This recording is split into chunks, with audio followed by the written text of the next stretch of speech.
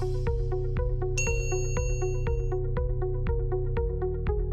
everyone and welcome to Simplilearn's Ethical Hacking Full Course. In today's digital age, cyber threats are everywhere, making cybersecurity a top priority. This course will teach you the same tools and techniques ethical hackers use to protect networks, applications, and data from attacks.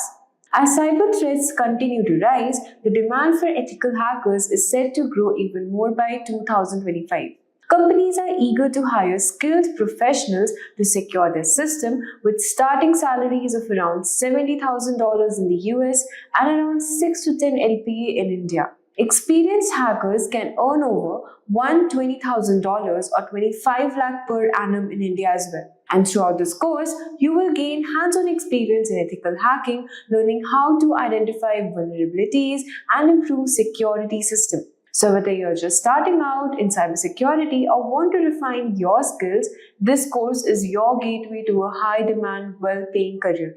So let's get started and take your first step towards a secure future in ethical hacking. But before we commence, if you're interested in stepping into one of the most in-demand fields of 2025, the Advanced Executive Program in Cybersecurity by Simplilearn is your perfect opportunity. In just 6 months, you'll gain expertise in ethical hacking, penetration testing, ransomware analysis, and advanced defense strategies through a hands-on, industry-relevant approach.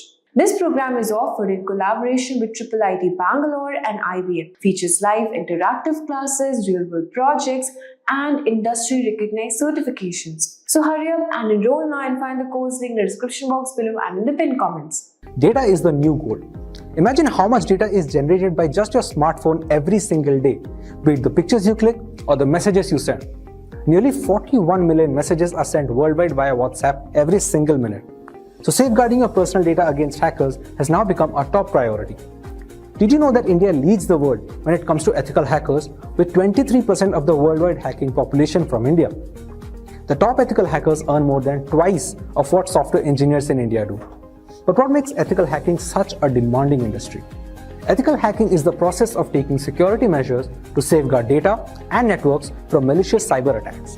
The hackers use every tool at their disposal to try and breach the security barrier and find any potential vulnerabilities. The ethical in ethical hacking denotes the lack of malicious intent, since these sessions are often permitted by the system owner or the network that is being hacked into to fix any compromised entry points before black hat hackers discover and exploit them. So what is a black hat hacker, you may ask? A hacker who exploits security vulnerabilities for monetary gains, like stealing or destroying private data, altering, disrupting, or shutting down websites and networks, is known as a black hat hacker. On the other end of the spectrum, we have white hat hackers who help people secure their networks by stress testing their platform against the most dangerous of cyber attacks. That is with their consent, of course. But the most neutral of the bunch are grey hat hackers, who may not ask for consent before snooping on a foreign system, but they do inform the owner if they find any vulnerabilities, sometimes in exchange for a small fee. See, security breaches have become less and less prevalent thanks to rigorous ethical hacking campaigns and corporate awareness programs. The ability to fix critical security issues before black hat hackers leverage them has saved organizations billions of dollars. Google, IBM, Microsoft, and virtually every major corporation are looking to protect their data. So it shouldn't come as a surprise that the ethical hacking and information security job market is set to rise by nearly 28% by 2026, with salaries going as high as $225,000 per annum. So that's ethical hacking wrapped up in 2 minutes. To catch more bite-sized and detailed videos on different technologies, subscribe to Simplilearn and stay updated. Scammers targeting institutions such as hospitals, schools, and government offices for ransom pocketed $1.1 billion last year, compared with $567 million in 2022.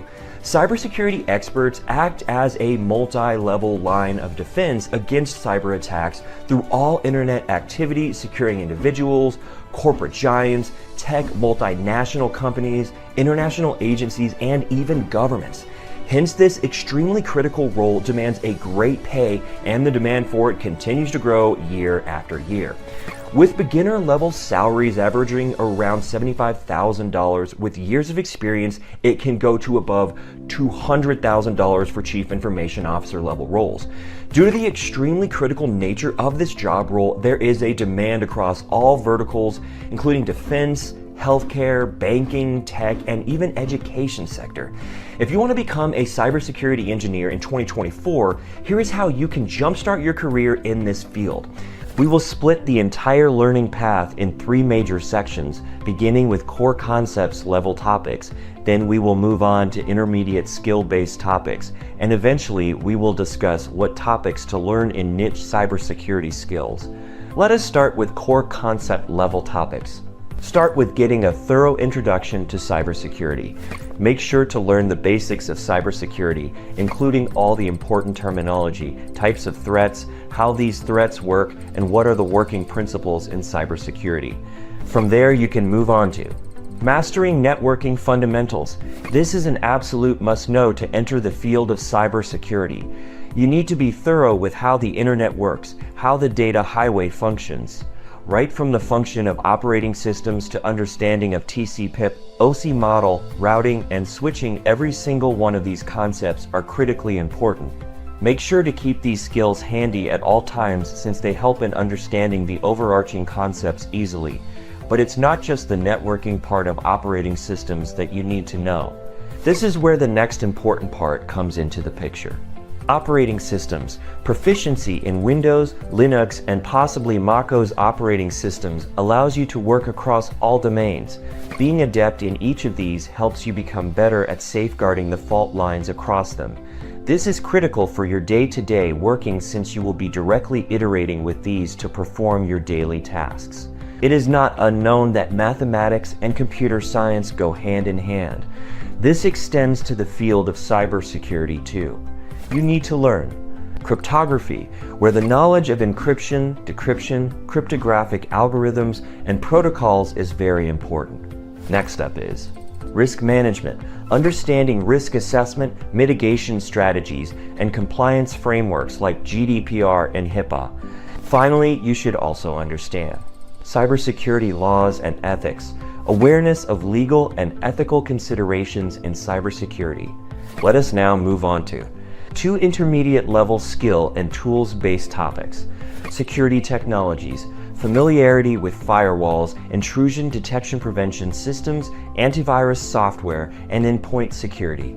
Vulnerability assessment and penetration testing, hands-on experience with tools like Nessus, Metasploit, Nmap, and Burp Suite. Security operations, incident response, threat hunting, log analysis, and security information and event management, secure coding practices, knowledge of secure software development practices, and common vulnerabilities like OWASP Top 10. Cloud security, understanding of cloud computing security principles and best practices, including Oz, Azure, and Google Cloud Platform. Mobile security, knowledge of mobile application security testing and best practices for securing mobile devices. Now that you have mastered core concepts and intermediate skills and tools based on your interest, you can move on and choose one of the niche fields for learning. Niche cybersecurity skills. Industrial control systems security, understanding of SCADA systems, PLCS, and protocols like Modbus and DNP3. App security, knowledge of securing Internet of Things devices and protocols. Blockchain security, understanding of blockchain technology and its security implications. Threat intelligence, gathering, analyzing, and leveraging threat intelligence to enhance cybersecurity posture. Reverse engineering, skill in analyzing malware and understanding its behavior. Red Team Blue Team exercises, participating in simulated attacks Red Team and defending against them Blue Team. With that said, we have reached towards the end of our video. This learning path covers a broad range of topics and skills necessary for a cybersecurity engineer in 2024, starting from foundational concepts to specialized areas within the field. You must make sure to stay updated and keep on aligning this learning path based on your requirements. If you have any questions about this learning path or cybersecurity in general that needs to be answered, make sure to let us know in the comment section below and we would be happy to help. So today, we will start our tutorial with an example. Imagine a world where every 39 seconds, a cyber attack occurs, affecting businesses, governments, and individuals alike. And in a digital age, where data is the new gold, cybersecurity has become one of the most critical fields to master. And if you have ever wondered how hackers breach systems or how companies protect themselves against these threats, you are in the right place. In this video, we are going to take you on a journey into the fascinating world of cybersecurity. We will break down the steps you need to learn cybersecurity, from building a strong foundation in networking and programming to mastering advanced techniques like ethical hacking and threat analysis. We'll also share some of the best resources and certifications that can propel your career forward. And this video will provide you with a clear roadmap for you. So get ready to unlock the secrets of cybersecurity and start your journey towards becoming a digital defender. So here first we will start with the essential skills for an ethical hacker, or when you will learn cybersecurity, what skills you will need. So here we'll see the list, and the number one is strong understanding of networking. So ethical hackers or cybersecurity professionals need to have understanding of networking protocols, how data travels across networks, and the vulnerabilities associated with different network configurations.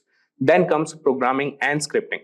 So proficiency in programming languages like Python, C, C++, and scripting languages is crucial for writing custom exploits and tools. And then comes cybersecurity fundamentals. A solid grasp of basic cybersecurity concepts, including threats, vulnerabilities, risk management, and security principles, is fundamental. And then comes operating system. Familiarity with various operating systems, including Windows, Linux, and Unix, is essential for understanding their vulnerabilities and security configurations. And then comes web application security. So knowledge of web technologies, that is web application vulnerabilities such as SQL injection, cross-site scripting, and security best practices for web development. And then comes penetration testing tools. So the proficiency in tools like Metasploit, Nmap, Wireshark, Burpsuit, and other penetration testing tools used to assess system vulnerabilities. So these tools you should have hands-on, and these are the skills that a cybersecurity professional must possess. And then comes cryptography. So understanding of encryption, decryption, cryptographic algorithms, and their role in securing data. And then comes wireless security. Expertise in wireless network security, including Wi-Fi encryption protocols and vulnerabilities. And then comes security compliance and standards. Knowledge of security standards and compliance regulations such as PCI DSS, HIPAA, and GDPR. And then comes incident response. So being prepared to handle security incidents and breaches effectively, including forensics and analysis. And then comes social engineering awareness. So understanding of social engineering tactics used by attackers to manipulate individuals into revealing confidential information. And then we have the last, that is ethical mindset as a skill. So an ethical hacker or a cybersecurity professional must adhere to a strong code of ethics and prioritize responsible disclosure when vulnerabilities are there. And now we'll start with how to learn cybersecurity, and we'll see the roadmap. So the number one thing you should have is educational foundation. So ethical hacking is all about using your skills for good, that is helping to protect systems and data from cyber threats. And let's start from the very beginning and build a strong foundation together. Number one is basic education. So first things first, you need to finish high school, and during high school, try to focus on subjects like mathematics, computer science, and IT. And these subjects are essential because they teach you how computers work and how to think logically. Imagine you are building a house, and math and computer science are like the bricks and mortar you will need to construct a strong, sturdy structure. And then comes higher education. So after high school, consider pursuing a degree in computer science, information technology, or cybersecurity. Now you might be wondering, do I really need a degree? Well, a degree can definitely help. It gives you a solid foundation and is often preferred by employers. However, it's not the way to become an ethical hacker. And if you're passionate and committed, you can learn the necessary skills on your own. And many successful hackers or cybersecurity professionals have taken this self-taught route. And remember, it's not just about the degree. It's about the skills and knowledge you gain along the way. And employers are looking for people who can solve problems and think creatively, whether they have a degree or not. Now that you have covered the educational basics, let's move on to the exciting part, that is developing the essential technical skills you will need. And this is where you will start to build your hacker toolkit with essential skills and ready to gear up with some serious learning. So let's dive in. And here you'll see developing essential skills. Number one is programming. And if I tell you why it's important. So programming is like learning a new language, but for communicating with computers. So why it's important? And now we'll see what to learn. So start with Python because it's beginner friendly and powerful. Then pick up C and C++ for understanding low-level operations, and JavaScript for web-based hacking. And then we'll see how to practice. So write small scripts, automate tasks, and eventually build your own hacking tools. And after that comes networking. So let's see why it's important. So networks are like the roads connecting all computers. And understanding networking is crucial because it's where most hacking happens. And what to learn for this? So learn about IP addresses, subnets, protocols like TCP/IP, and how data travels across networks. And how to practice. So set up your own network lab at home using virtual machines and experiment with different networking setups. Now coming to operating systems with the essential skills only. And the first thing we'll see is why it's important. So most hacking tools are designed for specific operating systems, especially Linux. And then comes what to learn. So get comfortable with Linux, that is distros like Kali Linux that are designed for security tasks, and understand the basics of Windows and Mac OS. And then comes how to practice. So use Linux as your main OS and play around with terminal commands and understand file system structures. And then we have security concepts. And we'll see the first thing, that is why it's important. So security concepts are like the rules of the game. Knowing them helps you understand how to break and fix things. And then we have what to learn. So focus on encryption, that is how data is protected, firewalls, how to defend networks, VPNs, how to secure connections, and IDS, how to detect intrusions. And let's see how to practice them. So implement these security measures in your own systems and try to bypass them to see how they work. So these are the core skills that form the backbone of an ethical hacker's knowledge or a cybersecurity professional knowledge. And it's not just about learning them, but practicing and applying them in the real world scenarios. Great. You have built a solid educational foundation if you are following this and developed essential skills. Now let's talk about certifications. And certifications are like badges of honor that show you have got the knowledge and skills to be an ethical hacker. And they can open doors to job opportunities and validate your expertise. So now we'll talk about some of the key certifications that you can consider. So number one is CEH, that is Certified Ethical Hacker.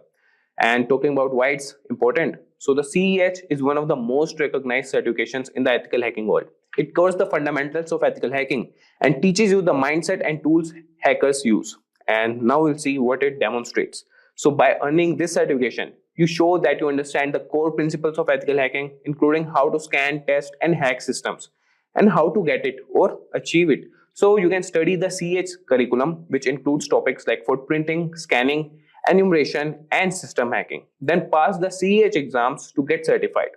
Now coming to the next certification, that is CompTIA Security Plus. And first we'll see why it's important. So Security Plus is a great starting point for a career in cybersecurity. It covers a wide range of security topics from network security to risk management. And if I tell you what it demonstrates, so this certification proves you have the foundational knowledge required for any cybersecurity role. And it's often a stepping stone to more advanced certifications. And how to get it? So prepare by studying the CompTIA Security Plus material, focusing on key areas like threats, attacks, vulnerabilities, and security architecture. You can pass the Security Plus exam to earn your certification. Now coming to the next certification, that is OSCP, or Offensive Security Certified Professional. First thing we'll note about it is why it's important. So OSCP is known for its hands-on practical approach, and it's highly respected in the industry because it requires you to actually perform hacking techniques in a controlled environment. And if I tell you what it demonstrates, so earning the OSCP shows you can identify, exploit, and document vulnerabilities in various systems, and it's proof of your practical hacking skills. And if I tell you how to get it, so you can complete the Offensive Securities Penetration Testing with Kali Linux course, and then pass the rigorous OSCP exam, which involves a 24-hour hacking challenge. So this is all about OSCP. Now moving to the next certification, that is CISSP. So first thing is why it's important. So CISSP is an advanced certification aimed to those looking to move into higher level security roles like management or architecture. And if I tell you what it demonstrates, it shows you how to have a deep understanding of cybersecurity principles, and you can design, implement, and manage a best-in-class cybersecurity program. And how to get it? You can study the 8 domains of the CISSP, that is Common Body of Knowledge, which includes security and risk management, asset security, and security engineering. You can pass the CISSP exam and meet the work experience requirements to get certified. And these certifications not only validate your knowledge, but also make you stand out in the job market. They are a testament to your dedication and expertise in the field of ethical hacking.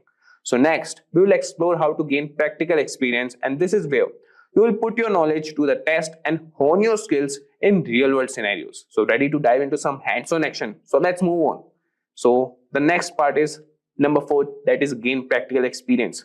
So I will say that's awesome that you have got your education, developed essential skills, and earned some certifications. Now we are coming to this part. That is, now it's time to get hands-on and gain practical experience. This is where the real fun begins, applying what you have learned in real-world scenarios.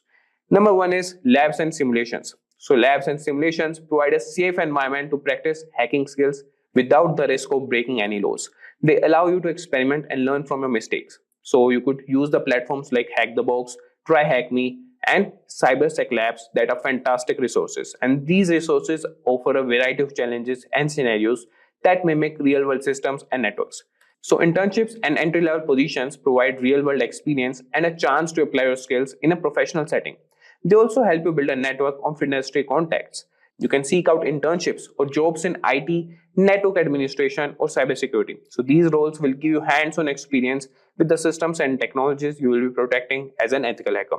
You can check job boards, company websites, and LinkedIn for openings. And don't be afraid to reach out to companies directly to inquire about internship opportunities. You can tailor your resume to highlight your skills and certifications, and be prepared to discuss your hands-on experience from labs and simulations. And after that comes the bug bounty programs. So bug bounty programs are an essential or excellent way to test your skills in the real world scenario. Companies offer these programs to identify security vulnerabilities in their systems, and they reward you for finding and reporting these issues. So platforms like HackerOne and Bugcrowd connect ethical hackers with companies offering bug bounties. And these platforms provide a legal and structured way to test your skills. And you can create profiles on HackerOne and Bugcrowd. And you can start by reading through the rules and scope of each program to understand what's allowed. And you can begin with lower risk programs and gradually move to more complex ones. As you find and report vulnerabilities, you will gain recognition and potentially earn money for your findings. And after that, we have practical experience that is invaluable, and it's where theory meets reality. And by practicing in labs, gaining real-world experience through internships, and participating in bug bounty programs, you will hone your skills and build a strong portfolio. And after that comes stay updated. So cybersecurity is a rapidly evolving field, and staying updated is crucial for maintaining your edge. And here's how you can keep your knowledge fresh. Number 1 is continuous learning. So the landscape of cybersecurity is always changing with new threats and technologies. And you can keep up with the latest news, blogs, and forums, and great resources like Krebs on security, dark reading, and the Reddit NetSec community. So make it a habit to read articles and participate in discussions regularly. And you can also subscribe to newsletters and follow key influencers in the cybersecurity space. And then we have conferences and workshops. So these events are excellent for networking and learning about the latest trends and techniques. And key conferences like DEFCON, Black Hat, and RSA conference are must-attend events for ethical hackers. And you can attend these events either in person or virtually. And you can take advantage of workshops, seminars, and networking opportunities to connect with other professionals. And then we have online courses. Continuous education helps you keep your skills sharp and up to date. And platforms like Coursera, Udemy, and Cyberready offers a wide range of courses on various cybersecurity topics. And you can enroll in courses that cover new tools, techniques, and concepts. And I have already mentioned a course with Simplilearn that is proven and technically guaranteed. So you can regularly update your skills and knowledge through these platforms. Now coming to 6th point, that is join the community. So being part of the cybersecurity community is invaluable for your career growth. And here's how you can get involved. Number 1 is networking. So networking with other professionals can provide valuable insights, support, and job opportunities. And the professional organizations like the Information Systems Security Association, ISSA, and the EC Council are great places to start. You can attend meetings, join discussion groups, and participate in events. And building a strong network can open doors to new opportunities and collaborations. And then we have mentorship. So a mentor can guide you, share resources, and help you navigate your career path.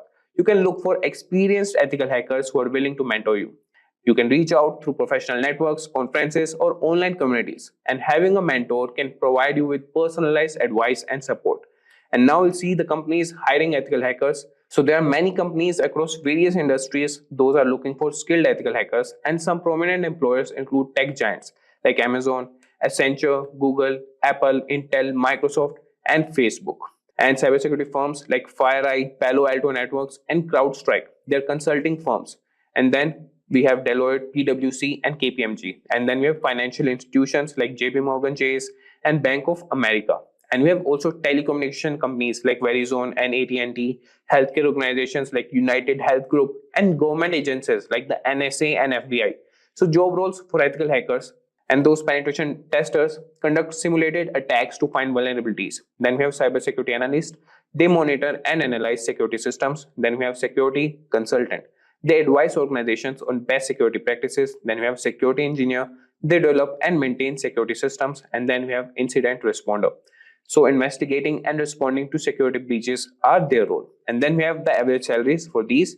So salaries for ethical hackers vary by location and experience. So if I talk to you about in India, so entry level positions typically earn between 4 lakhs and 6 lakhs per year, while senior roles can command between 15 lakhs and 25 lakhs per year.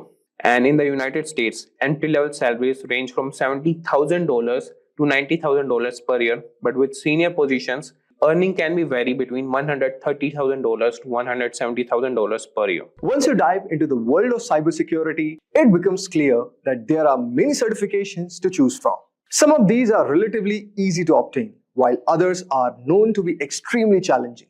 The difficulty of these exams basically depends on few things, like how much you know, how much time you put into studying, and the hands-on experience you have in the field. Some people breeze through the tougher certification without breaking the sweat, while others might struggle with them. But here's the thing, it's really hard to rank how difficult a certification is because testing organizations don't always share the pass rates for their exams. Despite this, there is plenty of talk in the industry about which certification is the hardest one. So based on the discussions and insight from cybersecurity experts, we have put together a list of 8 most challenging cybersecurity certification. So guys, without further ado, let's get started. So guys, the first certification in our list is, in a decreasing order that we have, is AWS Certified Security Specialty. Our list basically begins with the AWS Certified Security. This specialty certification is a must-have for cloud security professionals. This certification focuses on especially security in the Amazon Web Services cloud environment. In this certification, you will learn about AWS security concepts like the shared responsibility model, data protection, and secure internet protocols. You will also cover topics like identity and access management, incident response, and infrastructure security. The exam itself lasts for 170 minutes and consists of 65 multiple choice and multi-response questions. While there are no official prerequisites for this certification, it's recommended that you have at least 5 years of experience in designing and implementing IT security solutions and 2 years of hands-on experience with AWS. Most candidates who attempt these exams usually have the other AWS certification under their belt, such as the AWS Certified Solutions Architect. AWS Associate also works, and also the AWS Certified Solution Architect Professional. These certifications basically provide a strong foundation in the AWS concepts, making the AWS Certified Security Specialty kind of easier to tackle.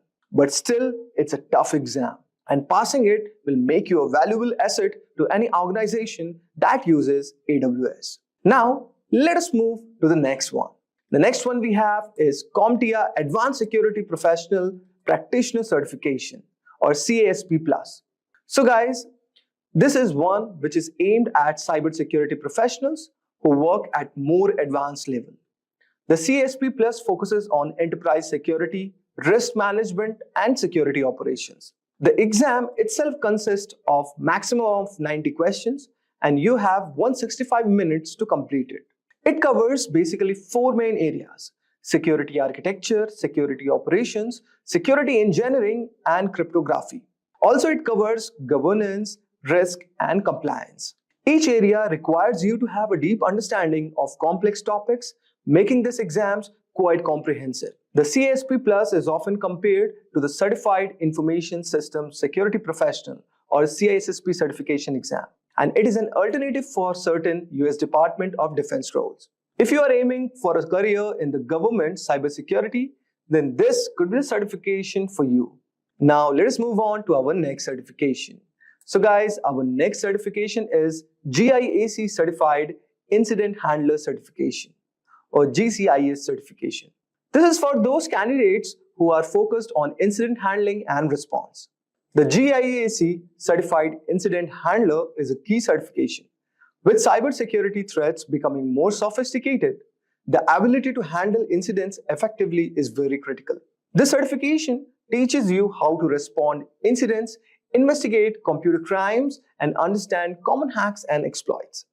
The GCIS exams include 106 questions and last for 4 hours. You will need to have scored at least 70% to pass this certification exam. It is a certification that's perfect for people working on the front lines of cybersecurity, such as system administrators, security experts, and security architects. This certification will give you a hands-on experience with tools like Nmap, Metasploit, and Netcat, which are basically used to carry out some of the most common hacks. So if you are a part of first response team in the cybersecurity, then this certification will be extremely useful for you. Now, let us move to our next certification. That is CISM, or Certified Information Security Manager certification. So guys, the Certified Information Security Manager certification is highly valued for those aiming to move into leadership roles within the cybersecurity. It is specifically focusing on the management side, making it ideal for professionals who want to lead and govern an organization's information security program. Rather than diving deep into the technical aspects, CISM is all about managing the overall security infrastructure, accessing risk, and also implementing policies that ensure security at the organizational level. To earn the CISM certification, candidates must have at least 5 years of work experience in the field of information security, with at least 3 years of those as an information security management role. The exam is going to test your knowledge in the 4 key areas: information security governance, risk management, information security program, and incident management. This ensures that you are well versed in both designing security systems and managing them within a real-world business environment. The exam consists of 150 multiple choice questions, and the candidates are given 4 hours to complete it. The scoring system is based on a scale of 200 to 800, and you will need to achieve at least 450 to pass this exam. This means that not only do you need to be well prepared, but you will also need to manage your time efficiently to complete all the questions within the allocated time. Although guys, the CISM focuses more on the management side than the technical cybersecurity. The experience required to even sit for these exams makes it one of the most challenging certification exams to earn. You will need to demonstrate your ability to assess risk, develop comprehensive security strategies, and manage a security program in a business context. For those aiming for a higher level of management role, this is a must-have certification that you should go for. Now, let us move to our next certification. That is Certified Information Security Professional certification. The CISSP certification is often considered the gold standard in the field of information security. It is one of the most respected and recognized certifications worldwide, both in the private sector and within the government institutions. If you are aiming to establish yourself as a serious cybersecurity professional, then the CISSP can be a career-defining certification. The CISSP is designed for experienced professionals who create and manage security policies and procedures. It's not an entry-level certification, but it also requires a high degree of expertise and experience. To even qualify for the exam, you need to have at least 5 years of relevant work experience in the field of information security. If you have a 4-year degree in a related field, you can reduce the work experience requirement to 4 years. But this still leaves a substantial barrier to entry. The exam itself is not easy feat. Okay, so it uses basically computerized adaptive testing format and can range from 100 to 150 questions, which you must complete in 3 hours. The questions are drawn from 8 different domains, covering a wide range of topics from security and risk management to security operations. To pass this exam, you need to score at least 700 out of 1000 points. So guys, passing the exam is just the first step. After earning your CISSP, you need to maintain it by completing 120 hours of continuing professional education in CPE every 3 years and paying an annual fee of $135. This commitment to ongoing education ensures that the CISSP holders stay current in a rapidly evolving field. The difficulty of this certification lies not only in the challenging exam itself, but also in the preparation. Many candidates spend up a year studying for this exam, and those who don't meet the experience requirements can still take the exam, but they will be classified as an ISC2 associate until they gain the requisite experience. Once you have earned the CISSP, you will be well positioned for advanced role in cybersecurity. So whether you are aiming to be a security manager, auditor, or consultant. Now let us move to our next security certification. So our next certification is CCIE Security, or Cisco Certified Inter-Network Expert Security Certification. This is known for its incredibly challenging process. It's widely recognized as one of the most prestigious certifications in the field for the network security professionals, and the number of individuals who hold this certification globally is quite small, around 4,000 as of now. The certification commands respect because of the depth of the knowledge required and the difficulty of the exam. The CCIE Security Certification requires candidate to pass 2 exams. First, a written qualification exam implementing operating Cisco Security Core Technologies, or SCOR 35701. And the second is an 8-hour lab exam. The lab portion of the exam is where many candidates struggle, and it's designed to test your ability to secure real-world networks in a hands-on environment. You will need to configure and troubleshoot a series of complex networks using Cisco core security technologies. The lab exam is grueling, lasting an entire workday and testing not only your technical knowledge but also your ability to work under pressure. It's designed to simulate the real-life scenarios where quick thinking and problem solving are very essential. So guys, passing this exam is a massive achievement, and the CCIE security certification is highly sought after by employers. Due to the difficulty of both written and lab exams, the CCIE security certification is generally aimed at high experienced professionals who have extensive knowledge of Cisco technologies.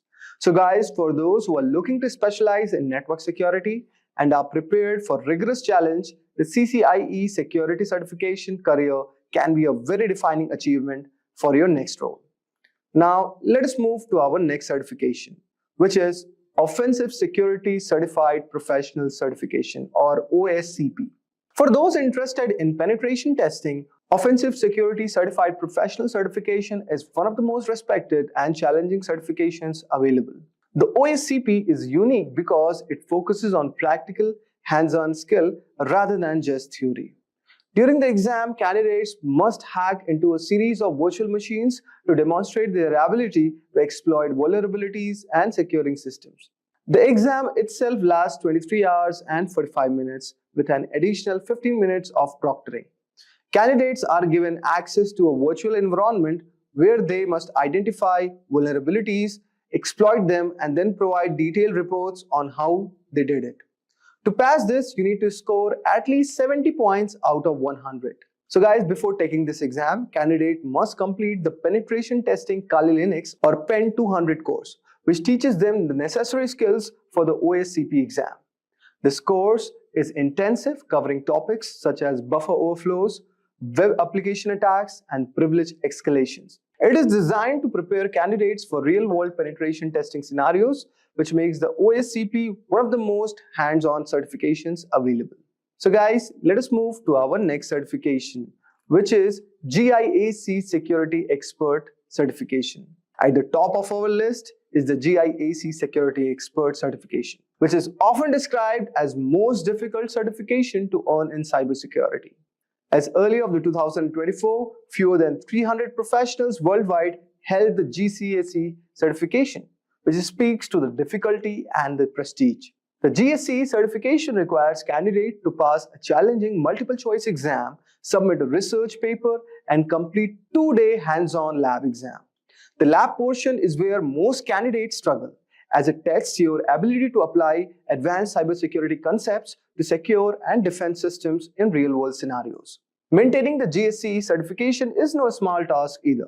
GIAC requires certified professionals to regularly update their skills and go through a rigorous renewal process. This makes the GSC not only tough to earn but also tough to keep. However, for those who do, it's a symbol of expertise and dedication to cybersecurity. So guys, these were some of the top 8 toughest cybersecurity certification which one can pursue for. And we all know that there's no doubt that the demand for cybersecurity professionals is growing, and certifications are one of the great ways to prove your skills. So we covered 8 of the toughest cybersecurity certification which you can pursue, each with its own set of challenges. Let's understand what are the types of hackers.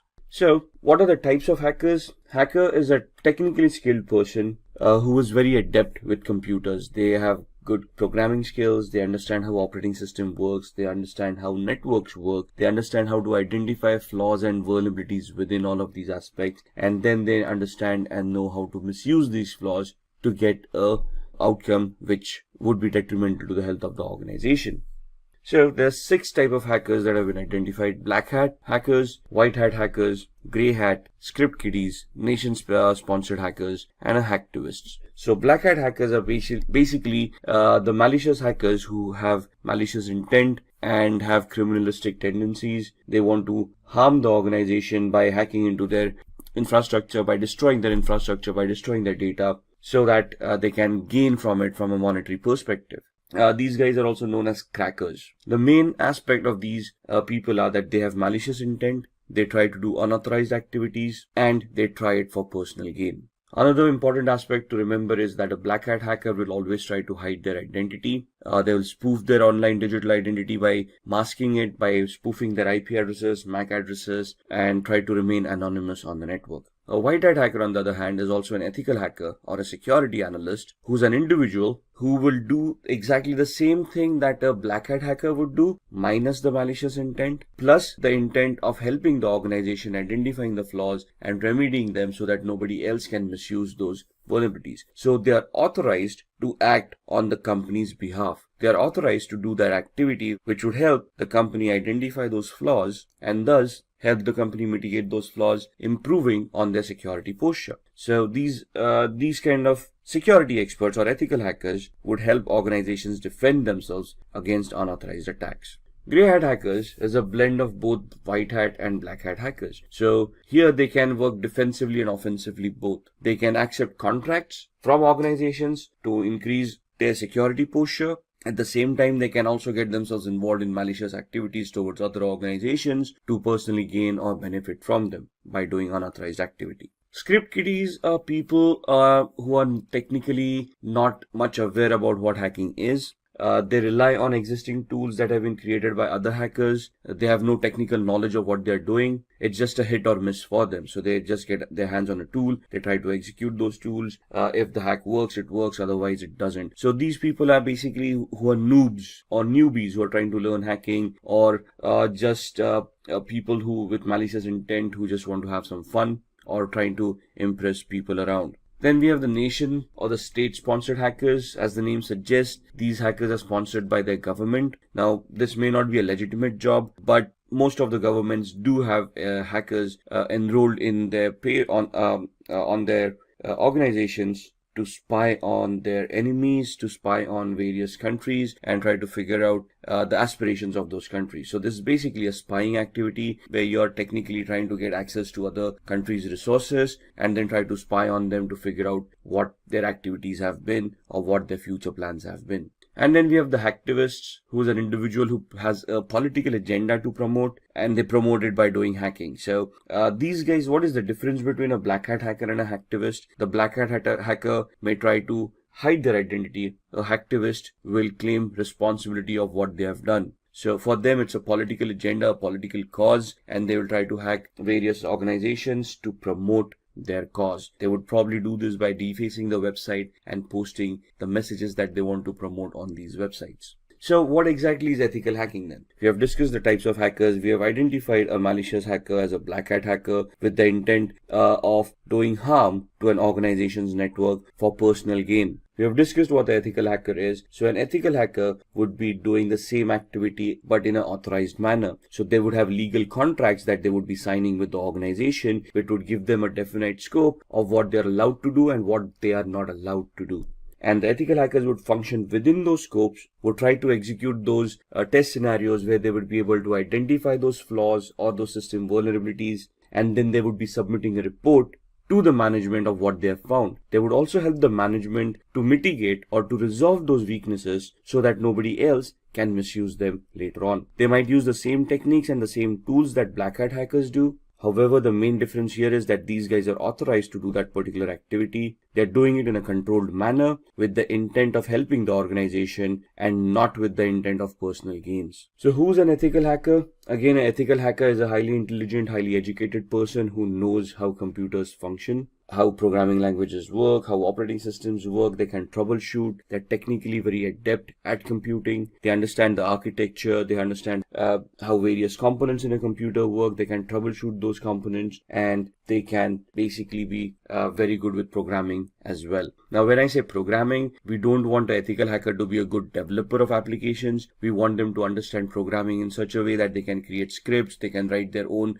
short programs like viruses, worms, trojans, or exploits which would help them achieve the objective that they have set out for. So here you can see the ethical hacker. They are individuals who perform a security assessment of their companies with the permission of concerned authorities. So what is a security assessment? A security assessment is finding out the exact security posture of the organization by identifying what security controls are in place, how they've been configured, and if there are any gaps in the configurations themselves. So an organization will hire an ethical hacker. They would give the ethical hacker the information about what information is, or what security controls, what firewalls, what IDSS, IPSS, intrusion detection or intrusion prevention systems, antiviruses are already in place, and then they will ask the ethical hacker to figure out a way to bypass these mechanisms and see if they can still hack the organization. What is the need of an ethical hacker? The need of an ethical hacker is proactive security. The ethical hacker would identify all the existing flaws in an organization and try to resolve those flaws to help secure the organization from black hat hackers. So ethical hackers would prevent hackers from cracking into an organization's network by securing the organization, by improving on their security on a periodic basis. And they would also try to identify system vulnerabilities, network vulnerabilities, or application level vulnerabilities that would have been missed or have already been missed, and then try to figure out a way of plugging them or resolving them so that they cannot be misused by other hackers. They would also analyze and enhance an organization's security policies. Now, what are policies? Policies are basically documents that have been created by an organization of rules that all the employees need to follow to ensure that the security of an organization is maintained. For example, a password policy. A password policy would help users in an organization to adhere to the standards the organization has identified for a password complexity. For example, a password, when a user is creating them, should adhere to standards where they are using random words. They contain the alphabet A through Z, uppercase and lowercase, 0 through 9 as numerics, and special characters, and they are randomized so that the password becomes more stronger to prevent from brute force attacks. So what would an ethical hacker do at this point in time? They would try to test the strength of the passwords to see if brute force attacks or dictionary attacks are possible, and if any of these passwords can be cracked. They would ensure that all the employees are following the policies and all the passwords are as secured as the policies want them to be. If there are any gaps in the policies or the implementation of the policy, it is the ethical hacker's responsibility to identify those gaps and warn the organization about it. Similarly, they would also try to protect any personal information, any data that is owned by the organization that is critical for the functioning of the organization, and they will try to protect it from falling into the hacker's hands. Now, what are the skills that are required of an ethical hacker? These are the following skills. So first and foremost, they should have good knowledge with operating systems such as Windows, Linux, Unix, and Mac. Now, when we say knowledge about operating systems, it's not only about how to use those operating systems, but how to troubleshoot those operating systems, how these operating systems work, how these operating systems need to be configured, how can they be secured. For example, securing an operating system is not only installing a firewall and an antivirus, but you need to configure permissions on an operating system of what users are allowed to do and what users are not allowed to do. For example, limiting the installation of applications. How are we going to do that? We need to go into the system center, the security center of Windows, and we need to configure security parameters over there of what are acceptable softwares and what are not. Same with Linux and Mac softwares, operating systems. So we need to know how we can secure these operating systems. Similarly, all of these would have desktop versions and server versions of operating systems. As an ethical hacker, we need to know the desktop and server versions both, how to configure them and how to provide services within the organization on these servers so that they can be consumed in a secure manner by all the employees. At the same time, they should also be knowledgeable of programming languages or scripting languages such as PHP, Python, Ruby, HTML for programming, if you will, because web servers come into the picture. So again, they should not be great developers where they can create huge applications, but they should be able to develop scripts, understand those scripts, analyze those scripts, and figure out what the output should be of those scripts to achieve the hacking goals that they have set out for. An ethical hacker should have a very good understanding about networking. No matter whether you're in application security, you're in network security, or you're in host-based security, since a computer will always be connected to a network, either a local area network like a LAN or the internet, we should know how networking works. We should know the 7 layers of the OSI model. We should know which protocols work on those 7 layers. We should identify the TCP/IP model and how a OSI model can be mapped to the TCP/IP model. We should understand how TCP and UDP work, how each and every protocol is crafted, how they are supposed to behave for us to analyze and understand any network-based attacks. We should be very good in security measures. So we should know where those vulnerabilities would lie, what are the latest exploits available in the market, and we should be able to identify them. We should be able to know the techniques and the tools of how to deal with security, how to analyze security,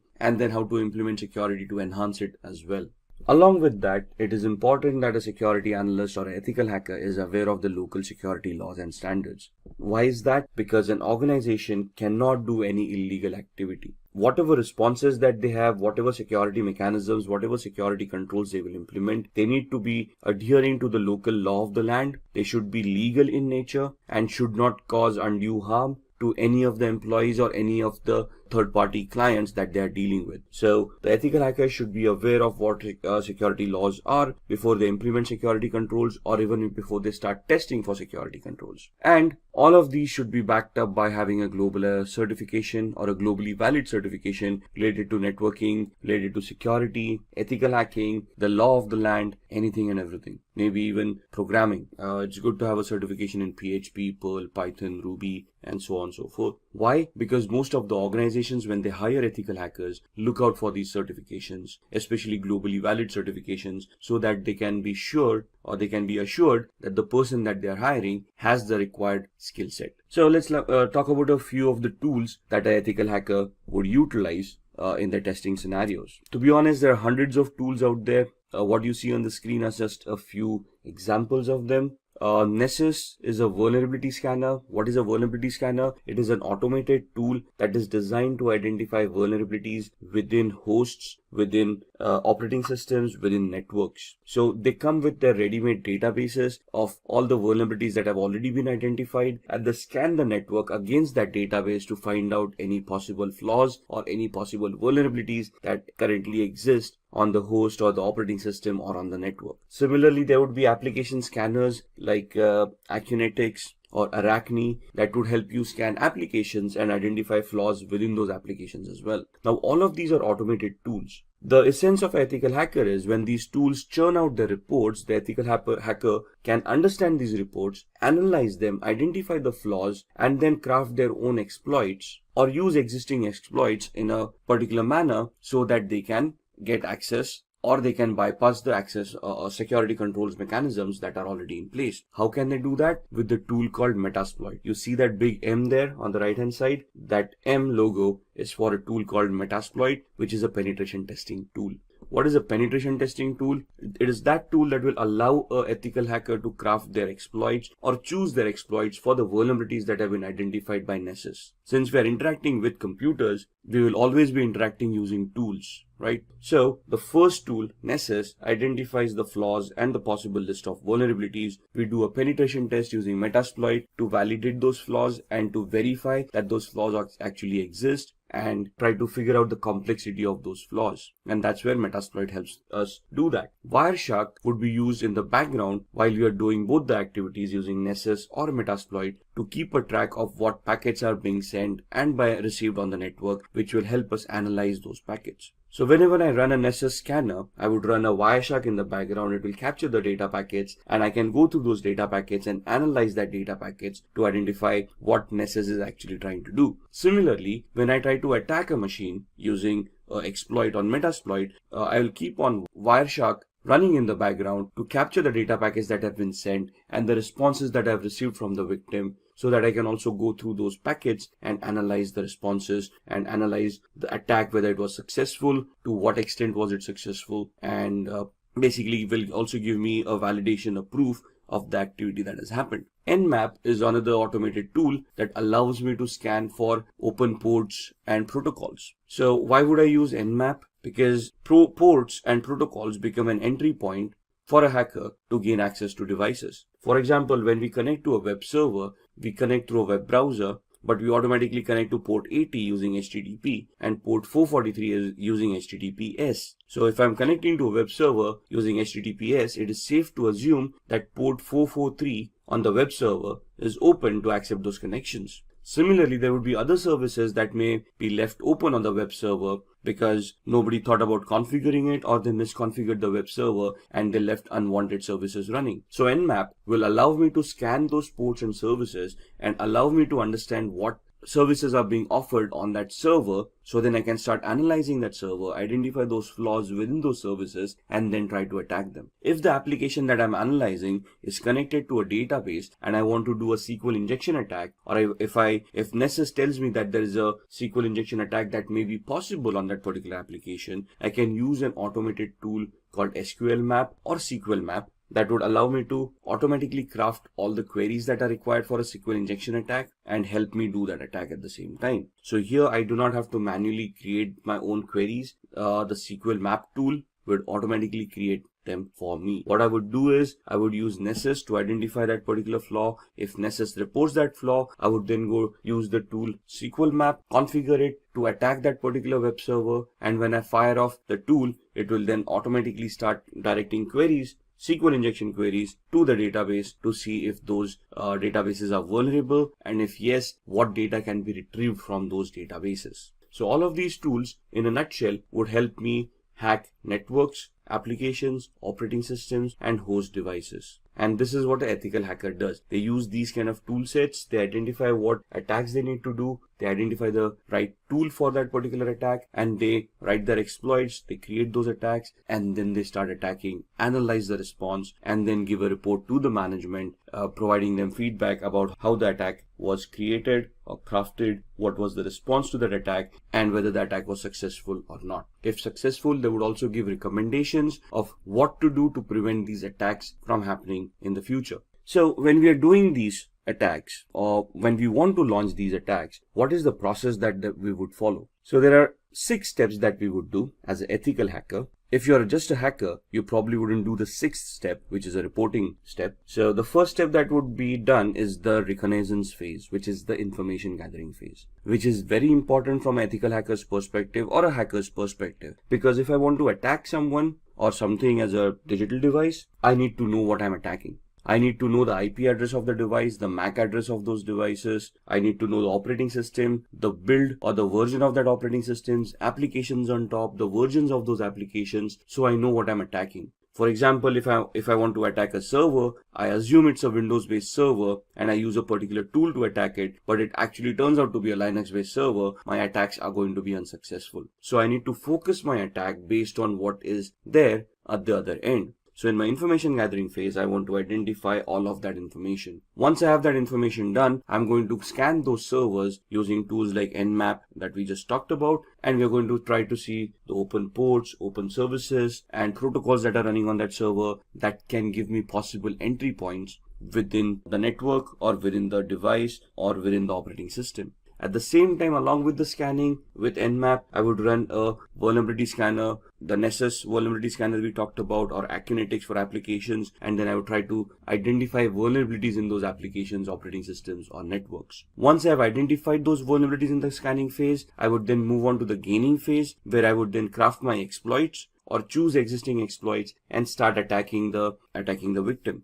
At this point in time, if my attack is successful, I will probably have gained access by either cracking passwords or escalating privileges or exploiting a vulnerability that I may have found during the scanning phase. Once I have gained my access, I want to maintain my access. Why? Because the vulnerability may not be there for long. Maybe somebody updated the operating system and hence the flaw was no longer existing, or somebody changed the password that I may have cracked, thus I no longer have access. So what do I do to maintain my access? I install Trojans or backdoor entries to those systems using which I can secretly, in a covert manner, get access to those devices at my own will, at my own time, as long as those devices are available over the network. So that's where I maintain my access. I have hacked them. Now I want to maintain my access, so I install a software which would give me a backdoor entry to that device no matter what. Once I have done this, I want to clear my tracks. So whatever activity that I've been doing, for example, installing a Trojan. A Trojan is also a software that would create directories and files once installed on the victim's machine. So I want to hide that. If I have accessed data stores, if I have modified data, I want to hide that activity, because if the victim comes to know that something has happened, they would start increasing their security parameters. They might start scanning their devices. They may take them offline. Thus my hack would no longer be efficient.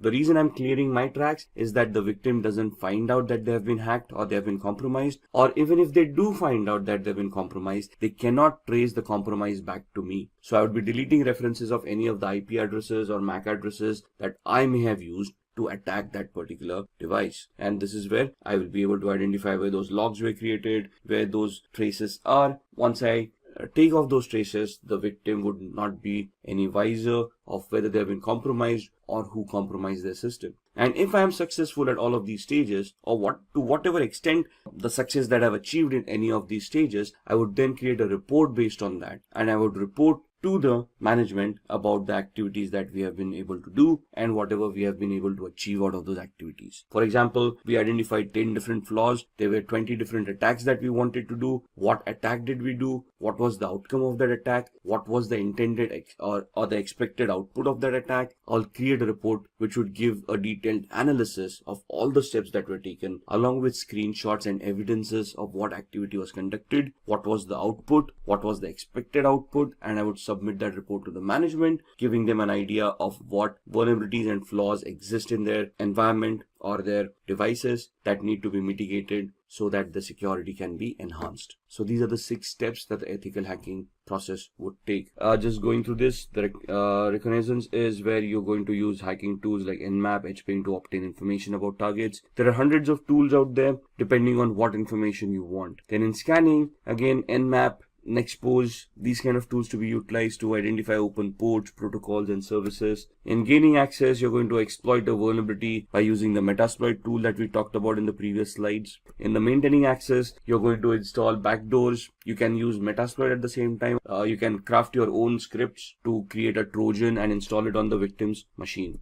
Once you have achieved that, clearing tracks is where you're going to clear all evidences of your activity so that you do not get caught or the victim doesn't even realize that they have been hacked. And once you're done all of this, we are going to create reports that are going to be submitted to the management to help them understand the current security evaluation of their organization. So now let's see how we can hack using social engineering. Now, what is social engineering? Social engineering is the art of manipulating humans into revealing confidential information which they otherwise would not have revealed. So this is where your social skill and your people skills come into the picture. If you are able to communicate effectively to another person, they would probably give up more information that they intended to give out. Let's look at examples, right? If you see on the screen, phishing activity. What is phishing? We receive a lot of fake mails on a regular basis. We have always received those emails where we have won a lottery of a few $1 million, but we have never realized that we didn't purchase a lottery to win a lottery in the first place. We have always had those Nigerian frauds where a prince died in some South African country and you out of 7 billion people on the planet have been identified where they want to transfer a few $100 million through your account and they want to give you 50% of that money in return as thank you. So some very basic attacks where you go onto websites and there's a banner flashing at you saying congratulations, you're the 1 millionth visitor to this website, click here to claim your prize. All of these are social engineering attacks, phishing attacks, fake websites, fake communications being sent out to users to prey on their gullibility. Most of humans always have that dream of striking it rich, winning a huge lottery once and for all, and living their life lavishly ever after. But sadly, in the real world, that doesn't happen that often. And if you're receiving those mails, it is very important that you first research the validity of those communications before you even want to act upon them. So why are humans susceptible to social engineering? Because humans have emotions. Machines do not. Try pleading with a machine to give you access to an account that you have forgotten a password to. The machine wouldn't even know what you're doing. Try pleading with a human, sympathy or empathy, where you could try to create a social engineering attack where you can plead with them saying, if I do not get access to this account immediately, I might lose my job, and then that would put my family into problems. Somebody would feel empathy or sympathy towards you and help you reset that password and give you access to that account. It's how good the attack is and how convincing you are for the success of this attack to happen. So what is a familiarity exploit? Attackers interact with victims to gain information which will benefit the attackers to crack credentials. As passwords, if we want to reset our passwords, what do we have as a mechanism to resetting passwords? We have some security questions that we set up. Those questions are nothing but personal information that we would know, but through a social engineering attack, it would be easily be able to gather the information that you have set for your security questions. The security questions can be as simple as the first school that you attended. You probably have that listed on your LinkedIn profile, where a person can just go in there and see your academic qualifications and identify the school that you were in, right? Similarly, it might also be a question, what was your mother's maiden name? That's a very good attack, and that's if a person can interact with you, let's say they are trying to take a survey and they approach you for a feedback on a particular product that you have been utilizing, and they ask you these questions, you wouldn't think twice before giving those answers. As long as the request sounds legitimate to us, we are able to justify that request, we do answer those queries. So it's upon us to verify the authenticity of the request coming in before we answer it. Phishing, as discussed, would be fraudulent emails which appear to be coming from a trusted source. So email spoofing comes into mind, fake websites, and so on and so forth. Exploiting human curiosity. Curiosity killed the cat, right? So there's so many physical attacks where hackers just keep pen drives lying around in a parking lot. Now this is a generic attack. Whoever falls victim will fall victim. So if I just throw around a few USBs in the parking lot, obviously with Trojans implemented on them, some people who are curious or who are looking for a couple of freebies might take up those pen drives, plug them in their computers to see what data is on the pen drives. At the same time, once they plug in those pen drives on their computers, the virus or the Trojan would get infected and cause harm to their machine. Then exploiting human greed. We just talked about the Nigerian frauds and the lotteries, those kind of attacks, the fake money making gimmicks. Now basically this is where you prey upon the person's greed kicking in, and they are clicking on those links in order to get that money that has been promised to them in that email. So one of the safest mechanism to keep data private and to keep yourself secure is using encryption. Now encryption can happen through cryptography. What is cryptography? Cryptography is the art of scrambling data using a particular algorithm so that the data becomes unreadable to the normal user. The only person with the key to unscramble that data would be able to unscramble it and make sense out of that data. So we're just making it unreadable or non-readable by using a particular key or a particular algorithm, and then we're going to send the key to the end user. The end user using this same key would then decrypt that data. If anybody compromises that data while it is being sent over the network, since it is encrypted, they would not be able to read it. So the encryption algorithm would be something like this. Now if you see the computer word once made into unreadable format would look like EQORXVGT. For an end user it wouldn't make any sense, but the person who has a key to unscramble that would be able to convert it back to computer and then understand the meaning of that word. So this is just a substitution cipher that is being shown on the screen. So what is the alphabet? The key is alphabet plus 3. So C plus 3 alphabets, that becomes E. O becomes Q. M becomes O. So the key that is utilized to scramble the data is the character that you are at. The third character from there would be the corresponding key. So the encrypted message is also known as a cipher.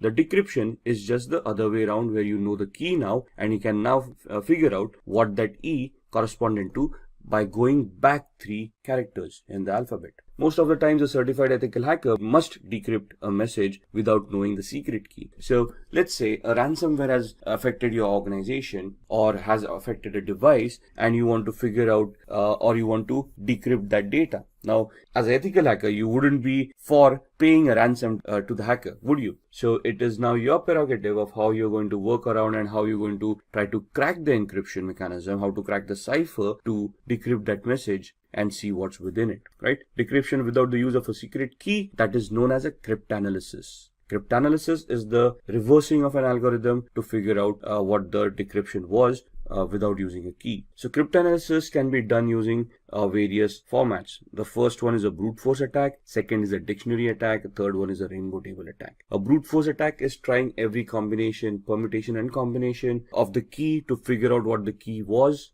It is 100% successful but may take a lot of time. A dictionary attack is where you have created a list of possible encryption mechanisms, a list of possible cracks, and then you try to figure out whether those cracks work or not. Rainbow tables are where you have an encrypted text in hand and you're trying to figure out the similarities between the text that you have and the encrypted data that you wanted to decrypt in the first place. So in the brute force attack, you're trying every possible combination, permutation of what the key would be. In dictionary attack, you have a word list that would tantamount to the key, and if you're trying to match all the words listed in the text file or the word list to see if any of those words are going to work to decrypt that data. Here in the rainbow table, the ciphertext is compared with another ciphertext. You find out similarities and then you try to work or reverse engineer your way accordingly. So let's have a quick demo on cryptography before we end this session. So to begin with the demo of cryptography, we are on a website called spammimic.com, which will help us scramble the message that we created into a completely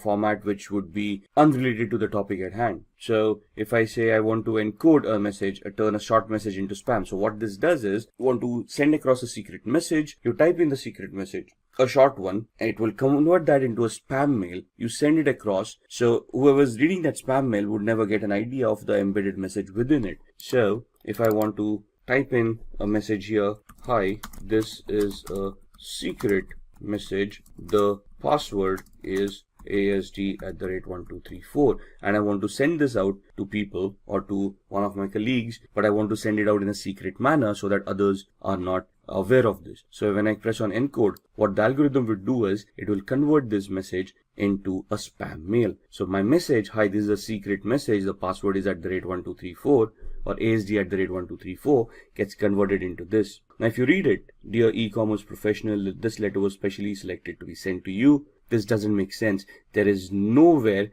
or no reference to the actual message that I've already said. So if I copy this entire message and I send it, let's say via email, to the recipient. Now the thing is that the recipient needs to know that I've encoded it using spam mimic. The algorithm needs to remain the same. So once they know that it is spam mimic, what they can do is, now in this instance what I'm going to do is I'm going to open up a new browser and I'm going to go to the same website. And at this point in time, I'm going to click on decode. When I click on decode, I'm going to paste the message that I've just copied. There we are. And this message is now being copied into a different browser. And if I decode this, you will see that it will convert it back to the original message that there was. So the key is there at spam mimic and it is embedded within the message. So whenever we paste the message in the decode factor, it knows what the key was and it can decrypt that message and give me the actual message that was embedded within it. There we are, the entire message. This is what we created in the Google Chrome browser, and in the Firefox browser we decoded. Similarly, if I want to protect these kind of messages, there is an aspenencrypt.com website where, let's say, we use text encryption and I want to encrypt the same message. This is a secret message. The password is ASD@1234, and then I give it a password to protect this message, let's say the word password, and I use the cipher to scramble this by using, let's say, AES, which is the strongest cipher right now, and I say encrypt. So this is what the encryption would look like, and basically if I don't have the password over here, if I decrypt it, you would see that the error has occurred. Now if I type in the password over here and then decrypt it, it will be able to convert that back into the unscrambled text and it will give me what the original message was. This is a secret message. The password is ASD@1234. So if I want to keep my data secure from hackers, I want to scramble it in such a way that they would not be able to crack it, or it would be very difficult for them to crack it. And this is one of the first mechanisms that would be recommended by any ethical hacker And before we begin, if you are someone who is interested in building a career in cybersecurity or to become an ethical hacker by graduating from the best universities, or a professional who elicits to switch career with cybersecurity or ethical hacker by learning from the experts, then try giving a shot to Simplilearn's postgraduate program in cybersecurity with modules from MIT Schwarzman College of Computing. The course link is mentioned in the description box below that will navigate you to the course page, where you can find a complete overview of the program being offered. Hello everyone and welcome to this video on the Hackers Roadmap at the Simplilearn YouTube channel.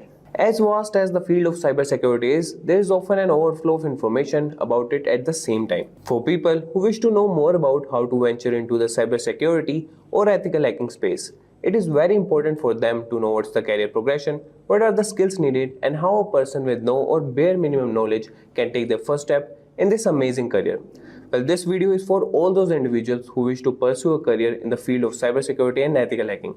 Whether you are an entry-level professional, a college graduate, or an experienced professional looking to understand how a career in the field of cybersecurity progresses and what additional skills and responsibilities would you need as you grow in the field, then you are at the right place. So let's get started with our topic, the Hackers Roadmap. And before we begin, if you are someone who is interested in building a career in cybersecurity by graduating from the best universities, or a professional who elicits to switch careers with cybersecurity by learning from the experts, then try giving a shot to Simplilearn's postgraduate program in cybersecurity with modules from MIT Schwarzman College of Engineering. The course link is mentioned in the description box that will navigate you to the course page where you can find a complete overview of the program being offered. And if these are the types of videos you would like to watch, then hit the subscribe button, like, and press on the bell icon to never miss on further content. So stay tuned with us until the end of this video and don't forget to register your opinion in the comment section below. And now, we will start with what is ethical hacking and how is it different from hacking. So in the world of cybersecurity, hacking can be broadly categorized into two types, ethical hacking and unethical hacking. Ethical hacking involves using the same tools and techniques as malicious hackers to identify and fix security vulnerabilities before they can be exploited. And these experts, known as white hat hackers, work with a focus on security rather on theft. And on the other hand, we have unethical hacking that refers to unauthorized access to digital devices or networks with malicious intent performed by black hat hackers. And additionally, there are grey hat hackers who possess knowledge in offensive and defensive computer use, sometimes working as security consultants during the day and engaging in black hat activities at night. It is important to understand these distinctions to protect against cyber threats effectively. Now we'll see the objective or roles of an ethical hacker. Ethical hackers, also known as white hat hackers, use their skills and expertise to identify vulnerabilities in system and network before malicious hackers can exploit them. Their primary objective is to simulate real-world attacks and help organizations strengthen their security measures. The role of an ethical hacker involves several key phases, and we'll see those roles and key phases. So they are responsible for reconnaissance, scanning, gain and maintain access, clear their tracks, document their findings, and compile detailed reports. So firstly, they conduct thorough reconnaissance, gathering information about the target system or organization. This includes understanding the organization's structure, network infrastructure, and potential weak points. And through scanning, they identify the easiest and quickest methods to gain access to the network and gather further information. And once access is gained, ethical hackers maintain it, allowing them to exercise their privileges and control the connected systems.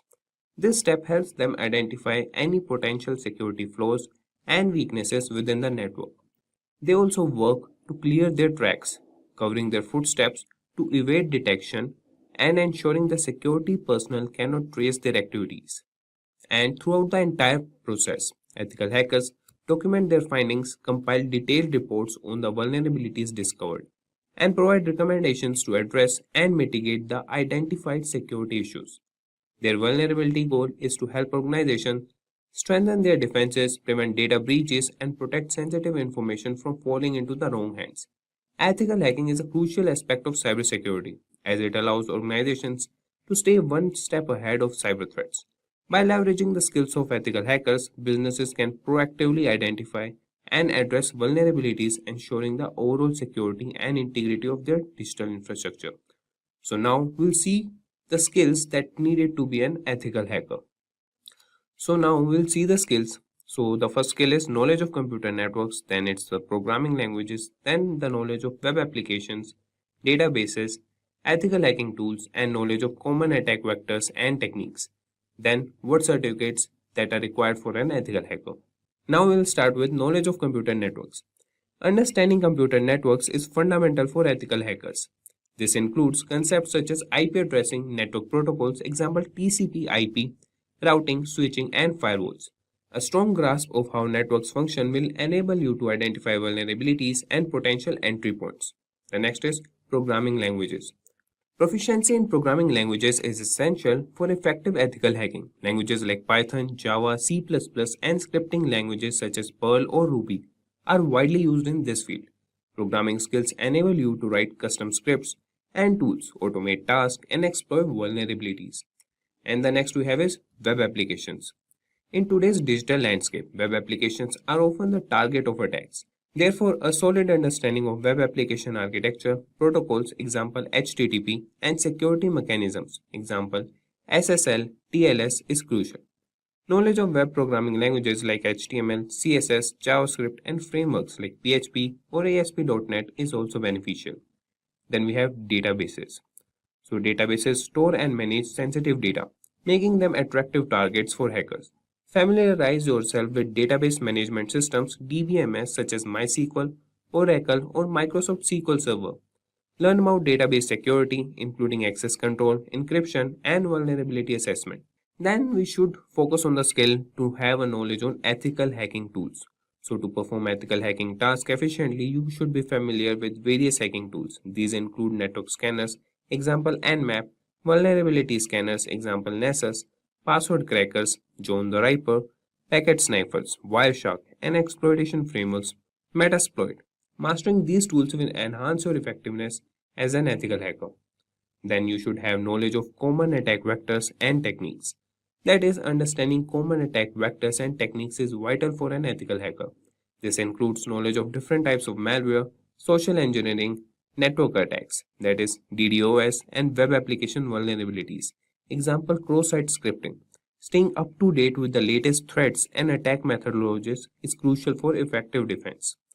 The next is certificates. So obtaining relevant certifications demonstrates your expertise and commitment to the field. Certificates like Certified Ethical Hacker, CH, Offensive Security Certificate, Professional, OSCP, or CompTIA Security Plus are highly regarded within the industry. They validate your skills and can boost your credibility when seeking ethical hacking opportunities. The CEH certification is a multiple choice exam that evaluates your understanding of the penetration testing structure and the tools that are utilized inside it.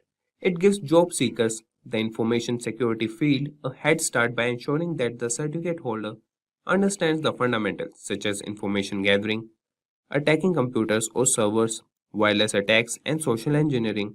So the objective of CH is inform the public that credentialized individuals meet or exceed the minimum standards. Second, establish and govern minimum standards of credibility. Third, professional information security specialist in ethical hacking. So now we'll have an exam overview.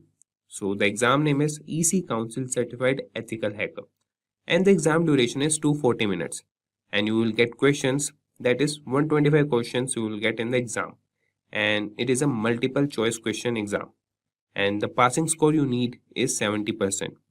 And to register for the exam, you should go to Pearson VUE or ECC Exam Center. And eligibility criteria for CH is there are two ways to satisfy the eligibility criteria.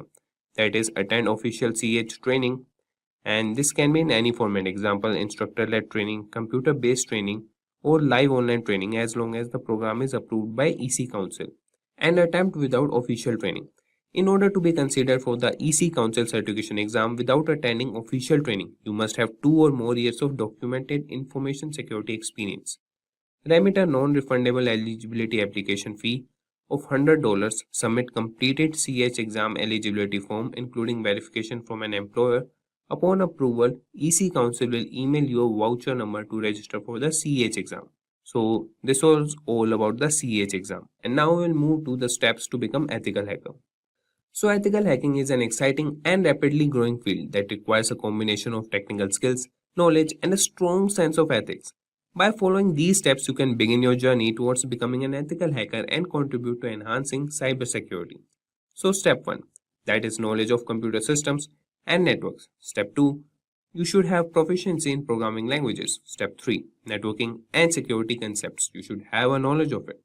Third, knowledge of web application and database. Fifth, understanding of operating systems. Step 6, familiarity with ethical hacking tools. Step 7, problem solving and analytical thinking. Step 8, knowledge of common attack vectors and techniques. Step 9, certifications. So now we will elaborate all the steps one by one. So we'll start with knowledge of computer systems and networks. So to become an ethical hacker, it is crucial to have a deep understanding of computer systems and networks. This involves familiarizing yourself with the inner workings of computer system, network protocols, operating systems, and how different components interact within a network environment. By gaining this knowledge, you will be better equipped to identify vulnerabilities and assess potential security risks. And the next is proficiency in programming languages. So programming languages are an essential tool for ethical hackers. By gaining proficiency in programming languages such as Python, C++, Java, JavaScript, SQL, Perl, and Ruby, you will be able to develop your own scripts, automate tasks, and create exploit codes. These programming languages provide the foundation for writing secure and efficient code, as well as manipulating and analyzing data. The next step is networking and security concepts. To effectively assess and secure networks, it is important to have a solid understanding of networking and security concepts. This includes familiarizing yourself with topics such as network protocols, network security principles, encryption techniques, and firewall configurations. Understanding how data is transmitted, secured, and protected in a network environment will enable you to identify potential vulnerabilities and implement appropriate security measures. Step 4. Knowledge of web application and database knowledge. So in today's interconnected world, web applications and databases are common targets for hackers. Therefore, it is crucial to develop a strong understanding of web application architectures, web protocols, and database systems. Pay special attention to common vulnerabilities specific to web applications such as SQL injection, cross-site scripting, XSS, and cross-site request forgery, CSRF. By gaining expertise in these areas, you will be able to effectively assess the security of web applications and databases and provide appropriate recommendations for securing them. And the next step is understanding of operating systems. So operating systems form the backbone of computer systems and are often targeted by hackers. It is important to gain a comprehensive understanding of different operating systems, such as Windows, Linux, or Mac OS. This includes understanding system configurations, file permissions, user management, and security mechanisms specific to each operating system. This knowledge will enable you to identify vulnerabilities, apply patches, and secure operating systems effectively. Step 6. Familiarity with ethical hacking tools. Ethical hackers rely on a variety of tools to assess and secure systems and networks. Familiarize yourself with popular ethical hacking tools such as Matplotlib, Wireshark, Nmap, Burpsuit, Kali Linux, Canvas, SQL Ninja, and Wapiti. These tools provide functionalities for vulnerability scanning, network sniffing, exploit development, and penetration testing.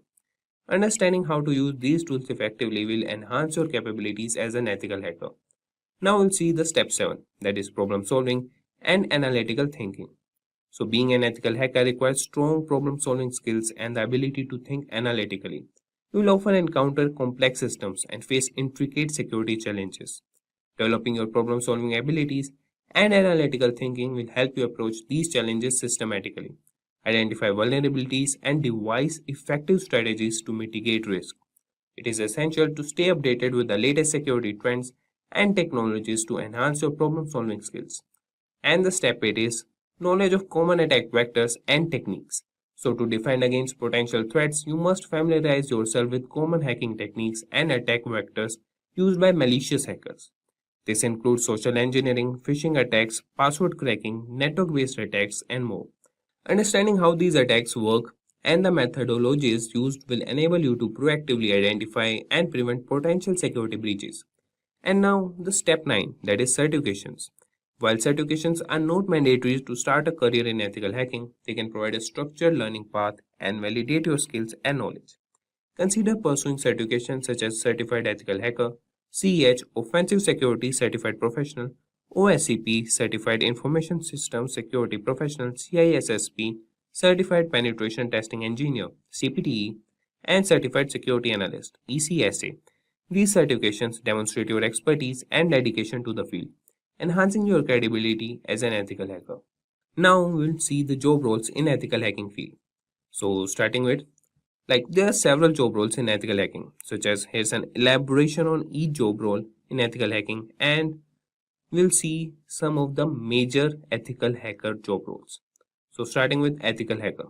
So an ethical hacker is a skilled professional who legally attempts to penetrate computer systems and networks to identify vulnerabilities and weaknesses. They use their knowledge to strengthen the security infrastructure and protect against cyber threats. And the next is network security engineer.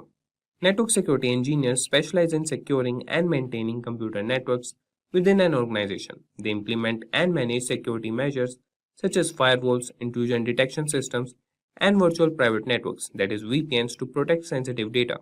Then we have cybersecurity analyst. So cybersecurity analysts monitor and analyze systems for potential security breaches or incidents. They investigate threats, develop security protocols, and implement measures to protect against attacks. The next is penetration tester. Penetration testers, also known as ethical hackers, simulate real-world attacks to identify vulnerabilities in computer systems, networks, and applications. They conduct thorough assessments and provide recommendations for improving security. The next is Information Security Manager. Information security managers are responsible for overseeing an organization's overall security strategy and ensuring the protection of sensitive data. They develop and implement security policies, manage security teams, and handle incident response.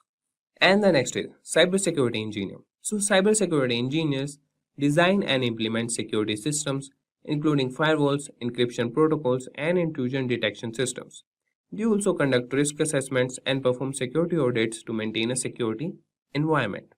And the next is Security Consultant. Security consultants provide expert advice and guidance on security strategies and solutions. They assess vulnerabilities, develop security plans, and assist organizations in improving their overall security posture. In the United States, these requirements are very high. And this was all for this tutorial. Did you know that in August this year, Google openly admitted that some of its Gmail accounts were hacked by an Iranian group? Fortunately, the event was isolated and was taken care of, but rarely are security breaches this easy to stop. With more and more data moving to the cloud, the prospects of hacks like these have grown in the past decade exponentially. Consequently, organizations have now discovered the need to secure the digital infrastructure against various attack vectors, fueling the need for ethical hackers in the IT industry. See, today's video is all about how you can learn the ins and outs of hacking and cybersecurity, irrespective of your learning background. So welcome to our video on how to become an ethical hacker by Simplilearn. Before we get started, ensure you're subscribed to our channel so you always stay updated with the latest technologies and trends. Let's first clear the air on an ethical hacker's role. The term hacking has inherently negative connotations. However, this will only be applicable until the duty of an ethical hacker is properly understood. Ethical hackers are the good people in the hacking field wearing the white hat. So what exactly is the responsibility of an ethical hacker? Instead of utilizing their extensive computer expertise for criminal purposes, ethical hackers find gaps in data and computer security for businesses and organizations worldwide to defend themselves against hackers with less than noble intentions. Ethical hacking is a subcategory of cybersecurity that involves lawfully breaking a system's security mechanisms in order to discover possible threats and data leaks on the network. Ethical hackers can work for a corporation as independent freelancers, in-house security staff for its website or its applications, or as simulated offensive cybersecurity professionals as well. All of these careers need knowledge of current attack methodologies and tools, albeit the in-house expert may need to be knowledgeable about a single kind of software or digital asset. But how can you hone your ethical hacking skills?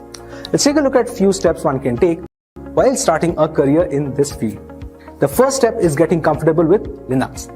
There are operating systems catered specifically to ethical hackers like Kali Linux and Parrot Security.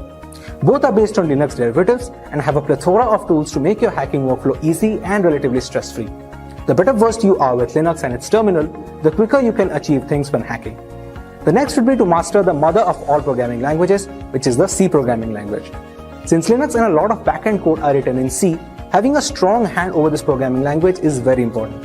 It's always helpful to learn a couple more relevant languages like Python or JavaScript, which will help you dissect giant pieces of server code like butter. Remaining anonymous is vital in the hacking sphere, since giving a malicious actor news of your existence on a target network can cause him then to flee or attack your device instead. The usage of MAC address randomizers and proxy chains is highly beneficial and recommended when monitoring networks for criminal activity. And speaking of proxies, ethical hackers must understand networking fundamentals and exactly how they are established. Learning about various networks and protocols might help you exploit flaws. An ethical hacker with an extensive understanding of networking tools such as Wireshark, Nmap, and others can overcome field incidents relatively unscathed.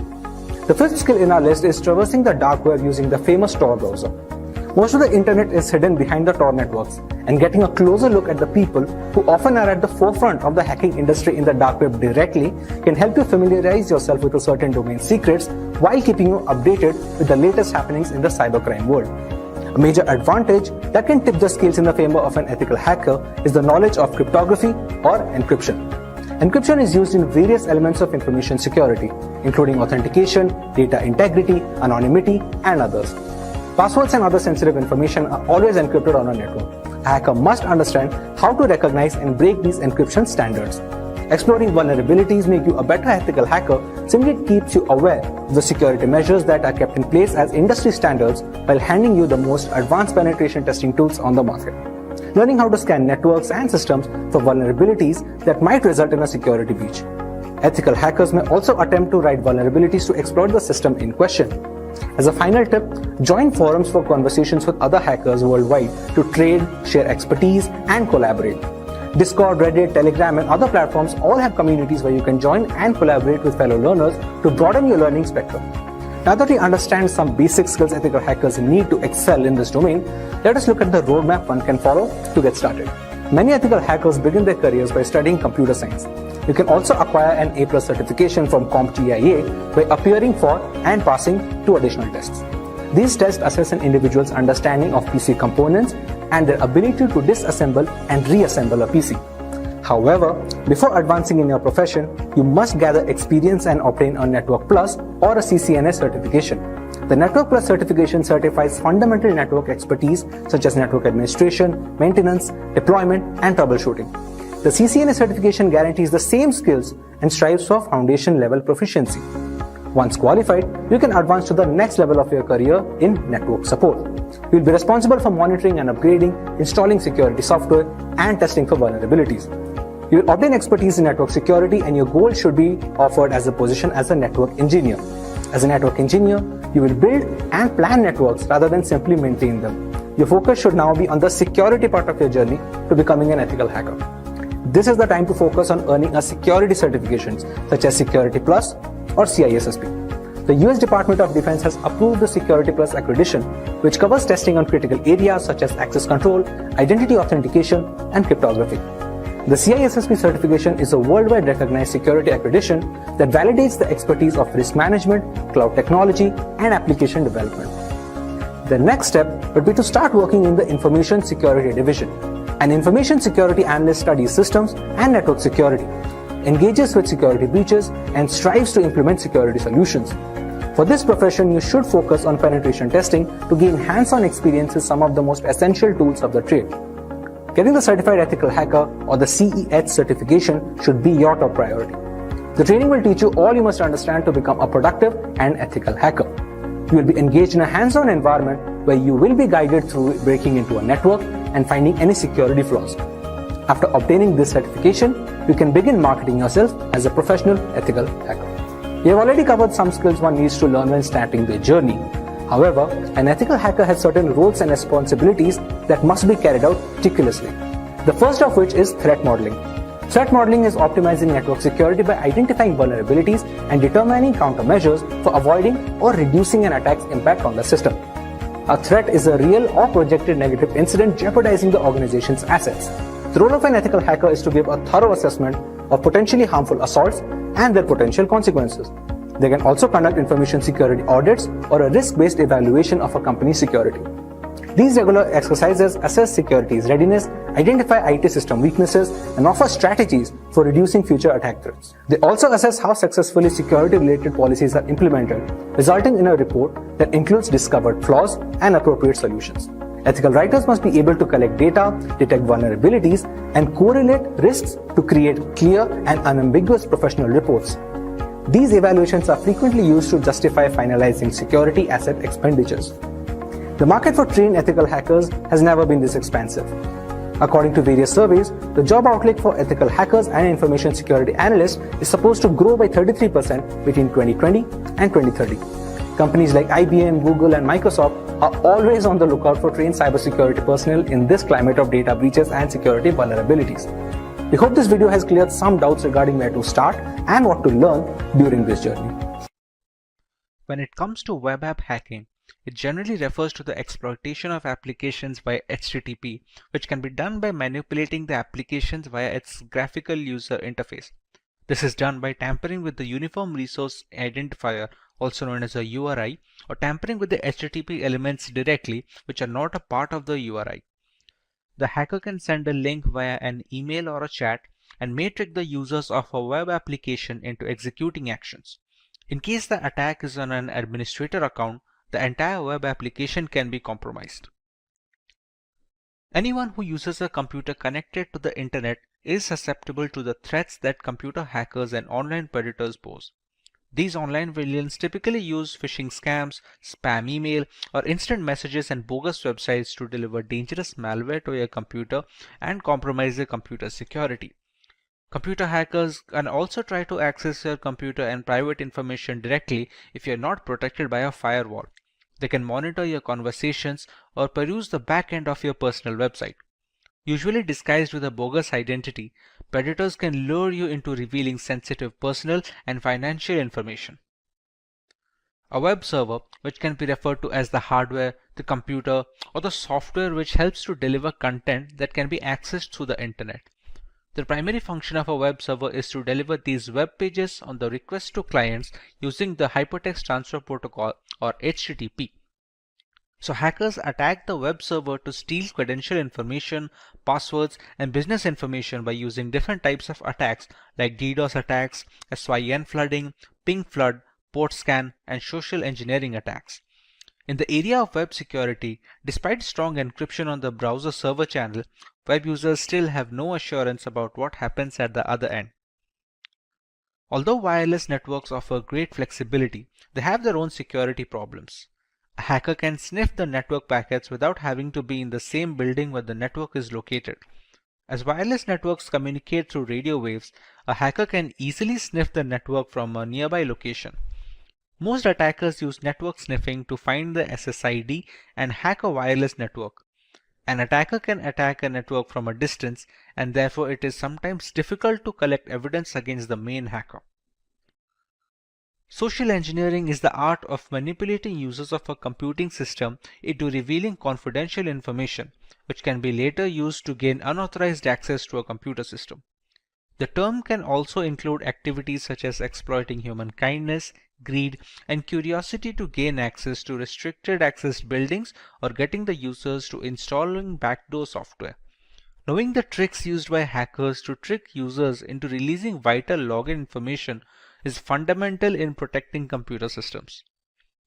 Coming to our main focus for today, let us have a look at the top 5 most essential ethical hacking tools to be used in 2021. At the top of the chain lies Nmap.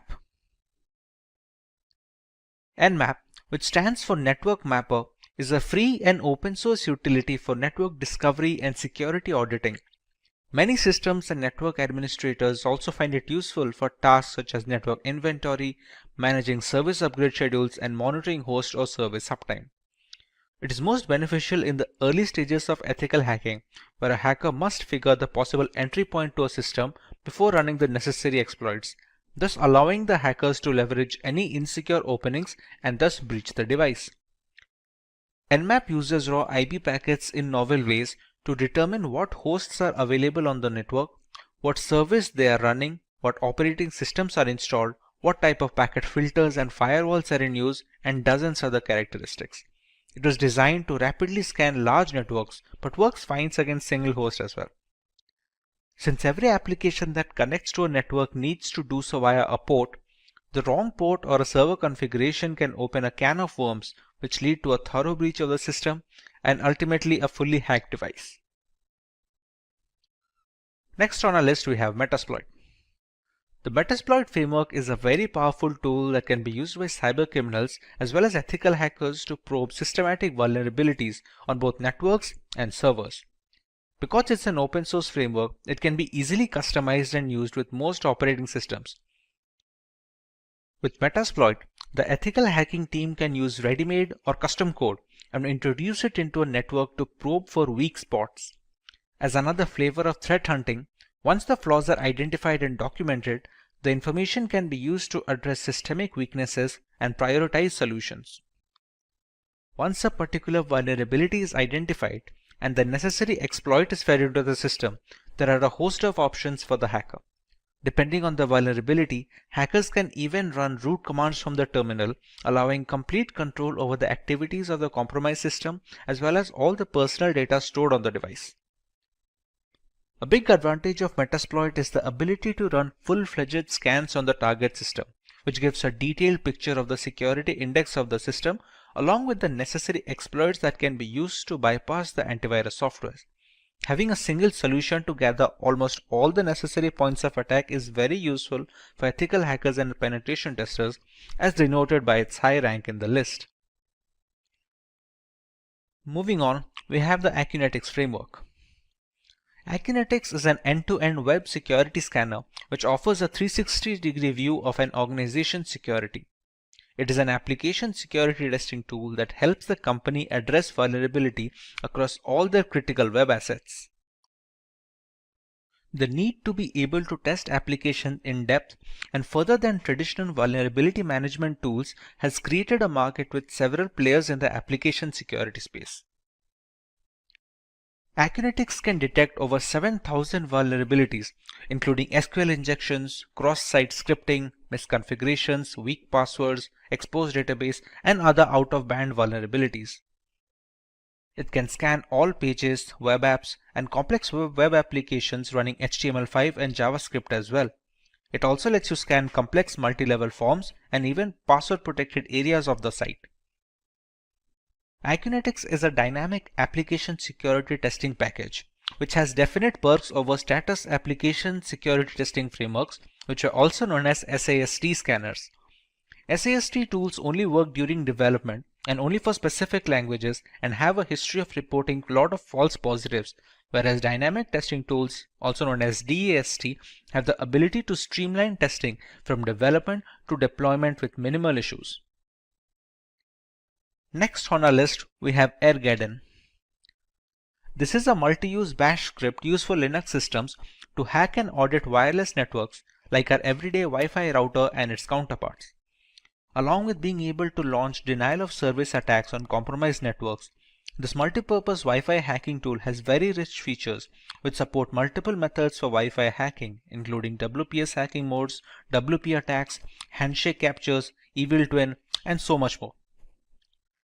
It usually needs an external network adapter that supports monitor mode, which is necessary to be able to capture wireless traffic that traverse the air channels.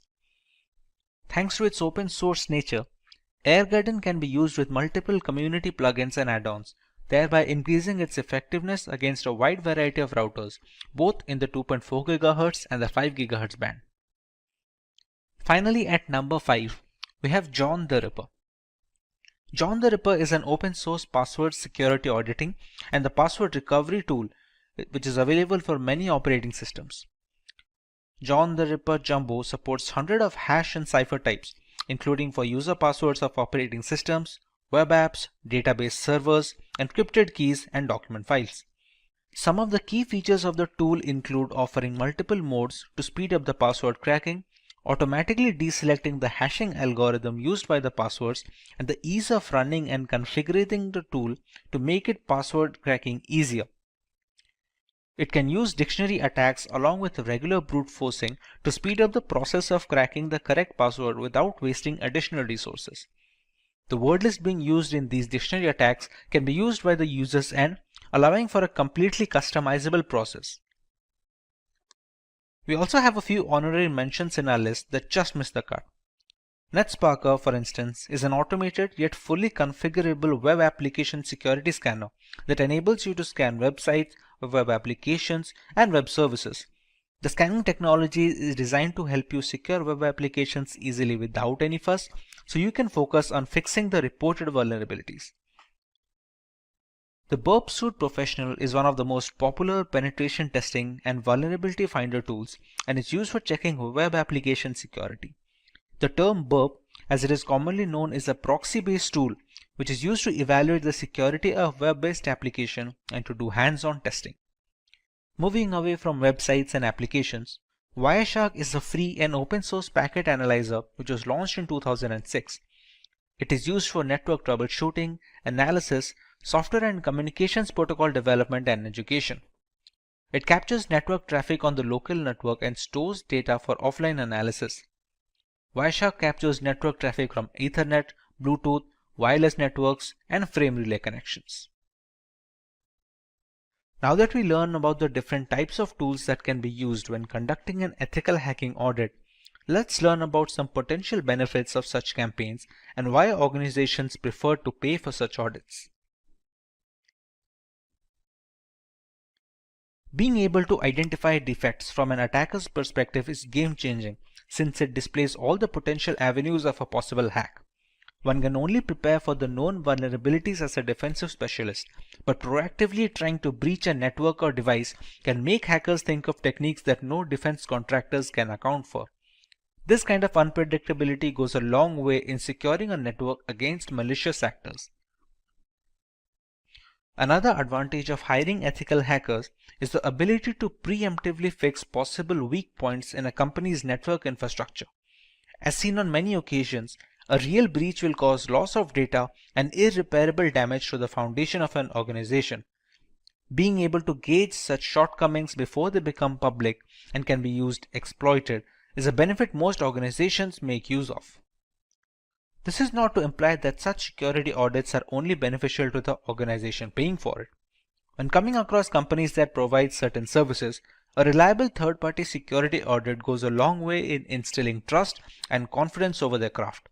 If the ethical hackers cannot find any major vulnerabilities that can be leveraged by hackers, it just accentuates the technical brilliance of the organization and its engineers, thereby increasing the clientele by a substantial amount. In this, we are going to discuss ethical hacking and penetration testing. So we are going to talk about the concepts about what constitutes an ethical hack and what is a penetration test. We are going to talk about the different types of penetration tests and how they can be done. We are going to talk about an operating system called Kali Linux, and we're going to talk about its usage and its importance in cybersecurity. We will also be discussing the different phases of penetration test and how people or hackers would utilize these phases to gain their objectives. We will also be discussing in what areas can we do a penetration test, how to do those penetration tests. We'll be discussing quite a few bit of penetration testing tools that are available in the Kali Linux space, and then we'll be looking at a couple of demos at the end of the session to understand how these tools in the operating system can be utilized for various hacks. So let's start with what is ethical hacking. Now, plainly defined, ethical hacking is locating weaknesses or vulnerabilities of computers and information systems using the intent and actions of a malicious hacker. The major difference is here that we are hired to discover those weaknesses in a legal and ethical manner. That means, first and foremost, our intent should not be malicious. We do not wish any harm to the organization, and whatever we discover is reported back and not misused. Once we report back, we would also be trying to help them out to mitigate or remove those weaknesses or vulnerabilities to enhance the company's security posture. So essentially, we would have the same training or the same knowledge as that of a malicious hacker, except that the intent is going to be different. The intent is going to help the organization achieve security to protect themselves against malicious hackers. And the second most important thing about ethical hacking is that we are authorized to do that activity. I cannot in good faith hack somebody and then tell them, you know what, I just wanted to help you out, and here are your vulnerabilities, and this is the way you can prevent them. I first need the authorization from the other party, and only then can I perform an ethical hack. So, in this example, hacker attacks an individual with malicious intent and makes misuse of whatever information they have gotten. They steal the data, they maybe fry the operating system to hardware, destroy it, and thus they leave the victim without a device. With authorization, an ethical hacker can also attack the same individual, minus the destruction, of course, and the intent is good, so they are willingly finding out the vulnerabilities and helping the victim plug them out so that they wouldn't be a victim of a malicious attack. Now here, the first thing is authorization from the victim, and the second thing is the good intent, where we do not misuse those vulnerabilities and we report them back to the victim or to the client and help them patch those vulnerabilities. That's the main difference between a white hat and a black hat. So security experts are normally termed as white hat hackers. Malicious hackers are termed as black hats. Now, the responsibilities of an ethical hacker are multifold. First and foremost, you have to create scripts, test for vulnerabilities. First, you have to identify those in the first place. So there's a vulnerability assessment, identifying those vulnerabilities, and then you're going to test them to see the validity and the complexity of those vulnerabilities. So one of your responsibilities would be to develop tools to increase security as well, or to configure security in such a way that it would be difficult to breach. Performing risk assessment. Now, what is a risk? Risk is a threat that is posed to an organization by a possibility of getting hacked. So let's say I, as an ethical hacker, run a vulnerability scanner on a particular client. I identify 10 different vulnerabilities. Within those 10 vulnerabilities, I do a risk assessment to identify which vulnerability is critical, would have the most impact on the client, and what would be the repercussions if those vulnerabilities actually get exploited. So I'm trying to find out in risk assessment that if the client gets hacked with the vulnerabilities identified, what is the loss they would be facing once they get hacked. And the loss could not only be loss of data, it could be financial losses, it could be loss of reputation, penalties they have to pay to the client for breaches, or penalties that they may have to pay the governments in case of breaches that happened that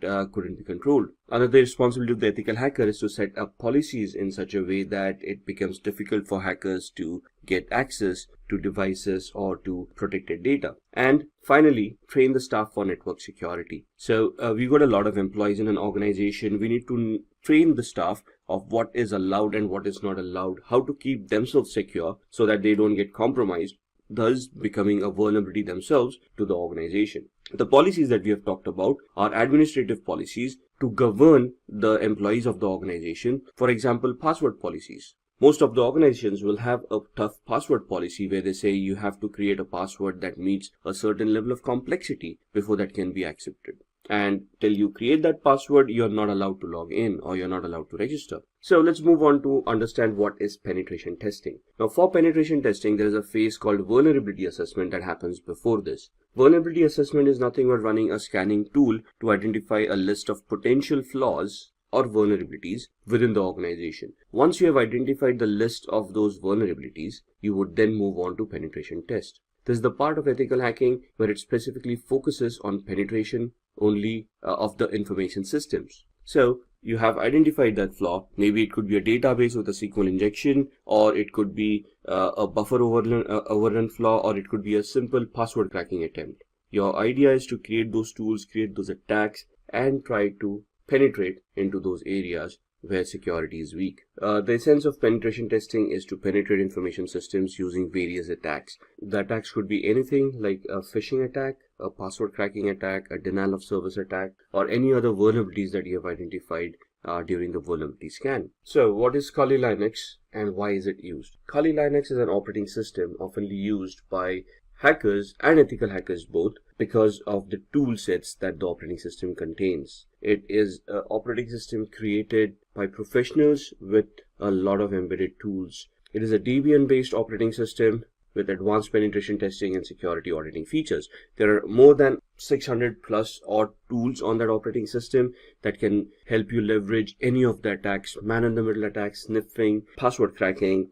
Any of these attacks would be possible with all the tools available. You just need to know how to utilize the operating system and its tools. Contains, like I said, hundreds of tools that are used for various information security tasks like computer forensics, reverse engineering, information finding, even getting access to different machines and then creating viruses, worms, trojans, anything that you will. 600 plus tools in the Kali Linux operating system. There are periodic updates that are given out to the operating system as well. It is open source. That means it is free to utilize. You can even have the source code. You can modify it if you want to. There's customizations available for all the tools. You can download third-party tools and install them if you want. There's a wide support for wireless network cards. Multiple languages are being supported at the same time as well. And you can create a lot of attacking scripts, you can create attacking tools, and you can write your own exploits as well on Kali Linux. So this all in all helps you create a very robust system where you can create your own attacks and then launch them against unsuspecting victims.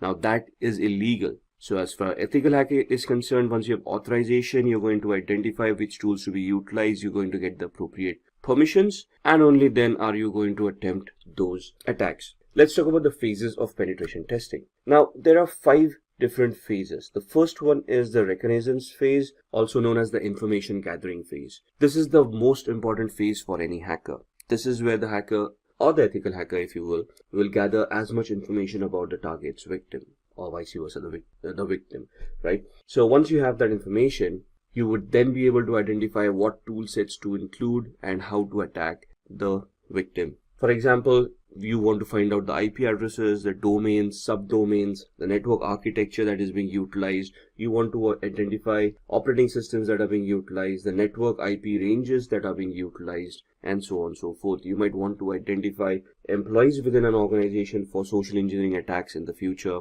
email addresses, telephone numbers, anything and everything that will help you validate and give you information about the target is something that you want to do in the reconnaissance phase. At this point in time, we are not going to question whether whatever information we are getting is useful or not. Only time will tell, depending on the various attacks that we will be building up later on. This becomes your baseline, this becomes your database with all the information about the victim, so that you can come back from later stages back to the reconnaissance phase to look at the information that you have gathered, and then you can fine tune your attacks. Once you have done that, you're going to then start the scanning phase. Based on the information that you have gathered, you're going to identify live machines within a network. Once you have identified the live machines, you'll scan them for open ports, protocols and procedures, any processes that are running, and then we're going to identify vulnerabilities within these processes and within these open ports. So in the scanning phase, why do we need to find live machines? Because we want to find out the machines that have booted up, have an operating system, and are running on the network. If a machine is not available on the network, or is in a shutdown mode, that machine cannot be hacked through a technical attack. Then it will be a physical attack where you physically go to the machine and then do whatever you want to do with it. For a technical attack, you will have to identify the machines that have booted up.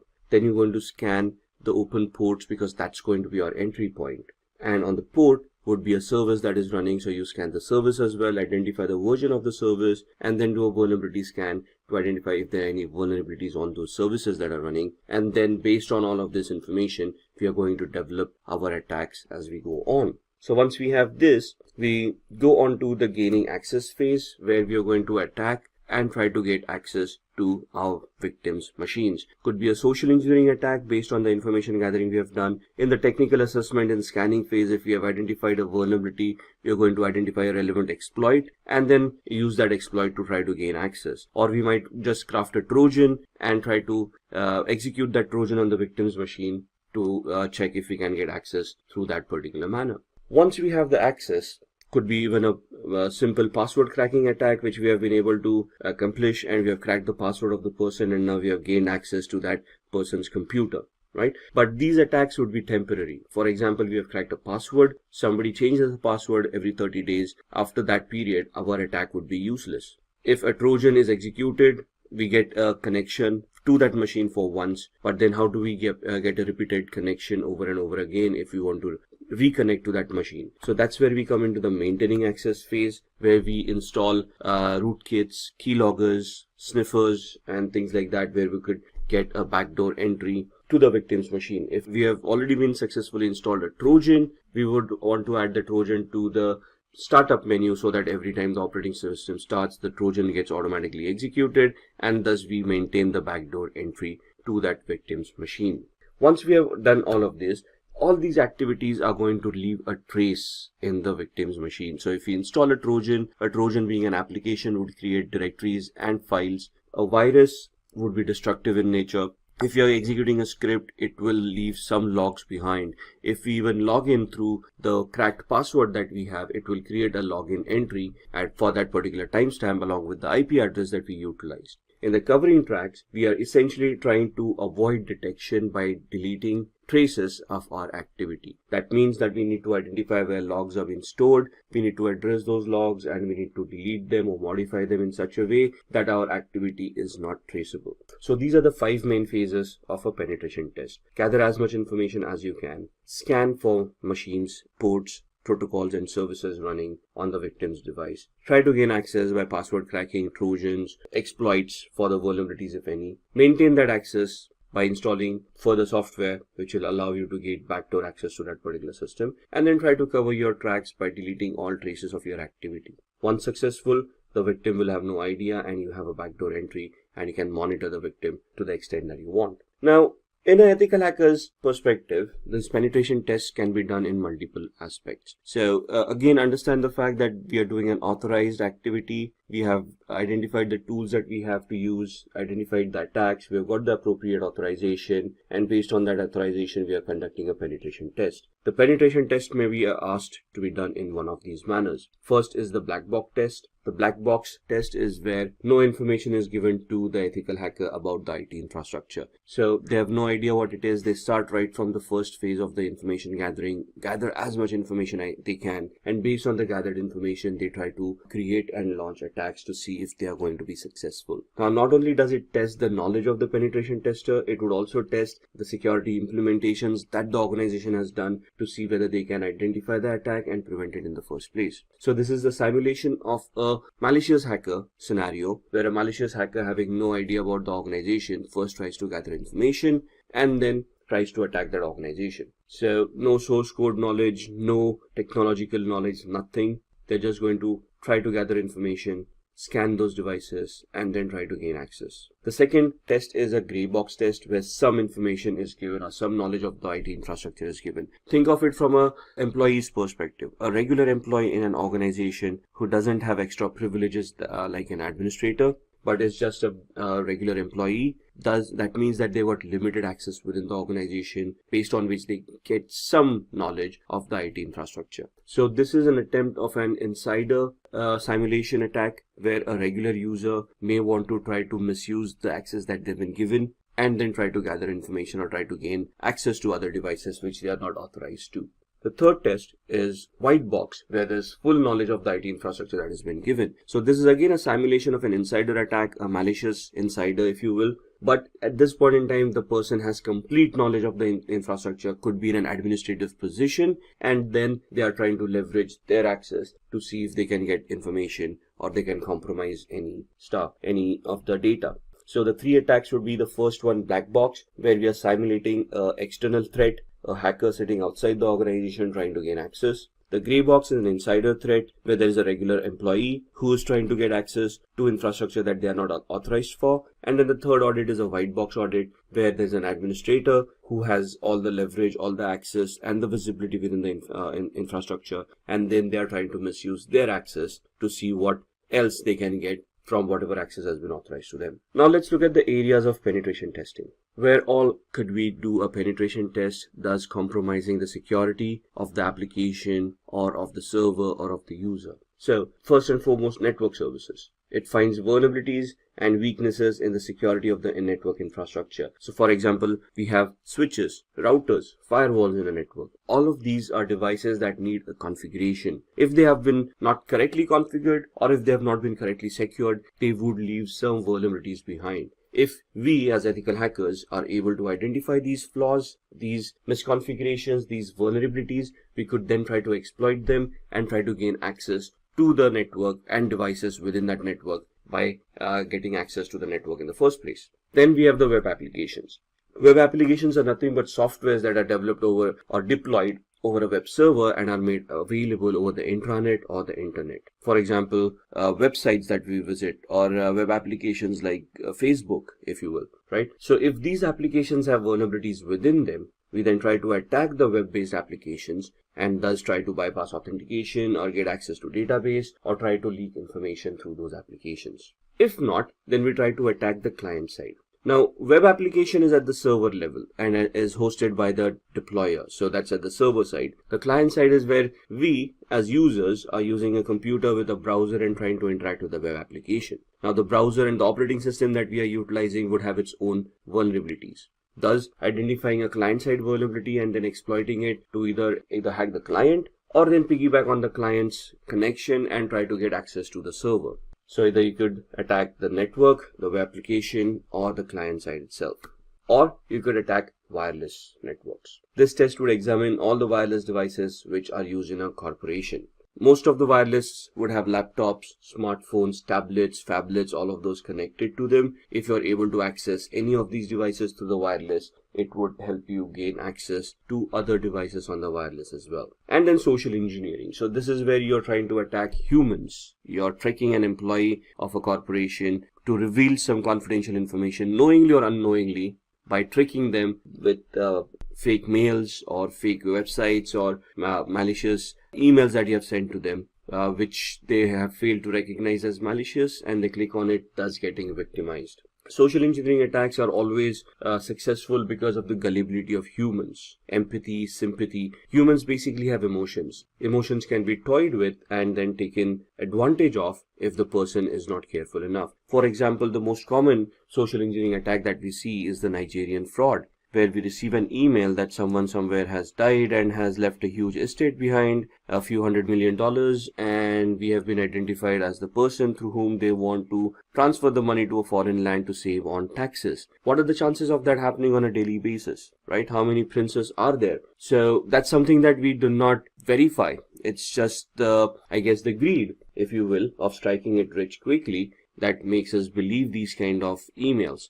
We have also received emails of lottery tickets that we have won over a period of time without even having bought a lottery ticket. So if you haven't bought one, what did you win? But we don't ask these questions. We just get excited about the amount of money that we have won, and then we try to bet on our luck and try to see if that email is going to fructify or is it just another scam. So social engineering attacks are dime a dozen these days, and we need to be very careful on what we trust on the internet. Let's look at the penetration testing tools. There are hundreds and thousands of tools out there. Most of these have been concised and collected together and hosted on an operating system known as Kali Linux that we have talked about earlier. Now, the predecessor to Kali Linux was Backtrack. Backtrack is no longer continued, it has been discontinued, and Kali Linux has taken the place of Backtrack, within which are all the tools that you see on your screen. Metasploit is one of the most favorite penetration testing tools of hackers and ethical hackers. There are a lot of inbuilt exploits over there, and we'll be doing a demo at the end of the session on this. Nmap is the information gathering tool which will scan for live devices, scan for open ports, protocols, and services. Beef would be an application testing tool that would help us find exploits within applications. Nessus Vulnerability Scanner is a network and a host-based scanner that would help you identify vulnerabilities within such hosts. Wireshark is a network sniffer which allows you to capture network packets and analyze them to see if there is any information worth capturing within those packets. SQL Map is a automated tool used for SQL injection attacks. So you don't even have to craft your queries for SQL injection. It will be done by the SQL Map tool. You just need to identify whatever is possible through the queries that this SQL is going to create, and then based on the activity that you've identified, you just need to redefine your search parameters to get access to the database. We'll be doing a demo on SQL Map or SQL Map as well. And then there is John the Ripper. John the Ripper is a tool that is used for password cracking. So dictionary attacks, brute force attacks are done using John the Ripper. What is a dictionary attack? A dictionary attack is an attack where we create a list of all probable passwords, store them in a TXT file, and run that list against the password tool to see if any of those passwords are going to match. A brute force attack is trying the same attack but with every permutation and combination of the alphabet that we have, and we are going to try to figure out if we are able to crack the password at all. So these are just some of the tools. For every tool there are another supporting 100 tools or more than that. Like for Nessus Vulnerability Scanner, you'll have Qualys Vulnerability Scanner, you have GFI LAN card, and there are lots of other softwares out there. But these are some of the most commonly utilized tools. let's look at the Metasploit attack.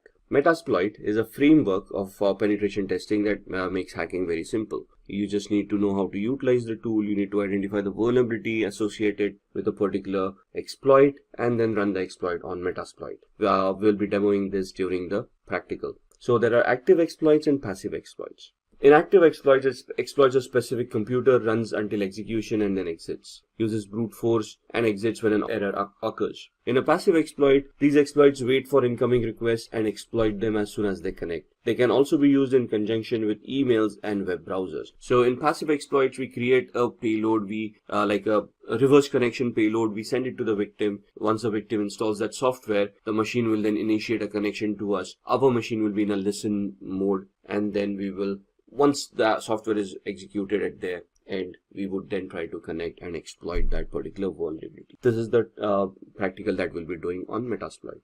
So let's move on with the demos, and then we'll see what we can discuss amongst them. Alright, let's have a look at some of the demos that we had talked about in the ethical hacking and penetration testing module. We are going to look at 3 different demos. The first one is going to be a SQL injection attack that we are going to perform on this tool that we have. The second one is a password cracking attack on Windows 7. And the third one is a MetaBreeder based or a Metasploit based shell shock attack on a Linux based web server. So let's get cracking.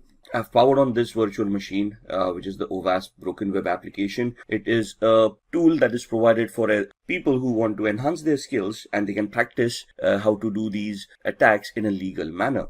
So we are going to go to this site. I'm just going to open up my browser. The IP address is 71.132, and that's the OWASP Broken Web application that we want to utilize. We are going to head off to Mutility 2. And we are going to look at a SQL injection attack where we want to bypass authentication. Now this takes us to the login screen, so we can just try our luck here and see that the authentication mechanism works. The account does not exist, so the username and password that we have supplied is not the correct one. So we want to ensure that there's a SQL database, and we can try to attack it and see if we can bypass the authentication. Now what we want to do is we want to create a SQL based malformed query that can give us a different output. So I'm just going to type in a single quote over here and type login, and you can see that this is now suddenly recognized as a operator, and there's an error that is given out compared to the login that we tried earlier. When we used a proper text-based login mechanism, it gave us the account does not exist, but here the single quote gave us an error, and it shows us how SQL works. This is the query that we had created. Now in the trainings that you have for ethical hacking, there would be explanations of what these queries are all about, how this syntax works. Here we're just going to see if we can create a malformed query to log in as a user in this case. So what I'm going to do is create the query over here, and we're going to give it a comparison. So we're going to give it a OR 1 equals 1 space hyphen space. And if you now click login, you should be able to bypass authentication, and you can see user has been authenticated, and we now have admin access to this application. Now here the SQL queries need to be crafted in such a perspective that they're going to work. So there would be a lot of exercise in identifying what the database is. There's a Microsoft database, an Oracle database, and so on and so forth, and then you have to choose those proper commands. But identifying that would come in the training. Right now we're just looking at a demo. This is how a SQL injection attack works. Now let me log out here. Similarly, now we are in a login page. The same query worked wonders where it allowed us to bypass authentication. So it also depends on what kind of a page I am and what query would be accepted at this point in time. So here application understanding would also come into the picture, where which function we are calling upon when we are connected to a particular page. Now this is a user lookup function, right? So again here we try the same method, test. That's not going to work. Authentication error, bad user on password. And if we type in the same query over here, single quote or, and give it a condition, single quote or 1 equals 1 space hyphen space. Now here it is not going to log us in because this is not a login page. This is a user lookup form. So here it would instead give us a dump of all the databases that it has. So you can see all the usernames and passwords coming in that are stored in the user lookup field. So this is where the understanding comes in of which query to create at what page, we are depending upon the function that is being called, right? So that's the SQL injection attack that we wanted to look at.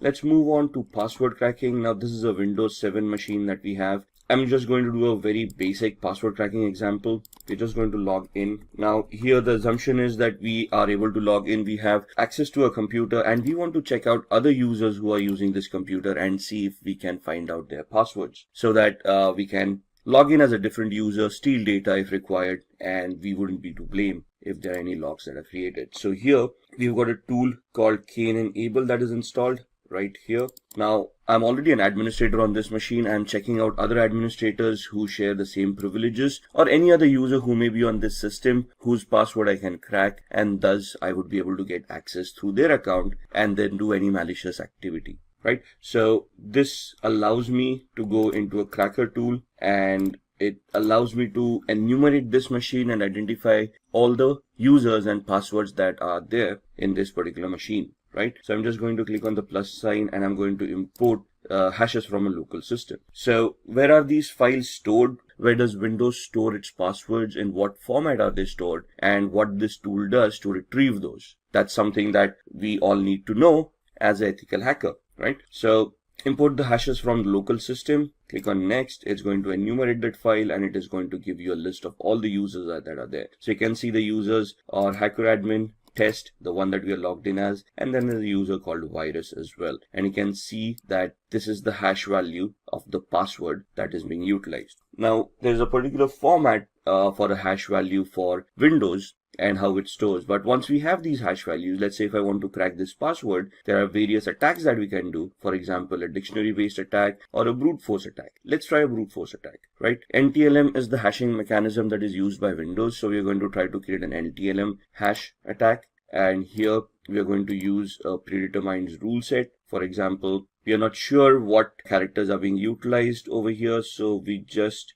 create an attack like this using all characters and lowercase a through z, uppercase a through z, numeric 0 through 9, and all the special characters. Let's say the password is between 7 and 16 characters. And this is the character set that we want to try the brute force attack on. What is a brute force attack? It is an attack where the computer is going to try each and every permutation and combination out of this character set and try to figure out if the password is going to be correct. So if we click start, it's going to start with a particular characters and then it is going to identify if that NTLM hash is going to work against this character. And you can see the time is going to be phenomenal over here. So it's not necessary that this attack would be viable. It will be 100% successful given the time frame. However, the time frame is huge enough for this attack to become a little bit redundant. There are other attacks that we can do which can easily identify this data for us as well. But that is something that we will look on in future videos. So that's how we can get access to users and passwords. There are different mechanisms where, let's say we don't have login access, then what are we going to do? How we can create a fake user, login, or how we can remotely access a machine and then try to get the same access. And that is what we are going to try to do in the next demo on a Linux machine. So what we are doing in a Linux machine could also be doable on the Windows machine with a different exploit. So what I'm going to do is, this is the Linux web server that I have that I'm going to power on. I'm going to use a Kali Linux machine to hack that device, and I'm going to just power off my Windows 7 machine. Give it a minute till it boots up. Now this is also a demo machine that we have which has its own pre-configured vulnerabilities. So here we've got something from the pen testers lab and has a shell shock vulnerability implemented inside. Shell shock vulnerability affects Linux, Mac and Unix based operating systems for a particular version of the bash shell. Bash is the born again shell, which is the command line interface in these operating systems. So what we are trying to do here is we are going to use the Kali Linux machine, try to find out the vulnerability over here, and if it exists, we are going to use Metasploit to attack this machine. Now the first and foremost thing is we want to identify the IP address. We have no idea what the IP address is. We are in the same subnet, so we are assuming that we are able to connect to this machine. So what I'm going to do is I'm going to open up a tool called ZenMap. I'm going to open up a command line interface, find out what my IP address is, and my IP address is this with a subnet mask of 255.255.255.0. So I want to see if there are any other machines that are live in the same subnet, and we are doing a ping sweep over here to identify which machines are live. In a minute we'll get all the IP addresses. 71.1, 2, 133, 254, and 128. We know that we are 128 at this point in time. 254 is the DHCP server. So we are assuming that 133 is the machine that we want to look at. And let's then try to see if we can scan that machine, 133, and we're going to do an intent scan to find out which ports are open, what services are running over there, and if it is whether the pentest machine that we were looking for. You can see off the start port 22 and port 80, and somewhere here it's going to give us the ports that are open and the details about those ports, and somewhere here it will tell us that this is the pentester lab machine that we wanted, which is correct. So now we want to do a vulnerability analysis on this. What we are going to do is I'm going to use another GUI based tool called Sparta, which I can just find out from here.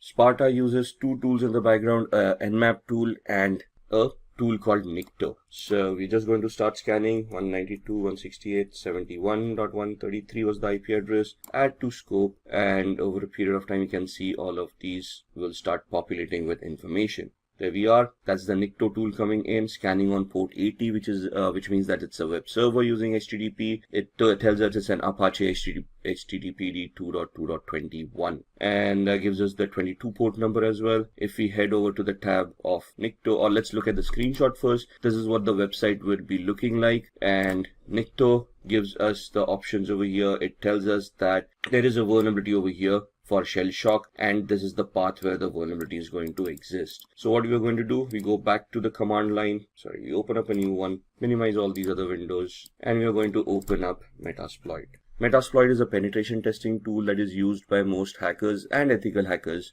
to test applications and test existing exploits and vulnerabilities. So just give it a minute till it starts. You can see there are already around 1700 exploits right here. We are going to see all those exploits with these commands. There we are, sorry for the typo.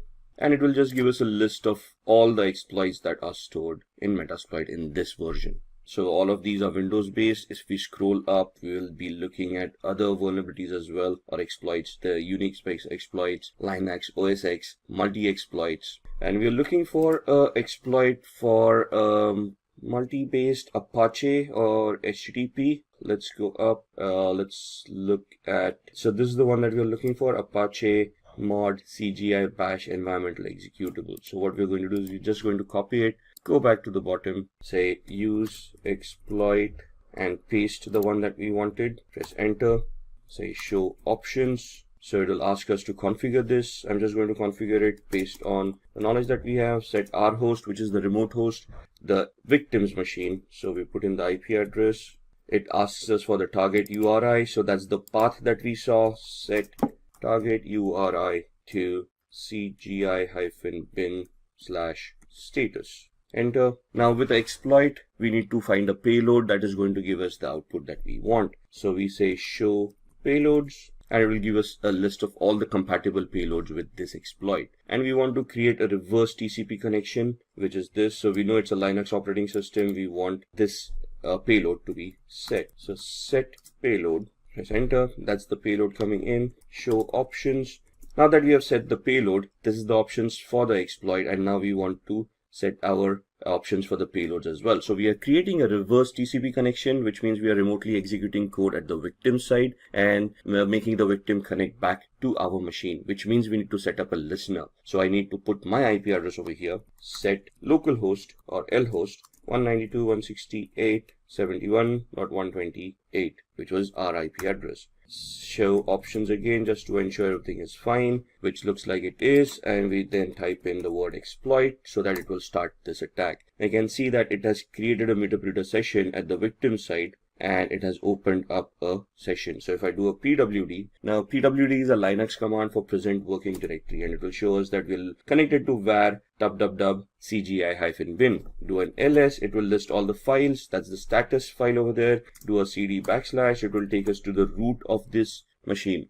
And if you're someone who is interested in building a career in cybersecurity, that is by graduating from the best universities, or a professional who elicits to switch careers with cybersecurity by learning from the experts, then try giving a shot to Simplilearn's postgraduate program in cybersecurity with modules from the MIT Schwarzman College of Engineering. And the course link is mentioned in the description box that will navigate you to the course page where you can find a complete overview of the program being offered. Jude is waiting at the airport to hop on her flight back home when she realizes that she missed making an important bank payment. She connects her laptop to the public Wi-Fi at the airport and goes ahead to carry out the bank transaction. Everything goes well, and Jude completes her transaction. After a couple of days, she was wiped off her feet when she learned that her bank account was subjected to a cyber attack and a hefty amount was wiped from her account. After getting in touch with the bank authority, she learned that her account was hacked at the airport. She then realized that the public Wi-Fi she used might have caused her this trouble. Jude wishes that had her bank transfer escaped the hacker's eyes, she would not have been a victim of a cyber attack. Bank officials advise her to use a VPN for future transactions, especially when connecting to an open or public network. Like most of us, Jude had come across the term VPN several times, but didn't know much about it, and little did she think that the repercussions of not using a VPN would be this bad. Let's understand how the hacker would have exploited Jude's transaction in the absence of a VPN.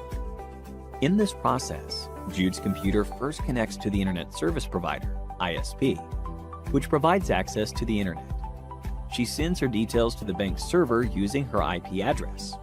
Internet Protocol Address, or IP address, is a unique address that recognizes a particular device, be it a laptop or a smartphone on the Internet. When these details pass through the public network, the hacker, who passively watches the network traffic, intercepts it. This is a passive cyber attack, where the hacker collects Jude's bank details without being detected. More often or not, in such an attack, payment information is likely to be stolen. The targeted data here are the victim's username, passwords, and other personal information. Such an unsecured connection exposed Jude's IP address and bank details to the hacker when it passed through the public network. So would Jude have been able to secure her transaction with the help of a VPN? Well, yes. Picture Jude's bank transaction to be happening in a tunnel that is invisible to the hacker. In such a case, the hacker will not be able to spot her transaction, and that is precisely what a VPN does. A virtual private network, more often known as VPN, creates a secure tunnel between your device and the Internet. For using a VPN, Jude's first step would be to install software-based technology known as the VPN client on her laptop or smartphone that would let her establish a secure connection. The VPN client connects to the Wi-Fi and then to the ISP. Here, the VPN client encrypts Jude's information using VPN protocols. Data is encrypted to make sure it is secure. Next, the VPN client establishes a VPN tunnel within the public network that connects to the VPN server. The VPN tunnel protects Jude's information from being intercepted by the hacker. Jude's IP address and actual location are changed at the VPN server to enable a private and secure connection. Finally, the VPN server connects to Jude's bank server in the last step, where the encrypted message is decrypted. This way, Jude's original IP address is hidden by the VPN, and the VPN tunnel protects her data from being hacked. This explains how VPN makes your data anonymous and secure when it passes through the public network, and the difference between a normal connection and a VPN connection. After learning about this, Jude was certain that she should start using a VPN to carry out her online transactions in the future. This is also applicable to each one of us. Even if you work remotely or connect to public Wi-Fi, using a VPN is the safest option. In addition to providing a secure encrypted data transfer, VPNs are also used to disguise your whereabouts and give you access to regional web content. VPN servers act as proxies on the internet. This way, your actual location cannot be established. VPN enables you to spoof your location and switch to a server to another country and thereby change your location. For example, by doing so, you can watch any content on Netflix that might be unavailable for your region. Meet Jonathan. He is an investigative journalist who occasionally researches and publishes news articles contrary to the government's ideologies. On one such occasion, he could not access a global news website dealing with uncensored information. It seemed his IP was blocked from visiting the news website. With his IP blocked, Jonathan turned to a popular proxy service that was able to unblock the news website, thereby allowing an open internet to all users. Just like how your friend gives a proxy attendance for you, A proxy server serves as a stand-in user to keep the real client private. But what is a proxy? Let's understand its working by taking a look at how Jonathan was able to access geo-blocked content without much hassle. A proxy server acts as a gateway or intermediary server between a user and its destination website. When Jonathan wasn't able to access the news website, he connected his system to a global proxy server. Once connected, the proxy server assigns a new IP address to Jonathan's system, an IP address of a different country where the website is not censored.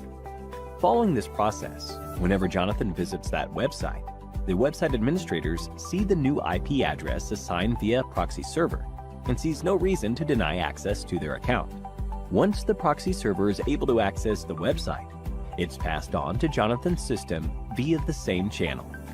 Regarding accessibility to proxy servers, you must first set it up on your computer, device, or network. Next, check the steps required for your computer or network, as each operating system has its setup procedures.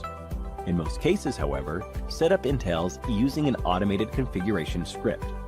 There are plenty of free proxy services available on the internet. However, the safety of such proxies is rarely verified. Most free proxies will provide an IP address and a relevant port for connection purposes. Reputed proxy providers like Smart Proxy and Bright Data that run on subscription models will most likely provide credentials to log into when establishing the connection. This extra step acts as authentication that verifies an existing subscription on the proxy provider server, unlike free providers that are open to all. When it comes to hiding IP addresses, many people consider a VPN to be the primary solution. While that's true up to some extent, there are a few things proxies do differently. In the case of VPNs, extra encryption is also carried out to create a secure tunnel between the user's device and a VPN server. A VPN is usually much faster, more secure, thanks to multiple layers of encryption, and has little to no downtime.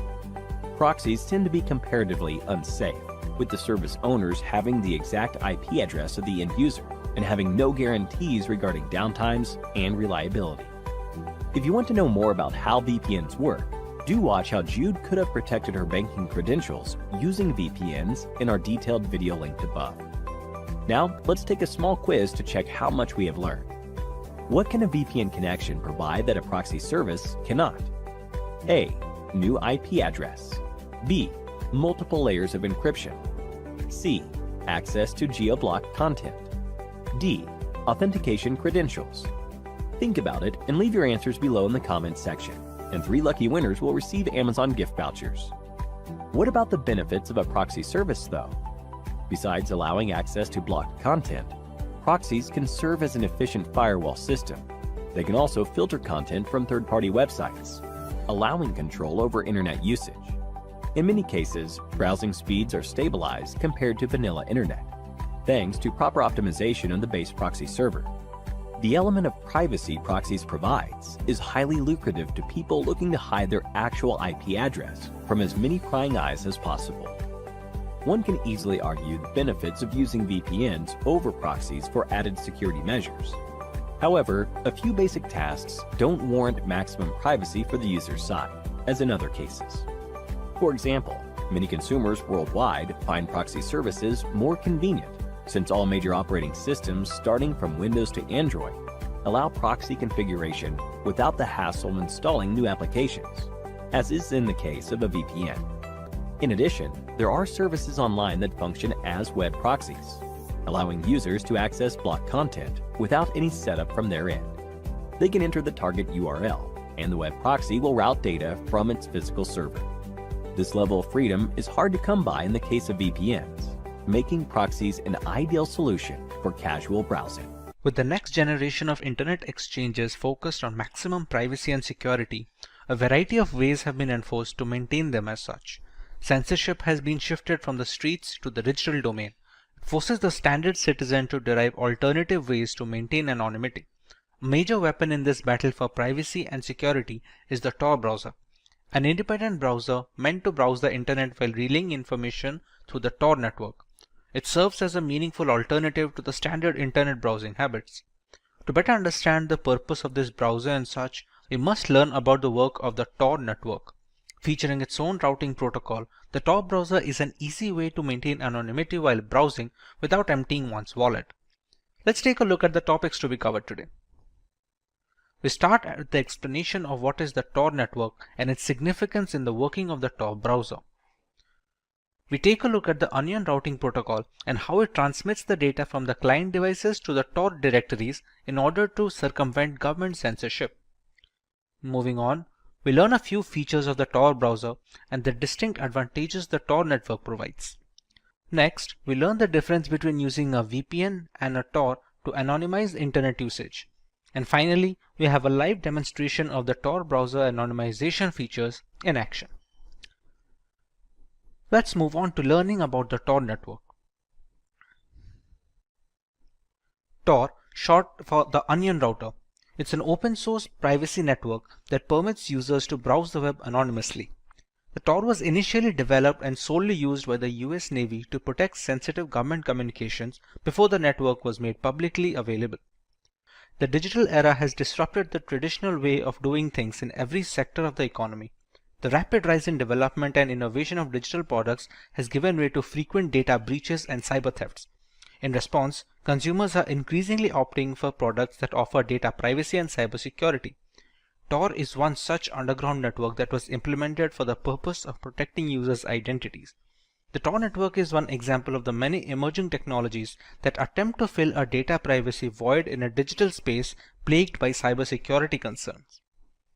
The Tor network intercepts the traffic from your browser and bounces a user's request of a random number of other user IP addresses. Then the data is passed to the user requester's final destination. These random users are volunteer devices which are called as nodes or relays. The Tor network disguises your identity by encrypting the traffic and moving it across different Tor relays within the network. The Tor network uses an onion routing technique for transmitting data, hence the original name of Onion router. To operate within the Tor network, a user has to install the Tor browser. Any address or information requested using the browser is transmitted through the Tor network. It has its own feature set, which we will be covering over later in this video. As we discussed already, the data passing through the Tor network must follow a unique protocol known as the Onion routing protocol. Let us learn more about its unique characteristics. In our normal network usage, the data is transmitted directly. The sender has data packets to transmit, which is done directly over a line of communication with either a receiving party or a server of some kind. However, since the data can easily be captured while being transmitted, the security of this exchange is not very reliable. Moreover, it becomes very easy to trace the origin of such requests. On many occasions, websites with questionable and controversial content are blocked from the ISP. This is possible since the ISP is able to detect and spy on user information passing through the network. Apart from ISPs, there is a steady chance of your private information being intercepted by hackers. Unfortunately, easy detection of the source and contents of a web request make the entire network extremely vulnerable for people who seek anonymity over the internet. However, in the Onion routing protocol, things take a longer route. We have a sender with the Tor browser installed on the client system. The network sends the information to node 1's IP address, which encrypts the information and passes it on to node 2's address, which performs another encryption and passes it on to node 3 address. This is the last address, which is also known as the exit node. This last node decrypts the encrypted data and finally relays the request to the final destination, which can be another device or a server end. This final address thinks the request came from the exit node and grants access to it. The encryption process across multiple computers repeats itself from the exit node to the original user. The Tor network obfuscates user IP addresses from unwanted surveillance by keeping the user's request untraceable. With multiple servers touching the data, it makes the tracking very difficult for both ISPs and malicious attackers. Now that we understand the way Tor works, let us learn more about the Tor browser. The Tor browser was developed by a non-profit organization as a part of the Tor project in 2008, and its first public release was announced. The Tor browser is a browser forked from the popular Firefox that anonymizes your web traffic using the Tor network. If you're investigating a competitor, researching an opposing litigant in a legal dispute, or just think it's creepy for your ISP or the government to know what websites you visit, the Tor browser might be the right solution. Before the Tor browser were developed, using that network to maintain anonymity was a huge task for everyday consumers. Starting from the setup to the usage, the entire process demanded a lot of knowledge and practice. The Tor browser managed to make it easy for users to traverse the relay servers in Tor and guarantee the privacy of the data exchange. A major feature of the Tor browser is the ability to delete all browser history, cookies, and tracking data the moment it is closed. Every new launch of the browser opens an empty slate, having your usage habits from being tracked and singled out. A major feature that is the highlight of the Tor network is the availability of onion links. Only a small portion of the World Wide Web is available to the general public. We have the deep web that contains links that are not allowed to be indexed by standard search engines like Google and Bing. The dark web is a further subset of the deep web which contains onion links. Tor browser gives you access to these .onion websites which are only available within the Tor network.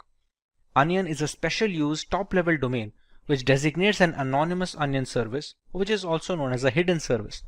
Similar to the links of the deep web, these onion links provide services like online shopping, cryptocurrency, and many other products not available in the consumer internet space. Often being considered as a haven for illegal activities and sales, onion links provide both information and assets in a private manner without the risk of spying by authorities. Browsing the web over Tor is slower than the ClearNet due to the multiple layers of encryption. Some web services also block Tor users.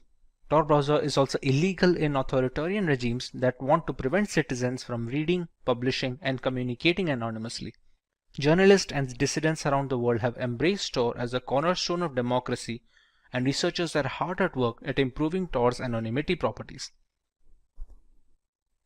Let us take a look at some of the advantages of using the Tor browser over standard web browsers. The highlight of using the Tor browser is to maintain anonymity over the internet. The cause for such requests can differ from person to person, but all of these concerns are answered by the Tor network. Routing the information via multiple nodes and relay servers make it entirely difficult for the ISP to keep a track of usage data. The entire Tor project is designed to be completely free and open source.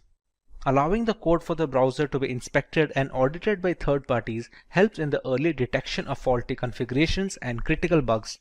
It is present for multiple operating systems, starting from laptops to mobile devices. A number of websites are blocked by governments for a variety of reasons. Journalists under authoritarian regimes have difficulty in getting the word out regarding the situation. Since the onion routing protocol transfers data between multiple servers of random countries, the domains being blocked become available when used via Tor. Usage of these encryption messaging platforms is easily enforced using the Tor browser, which otherwise would have been a difficult task under oppressive circumstances. Many people believe that a VPN offers the same benefits as the Tor browser. Let's put both of them to the test and see the differences between them.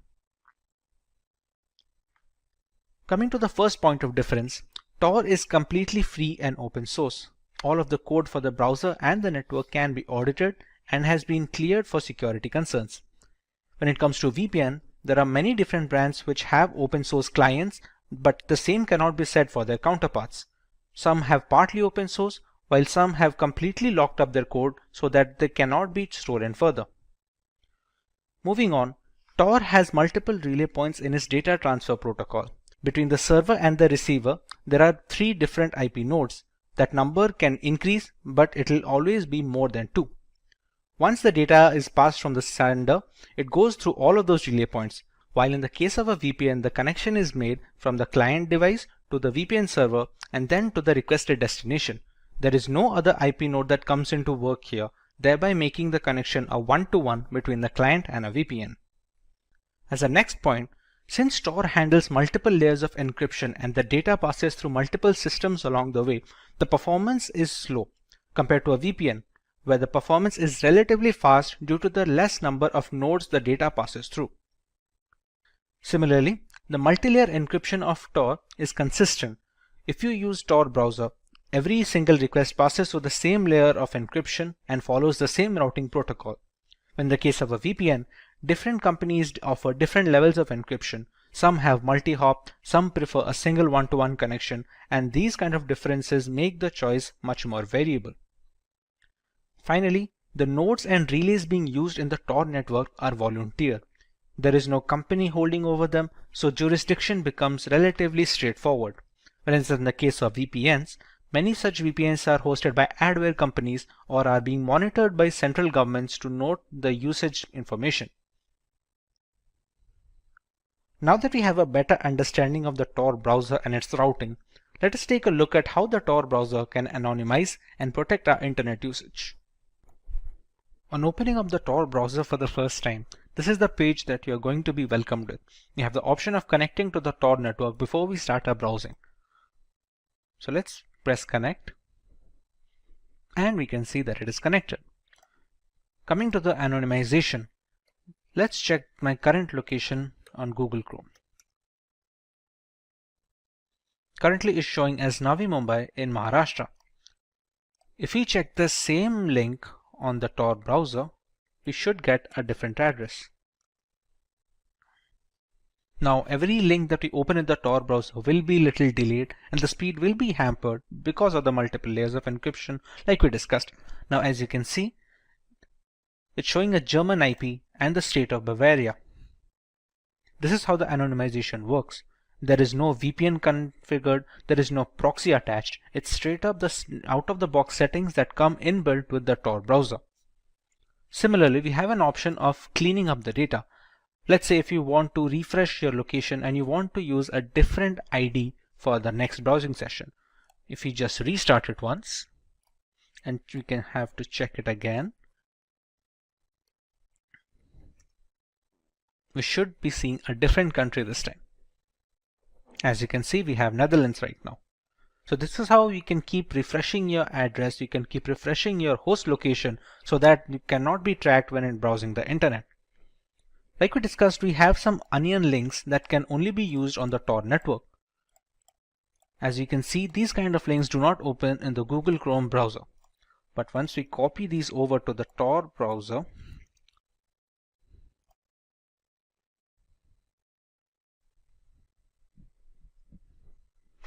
as you can see, we have opened the hidden wiki, which is available only on the Tor network.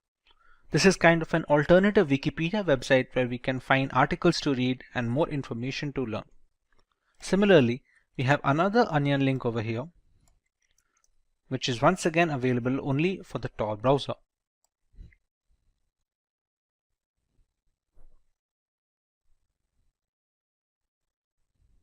Now these kind of delays are expected, but they are a valid compromise because they maintain the anonymity that many people desire. Similarly, we have found a hidden wallet, which is a cryptocurrency wallet, which is specifically for dark web members. This operates over the Tor network, and this is used by mostly journalists and people who want to anonymize their internet transactions when it comes to dealing money. All of the transactions that occur over the Tor network are almost impossible to track. Therefore, these kind of cryptocurrency wallets are very big on the deep web. This is just one example while having multiple different wallets for every single cryptocurrency available. Imagine our houses without a fence or boundary wall. This would make our property easy accessible to trespassers and robbers, and place our homes at great risk, right? Hence, fencing our property helps safeguard it and keeps trespassers at bay. Similarly, imagine our computers and networks without protection. This would increase the probability of hackers infiltrating our networks. To overcome this challenge, just like how boundary walls protect our houses, a virtual wall helps safeguard and secure our devices from intruders, and such a wall is known as a firewall. Firewalls are security devices that filter the incoming and outgoing traffic within a private network. For example, if you were to visit your friend who lives in a gated community, you would first take permission from the security guard. The security guard would check with your friend if you should be allowed entry or not. If all is well, your access is granted. On the other hand, the security guard would not grant permission to a trespasser looking to enter the same premises. Here, the entry access depends solely on your friend, the resident's discretion. The role of the security guard in this case is similar to that of a firewall. The firewall works like a gatekeeper at your computer's entry point, which only welcomes incoming traffic that it has been configured to accept. Firewalls filter the network traffic within your network and analyzes which traffic should be allowed or restricted based on a set of rules in order to spot and prevent cyber attacks.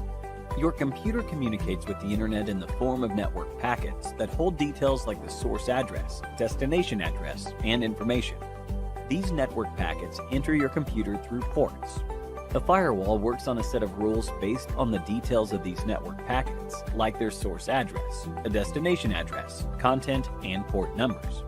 Only trusted traffic sources or IP addresses are allowed to enter your network. When you connect your computer to the internet, there is a high chance of hackers infiltrating your network.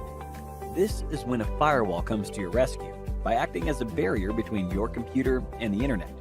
The firewall rejects the malicious data packet and thus protects your network from hackers.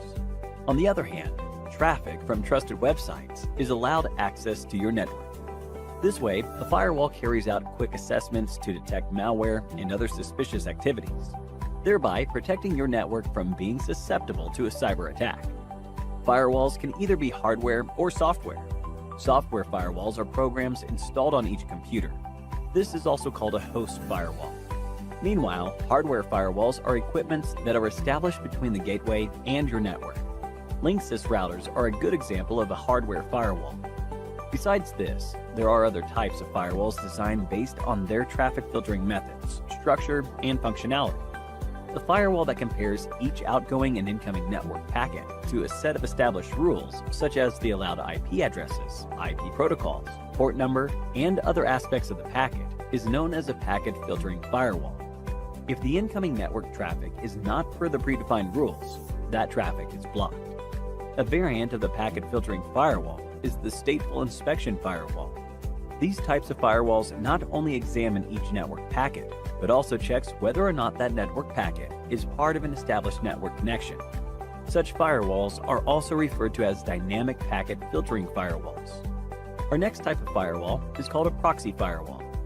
This draws close comparison to how you give proxy attendance for a friend. Like how you take the authority to represent your friend, the proxy firewall pretends to be you and interacts with the internet. They come between you and the internet, and thereby prevents direct connections. This protects your device's identity and keeps the network safe from potential attacks. Only if the incoming data packet contents are protected, the proxy firewall transfers it to you. They are also known as application-level gateway. A firewall can spot malicious actions and block your computer from receiving data packets from harmful sources. In addition to preventing cyber attacks, firewalls are also used in educational institutions and offices to restrict users' access to certain websites or applications. It is used to avoid access to unauthorized content. It's the year 2015, and Richard has just finished playing games on his computer. After a long gaming session, Richard tries to shut it down, but finds some random text file on the desktop that says ransom note. The text file mentioned how a hacking group had encrypted Richard's game files and private documents, and he had to pay a ransom of $500 worth of Bitcoin in a specified Bitcoin address. Richard quickly checked his files, only to see them being encrypted and unreadable. This is the story of how the Tesla Crypt ransomware spread in 2015, which affected thousands of gamers before releasing the master key used for encrypting the files. So, what is ransomware? For Richard to be targeted by such an attack, he must have installed applications from untrusted sources or clicked an unverified link. Both of them can function as gateways for a ransomware breach. Ransomware is a type of malware that encrypts personal information and documents while demanding a ransom amount to decrypt them. This ransom payment is mainly done using cryptocurrency to ensure anonymity, but can also employ other routes. Once the files are encrypted or locked behind a password, a text file is available to the victim, explaining how to make the ransom payment and unlock the files for it. Just like Richard found the ransom note text file on his desktop. Even after the money has been paid, there is no guarantee that the hackers will send the decryption key or unlock the files. But in certain sensitive situations, victims make the payment hoping for the best. Having never been introduced to ransomware attacks before, this gave Richard an opportunity to learn more about this, and he began his research on the topic. The spread of ransomware mostly starts with phishing attacks.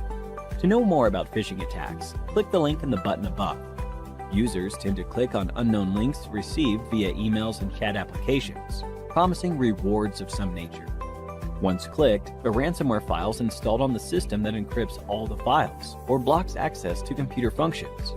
They can also be spread via malware, transmitted via untrusted application installation, or even a compromised wireless network.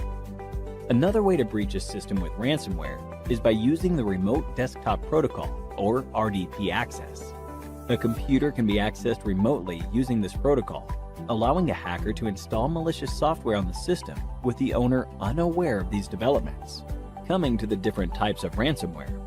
First, we have Locker ransomware, which is a type of malware that blocks standard computer functions from being accessed until the payment to the hackers is complete. It shows a lock screen that doesn't allow the victim to use the computer for even basic purposes. Another type is crypto ransomware, which encrypts the local files and documents in the computers.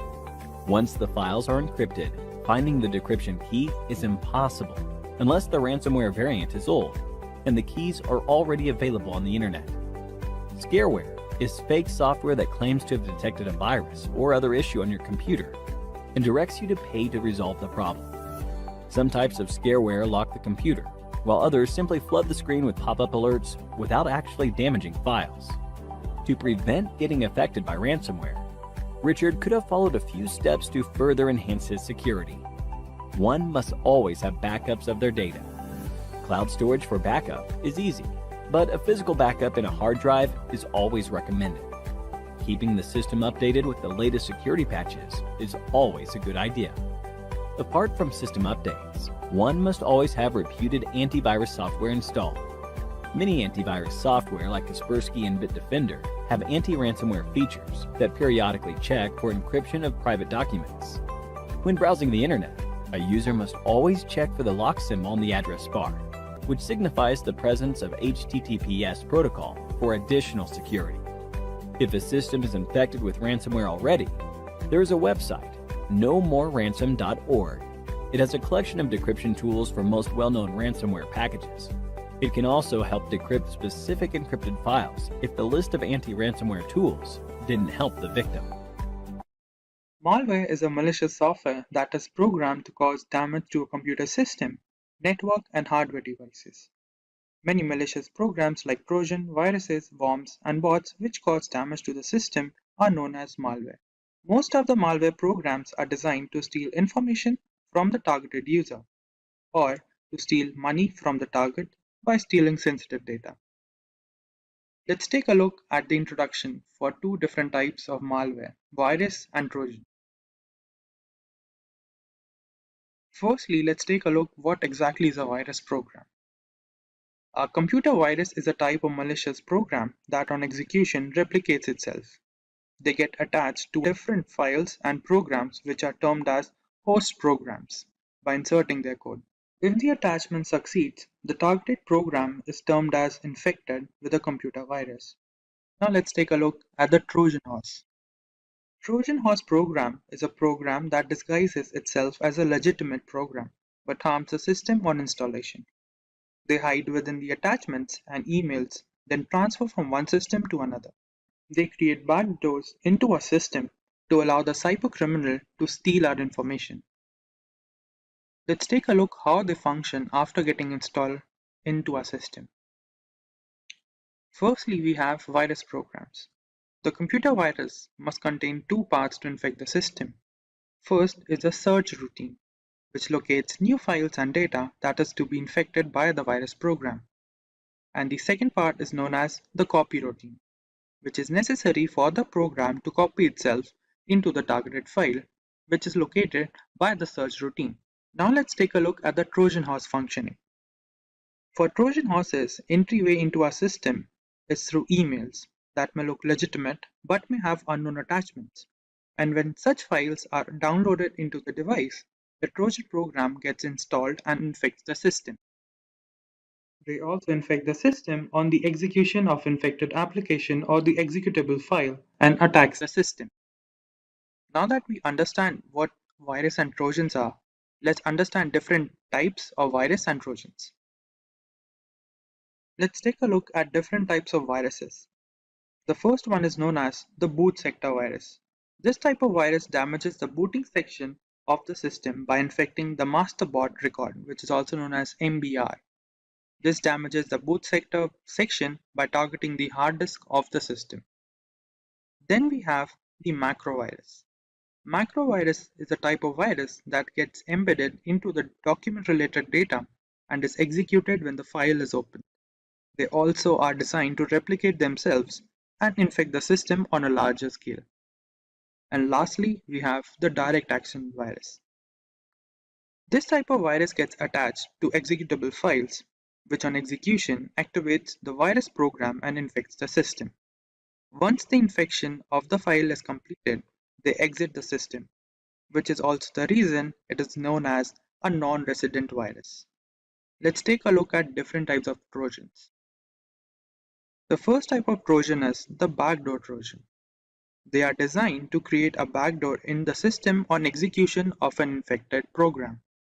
They provide remote access of a system to the hacker. This way, the cybercriminal can steal our system data and may use it for illegal activities. Next, we have Quicksauce Trojan. They enter the system by clicking the random pop-ups which we come across on the internet. They tempt the user to give their personal details for different transactions or schemes, which may provide remote access of a system to the cybercriminal. And the last Trojan type is ransom Trojan.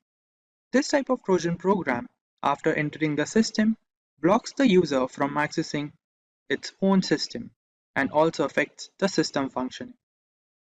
The cybercriminal demands a ransom from the targeted user for the removal of the Trojan program from the device.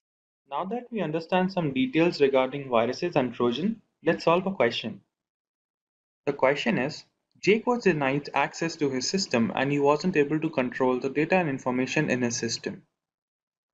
Now, the actual question is, what could be the reason behind his system's problem? Option A, macrovirus. Option B, ransom Trojan. Option C, backdoor Trojan. Give your answers in the comment section. Now let's understand how to detect the activity of viruses and Trojan in our system. To detect virus or Trojan activity in our system, we can refer to the following points. For viruses, we have slowing down of the system and frequent application freeze shows that the infection of the virus is present in the system.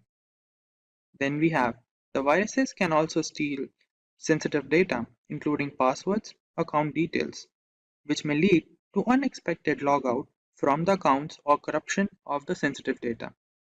And lastly, we have frequent system crashes due to virus infection, which damages the operating system. For Trojan, we have frequent system crashes and system also faces slow reaction time. Then we have there are more random pop-ups from the system, which may indicate Trojan activity. And lastly, we have modification in the system application and change of the desktop appearance can be also due to the infection of a Trojan program. Next, let's take a look at a famous cyber attack for virus and a Trojan horse. For virus, we have the MyDoom virus, which was identified in the year 2004, which affected over 50 million systems by creating a network of sending spam emails, which was to gain backdoor access into our systems. Next, for the Trojan horse, we have the Emotet Trojan program, which is specifically designed for financial theft and for stealing bank-related information. Next, we have few points for how to prevent virus entry or Trojan attack for our system. The most basic way of virus protection is to using antivirus and do regular virus scan. This will prevent virus entry in the system, and also having more than one antivirus provides much better protection. Then avoid visiting uncertified websites can also prevent virus entry into our system. Then we have using regular driver updates and system updates to prevent virus entry. For Trojan, we have using certified softwares from legal sites to prevent any Trojan activity in our system. and also avoid clicking random pop-ups that we often see on the internet.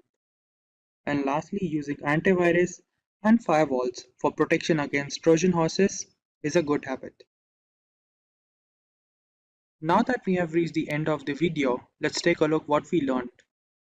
For the first part, we saw the main objective of the virus is to harm the data and information in a system, whereas for the Trojan we have stealing of the data files and information. Effect of viruses is more drastic in comparison to the Trojan horses. Then we have viruses which are non-remote programs, whereas Trojan horses are remote accessed. And lastly, viruses have the ability to replicate itself to harm multiple files, whereas Trojan does not have the replication ability. So let's begin with what is SQL injection. As the name suggests, SQL injection vulnerability allows an attacker to inject malicious input into a SQL statement.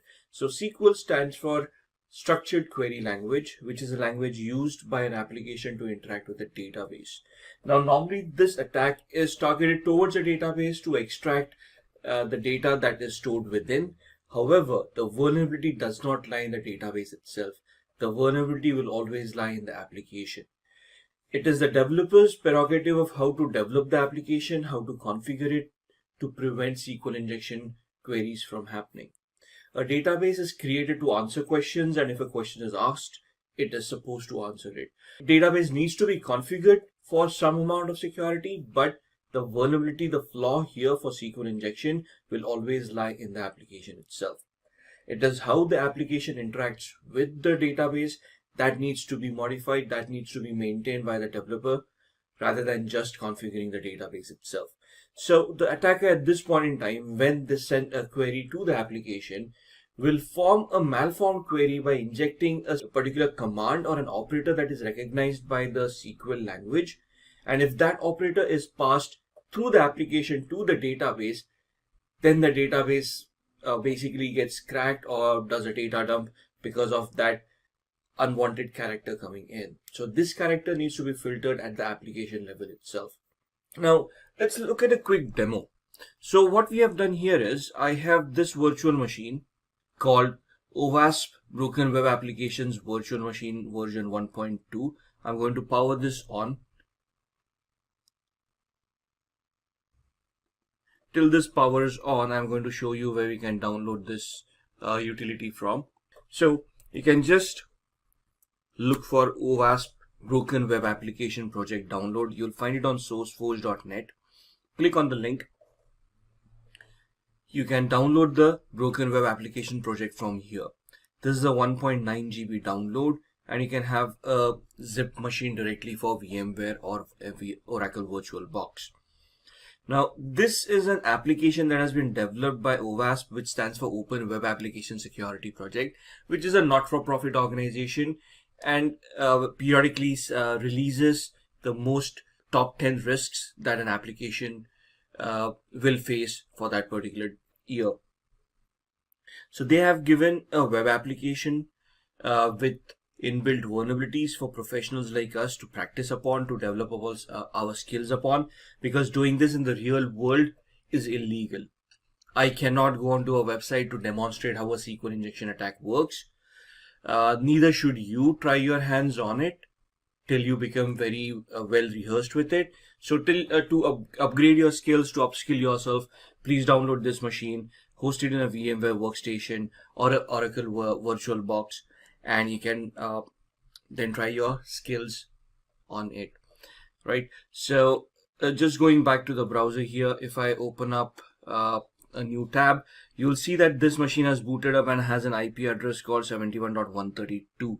So if I just go onto that IP address and I type in 192.168.71.132, and you'll see the OWASP Broken Web Application Project, and there are a lot of training applications, realistic intentionally vulnerable applications, old versions of real applications, and so on and so forth.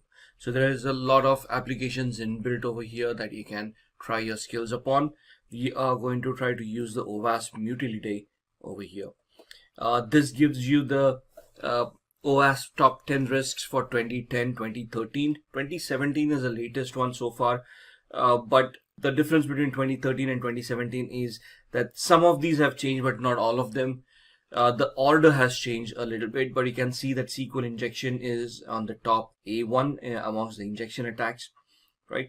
And you can see there are multiple types that have been given here. The SQL injection for extracting data, or SQL injection for bypass authentication, or insert your injection attacks, blind SQL injection. And then there is a tool called SQL Map, which is available freely on your Linux machines, Kali Linux or Parrot Linux, whichever you want to use for your practice targets, and so on and so forth. So if I just take you here for bypass authentication, and this is a regular login page that an application may have, right? You look at a username, you look at password, you type that in, and you log in. So let's say I don't know a password here. I'm just going to type in the username test. Password is PASSWORD. I try to log in, and it shows me that the account does not exist. So the authentication mechanism does work. I did type in a username and password. It wasn't recognized, so the account does not exist. Now let's try to type in a SQL query. Here I'm going to just give it a single quote, which is an operator that is recognized by the SQL language, which when the database tries to execute will cause the database to dump some data or to bypass authentication in this case. And I'm going to give it a condition, single quote, or 1 equals 1 space hyphen space, and I'm going to click on login. Now right now I'm not logged in at all, and we tried our username and password and we weren't able to log in. So now if I log in, you will see that it gave me a status update saying the user has been authenticated, and I'm logged in as admin, got root. So that is what these SQL queries can achieve. I'm going to log out right now, and we are going to look at the basics of SQL injection. So looking at that small demo, now let's look at what types of SQL injections are available. So the first is in-band SQL injection. There are two subtypes within in-band: error-based injection attack and a union-based injection attack. The second type is blind SQL injection attack, where there's a Boolean-based and a time-based attack. And the third one is out-of-bound SQL injection attack. Now, what is in-band SQL injection attack? In-band is where we are either attempting the error-based or the union-based. What is error-based? We send a query to the database, we craft a query to the database, and it generates an error message, and it dumps the error message right in front of us on the screen. That makes us realize that there is a flaw, and there is some information that is dumped on the screen, which we can then further utilize to craft our further queries as we go ahead. Whereas union-based is it is where we combine multiple statements at the same time. So if you look at the URL, earlier in the URL, you would see a large structure in that URL. We can try to add two or more statements within the URL itself to combine them and then confuse the database into executing both the statements together and giving a data dump at the same time, right? So what would an error-based SQL injection look like? If I go back to the same database, which is here, right? And if you remember the username, we gave it a single quote or 1 equals 1 space hyphen space. We gave it the condition, right? So basically what it did was the single quote is an operator that goes to the database, selects the default table in the user tables in this database column, and then compares it to the condition that is given. So the condition that we gave was 1 equals 1, which is always true. So what it did was it selected the default user table that was available in the database, and instead of comparing it to a password, it compared it to the condition. So if I give it 1 equals 2 where the condition is false, and if I log in, you will see that the account doesn't exist, comes back again because the condition was false, and instead of comparing the user account to the password, it basically compared the user account to the condition. So if I give it a single quote or 1 equals 1 hyphen space and log in, you can see that this is a correct condition, and thus we are able to log in. Now, before we even go to that extent, if I just forget the condition over here and I just give it a single quote, the operator, and I send this operator to the database and I click on login, you will see that it generates an error which is right on top, and it tells us the line, the file where the error happened, and you can see it happened in the MySQL handler.php file, right? And then it gives us the message, you have an error in your SQL syntax, check the manual that corresponds to your MySQL server version for the right syntax to use. Now, why would a hacker want to do this in the first place? Because there are different types of databases. So there is a MySQL, MS SQL or Microsoft SQL, Oracle SQL, IBM DB2. All of these are variations of the SQL database. They use the SQL language. However, every database has its own command, right? They have their own syntax. They have their own specific commands that are utilized for the database. So in this scenario, the hacker wants to identify what database is being currently utilized so they can craft those particular queries. So now with this injection, with just me sending the quote and the error getting generated, I now come to know that we are using a MySQL server and the version of that server is 5.1.73, and the rest of the information about where the handlers are located and so on and so forth. Right, this gives the information to the hacker of how they want to proceed next, what kind of queries they want to create, what kind of syntax they want to utilize. So error-based attack is where you generate these kind of errors and you get this information. The union-based is where you craft your queries within the URL, or you can try to combine multiple statements within the input fields and try to generate a response from that. Then we come to Boolean-based SQL injection. Sends a SQL query to the database which forces the application to return a different result depending on whether the query returns a true or a false result. So basically, if the input is false, both the inputs are false, the output would be false. There's one input that is false, the other input that is true, input B, the output would be true, and so on and so forth. Right? So depending on the result from the inputs, the attacker will come to know which input is true. With this, he can then access the database of the website. So you're trying to figure out by sending out multiple inputs and then analyzing the output to see what exactly, which command exactly worked, what was the resultant output of that command. Thus, from this kind of an information, the hacker can infer their next step forward. Then you have time-based SQL injections. Now, there are times when a database administrator or an application administrator has done some security configuration and thus have disabled verbose error messages. Now, what is a verbose error message? The error message that we saw right here is a verbose error message. That means that the message gives out details. The message gives out details about what the database is, the version and whatnot. So if they have sanitized these errors, and you no longer can generate these errors and thus you cannot figure out what database is, then what do you do, right? For example, if I just take you to Simplilearn,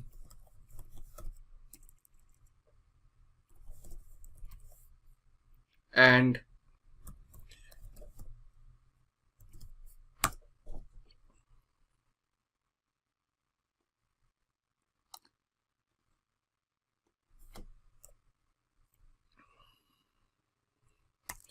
take you to a URL that is supposedly not accessible, you can see that it gives a generic error. Oops, like it looks like you have crash landed on Mars. It doesn't give you a verbose error that we saw here. So this gives us a detailed error of what went wrong, where it gives us the database, the version of the database, and where the query went wrong, and etc, etc, etc. Whereas on this site, where there's a lot of security that goes in here, so you can see that it doesn't generate a error. You just get a generic page in front of you. So in that case, what does a hacker do?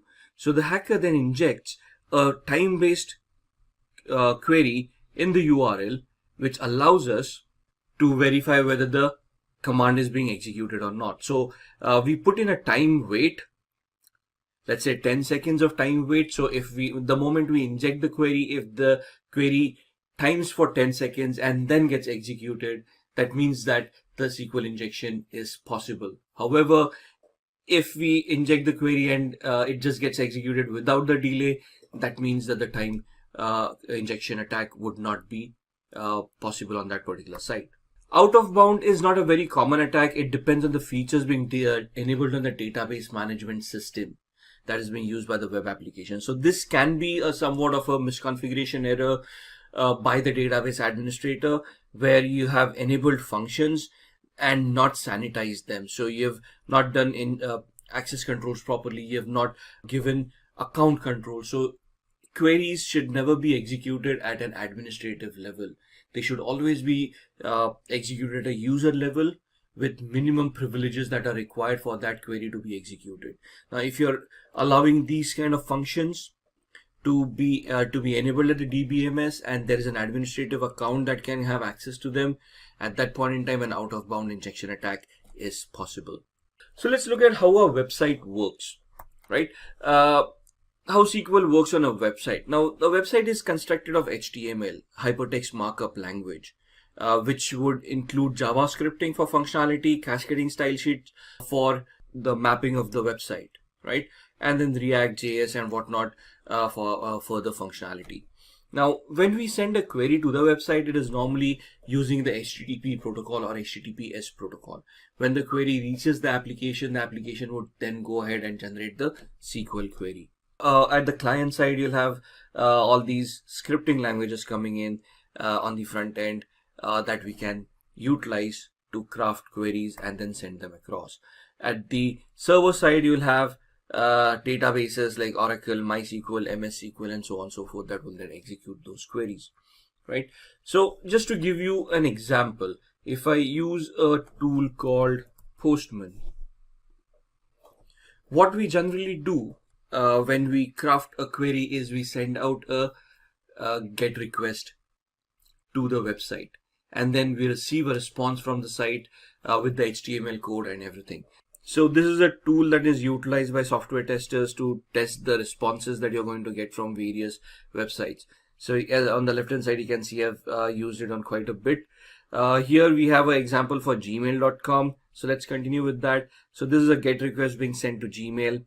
The moment I send it, it's going to create an HTTP request and send it across. The response that I get is this. This is the HTML code for gmail.com, right? These are the cookies. These are the headers that include information. So you can see this is a text HTML. Character set utilized is UTF-8, and the configuration that has been done with the application, right? So this is where everything comes in. This is the cookie that has been sent with that particular request that I had sent out. Now, if you analyze this query, right? So when we went on to this application and I typed in that single quote and we generated this error, right?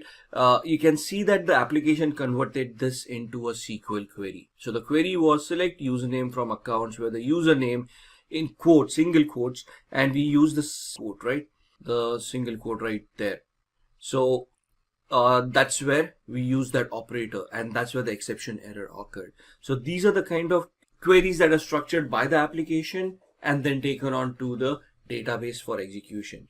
When we type in, it is a HTTP GET request with the username and password within that query that is sent to the application. The application converts it into a SQL query, sends it to the database, and the database responds with the appropriate response. So how do we prevent SQL injection in the first place? Use prepared statements and parameterized queries. These statements make sure that the parameters passed into SQL statements are treated in a safe manner. So for example, we saw that the single quote was an operator. This shouldn't be allowed to be utilized in the first place, right?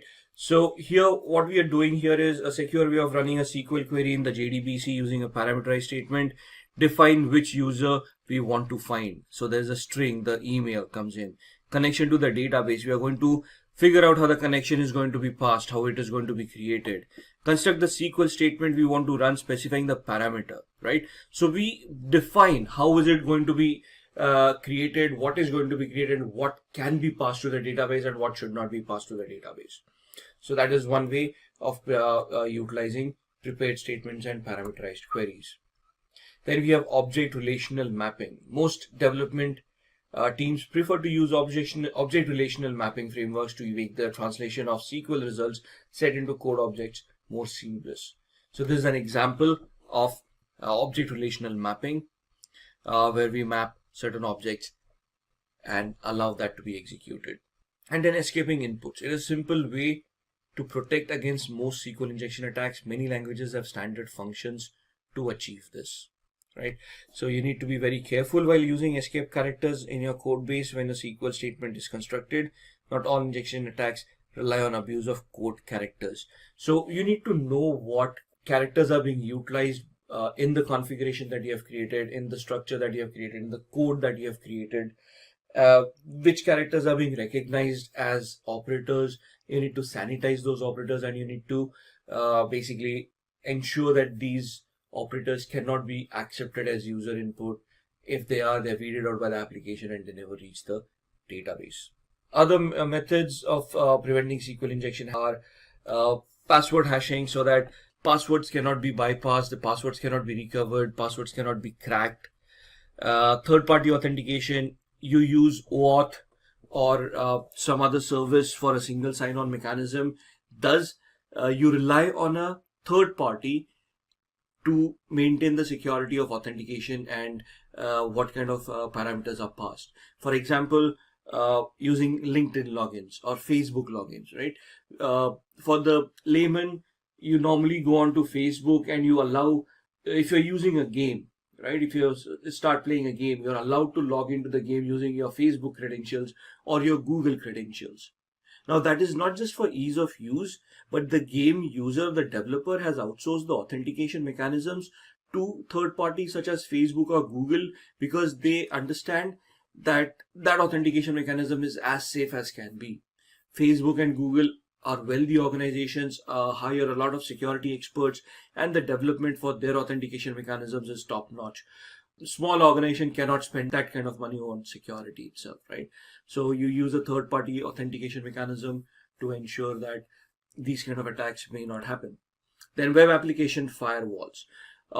Having a web application firewall and configuring it properly for SQL injection attacks is one of the sure shot method of mitigating or minimizing the threat in the first place. So at this point in time, you have realized that the application has some vulnerabilities for SQL injection, and instead of recoding or restructuring the application, you want to take the easier way out or the cheaper way out. So what you do is you install a web application firewall and you configure the web application firewall to identify malicious queries and stop them at the firewall level itself, so they never reach the application, and thus the vulnerabilities on the application don't get executed. Buy better software and keep on updating the software. So it's not necessary that once you have a software, you install it, it's going to be safe for life. New vulnerabilities are discovered every day, every hour, and it may so happen what is secure today may be completely insecure tomorrow or the day after, right? So you need to keep on upgrading the software. If there are no upgrades available and the vulnerability still exists, you might want to migrate to a better software and thus ensure that you don't get hacked, right? Always update and use patches. Organizations keep on sending out updates and patches. As and when they are released, you need to install them to enhance your security postures. And then continuously monitor SQL statements and databases. Use protocol monitors, use different softwares, use the firewalls to keep on monitoring what kind of queries you're getting. And based on those queries, you want to ensure the inputs and the queries that are creating are not detrimental to the health of the software that you have. Jane is relaxing at home when she receives an email from a bank that asks her to update her credit card PIN in the next 24 hours as a security measure. Judging the severity of the message, Jane follows the link provided in the email. On delivering her current credit card PIN and the supposedly updated one, the website became unresponsive, which prompted her to try sometime later. However, after a couple of hours, she noticed a significant purchase from a random website on that same credit card, which she never authorized. Frantically contacting the bank, Jane realized the original email was a counterfeit or a fake message with a malicious link that entailed credit card fraud. This is a classic example of a phishing attack. Phishing attacks are a type of social engineering where a fraudulent message is sent to a target on the premise of arriving from a trusted source. Its basic purpose is to trick the victim into revealing sensitive information like passwords and payment information. It's based on the word phishing, which works on the concept of baits. If a supposed victim catches the bait, the attack can go ahead, which in our case makes Jane the fish and the phishing emails the bait. If Jane never opened the malicious link or was cautious about the email authenticity, an attack of this nature would have been relatively ineffective. But how does the hacker gain access to these credentials? A phishing attack starts with a fraudulent message, which can be transmitted via email or chat applications. Even using SMS conversations to impersonate legitimate sources is known as smishing, which is a specific category of phishing attacks.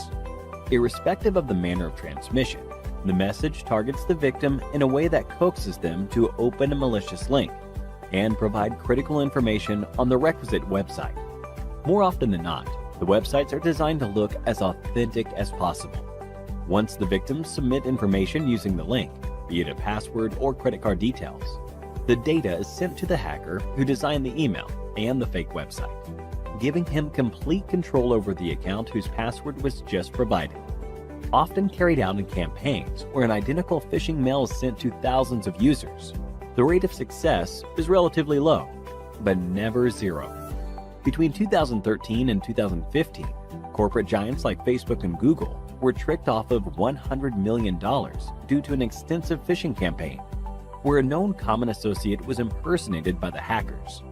Apart from credit access, some of these campaigns target the victim device and install malware when clicked on the malicious links, which can later function as a botnet or a target for ransomware attacks.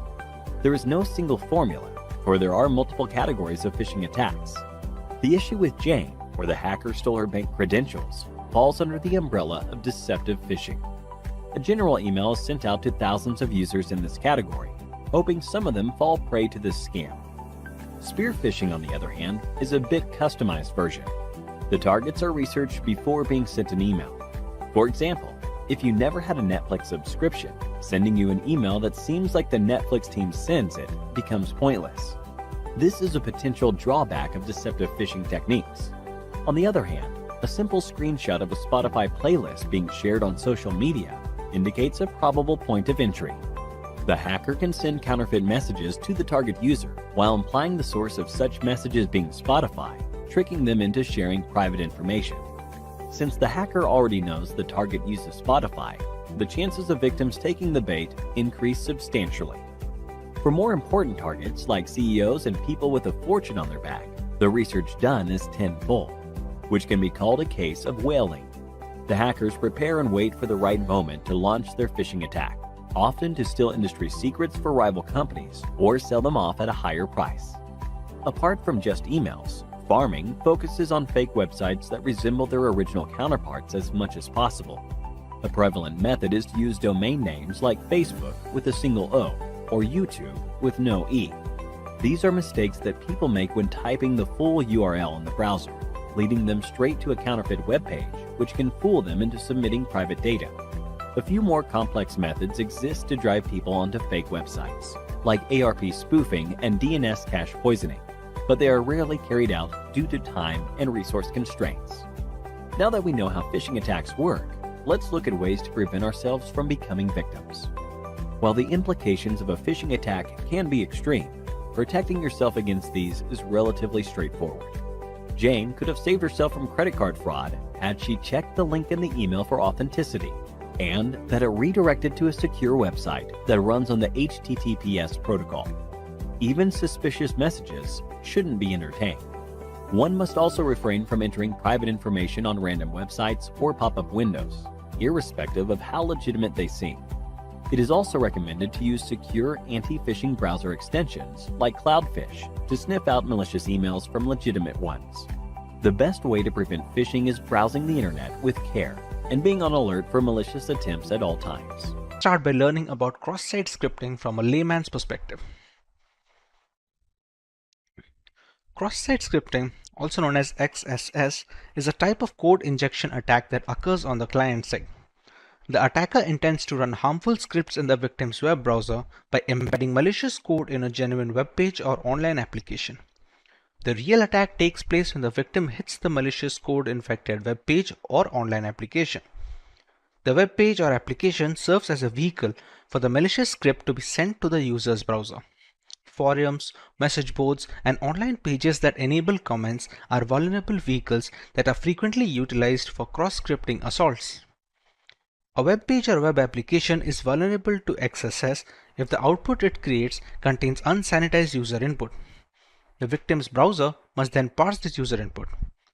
In VBScript, ActiveX, Flash, and even CSS, cross-site scripting attacks are conceivable.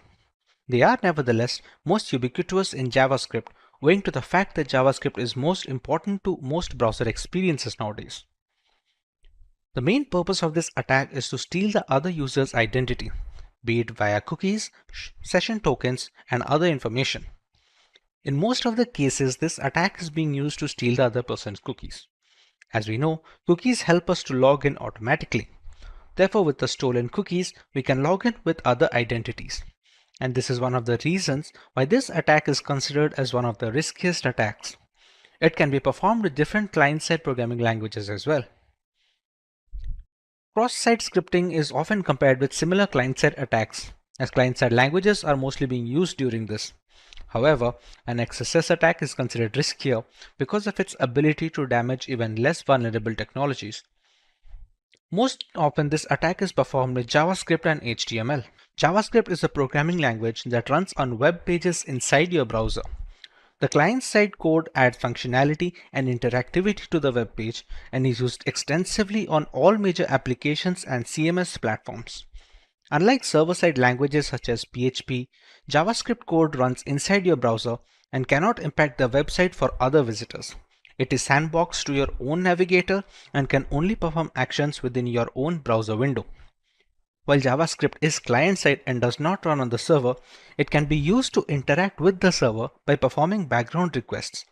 Attackers can then use these background requests to add unwanted spam content to a web page without refreshing it. They can then gather analytics about the client's browser or perform actions asynchronously. The manner of attack can range in a variety of ways. It can be a single link which the user must click on to initiate a JavaScript piece of code. It can be used to show any piece of images that can be later used as a front-end for malicious code being installed as malware. With the majority of internet users unaware of how metadata works or the ways in which web requests are called, the chances of victims clicking on a redirecting links is far too high. Cross-site scripting can occur on the malicious script executed at the client side using a fake page or even a form that is displayed to the user. On websites with displayed advertisements, malicious emails can also be sent to the victim. These attacks occur when the malicious user finds the vulnerable parts of the website and sends it as appropriate malicious input. Now that we understand the basics of cross-site scripting, let us learn more about how this kind of attack works. In the first place, we have the website or the web browser, which is used to show content to the victim or which is the user in our case. Whenever the user wants to grab some content from the website asks the data from the server. The server provides this information to the website and the web browser, which ultimately reaches the victim. How the hacker comes into play here, it passes on certain arguments to the web browser, which can be then forwarded back to the server or to the user at hand. The entire cross-site scripting attack vector means sending and injecting malicious code or script. This attack can be performed in different ways. Depending on the type of attack, the malicious script may be reflected on the victim's browser or stored in the database and executed every time when the user calls the appropriate function. The main reason for this attack is inappropriate users' input validation, where the malicious input can get into the output. A malicious user can enter a script which will be injected onto the website's code. Then the browser is not able to know if the executed code is malicious or not. Therefore, this malicious script is being executed on the victim's browser or any faked form if that is being displayed for the users. There are many ways to trigger an XSS attack. For example, the execution could be triggered automatically when the page loads or when a user hovers over specific elements of the page like hyperlinks. Potential consequences of cross-site scripting attacks include capturing keystrokes of a user, redirecting a user to malicious websites, running web browser-based exploits, obtaining cookie information of a user who is logged into a website, and many more. In some cases, cross-site scripting attack leads to complete compromise of the victim's account. Attackers can trick users into entering credentials on a fake form, which can then provide all information to the attacker. With the basic working of a cross-site scripting attack out of the way, let us go over the different ways hackers can leverage vulnerable web applications to gather information and eventually breach those systems. The prime purpose of performing XSS attack is to steal the other person's identity. As mentioned, it may be cookies, session tokens, etc. XSS may also be used to display fake pages or forms for the victim. However, this can be performed in several ways. We have a reflected attack. This attack occurs when a malicious script is not being saved on the web server but is reflected in the website results. Reflected XSS code is not being saved permanently. In this case, the malicious code is being reflected in any website result. The attack code can be included in the faked URL or in the HTTP parameters. It can affect the victim in different ways, by displaying fake malicious page or by sending a malicious email. In a reflected cross-site scripting example, the input of a search form is reflected on the page to show what the search key was. An attacker may craft a URL that contains malicious code and then spread the same URL via email or social media. A user who clicks on this link opens the valid web application, which then runs the malicious code in the browser. This script is not stored in the web application, and malicious code is shown only to one user. The user that opens the link executes the script, and the attack is not necessarily visible on the server side or to the app owner itself. The next variant is the stored cross-site scripting attacks. This occurs when a malicious script is being saved on the web server permanently. This can be considered a riskier attack since it has leverage for more damage. In this type of attack, the malicious code or script is being saved on the server, for example in the database of the website. It is executed every time the users call the appropriate functionality. This way, stored XSS attack can affect many users. Also, as the script is being stored on the web server, it will affect the website for a longer time. In order to perform stored XSS attack, the malicious scripts should be sent through the vulnerable input form. For example, can be a comment field or a review field. This way, the appropriate script will be saved in the database and evaluated on the page load or appropriate function calling. In a stored XSS example, the script might have been submitted via an input field to the web server, which did not perform a sufficient validation and stores the script permanently in the database. The consequence of this might be that this script is now being delivered to all users visiting the web application and, for example, able to gain access to the user session cookies. In this attack, the script is permanently stored in the web app. The users visiting the app after the information retrieve the script. The malicious code then exploits the flaws in the web application, and the script and the attack is visible on the server side or to the app owner as well. The third variant is DOM-based cross-site scripting attacks. This type of attack occurs when the DOM environment is being changed, but the client-side code does not change. When the DOM environment is being modified in the victim's browser, the client-side code executes differently. In order to get a better understanding of how XSS DOM attack is being performed, let us analyze the following example. If there is a website called texting.com, we know default is a parameter. Therefore, in order to perform XSS DOM attack, we should send a script as parameters. A DOM-based XSS attack may be successfully executed even when the server does not embed any malicious code into the web page by using a flaw in the JavaScript executed in the browser. For example, if the client-side JavaScript modifies the DOM tree of the web page, it can be based on an input field or the get parameter without validating the input. This allows the malicious code to be executed. The malicious code that exploits flaws in the browser on the user side, and the script and the attack is not necessarily visible on the server side or to the app owner. By now, it is clear that cross-site scripting attacks are difficult to detect and even tougher to fight against. There are, however, plenty of ways one can safeguard against such attacks. Let's go through some of these preventive measures.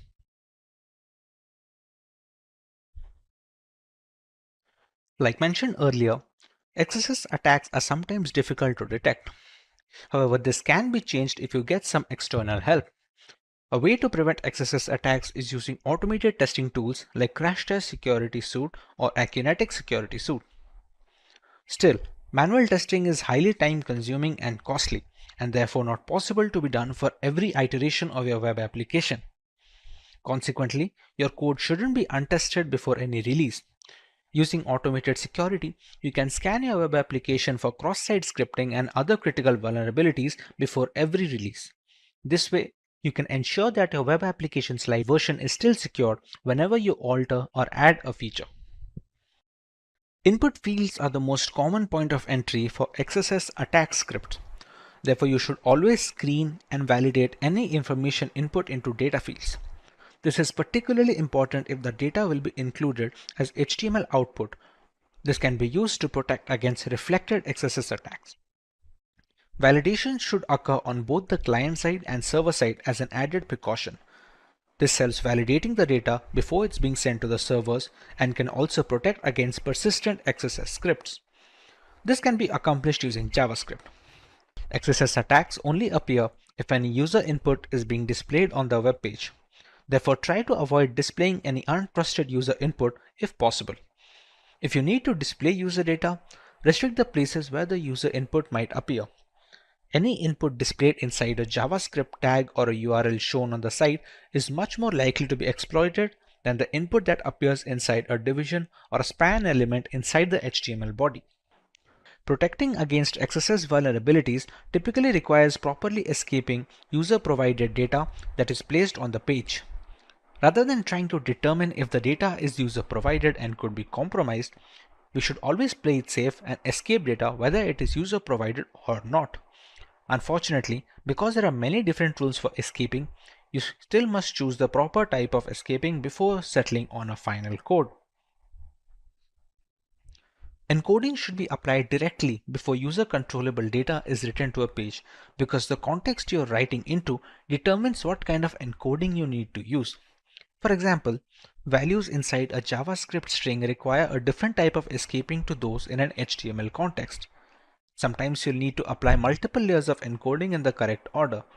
For example, to safely embed user input inside an event handler, you need to deal with both JavaScript context and the HTML context. So you need to first Unicode escape the input and then HTML encode it. Content Security Policy, or CSP, is a computer security standard introduced to prevent cross-site scripting, clickjacking, and other code injection attacks resulting from the execution of malicious content in the trusted web page context.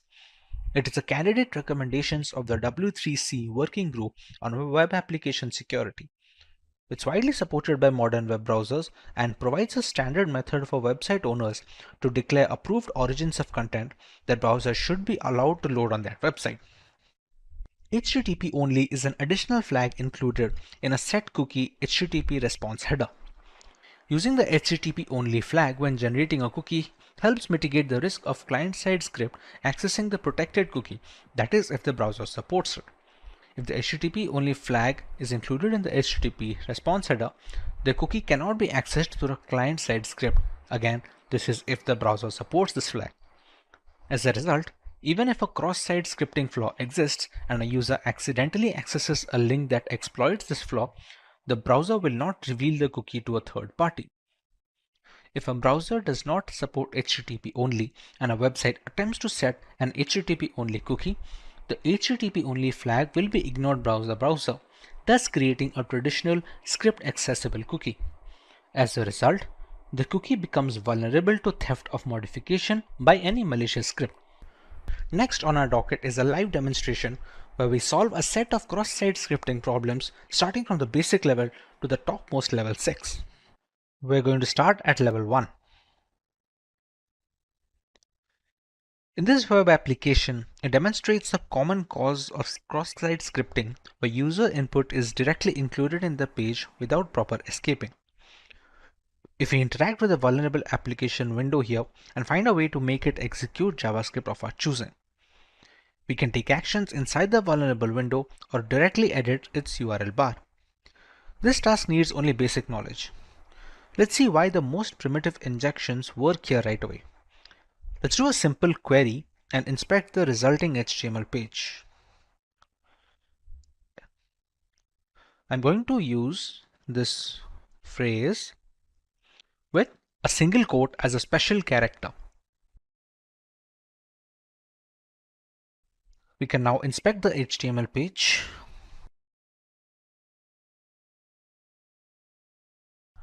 We can see here in this line, the special character single quote appears in the result over here. The provided query text is placed directly in a B tag, as in a body element. We need to perform a reflected XSS into the web application because they are non-persistent XSS attacks, and the payload should be included in the URL to perform successful exploitation. We can use any payload, but we're going to use the simple one to perform an alert in this web application. It's simple and can be shown easily. We're just going to write the script over here.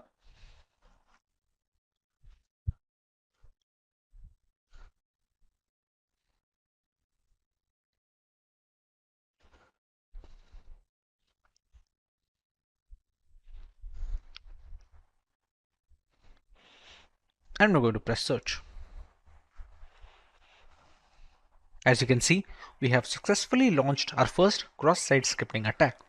We can see an alert box pop up with the necessary message, and a similar process can be used to steal browser cookies and passwords, albeit with different commands. Now we have the option to move to level 2.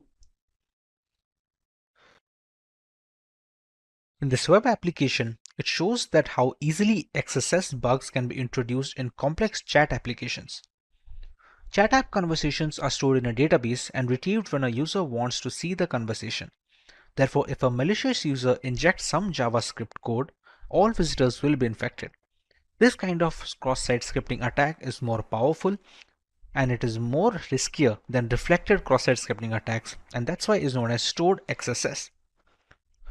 I posted my query with a special character of a single quote, and this is what I get. Whatever I typed in simply appeared on the page right after I click on Share Status. Let's see the source.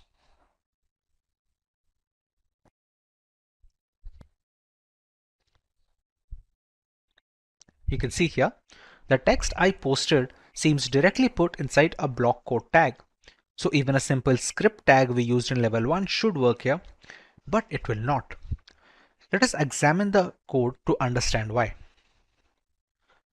We're going to toggle the code over here and check the index.html file.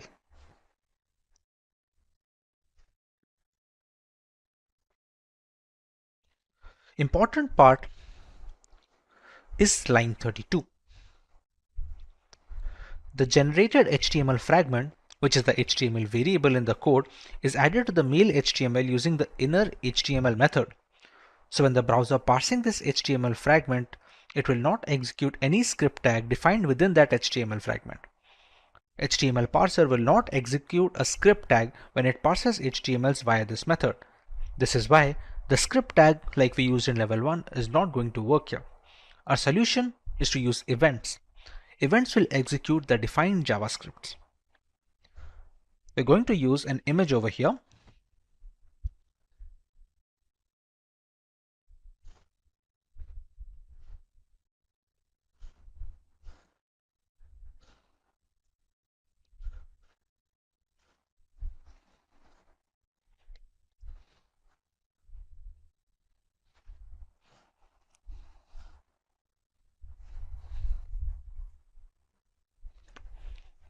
And when we press on Share Status, in the above injection, we are loading an image that doesn't exist, which causes to trigger an onError event. In onError event, it will execute our alert method. With that, we are able to beat level 2, and we can now move up to the next level in our challenge.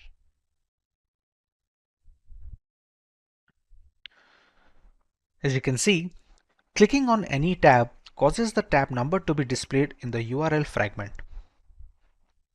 This hints that the value after the hashtag controls the behavior of the page.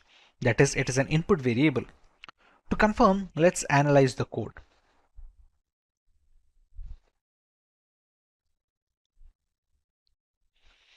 As you can see in line 43, inside the event handling, the value provided after the hash in the URL is directly passed onto the choose_tab method.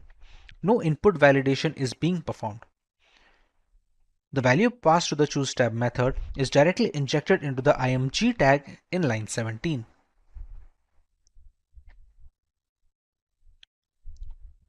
This is an unsafe assignment and it is the vulnerable part of the code.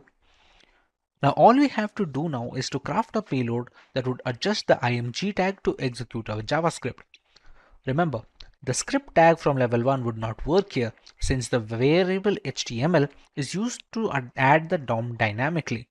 Hence the events are aces here once again. I will choose to use the existing img tag and change the source to something that doesn't exist, hence forcing it to fall in to execute an on error, even which I will pass the URL.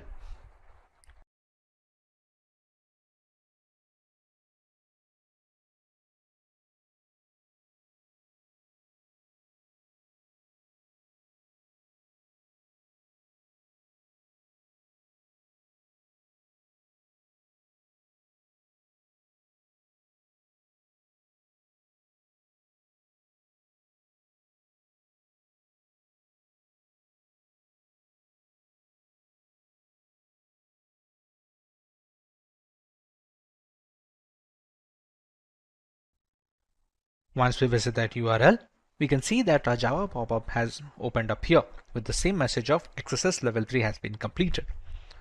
With this, we can now move on to level 4, which is going to present a different kind of attack. In this web application, there is a timer on the page. That means whatever numbers we put in the box, a countdown starts. And then when it finishes, the application alerts that the countdown is finished. And we can see the time is up pop-up appearing over here, and this resets the timer again.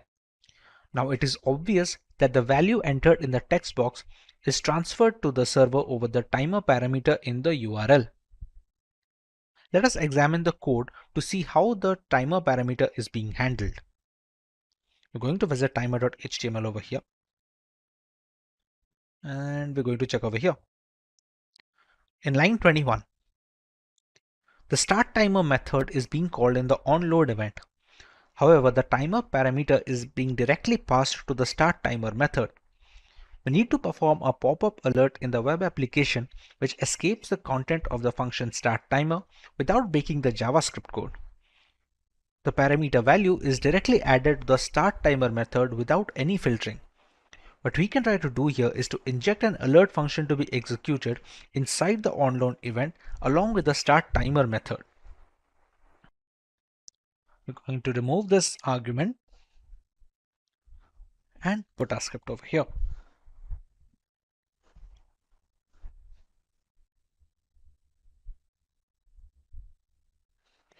Now when we press on create timer, and we have a pop-up with the XSS level 4 completed. We can now move on to level 5. In this web application, this application XSS is different because this challenge description says cross-site scripting isn't just about correctly escaping data. Sometimes attackers can do bad things even without injecting new elements into the DOM. It's kind of open redirect because the attack payload is executed as a result of modifying the DOM environment in the victim's browser. This environment is used by the original client-side script so that the client-side code runs in an unexpected manner. The vulnerability can be easily detected if the next link in the sign-up page is inspected.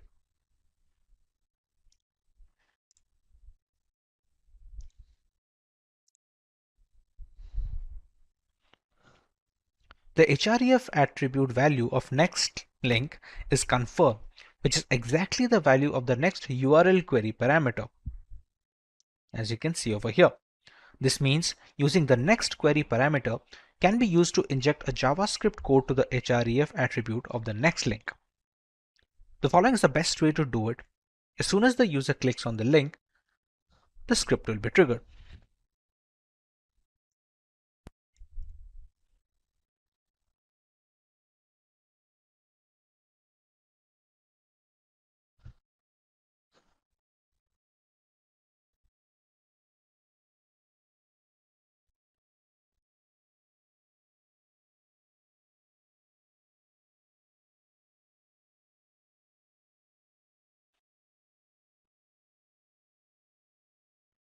We're going to press anything random.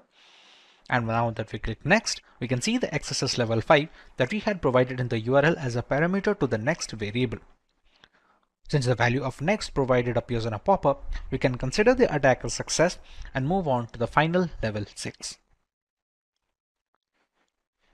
In this web application, it shows some of the external JavaScript is retrieved. If you analyze the URL, you can see that the script is loaded already.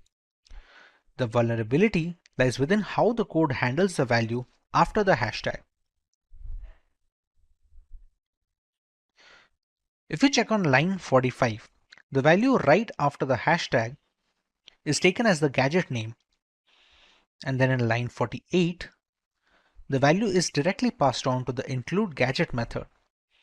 And in the include gadget method that we can see over here, you can see in line 18, a script tag is created and the URL gadget name parameter value is directly used as the source attribute of the script tag in line 28.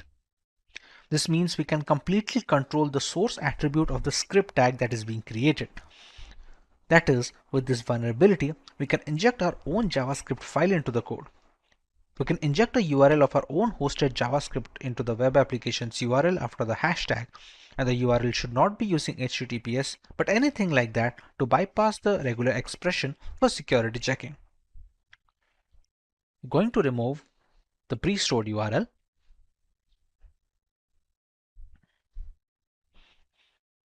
and we're going to load our own JavaScript file.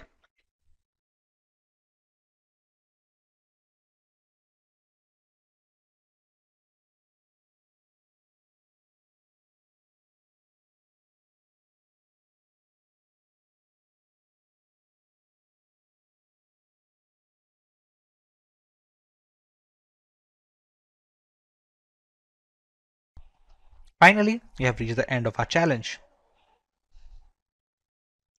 We completed 6 different varieties of cross-scripting attacks and used different solutions for all of the 6 questions.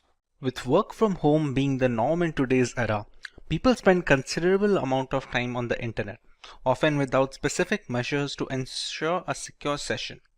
Apart from individuals, organizations worldwide that host data and conduct business over the internet are always at the risk of a DDoS attack. These DDoS attacks are getting more extreme, with hackers getting easy access to the graph. 3 of the 6 strongest DDoS attacks were launched in 2021, with the most extreme attack occurring just last year in 2020. Lately, cybercriminals have been actively seeking out new services and protocols for amplifying these DDoS attacks. Active involvement with hacked machines and botnets allow further penetration into the consumer space, allowing much more elaborate attack campaigns. Apart from general users, multinational corporations have also had their fair share of problems. GitHub, a platform for software developers, was the target of a DDoS attack in 2018.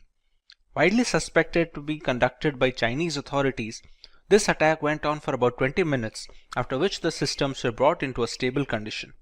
It was the strongest DDoS attack to date at the time and made a lot of companies reconsider the security practices to combat such attacks.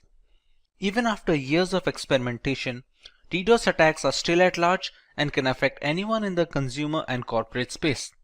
Hey everyone, this is Vaibhav from Simplilearn and welcome to this video on what is a DDoS attack. Let's learn more about what is a DDoS attack. A distributed denial of service attack, or DDoS, is when an attacker or attackers attempt to make it impossible for a service to be delivered. This can be achieved by thwarting access to virtually anything: servers, devices, services, networks, applications, and even specific transactions within applications. In a DOS attack, it's one system that is sending the malicious data or requests. A DDoS attack comes from multiple systems. Generally, these attacks work by drowning a system with requests for data. This could be sending a web server so many requests to serve a page that it crashes under the demand, or it could be a database being hit with a high volume of queries. The result is available internet bandwidth, CPU, and RAM capacity become overwhelmed. The impact could range from a minor annoyance from disrupted services to experiencing entire websites, applications, or even entire businesses taking offline. More often than not, these attacks are launched using machines in a botnet. A botnet is a network of devices that can be triggered to send requests from a remote source, often known as the command and control center. The bots in the network attack a particular target, thereby hiding the original perpetrator of the DDoS campaign. But how do these devices come under a botnet? And what are the requests being made to the web servers? Let's learn more about these and how DDoS attacks work. A DDoS attack is a two-phase process. In the first phase, a hacker creates a botnet of devices. Simply put, a vast network of computers are hacked via malware, ransomware, or just simple social engineering. These devices become a part of the botnet, which can be triggered anytime to start bombarding a system or a server on the instruction of the hacker that created the botnet. The devices in these networks are called bots or zombies. In the second phase, a particular target is selected for the attack. When the hacker finds the right time to attack, all the zombies in the botnet network send these requests to the target, thereby taking up all the server's available bandwidth. These can be simple ping requests or complex attacks like SYN flooding and UDP flooding. The aim is to overwhelm them with more traffic than the server or the network can accommodate. The goal is to render the website or service inoperable. There is a lot of wiggle room when it comes to the type of DDoS attack a hacker can go with. Depending on the target's vulnerability, we can choose one of the three broad categories of DDoS attacks. Volume-based attacks use massive amounts of bogus traffic to overwhelm a resource. It can be a website or a server. They include ICMP, UDP, and spoofed packet flood attacks. The size of volume-based attack is measured in bits per second. These attacks focus on clogging all the available bandwidth for the server, thereby cutting the supply short. Several requests are sent to the server, all of which warrant a reply, thereby not allowing the target to cater to the general legitimate users. Next, we have the protocol level attacks. These attacks are meant to consume essential resources of the target server. They exhaust the load balancers and firewalls, which are meant to protect the system against the DDoS attacks. These protocol attacks include SYN floods and Smurf DDoS, among others, and the size is measured in packets per second. For example, in an SSL handshake, server replies to the hello message sent by the hacker, which will be the client in this case, but since the IP is spoofed and leads nowhere, the server gets stuck in an endless loop of sending the acknowledgement without any end in sight. Finally, we have the application level attacks. Application layer attacks are conducted by flooding applications with maliciously crafted requests. The size of application layer attacks is measured in requests per second. These are relatively sophisticated attacks that target the application and operating system level vulnerabilities.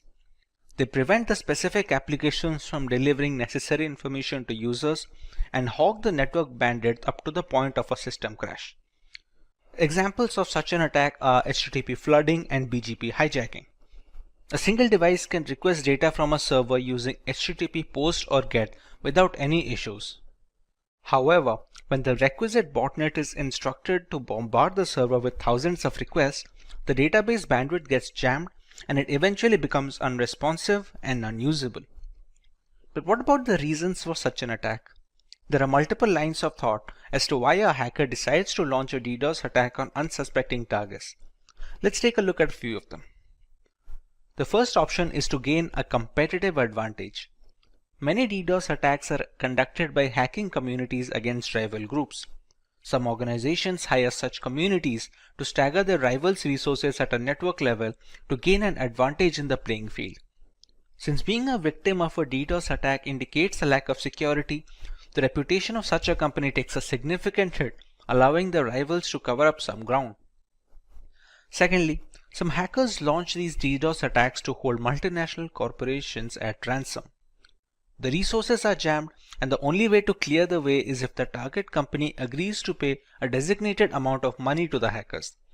Even a few minutes of inactivity is detrimental to a company's reputation in the global market, and it can cause a spiral effect, both in terms of market value and product security index. Most of the time, a compromise is reached and the resources are freed after a while. DDoS attacks have also found use in the political segment. Certain activists tend to use DDoS attacks to voice their opinion. Spreading the word online is much faster than any local rally or forum. Primarily political, these attacks also focus on online communities, ethical dilemmas, or even protests against corporations. Let's take a look at a few ways that companies and individuals can protect themselves against DDoS attacks. The company can employ load balancers and firewalls to help protect the data from such attacks. Load balancers reroute the traffic from one server to another in a DDoS attack. This reduces the single point of failure and adds resiliency to the server data. A firewall blocks unwanted traffic into a system and manages the number of requests made at a definite rate. It checks for multiple attacks from a single IP and occasional slowdowns to detect a DDoS attack in action. Early detection of a DDoS attack goes a long way in recovering the data lost in such an event. Once you've detected the attack, you will have to find a way to respond. For example, you will have to work on dropping the malicious DDoS traffic before it reaches your server so that it doesn't throttle and exhaust your bandwidth. Here's where you will filter the traffic so that only legitimate traffic reaches the server. By intelligent routing, you can break the remaining traffic into manageable chunks that can be handled by your cluster resources. The most important stage in DDoS mitigation is where you will look for patterns of DDoS attacks and use those to analyze and strengthen your mitigation techniques. For example, blocking an IP that's repeatedly found to be offending is a first step. Cloud providers like Amazon Web Services and Microsoft Azure, who offer high levels of cybersecurity, including firewalls and threat monitoring software, can help protect your assets and network from DDoS criminals. The cloud also has greater bandwidth than most private networks, so it is likely to fail if under the pressure of increased DDoS attacks. Additionally, reputable cloud providers offer network redundancy, duplicating copies of your data, systems, and equipment, so that if your service becomes corrupted or unavailable due to a DDoS attack, you can switch to a secure access on backed up versions without missing a beat. One can also increase the amount of bandwidth available to a host server being targeted. Since DDoS attacks fundamentally operate on the principle of overwhelming systems with heavy traffic, simply provisioning extra bandwidth to handle unexpected traffic spikes can provide a measure of protection. This solution can prove expensive as a lot of that bandwidth is going to go unused most of the time. A content delivery network, or a CDN, distributes your content and boosts performance by minimizing the distance between your resources and end users. It stores the cached version of your content in multiple locations, and this eventually mitigates DDoS attacks by avoiding a single point of failure when the attacker is trying to focus on a single target. Popular CDNs include Akamai CDN, Cloudflare, AWS CloudFront, etc. Let's start with our demo regarding the effects of DDoS attacks on a system. For our demo, we have a single device that will attack a target, making it a DOS attack of sorts. Once a botnet is ready, multiple devices can do the same and eventually emulate a DDoS attack. To do so, we will use the virtualization software called VMware with an instance of Parrot Security operating system running. For a target machine, we will be running another VMware instance of a standard Linux distribution known as Linux Lite. In a target device, we can use Wireshark to determine when the attack begins and see the effects of the attack accordingly. This is Linux Lite, which is our target machine, and this is Parrot Security, which is used by the hacker when trying to launch a DDoS attack. This is just one of the distros that can be used. To launch the attack, we must first find the IP address of our target. So to find the IP address, we open the terminal.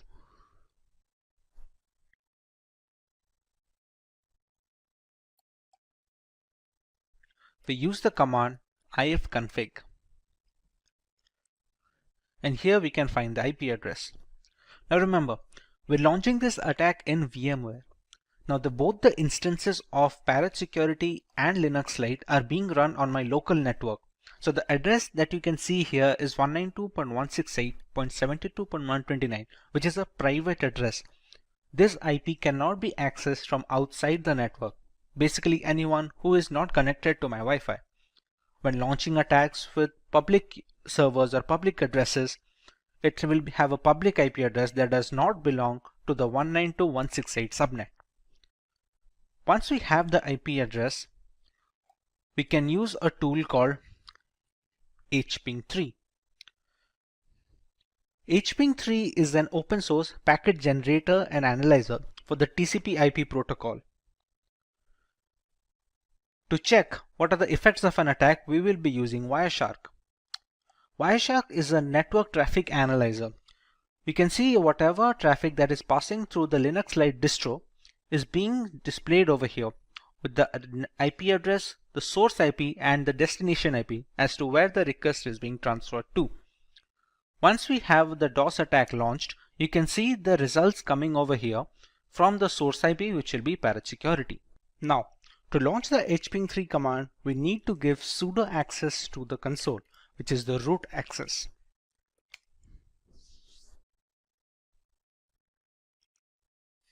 Now, we have the root access for the console. The hping3 command will have a few arguments to go with it, which are, as you can see on the screen, -s and a flood, a -v, -p80, and the IP address of the target, which is 192.168.72.129.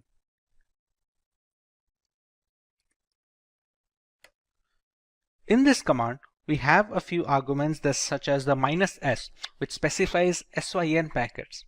Like in an SSL handshake, we have the SYN request that the client sends to the server to initiate a connection.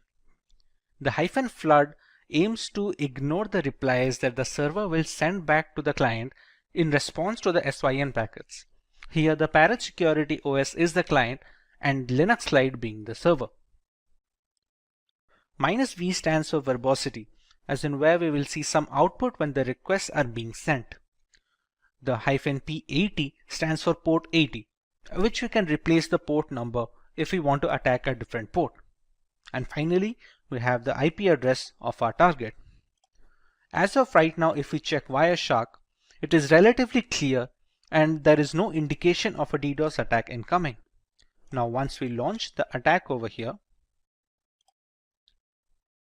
we can see the requests coming in from this IP, which is 192.168.72.128. Till now, even the network is responsive, and so is Linux Lite. The requests keep on coming, and we can see the HTTP flooding has started in flood mode. After a few seconds of this attack continuing, the server will start shutting down. Now remember, Linux Lite is a distro that can focus on that serves as a backend. Now remember, Linux Lite is a distro, and such Linux distros are served as backend to many servers across the world. For example, a few seconds have passed from the attack. Now the system has become completely irresponsive.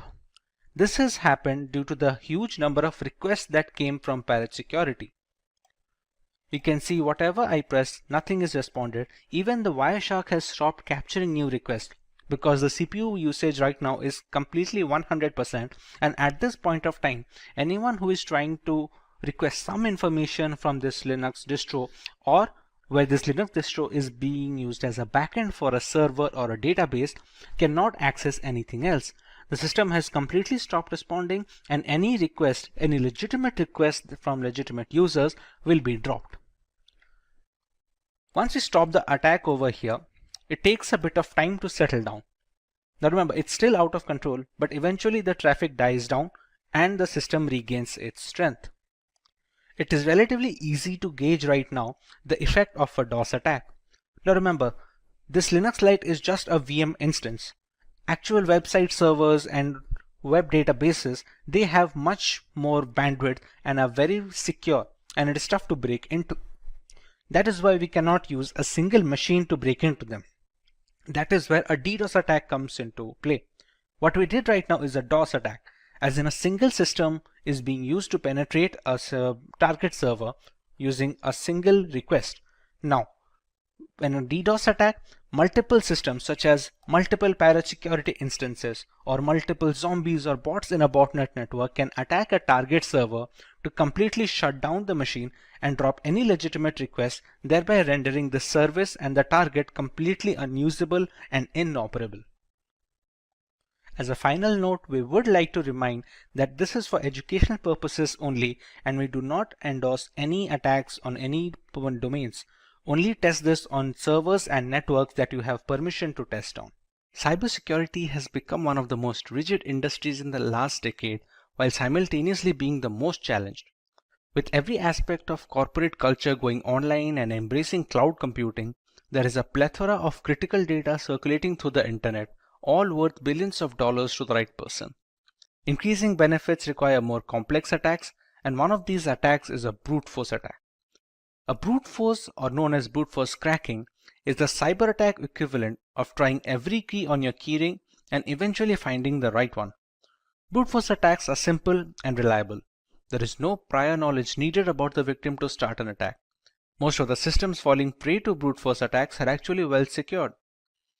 Attackers let a computer do the work, that is, trying different combinations of usernames and passwords until they find one that works. Due to this repeated trial and error format, the strength of password matters a great deal. Although with enough time and resources, brute force will break a system since they run multiple combinations until they find the right passcode. Hey everyone, this is Vaibhav from Simplilearn, and welcome to this video on what is a brute force attack. Let's begin with learning about brute force attacks in detail. A brute force attack, also known as an exhaustive search, is a cryptographic hack that relies on guessing possible combinations of targeted password until the current password is discovered. It can be used to break into online accounts, encrypted documents, or even network peripheral devices. The longer the password, the more combinations that will need to be tested. A brute force attack can be time-consuming and difficult to perform if methods such as data obfuscation are used, and at times downright impossible. However, if the password is weak, it could merely take seconds with hardly any effort. Dictionary attacks are an alternative to brute force attacks, where the attacker already has a list of usernames and passwords that need to be tested against the target. It doesn't need to create any other combinations on its own. Dictionary attacks are much more reliable than brute force in a real-world context, but the usefulness depends entirely on the strength of passwords being used by the general population. There is a three-step process when it comes to brute forcing a system. Let's learn about each of them in detail. In step 1, we have to settle on a tool that we are going to use for brute forcing. There are some popular names on the market like Hashcat, Hydra, and John the Ripper. While each of them has its own strengths and weaknesses, each of them perform well with the right configuration. All of these tools come pre-installed with certain Linux distributions that cater to penetration testers and cybersecurity analysts like Kali Linux and Parrot Security. After deciding what tool to use, we can start generating combinations of alphanumeric variables whose only limitation is the number of characters. For example, while using Hydra, a single 6-digit password will create 900,000 passwords with only digits involved. Add alphabets and symbols to that sample space and that number grows exponentially. The popular tools allow customizing this process. Let's say the hacker is aware of the password being a specific 8-digit word containing only letters and symbols. This will substantially increase the chances of being able to guess the right password since we remove the time taken to generate the longer ones. We omit the need for including digits in such combinations. These small tweaks go a long way in organizing an efficient brute force attack since running all the combinations with no filters will dramatically reduce the odds of finding the right credentials in time. In the final step, we run these combinations against the file or service that is being broken. We can try and break into a specific encrypted document, a social media account, or even devices at home that connect to the internet. Let's say there is a Wi-Fi router. The generated passwords are then fed into the connection one after the other. It is a long and arduous process, but the work is left to the computer rather than someone manually clicking and checking each of these passcodes. Any password that doesn't unlock the router is discarded and the brute force tool simply moves on to the next one. This keeps going on until we find the right combination which unlocks the router. Sometimes reaching the success stage takes days and weeks, which makes it cumbersome for people with low computing power at their disposal. However, the ability to crack any system in the world purely due to bad password habits is very appealing, and the general public tends to stick with simple and easy to use passwords. Now that we have a fair idea about how brute force works, let's see if we can answer this question. We learned about how complex passwords are tougher to crack by brute force. Among the ones listed on the screens, which one do you believe will take the longest to be broken when using brute force tools? Leave your answers in the comment section and we will get back to you with the correct option next week.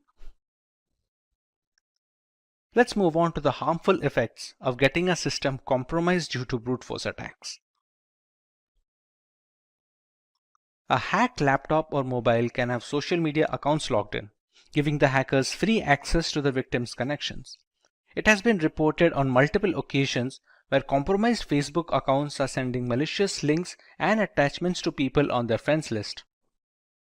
One of the significant reasons for hacking, malware infusion is best done when spread from multiple devices, similar to distributing spam. This reduces the chance of circling back the source to a single device which belongs to the hacker. Once brute forced, a system can spread malware via email attachments, sharing links, file upload via FTP, etc. Personal information such as credit card data, usage habits, private images and videos are all stored in our systems, be it in plain format or root folders.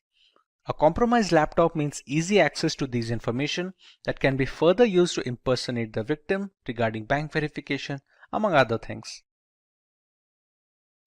Once a system is hacked, it can also be used as a mail server that distributes spam across lists of victims. Since the hacked machines all have different IP addresses and MAC addresses, it becomes challenging to trace the spam back to the original hacker. With so many harmful implications arising from a brute force attack, it's imperative that the general public must be protected against such. Let's learn about some of the ways we can prevent ourselves from becoming a victim of brute force attacks. Using passwords consisting of alphabets, letters, and numbers have a much higher chance of withstanding brute force attacks thanks to the sheer number of combinations they can produce. The longer the password, the less likely it is that a hacker will devote the time and resources to brute force them. Having alphanumeric passwords also allows the user to keep different passwords for different websites. This is to ensure that if a single account or a password is compromised due to a breach or a hack, the rest of the accounts are isolated from the incident. Two-factor authentication involves receiving a one-time password on a trusted device before a new login is allowed. This OTP can be obtained either via email, SMS, or specific 2FA applications like Authy and Aegis. Email and SMS-based OTPs are considered relatively less secure nowadays due to the ease with which SIM cards can be duplicated and mailboxes can be hacked. Applications that are specifically made for 2FA cores are much more reliable and secure. CAPTCHAs are used to stop bots from running through web pages precisely to prevent brute forcing through their website. Since brute force tools are automated, forcing the hacker to solve CAPTCHA for every iteration of a password manually is very challenging. The CAPTCHA system can filter out these automated bots that keep refreshing the page with different credentials, thereby reducing the chances of brute force considerably. A definite rule that locks the account being hacked for 30 minutes after a specific number of attempts is a good way to prevent brute force attempts. Many websites lock account for 30 minutes after 3 failed password attempts to secure the account against any such attack.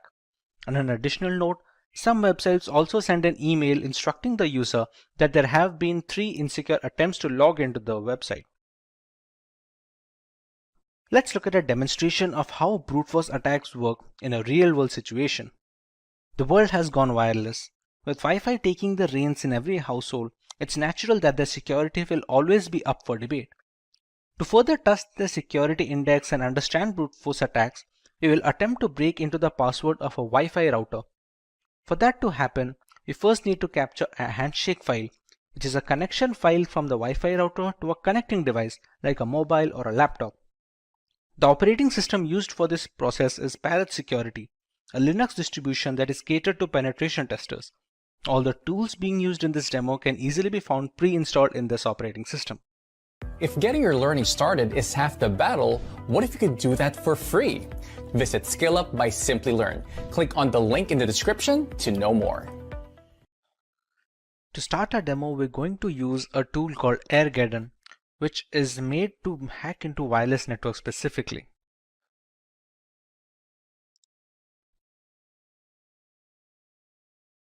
At this point, it's going to check for all the necessary scripts that are installed in the system. To crack into a Wi-Fi and to capture the handshake file, we're going to need an external network card. The significance of the external network card is a managed mode and a monitor mode. For now, the WLX1 named card is my external network adapter, which I'm going to select. To be able to capture data over the air, we're going to need to put it in monitor mode. As you can see above, it's written it is in managed mode right now. So we're going to select option 2, which is to put the interface in monitor mode. And its name is now WLAN 0 monitor.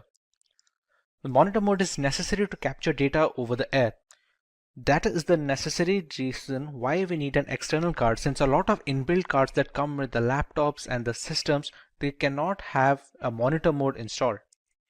Once we select the mode, we can go into the fifth, which is the handshake tools menu. In the first step, we have to explore for targets, and it is written that monitor mode is necessary to select a target. So let's explore for targets and press enter.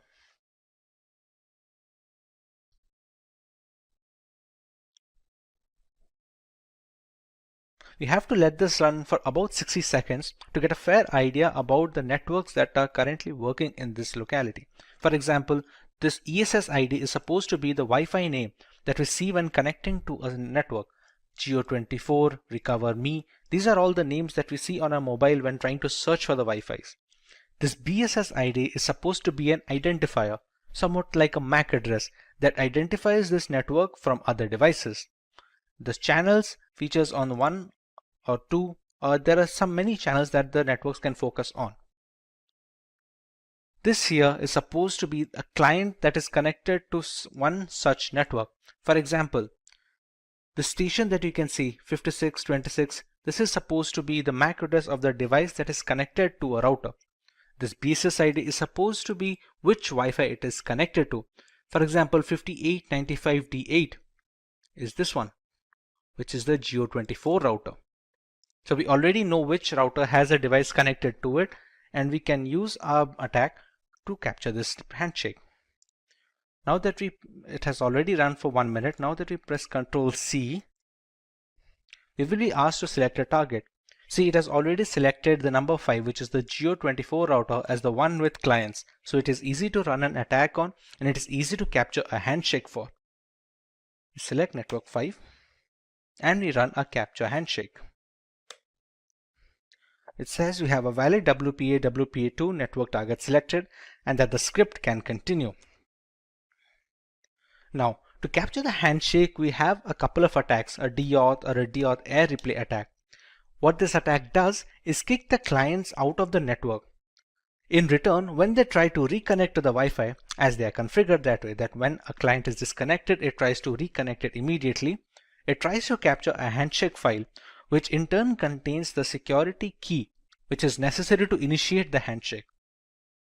For our demo, let's go with the second option, that is the DAuth air replay attack. Select a timeout value, let's say we give it 60 seconds, and we start the script.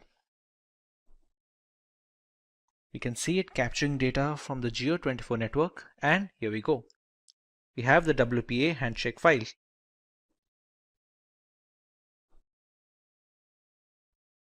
Once the handshake file is captured, you can actually close this, and here we go. Congratulations. In order to capturing a handshake, it has verified that a PMK ID from the target network has successfully been captured. This is the file that is already stored. It's a .cap file. For the path, let's say we can keep it in a desktop. Okay, we give the path, and the handshake file is generated. We can already see a target over here, same Geo24 router with the BSS ID. Now if we return to its main menu, we already have the handshake file captured with us. Now our job is to brute force into that handshake capture file. The capture file is often encrypted with the security key of the Wi-Fi network. If we know how to decrypt it, we will automatically get the security key. So let's go to the offline WPA to decrypt menu. Since we'll be cracking personal networks, we can go with option 1. Now to run the brute force tool, we have two options. Either we can go with the aircrack or we can go with the hashcat.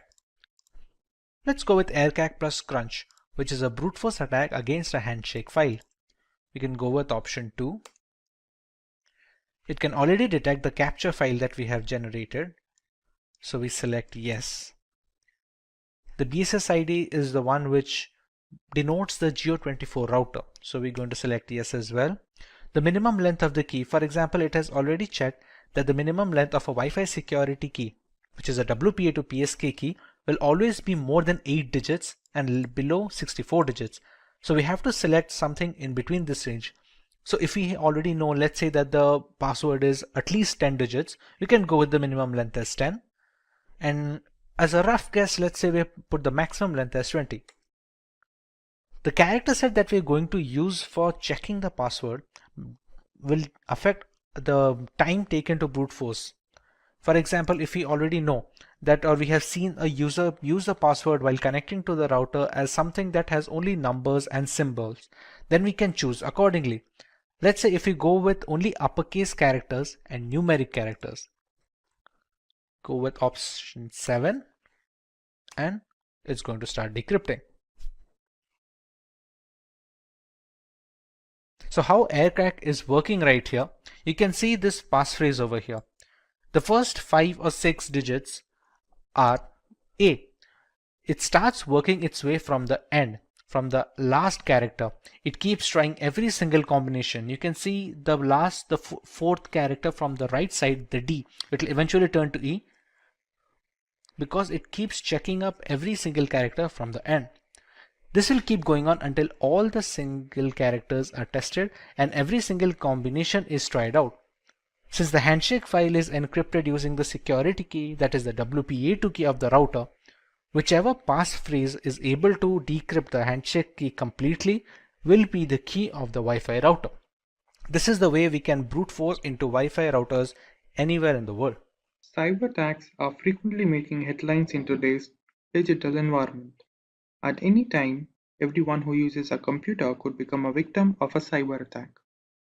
There are various sorts of cyber attacks ranging from phishing to password attacks. In this video, we'll look into one such attack that is known as botnet. But before we begin, if you love watching tech videos, subscribe to our channel and hit the bell icon never to miss an update. To begin with, let's take a look at some of the famous botnet attacks. The first one is Mirai botnet, which is a malicious program designed to attack vulnerable IoT devices and infect them to form a network of bots that on command perform basic and medium level denial of service attacks. Then we have the Zeus bot, specifically designed for attacking the system for bank related information and data. Now let's see what exactly a botnet is. Botnet refers to a network of hijacked interconnected devices that are installed with malicious codes known as malware.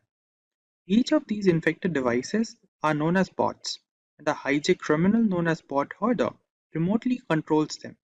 The bots are used to automate large-scale attacks, including data theft, server failure, malware propagation, and denial of service attacks.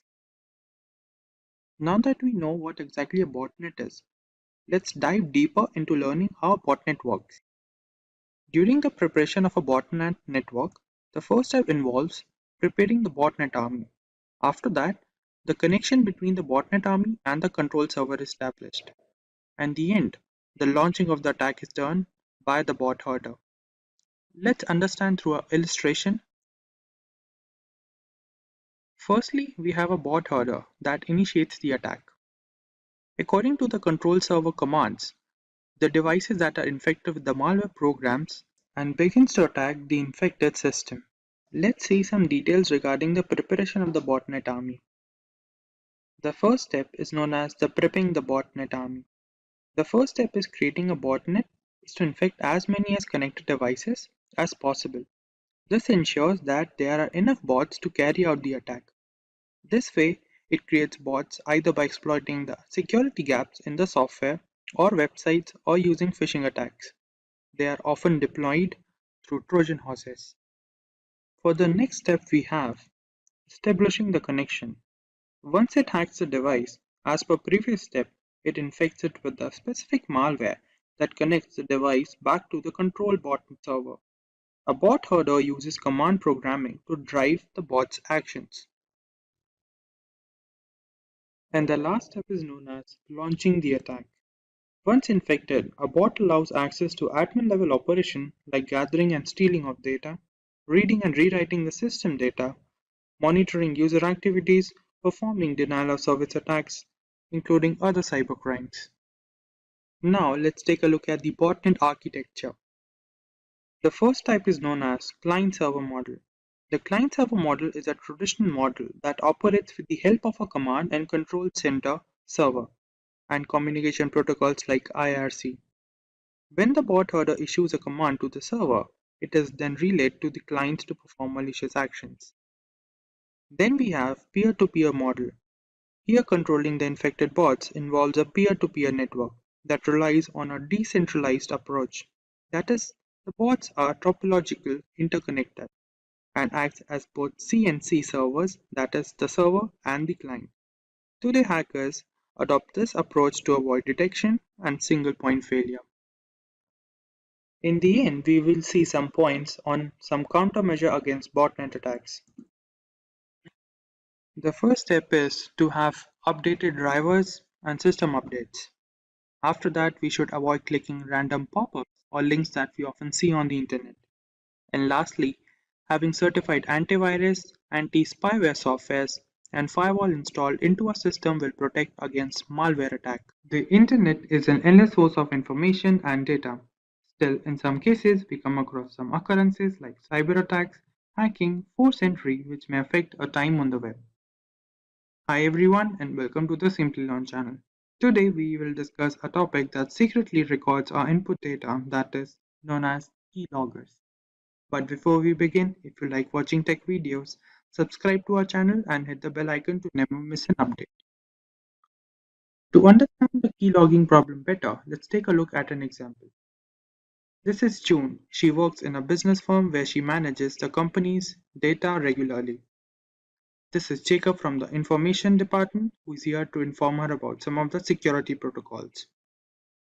During the briefing, she informed him about some of the problems her system was facing with, which included slow reaction speed and unusual internet activity. As Jacob heard about the problems with the system, he thinks of the possibility what could be the reason behind these problems her system was facing with.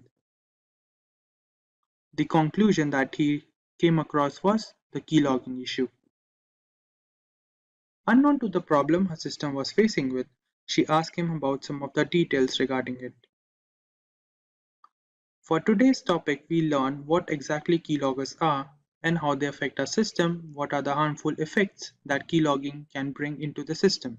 To begin with, we learn what exactly the keylogging program is. As the name suggests, keylogger is a malicious program or a tool that is designed to record keystrokes that are typed during data input and record them into a log file. Then the same program secretly sends these log files to its origin. where they can be used for malicious acts by the hacker.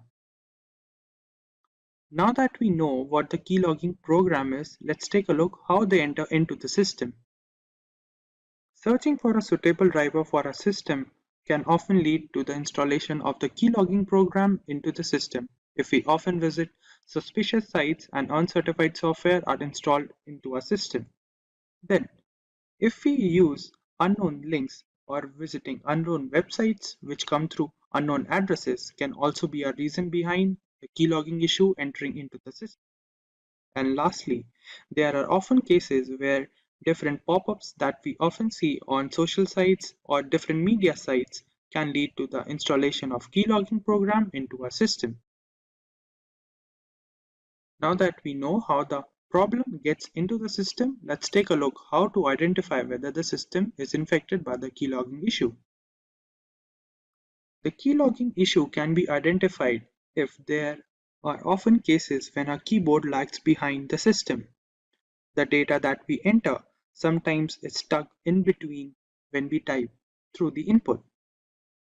Then, there are cases when the system freeze occurs unknowingly to what exactly could be the reason behind them.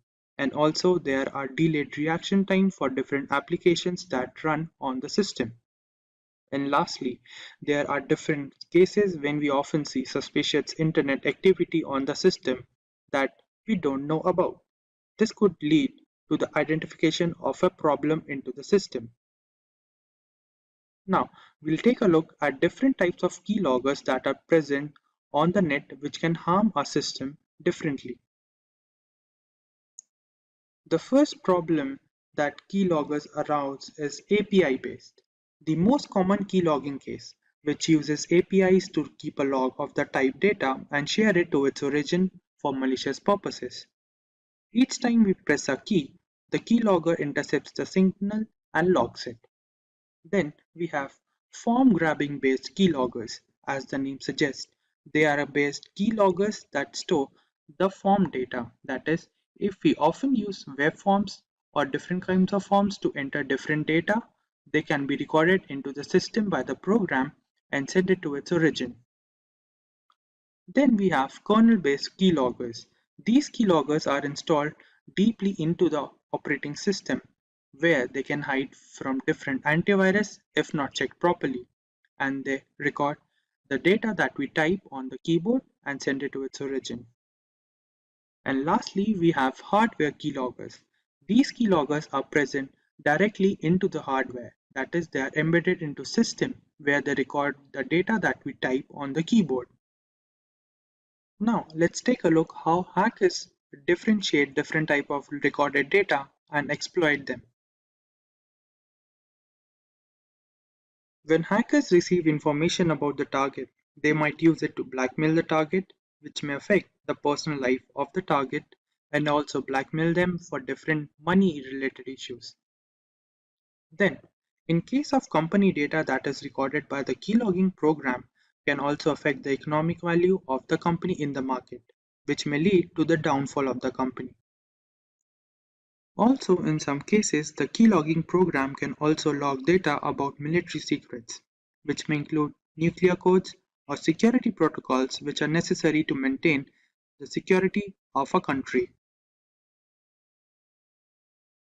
Now, let's take a look whether mobile devices get infected with the keylogging issue or not.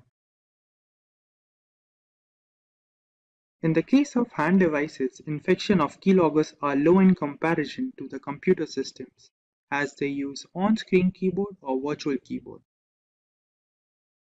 But in some cases, we often see different kinds of malicious programs getting installed into the hand device if we often visit different uncertified websites or illegal websites or torrent sites. And also, the device that is infected with the keylogging issue or different kind of malicious program can often lead to the exploitation of data that includes photos, emails, or important files by the hacker or the cyber criminal that installed the particular malicious program into the system. Now, to prevent a system from getting infected by the keylogging program, let's take a look at different points. The first point includes using of different antivirus softwares or tools which can prevent the entering of malicious program into the system. Then, keeping system security protocols regularly updated is also a good habit. And lastly, using virtual keyboard to input our sensitive data, which may include bank details, login details, or different passwords related to different websites. Now that we have some understanding about the topic of keyloggers, let's take a look at the demo to further increase the knowledge about the topic. For the first step, we have to download some of the important libraries that are required into the system, which is this library. Now we'll run it. The system says the library is already installed into the system. Now let's take a look what exactly modules are required from the particular library. From this library, we'll import the keyboard module, which will help us to record the data that we type on the keyboard. Now, from the same, we'll also import key module and the listener module, and also the logging module, which will help us to record the data into a log file. For the next part, we'll write a piece of code that will allow us to save the data that is recorded by the program into a text file that will be named as key_log text file along with the date and time stamp. Let's take a look.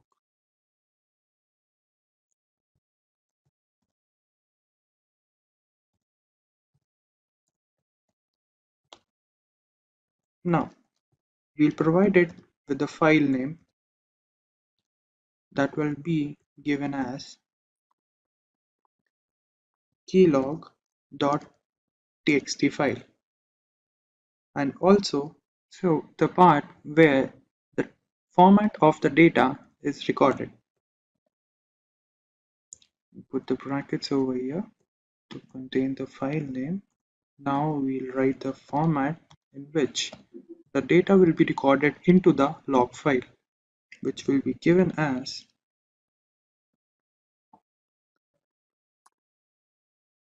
the format would be the message and the timestamp, which would be given as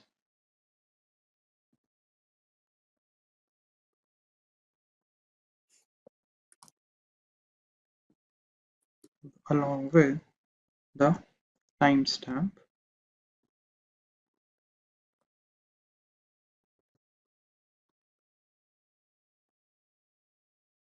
given as percentage and ending it with the bracket. Now, for the next step, we'll design two of the functions that will be used into the program that will be termed as while press function and while release function. Let's take a look. While press function would be a function that will come into play when the keyboard key has been pressed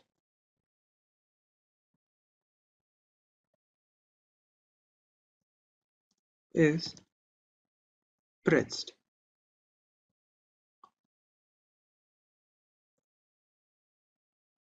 And this would go for the format that we designed in the above line. And logging the pressed key info, a string file to be recorded into the log file. Now we'll design a function that is while release.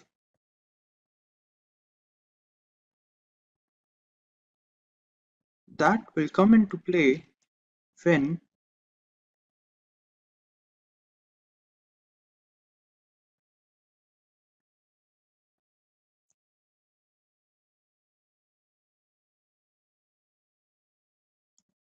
the escape key has been pressed. That is, the program will terminate itself and the program will stop from running. And in the end, we require for the functioning of the program to loop these functions, that is, while press and while release, to continue its cycle.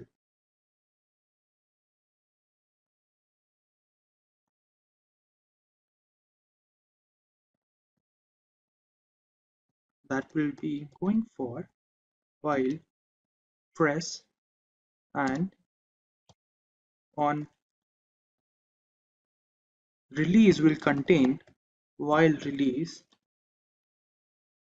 function.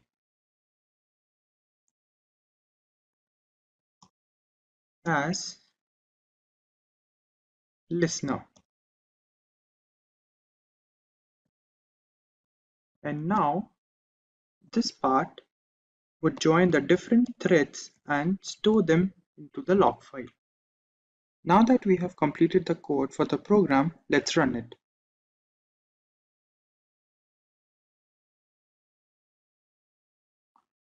We have to wait for a moment so the program runs it.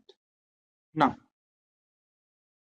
to verify the program, let's open Notepad. And on the Notepad, we'll write hello world, which will be the basic whether the program is working or not. Let's take a look. And we'll go for the main page on Jupyter Notebook and refresh the page. Go to the bottom. Over here, we see the keylog text. That is a text file that we created. Let's open it. And over here, we have the data that is created.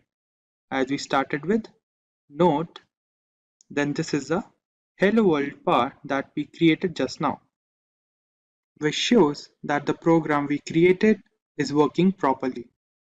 Now that we have reached the end of the module, let's take a look at the summary. Firstly, we learned what exactly keyloggers are.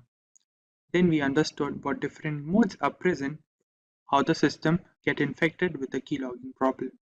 Then we learned how to detect the problem into our system. Then we learned what different types of keyloggers are present on the net. We also understood how hackers use the recorded data from the program. And we also learned whether mobile devices get infected with the keylogging problem or not. And lastly, we understood what different points can be taken to prevent the entering of the keylogging problem into the system. And before we begin, if you are someone who is interested in building a career in cybersecurity, or to become an ethical hacker by graduating from the best universities, or a professional who elicits to switch career with cybersecurity or ethical hacker by learning from the experts, then try giving a shot to Simplilearn's postgraduate program in cybersecurity with modules from MIT Schwarzman College of Computing. The course link is mentioned in the description box below that will navigate you to the course page, where you can find a complete overview of the program being offered. Before we learn about the Pegasus platform, let us understand what spyware is and its working. Spyware is a category of malware that can gather information regarding a user or a device straight from the host machine. It is mostly spread by malicious links via email or chat applications. When a link with the malware is received, clicking on this link will activate the spyware, which allows the hacker to spy on all our user information. With some spyware systems, even clicking on the link isn't necessary to trigger the malicious payload. This can ultimately cause security complications and further loss of privacy. One such spyware system that is making the rounds in the tech industry today is Pegasus. The Pegasus is a spyware system developed by an Israeli company known as the NSO Group. It runs on mainly mobile devices, spanning across the major operating systems like the Apple's iOS on iPhone and the standard Android versions. This is not a newly developed platform since Pegasus has existed since as early as 2016. A highly intricate spyware program that can track user location, read text messages, scan through mobile files, access device camera and microphone to record voice and video. Pegasus has all the tools necessary to enforce surveillance for any client that wishes to buy its services. Initially, the NSO Group had designed the software to be used against terrorist factions of the world. With more and more encrypted communication channels coming to the forefront, Pegasus was designed to maintain control over the data transmission that can be a threat to national security. Unfortunately, the people who bought the software had complete control over who, how, and up to what level they can put surveillance limits on. Eventually, the primary clients became sovereign nations. Spying on public information that is supposed to stay private became really easy with this service. Multiple devices can be affected with the same spyware system to create a network information. This network keeps feeding data to the host. To understand how a network can be created, let's know how a mobile device can be affected by Pegasus. We all communicate with friends and family over instant messaging applications and email in some instances. If you check your inbox on a regular basis, you must have noticed that we receive some spam emails that the mail providers like Gmail and Yahoo can just filter into the spam folder. Some of these messages bypass this filter and make their way into a person's inbox. They look like generic emails which are supposed to be safe. The Pegasus spyware targets such occurrences by passing malicious messages and links which install the necessary spy software on the user's mobile device, be it Android or an iPhone. This isn't unique to the email ecosystem, since it's equally likely to be targeted via SMS text, WhatsApp, Instagram, or even the most secure messaging apps like Signal and Threema. Once the malicious links are clicked, a spyware package is downloaded and installed on the device. After the spyware is successfully installed, the perpetrator who sent the payload to the victim can monitor everything the user does. Pegasus can collect private emails, passwords, images, videos, and every other piece of information that passes through the device network.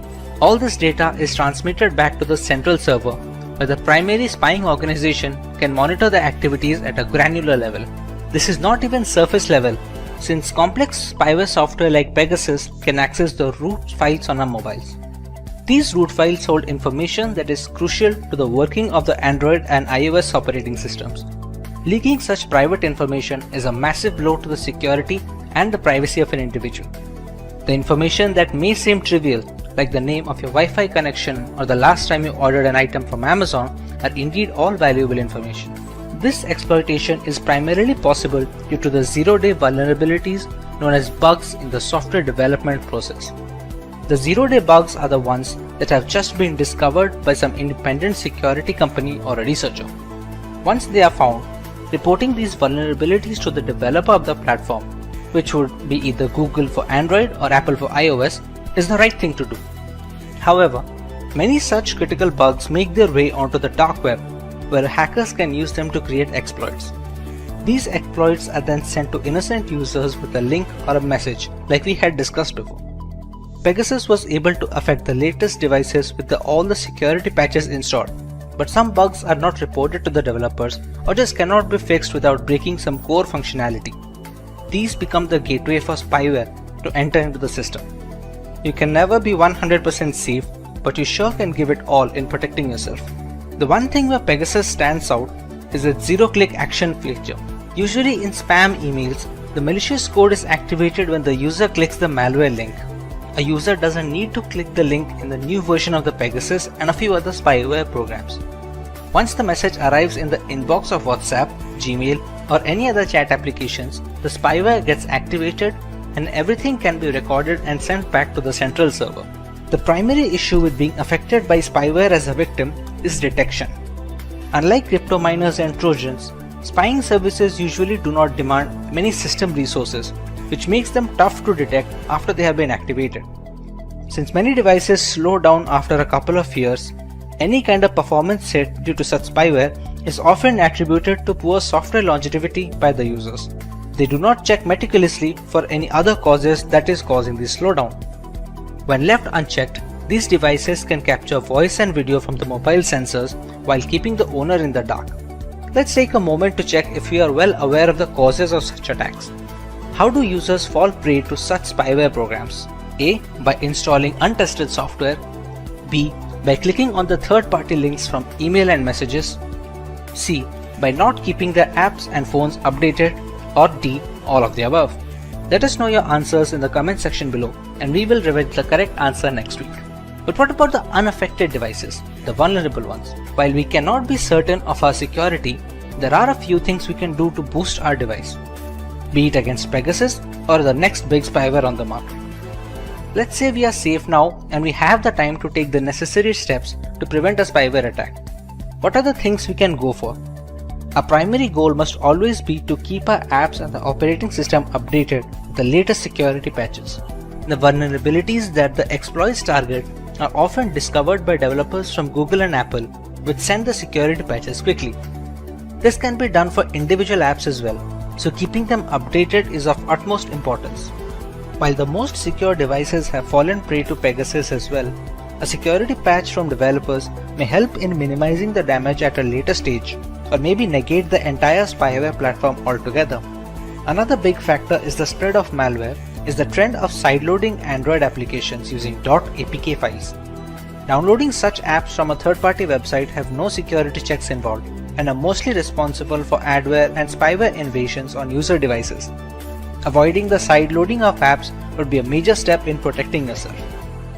We often receive spam emails or texts from people we may not know on social medias. They are accompanied with links that allow malware to creep into our device.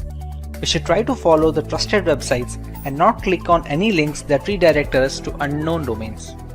Spyware is a controversial segment in governance. While the ramifications are pretty extreme in theory, it severely impacts user privacy against authoritarian regimes. Sufficient resources and a contingent plan can alter the false veil of democracy altogether. Even if our daily life is rather simplistic, we must understand that privacy is not about what we have to hide. Instead, it portrays the things we have to protect. It stands for everything we have to share with the outside world, both rhetorically and literally. Hey everyone, today we look at the hack which took the world by storm and affected multiple governments and corporations, the SolarWinds attack.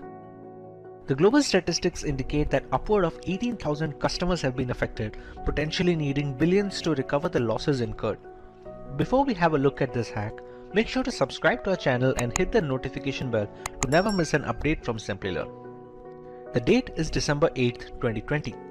FireEye, a global leader in companies specializing in cybersecurity, released a blog post that caught the attention of the entire IT community. A software known as Orion, which was developed by SolarWinds Incorporated, had become a victim of a remote access Trojan, or a RAT. The breach was estimated to be running since the spring of 2020 and went virtually unnoticed for months. The reveal sent the developers of the Orion software into a frenzy as they quickly released a couple of hotfixes for their platform in order to mitigate this threat and prevent further damage. But how did this come into existence? We first need to understand the platform which was responsible for this breach. SolarWinds, a software company based in Texas, United States, had developed a management platform known as Orion. Catering to corporations and governments worldwide, Orion was responsible for the monitoring and management of IT administration.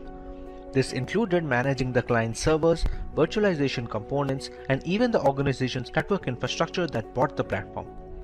SolarWinds claims they have more than 300,000 clients, including US government agencies and several Fortune 500 companies. This entire chain can be classified as a supply chain attack. In this variant of cybercrime, the hackers target relatively weaker links in an organization's chain of control and delivery.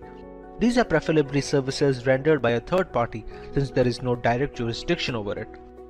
In this case, the Orion platform was the primary target. The culprit, however, was software updates. The update server for SolarWinds Orion had a malicious version attached with malware, or a Trojan to be precise. This was made possible since the code repository that handled these software updates was breached. Once the update server repository was compromised, the source code of the applications became open to modification and malicious code found its way onto the software. A remote access Trojan was attached to a potential update nicknamed the Sunburst update. This update gave hackers backdoor access to any client that uses the correct version.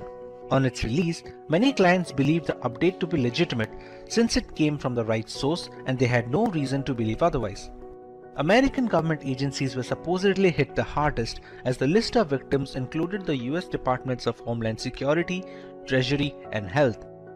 Several private companies like Cisco, Nvidia, and Intel were compromised, according to a list published by the cybersecurity firm TrueSec. Most of the companies had issued quick updates to fix these vulnerabilities introduced by the software. While the actual perpetrators have never been found, it is believed that this was an act of cross-border corporate espionage conducted by state-sponsored hackers either from Russia or China. Before we move forward, let's take a recap of the things we learned. What category of malware was responsible for the SolarWinds hack? Was it one, a virus, a remote access Trojan, a spyware, or a worm? Let us know your answers in the comment section right away, and we will reveal the correct answer in a week. Coming to possible reparations, the Biden government has launched a full investigation on the effects and the repercussions of this breach. There are a couple of things that we as consumers must always tend to when working our way through the World Wide Web. Using a password manager is highly recommended, which can generate secure alphanumeric passwords.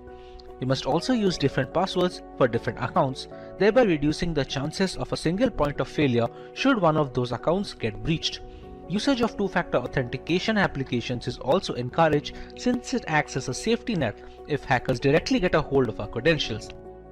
Clicking on unknown links transmitted via emails is also a strict no, as is installing applications from unverified sources. The SolarWinds hack is estimated to cost the parent company nearly $18 million as reparations, making it one, if not the biggest hacks in cyberspace history. As recently as of July 2021, the hackers accessed some US attorneys' Microsoft 365 email accounts as part of the attack. Criminal organizations like the FBI and CIA are determined to figure out the culprits responsible for this debacle. However, the intricacy and the full extent of the breach makes it a way more complicated job than it looks on paper. The day is 26th February 2022.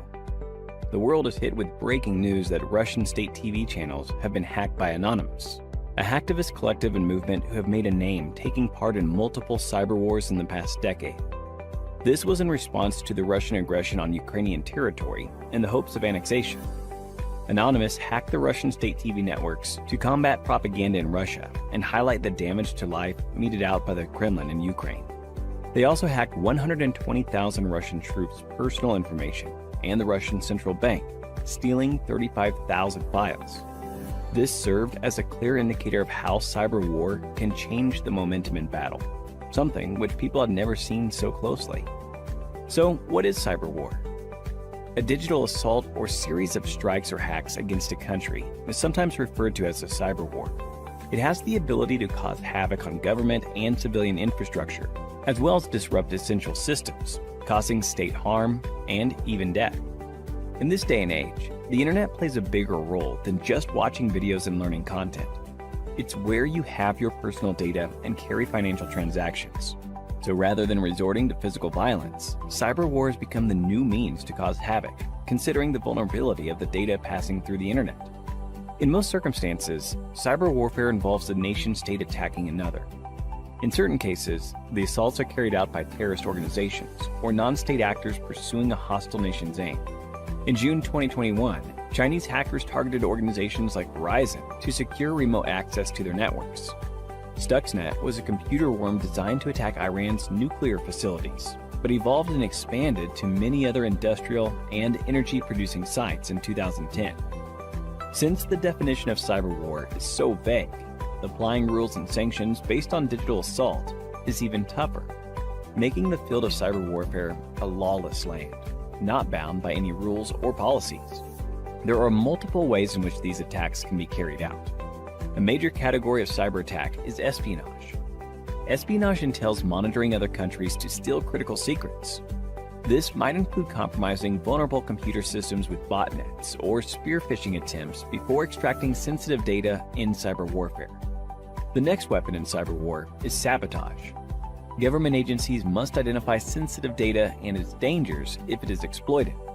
Insider threats, such as disgruntled or irresponsible personnel or government staff with ties to the attacking country, can be used by hostile countries or terrorists to steal or destroy information. By overwhelming a website with bogus requests and forcing it to handle them, denial of service attacks prohibit real users from accessing it. Attacking parties may use this form of assault to disrupt key operations and systems and prevent citizens, military, and security officials and research organizations from accessing sensitive websites. But what benefits does cyber war offer in contrast to the most important advantage? As long as the attacker and target are connected to the internet, organizing and launching cyber wars is relatively less tedious than physical warfare. People living in or battling for a country are subjected to propaganda attacks in an attempt to manipulate their emotions and thoughts. Digital infrastructure is highly crucial in today's modern world. Starting from communication channels to secure storage servers, crippling a country's footprint and control on the internet is very damaging. But what are some of the ways we as citizens protect ourselves in the case of a cyber war? In the unfortunate event that your country is involved in warfare, be sure to fact-check every piece of information and follow only trusted sources in that frame of time.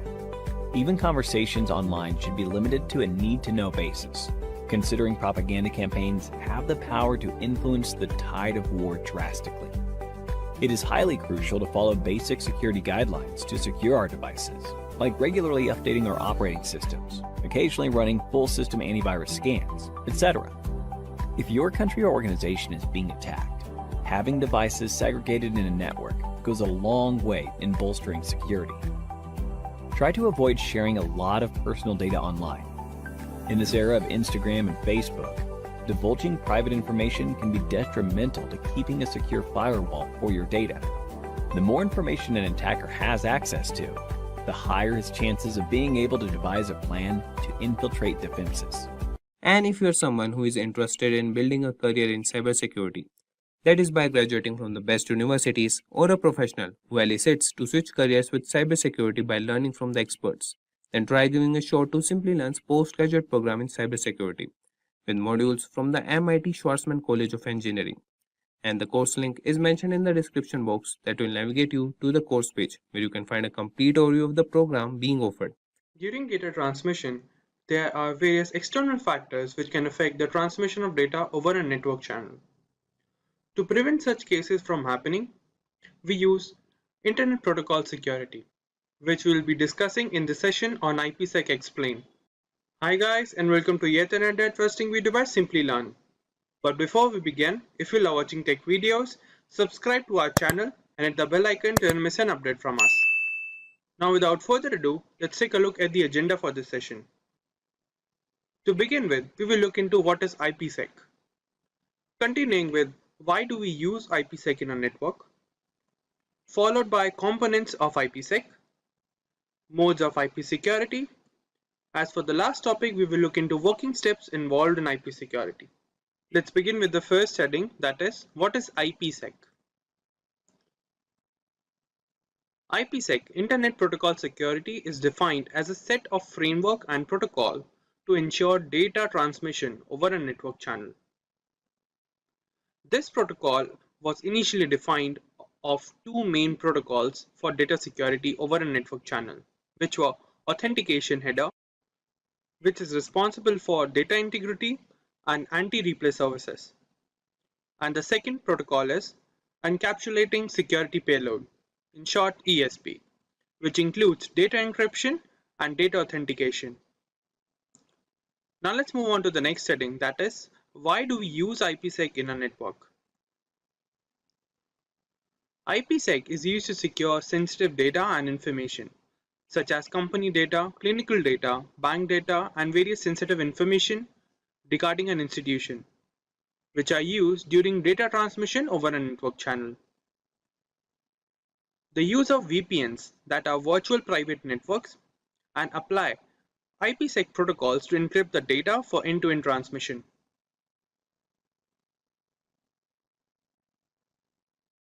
Let's continue with why do we use IPsec services. IPsec is also used to encrypt data for application layer in the OSI model and provide security for sharing data over network routers and data authentication. Let's take a look at the working of IPsec services. To begin with, we have two different systems, System 1 and System 2, which will establish a network channel, and then the encryption of data will take place when one host will share the data to the second host. During this, IPsec services will secure the data that is to be transferred over the network channel by applying router encryption and authentication. Now let's move on to the next topic, that is components of IPsec. The IPsec services comprises of multiple protocols that ensure the data transmission over the network channel. The first one is Encapsulating Security Payload Protocol, in short ESP. This protocol of IP security provides data encryption and authentication services. And it also authenticates and encrypts the data packet in the transmission channel. Moving on, we have Authentication Header, in short AH.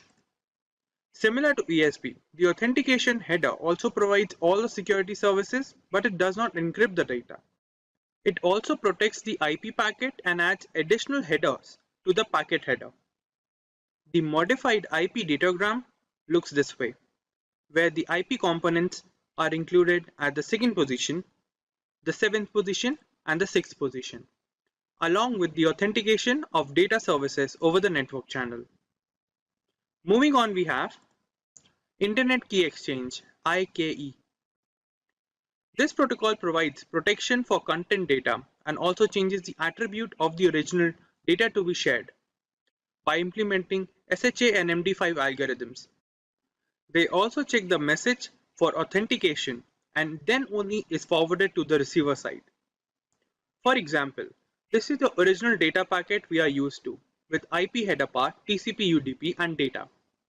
Whereas this is the modified IPsec data packet where a ESP header is added between IP header and the TCP protocol. Now let's move on to the next heading, that is modes of IPsec. There are basically two types of IPsec modes available for data transmission over the network channel, where the first one is tunnel mode. This mode of transmission is used to secure gateway to gateway data. It is applied when the final destination of the data is to be connected to a sender side through a connection gateway over the internet. For example, we have two hosts, host A and host B. Through the host A, we are sending a message to host B, which will pass through a gateway at host A point, and it passes through a gateway to host B then.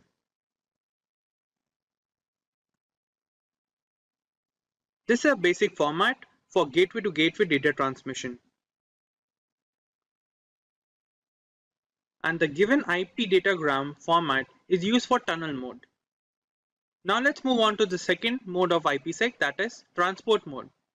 This mode of IPsec is used to protect protocols like TCP or UDP and is used to ensure end-to-end communication unlike tunnel mode.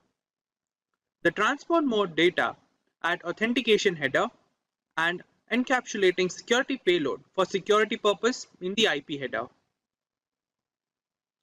This is the modified IP datagram for transport mode. The point to be noted is the IPsec header is always added between IP header and TCP header. Now let's move on to the last heading for this session on IPsec, that is the working steps involved in IP security. In general, there are 5 steps involved in the working of IPsec to ensure data transmission over a network channel.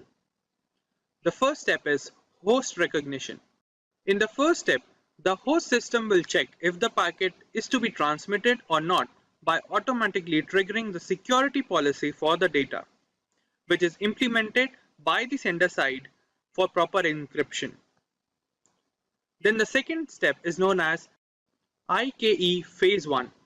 In this step, the two host devices, the sender and the receiver side, will authenticate each other to establish a secure network channel. It is comprised of two modes. The main mode. This provides much better security with a proper time limit. And the second mode, known as aggressive mode. As the name suggests, it establishes the IPsec protocol much faster in comparison to main mode. Let's move on to the third step, which is IKE Phase 2. After the second step, the hosts decide the type of cryptography algorithm to apply over the session in the network channel and the secret key for the algorithm to be used to encrypt the data for transmission. Then we have IPsec transmission. This step involves the actual transfer of data over the network channel using the various protocols used in IPsec security, which are implemented under the tunnel condition. And the last step is IPsec termination. After the completion of data exchange or session timeout, the IPsec tunnel is terminated and the security key established is discarded by both the host system. Network security is a set of technologies that protects the usability and integrity of a company's infrastructure by preventing the entry or proliferation within a network. Its architecture comprises of tools that protect the network itself and the applications that run over it. Effective network security strategies employ multiple lines of defense that are scalable and automated. Each defensive layer here enforces a set of security policies which are determined by the administrator beforehand. This aims at securing the confidentiality and accessibility of the data and the network. Every company or organization that handles a large amount of data has a degree of solutions against many cyber threats. The most basic example of network security is password protection. It has the network the user chooses. So recently, network security has become the central topic of cybersecurity, with many organizations involving applications from people with skills in this area. It is crucial for both personal and professional networks. Most houses with high-speed internet have one or more wireless routers, which can be vulnerable to attacks if they are not adequately secured. Data loss, theft, and sabotage risk may be decreased with the usage of a strong network security system. Your workstations are protected from hazardous spyware thanks to network security. Additionally, it guarantees the security of the data which is being shared over a network. By dividing information into various sections, encrypting these portions, and transferring them over separate pathways, network security infrastructure offers multiple levels of protection to thwart man-in-the-middle attacks, preventing situations like eavesdropping, among other harmful attacks. It is becoming increasingly difficult in today's hyper-connected environment as more corporate applications migrate to both public and private clouds. Additionally, modern applications are also frequently virtualized and dispersed across several locations, some outside the physical control of the IT team. Network traffic and infrastructure must be protected in these cases since assaults on businesses are increasing every single day. We now understood the basics of network security, but we need to understand how network security works in the next section in slightly more detail. Network security revolves around two processes: authentication and authorization. The first process, which is authentication, is similar to access cards, which ensure that only those who have the right to enter a building. In other words, authentication checks and verifies that it is indeed the user belonging to the network who is trying to access or enter it, thereby preventing unauthorized intrusions. Next comes authorization. This process decides the level of access provided to the recently authenticated user. For example, the network admin needs access to the entire network, whereas those working within it probably need access to only certain areas within the network. Based on the network user's role, the process of determining the level of access or permission level is known as authorization. Today's network architecture is complex and faces a threat environment that is always changing and attackers that are always trying to find and exploit vulnerabilities. These vulnerabilities can exist in many areas, including devices, data, applications, users, and locations. For this reason, many network security management tools and applications are in use today that address individual threats. When just a few minutes of downtime can cause widespread disruption and massive damage to an organization's bottom line and reputation, it is essential that these protection measures are in place beforehand. Now that we know a little about network security and its working, let's cover the different types of network security.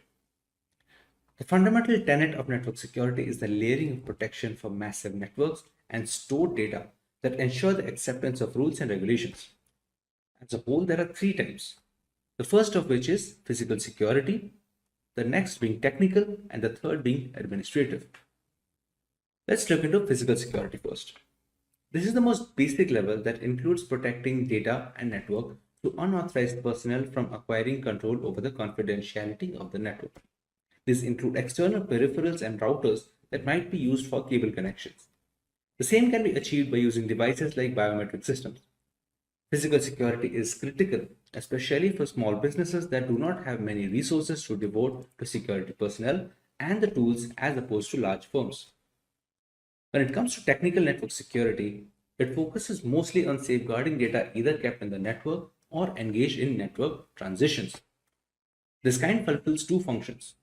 One is defense against unauthorized users, the other is a defense against malevolent actions. The last category is administrative. This level of network security protects user behavior, like how the permission has been granted and how the authorization process takes place. This also ensures the level of sophistication the network might need to protect it through all the attacks. This level also suggests necessary amendments that have to be done to the infrastructure. I think that's all the basics that we need to cover on network security, in which our next topic we're going to go through two mediums of network security, which are the transport layer and the application layer. The transport layer is a way to secure information as it is carried over the internet, with users browsing websites, emails, instant messaging, etc. TLS aims to provide a private and secure connection between a web browser and a website server. It does this with a cryptographic handshake between two systems using public key cryptography. The two parties to the connection exchange a secret token, and once each machine validates this token, it is used for all communications. The connection employs lighter symmetric cryptography to save bandwidth and processing power. Since the application layer is the closest layer to the end user, it provides hackers with the largest threat surface.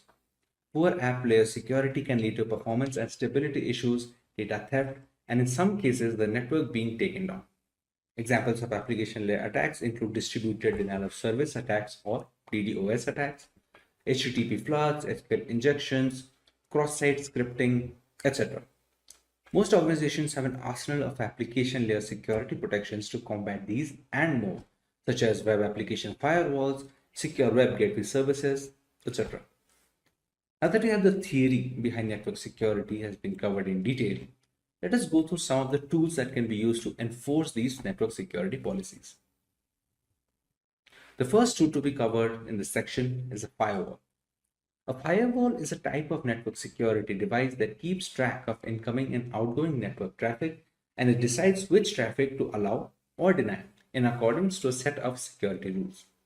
For more than 25 years, firewalls have served as network security's first line of defense. They provide a barrier between trustworthy internal protected and regulated networks from shady external networks like the internet at some points. The next tool which can be used to bolster network security is a virtual private network, or VPN for short. It's an encrypted connection between a device and a network via the internet. The encrypted connection aids the secure transmission of sensitive data. It makes it impossible for unauthorized parties to eavesdrop on the traffic and enables remote work for the user. The usage of VPN technology is common in both corporate and personal networks. Next, we cover the importance of intrusion prevention systems in network security, or IPS frameworks. An intrusion prevention system is a network security tool that continually scans the network for harmful activity and responds to it when it does occur by reporting, blocking, or discarding it. It can be either hardware or software. It's more sophisticated than an intrusion detection system or an IDS framework, which can just warn an administrator and merely identify harmful activities, while in the case of an IPS, it actually takes against that activity. The next tool in this section and the final one are going to be behavioral analytics. Behavioral analytics focus more on the statistics that are being carried over and stored through months and years of usage. Once some kind of similar pattern is noted, where the IT administrator can detect some kind of attack, the similar attacks can be stopped and the security can be further enhanced. Now that we have covered all that we need to know about network security, the necessary tools, its different types, etc., let's go to the benefits of network security as a whole. The first, which is protection against external threats. The objective for cyber assaults can be as varied as the offenders themselves. Although they're typically initiated for financial gain, whether they are industrial spies, hacktivists, or cyber criminals, these bad actors all have one thing in common, which is how quick, clever, and covert the attacks are getting. A strong cybersecurity posture that considers routine software updates may assist firms in identifying and responding to the abuse techniques, tools, and the common entry points. The next benefit is protection against internal threats. The human aspect continues to be the cybersecurity system's weakest link. Insider risk can originate from current or former workers, third-party vendors, or even trusted partners, and they can be unintentional, careless, or downright evil. Aside from that, the rapid expansion of remote work and the personal devices used for business purposes, while even IoT devices in remote locations, can make it easier for these kind of threats to go undetected until it's too late. However, by proactively monitoring networks and managing access, these dangers may be identified and dealt with before they become expensive disasters. The third benefit is increased productivity. It is nearly impossible for employees to function when networks and personal devices are slowed to a crawl by viruses and other cyber attacks during the operation of website and for the company to run. You may significantly minimize violations and the amount of downtime required to fix the breach by implementing various cybersecurity measures such as enhanced firewalls, virus scanning, and automatic backups. Employee identification of possible email phishing schemes, suspicious links, and other malicious criminal activities can also be aided by education and training. Another benefit is brand trust and reputation. Customer retention is one of the most crucial elements in business development. Customers today place a premium on maintaining brand loyalty through a strong cybersecurity stance, since this is the fastest way to get other businesses back, get referrals, and sell more tickets overall. Additionally, it helps manufacturers get on the vendor list with bigger companies as a part of their supply chain, which is only as strong as its weakest link. This opens possibilities for potential future endeavors and development. With the rise in censorship and general fear over privacy loss, consumer security is at an all-time high risk. Technology has made our lives so much easier while putting up a decent target on our personal information. It is necessary to understand how to simultaneously safeguard our data and be up to date with the latest technological developments. Maintaining this balance has become easier with cryptography taking its place in today's digital world. So hey everyone, this is Bev from Simplilearn and welcome to this video on cryptography. But before we begin, if you love watching tech videos, subscribe to our channel and hit the bell icon to never miss an update from Simplilearn. So here's a story to help you understand cryptography. Meet Anne. Anne wanted to look for a decent discount on the latest iPhone. She started searching on the internet and found a rather shady website that offered a 50% discount on the first purchase. Once Anne submitted her payment details, a huge chunk of money was withdrawn from her bank account just moments after. Devastated, Anne quickly realized she had failed to notice that the website was a HTTP web page instead of an HTTPS one. The payment information submitted was not encrypted and it was visible to anyone keeping an eye, including the website owner and hackers. Had she used a reputed website which has encrypted transactions and employs cryptography, our iPhone enthusiast could have avoided this particular incident. This is why it's never recommended to visit unknown websites or share any personal information on them. Now that we understand why cryptography is so important, let's take a look at the topics to be covered today. We take a look into what cryptography is and how it works. We learn where cryptography is being used in our daily lives and how we are benefiting from it. Then we will understand the different types of cryptography and their respective uses. Moving on, we will look at the usage of cryptography in ancient history and a live demonstration of cryptography and encryption in action. Let's now understand what cryptography is. Cryptography is the science of encrypting or decrypting information to prevent unauthorized access. We transform our data and personal information so that only the correct recipient can understand the message. As an essential aspect of modern data security, using cryptography allows the secure storage and transmission of data between willing parties. Encryption is the primary route for employing cryptography by adding certain algorithms to jumble up the data. Decryption is the process of reversing the work done by encrypting information so that the data becomes readable again. Both of these methods form the basis of cryptography. For example, when Simplilearn is jumbled up or changed in any format, not many people can guess the original word by looking at the encrypted text. The only ones who can are the people who know how to decrypt the coded word, thereby reversing the process of encryption. Any data pre-encryption is called plain text or clear text. To encrypt the message, we use certain algorithms that serve a single purpose of scrambling the data to make them unreadable without the necessary tools. These algorithms are called ciphers. They are a set of detailed steps to be carried out one after the other to make sure the data becomes as unreadable as possible until it reaches the receiver.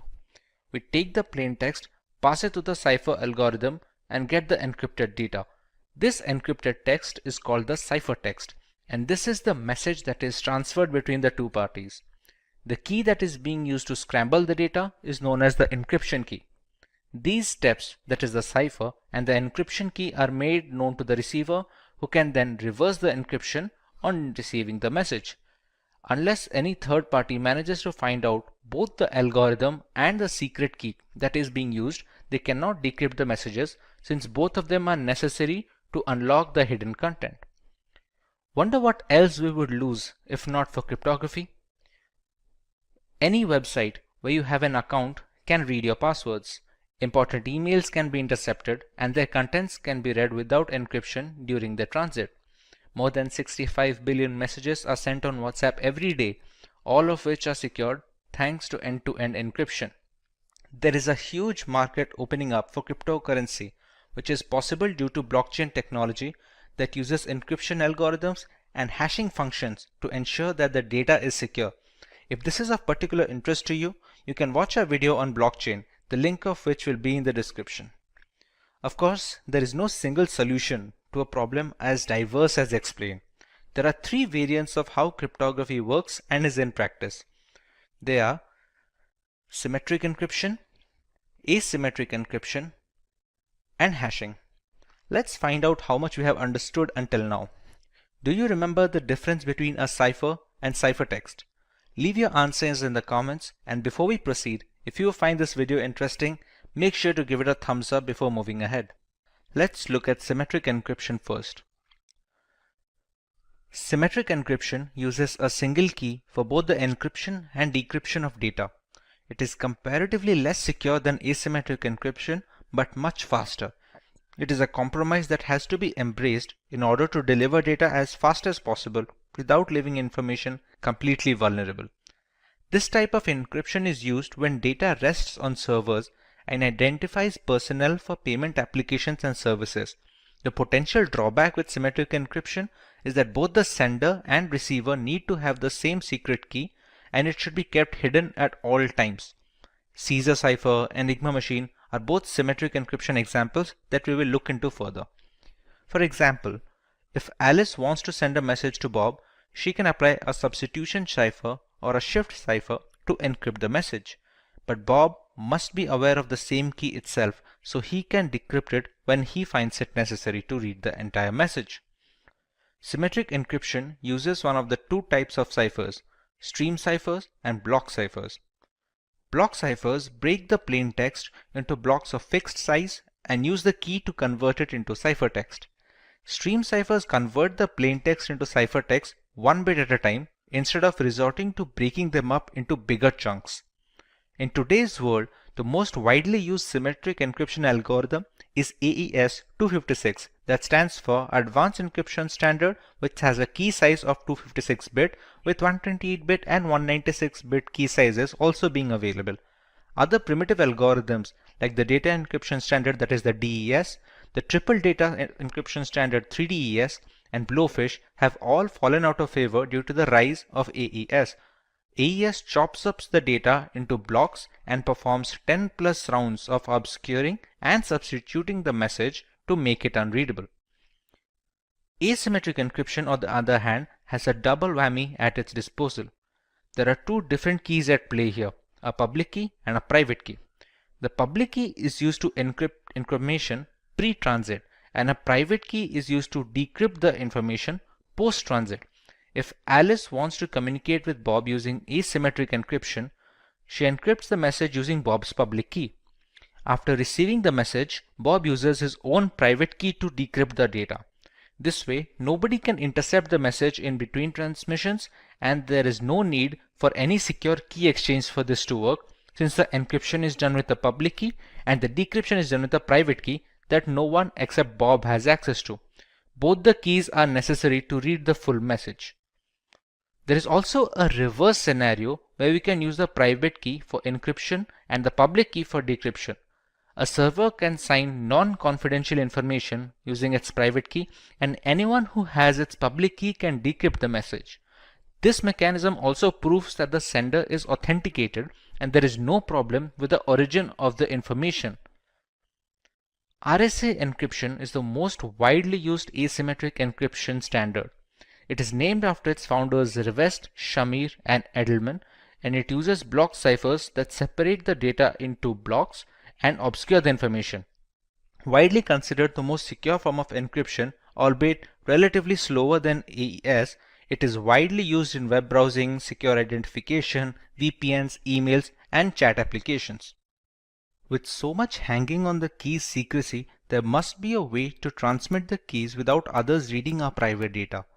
Many systems use a combination of symmetric encryption and asymmetric encryption to bolster security and match speed at the same time. Since asymmetric encryption takes longer to decrypt large amounts of data, the full information is encrypted using a single key, that is, symmetric encryption. That single key is then transmitted to the receiver using asymmetric encryption, so you don't have to compromise either way. Another route is using the Diffie-Hellman key exchange, which relies on a one-way function and is much tougher to break into. The third variant of cryptography is termed as hashing. Hashing is the process of scrambling a piece of data beyond recognition. It gives an output of fixed size, which is known as the hash value of the original data, or just hash in general. The calculations that do the job of messing up the data collection form the hash function. They are generally not reversible without resilient brute force mechanisms and are very helpful when storing data on website servers that need not be stored in plain text. For example, many websites store your account passwords in a hashed format so that not even the administrator can read your credentials. When a user tries to log in, they can compare the entered password's hash value with the hash value that is already stored on the servers for authentication, since the function will always return the same value for the same input. Cryptography has been in practice for centuries. Julius Caesar used a substitution shift to move alphabets a certain number of spaces beyond their place in the alphabet table. A spy can't decipher the original message at first glance. For example, if he wanted to pass confidential information to his armies and decides to use the substitution shift of +2, A becomes C, B becomes D, and so on. The word attack, when passed through a substitution shift of +3, becomes DWWDEFN. This cipher has been appropriately named the Caesar cipher, which is one of the most widely used algorithms.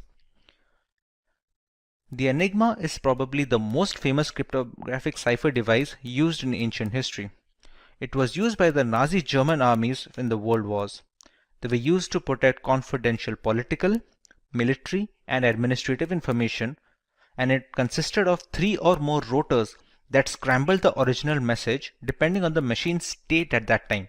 The decryption is similar, but it needs both machines to stay in the same state before passing the ciphertext so that we receive the same plain text message. Let's take a look at how our data is protected while we browse the internet thanks to cryptography. Here we have a web-based tool that will help us understand the process of RSA encryption. We see the entire workflow from selecting the key size to be used until the decryption of the ciphertext in order to get the plain text back. As we already know, RSA encryption algorithm falls under the umbrella of asymmetric key cryptography. That basically implies that we have two keys at play here, a public key and a private key. Typically, the public key is used by the sender to encrypt the message, and the private key is used by the receiver to decrypt the message. There are some occasions when this allocation is reversed, and we will have a look at them as well. In RSA, we have the choice of key size. We can select any key from a 512-bit to 1024-bit all the way up to a 4096-bit key. The longer the key length, the more complex the encryption process becomes, and thereby strengthening the ciphertext. Although with added security, more complex functions take longer to perform the same operations on similar size of data. We have to keep a balance between both speed and strength, because the strongest encryption algorithms are of no use if they cannot be practically deployed on systems around the world. Let's take a 1024-bit key over here. Now we need to generate the keys. This generation is done by functions that operate on passphrases. The tool we are using right now generates these pseudo-random keys to be used in this explanation. Once we generate the keys, you can see the public key is rather smaller than the private key, which is almost always the case. These two keys are mathematically linked with each other. They cannot be substituted with any other key, and in order to encrypt the original message or decrypt the ciphertext, this pair must be kept together. The public key is then sent to the sender, and the receiver keeps the private key with himself. In this scenario, let's try and encrypt the word Simplilearn. We have to select if the key being used for encryption is either private or public, since that affects the process of scrambling the information. Since we are using the public key over here, let's select the same and copy it and paste over here. The cipher we are using right now is plain RSA. There are some modified ciphers with their own pros and cons that can also be used, provided we use it on a regular basis and depending on the use case as well. Once we click on encrypt, we can see the ciphertext being generated over here. The pseudorandom generating functions are created in such a way that a single character change in the plaintext will trigger a completely different ciphertext. This is a security feature to strengthen the process from brute force methods. Now that we are done with the encryption process, let's take a look at the decryption part.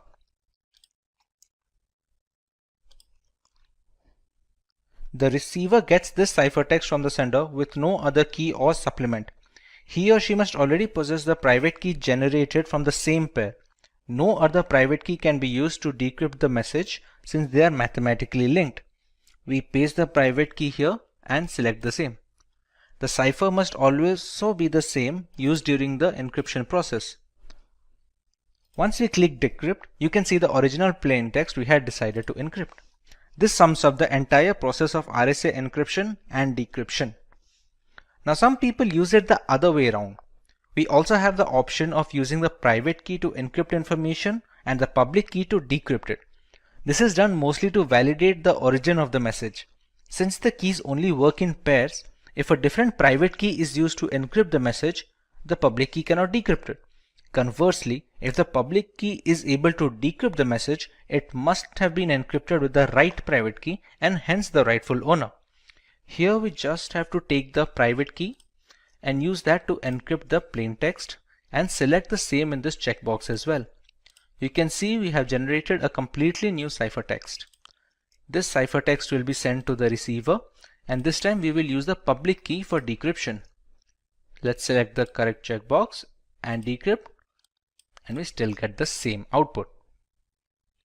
Now let's take a look at practical example of encryption in the real world. We all use the internet on a daily basis, and many are aware of the implications of using unsafe websites. Let's take a look at Wikipedia here. Pretty standard HTTPS website where the H stands for secured. Let's take a look at how it secures the data. Wireshark is the world's foremost and most widely used network protocol analyzer. It lets you see what's happening on your network at a microscopic level, and we are going to use this software to see the traffic that is leaving our machine and to understand how vulnerable it is. Since there are many applications running in this machine, let's apply a filter that will only show us the results related to Wikipedia.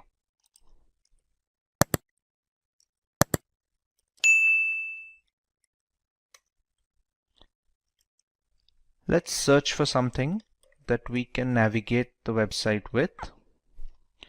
Okay, once we get into it a little, you can see some of the requests being populated over here. Let's take a look at the specific request. These are the data packets that basically transport the data from our machine to the internet and vice versa. As you can see, there's a bunch of gibberish data here that doesn't really reveal anything that we searched or watched. Similarly, other secured websites function the same way, and it is very difficult, if at all possible, to snoop on user data this way. To put this in perspective, let's take a look at another website, which is a HTTP web page.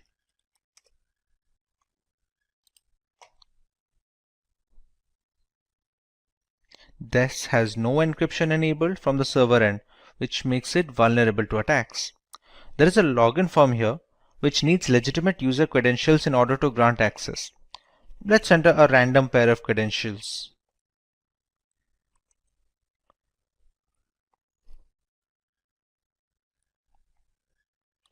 These obviously won't work, but we can see the manner of data transfer. Unsurprisingly, we weren't able to get into the platform. Instead, we can see the data packets. Let's apply a similar filter that will help us understand what request this website is sending.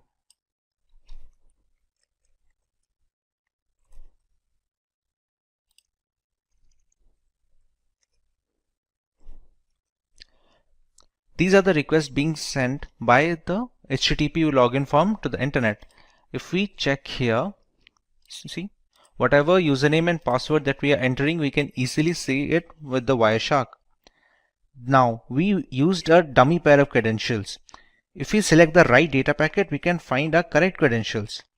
If any website had asked for a payment information or a legitimate credentials, it would have been really easy to get a hold of these. To reiterate what we have already learned, we must always avoid HTTP websites and just unknown or not trustworthy websites in general, because the problem we saw here is just the tip of the iceberg. Even though cryptography has managed to lessen the risk of cyber attacks, it is still prevalent and we should always be alert to keep ourselves safe online. There are two types of encryption in cryptography: symmetric key cryptography and asymmetric key cryptography. Both of these categories have their pros and cons and differ only by their implementation. Today we are going to focus exclusively on symmetric key cryptography. Let us have a look at its applications in order to understand its importance better. This variant of cryptography is primarily used in banking applications where personally identifiable information needs to be encrypted. With so many aspects of banking moving onto the internet, having a reliable safety net is crucial.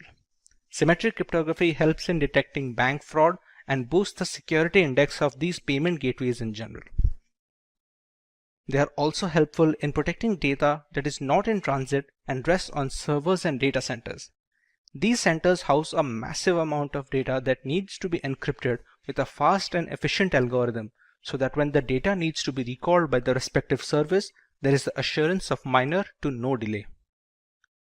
While browsing the internet, we need symmetric encryption to browse secure HTTPS websites so that we get an all-around protection.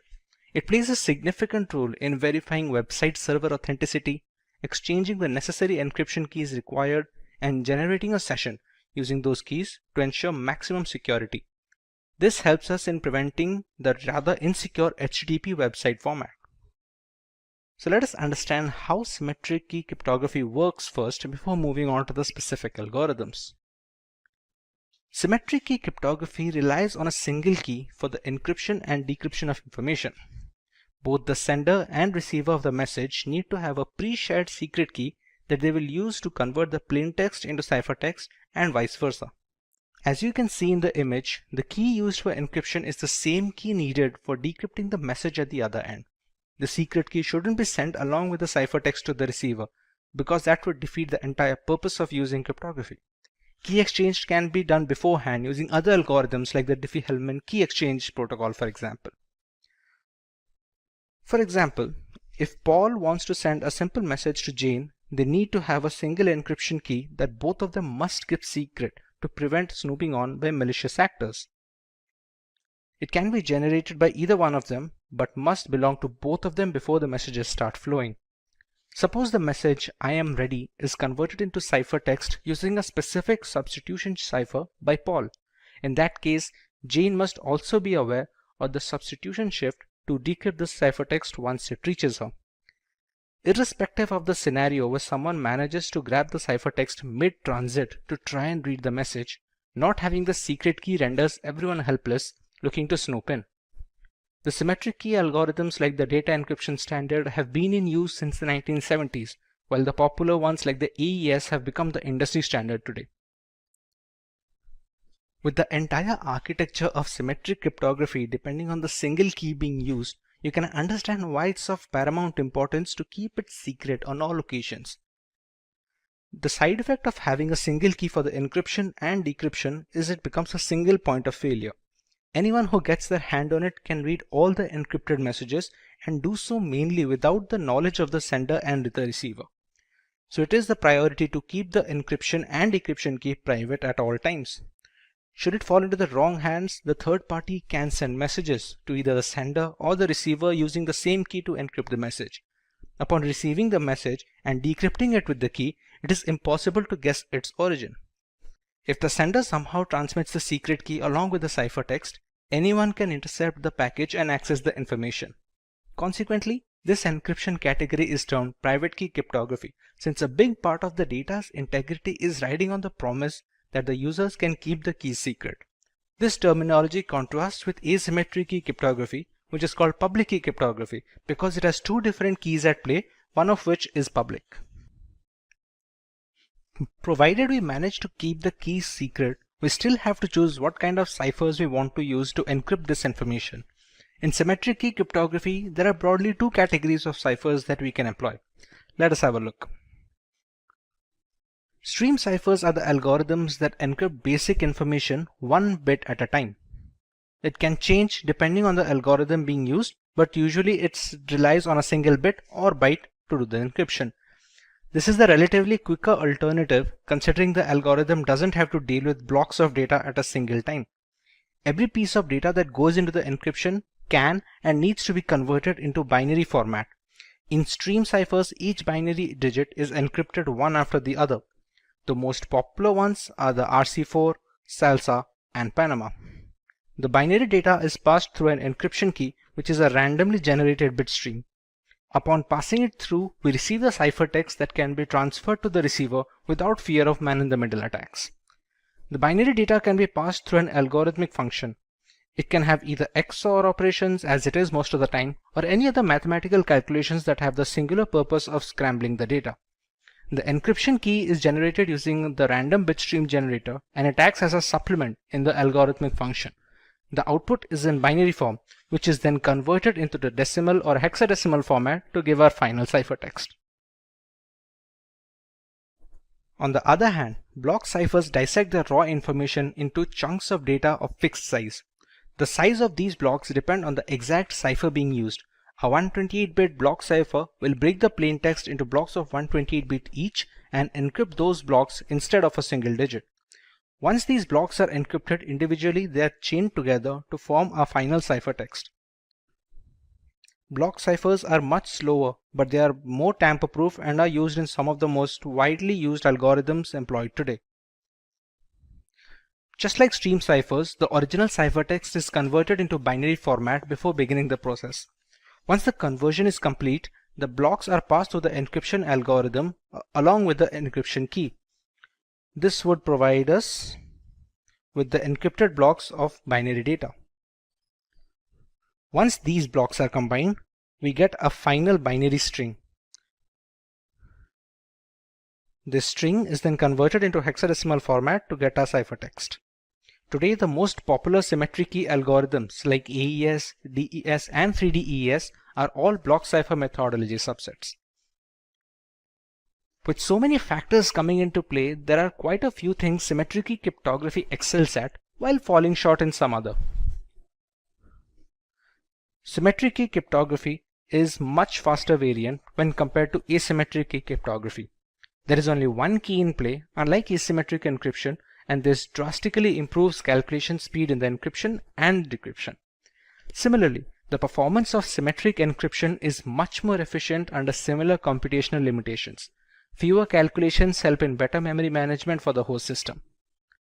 Bulk amounts of data that need to be encrypted are very well suited for symmetric algorithms. Since they are much quicker, handling large amounts of data is simple and easy to use in servers and data farms. This helps in better latency during data recall and fewer mixed packets. Thanks to its simple single key structure, symmetric key cryptography algorithms are much easier to set up a communication channel with and offer a much more straightforward maintenance duties. Once the secret key is transmitted to both the sender and receiver without any prior mishandling, the rest of the system aligns easily and everyday communications becomes easy and secure. If the algorithm is applied as per the documentation, symmetric algorithms are very robust and can encrypt vast amounts of data with very less overhead. DES algorithm stands for Data Encryption Standard. It is a symmetric key cipher that is used to encrypt and decrypt information in a block-by-block manner. Each block is encrypted individually and they are later chained together to form our final ciphertext, which is then sent to a receiver. DES takes the original unaltered piece of data called the plain text in a 64-bit block and it is converted into an encrypted text that is called the ciphertext. It uses 48-bit keys during the encryption process and follows a specific structure called the Fistel cipher structure during the entire process. It is a symmetric key algorithm, which means DES can reuse the keys used in the encryption format to decrypt the ciphertext back to the original plain text. Once the 64-bit blocks are encrypted, they can be combined together before being transmitted. Let's take a look at the origin and the reason DES was founded. DES is based on a Fistel block cipher called Lucifer, developed in 1971 by IBM cryptography researcher Horst Fistel. DES uses 16 rounds of this Fistel structure using a different key for each round. It also utilizes a random function with 2 inputs and provides a single output variable. DES became the organization's approved encryption standard in November 1976 and was later reaffirmed as a standard in 1983, 1988, and finally in 1999. But eventually DES was cracked and it was no longer considered a secure solution for all official routes of communication. Consequently, Triple DES was developed. Triple DES is a symmetric key block cipher that uses a double DES cipher. Encrypt with the first key, delete encryption with the second key, and encrypt again with the third key. There is also a variation of the 2 keys where the first and second key are duplicate of each other. But Triple DES was ultimately deemed too slow for the growing need for fast communication channels, and people eventually fell back to using DES for encrypting messages. In order to search for a better alternative, a public-wide competition was organized and helped cryptographers develop their own algorithm as a proposal for the next global standard. This is where the Ringdial algorithm came into play and was later credited to be the next advanced encryption standard. For a long time, DES was the standard for data encryption for data security. Its rule ended in 2002 when finally the advanced encryption standard replaced DES as an acceptable standard following a public competition for a place. To understand the structure of a Fistel cipher, we can use the following image as a reference. The block being encrypted is divided into 2 parts, one of which is being passed on to the function, while the other part is XORed with the function's output. The function also uses the encryption key that differs for each individual round.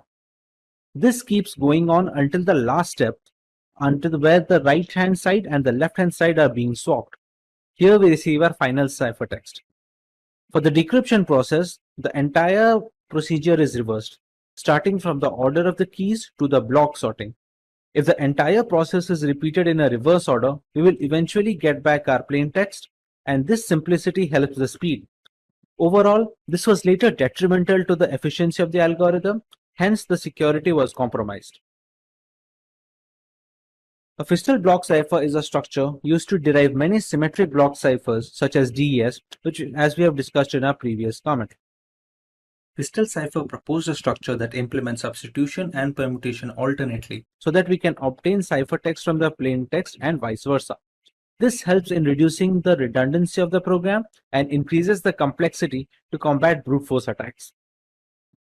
The Fistel cipher is actually based on the Shannon structure that was proposed in 1945. The Fistel cipher is the structure suggested by Horst Fistel, which was considered to be a backbone while developing many symmetric block ciphers. The Shannon structure highlights the implementation of alternate confusion and diffusion.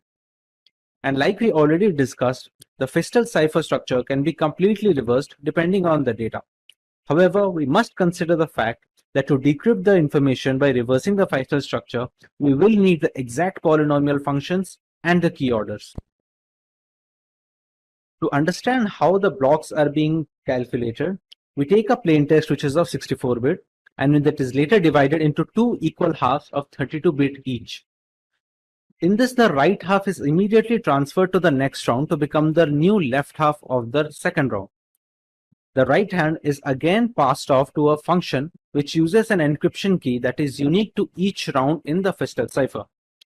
Whatever the function gives off as an output, it is passed on as an XOR input with the left half of the initial plain text. The next output will become the right half of the second round for the plain text. This entire process constitutes of a single round in the Fistel cipher. Taking into account what happens in the polynomial function, we take one half of the block and pass it through an expansion box. The work of the expansion box is to increase the size of the half from 32-bit to 48-bit text. This is done to make the text compatible to a 48-bit keys we have generated beforehand. Once we pass it through the XOR function, we get a 48-bit text as an output. Now remember, a half should be of 32-bit. So this 48-bit output is then later passed on to a substitution box. This substitution box reduces its size from 48-bit to 32-bit output, which is then later XORed with the first half of the plain text. A block cipher is considered the safest if the size of the block is large, but large block sizes can also slow down encryption speed and the decryption speed. Generally, the size is 64-bit. Sometimes modern block ciphers like AES have a 128-bit block size as well. The security of the block cipher increases with increasing key size, but larger key sizes may also reduce the speeds of the process. Earlier, 64-bit keys were considered sufficient. Modern ciphers need to use 128-bit keys due to the increasing complexity of today's computational standards. The increasing number of rounds also increase the security of the block cipher. Similarly, they are inversely proportional to the speed of encryption. A highly complex round function enhances the security of the block cipher, albeit we must maintain a balance between the speed and security. The symmetric block cipher is implemented in a software application to achieve better execution speed.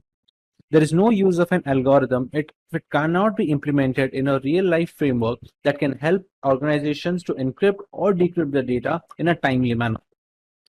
Now that we understand the basics of Fistel ciphers, we can take a look at how DES manages to run through 16 rounds of this structure and provide the ciphertext at the end. Now that we understand the basics of Fistel ciphers, we can take a look at how DES manages to run through 16 rounds of this structure and provide a ciphertext. In simple terms, DES takes the 64-bit plain text and converts it into a 64-bit ciphertext. And since we are talking about asymmetric algorithms, the same key is being used when it is decrypting the data as well. We first take a 64-bit key plain text and we pass it through an initial permutation function. The initial permutation function has the job of dividing the block into two different parts so that we can perform Fistel cipher structures on it.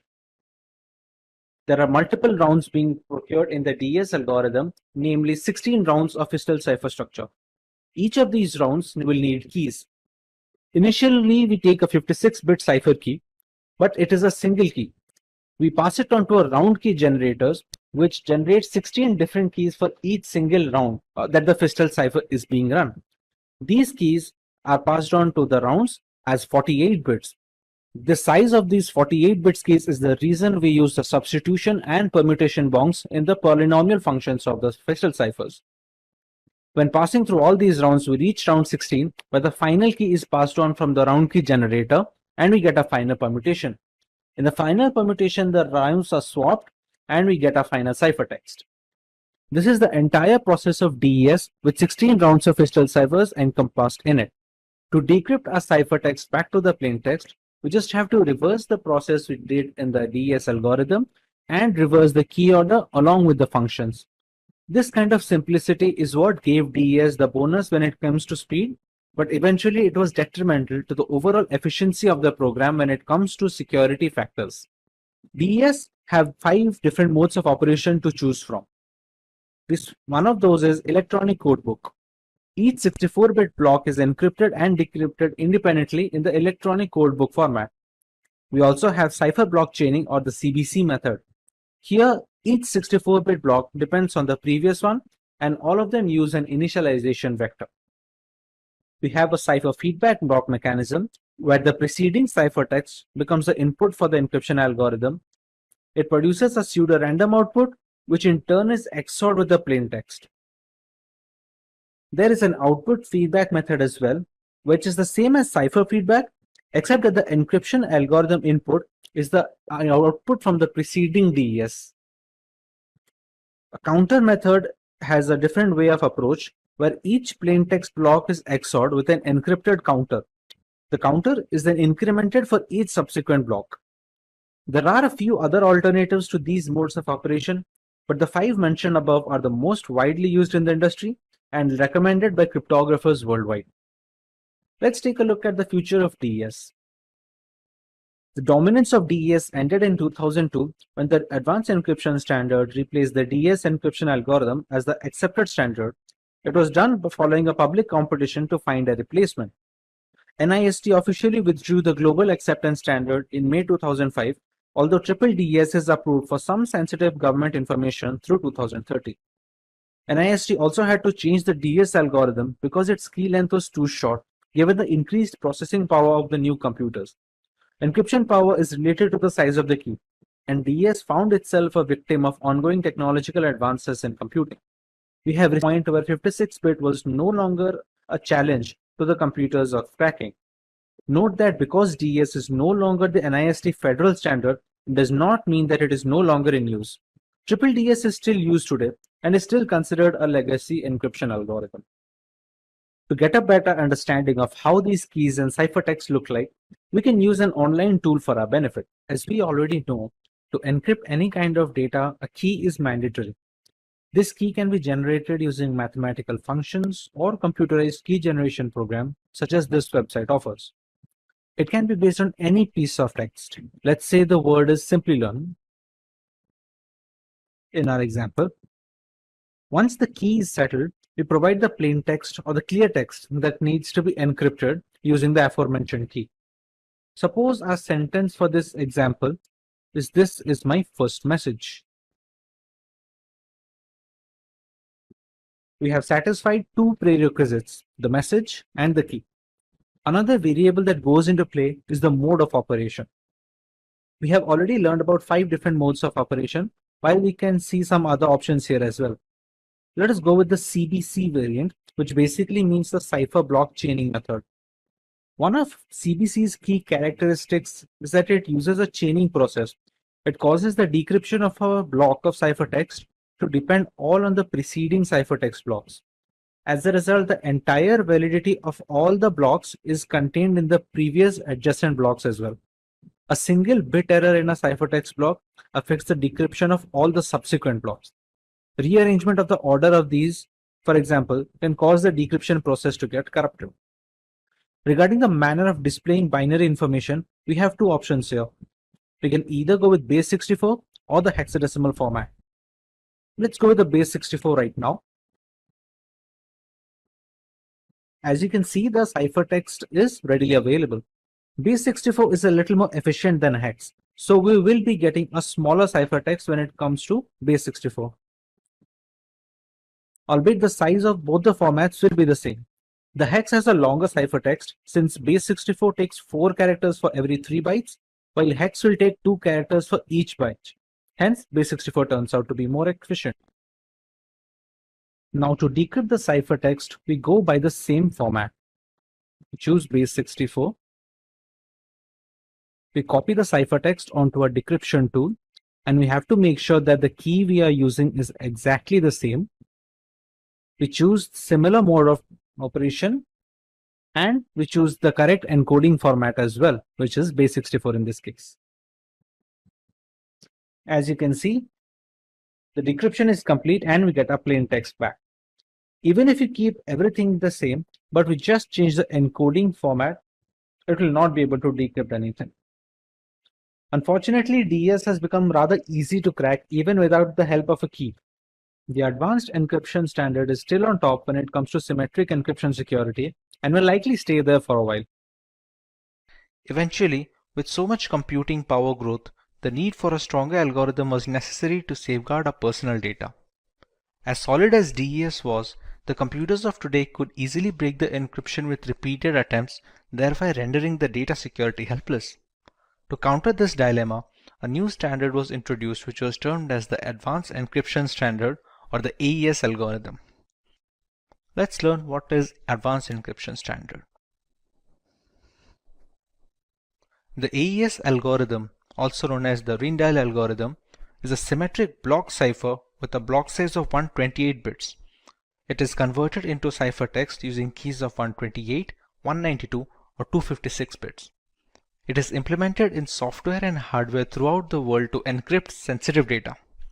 The National Institute of Standards and Technology, also known as NIST, started development on AES in 1997 when it was announced the need for an alternative to the data encryption standard.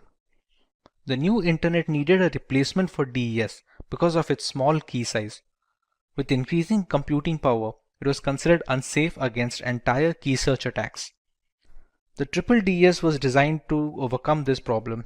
However, it was deemed to be too slow to be deployed in machines worldwide. Strong cases were present by the Mars, RC6, Serpent, and the Two-Fish algorithms, but it was the Ringdial encryption algorithm, also known as AES, which was eventually chosen as the standard symmetric key encryption algorithm to be used. Its selection was formalized with the release of Federal Information Processing Standards Publication 197 in the November of 2001. It was approved by the US Secretary of Commerce. Now that we understand the origin of AES, let us have a look at the features that make AES encryption algorithm unique. The AES algorithm uses a substitution permutation or SP network. It consists of multiple rounds to produce a ciphertext. It has a series of linked operations, including replacing inputs with specific outputs, that is substitutions, and others that involve bit shuffling, which is permutations. At the beginning of the encryption process, we only start out with a single key, which can be either a 128-bit key, a 192-bit key, or a 256-bit key. Eventually, this one key is expanded to be used in multiple rounds throughout the encryption and the decryption cycle.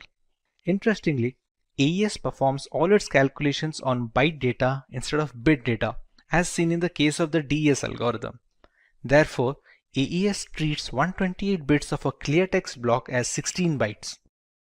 The number of rounds during the encryption process depends on the key size that is being used.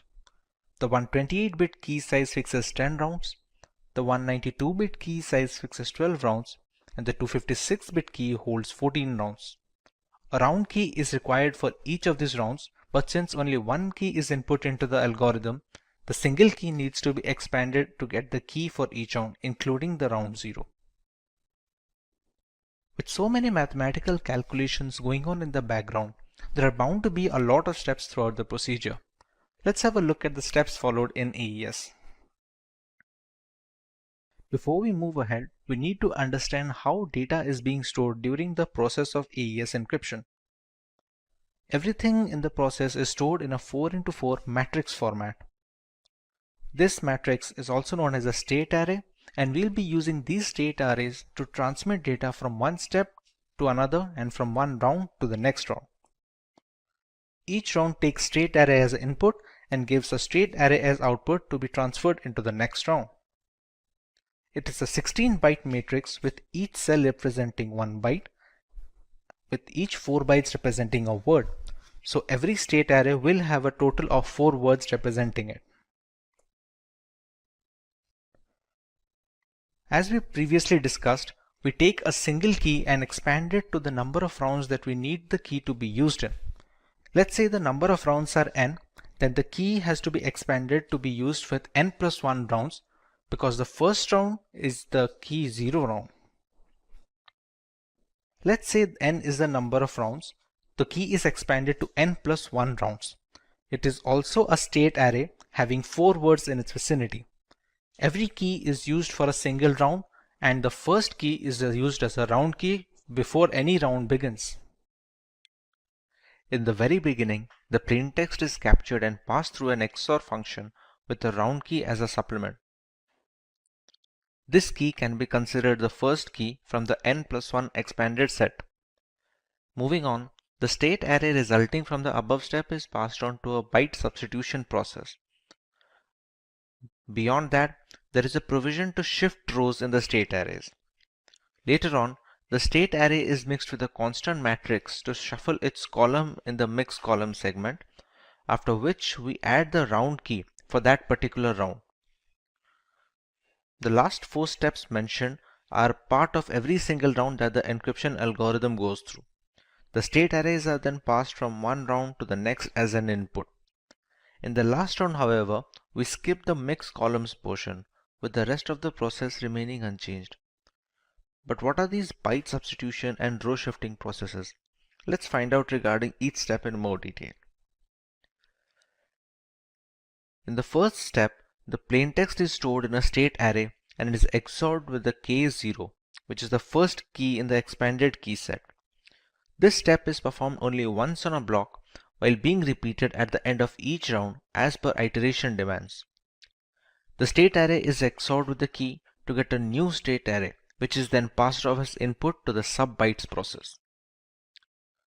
In the second stage, we have byte substitution. We leverage an X box called as a substitution box to randomly switch data among each element. Every single byte is converted into a hexadecimal value having two parts.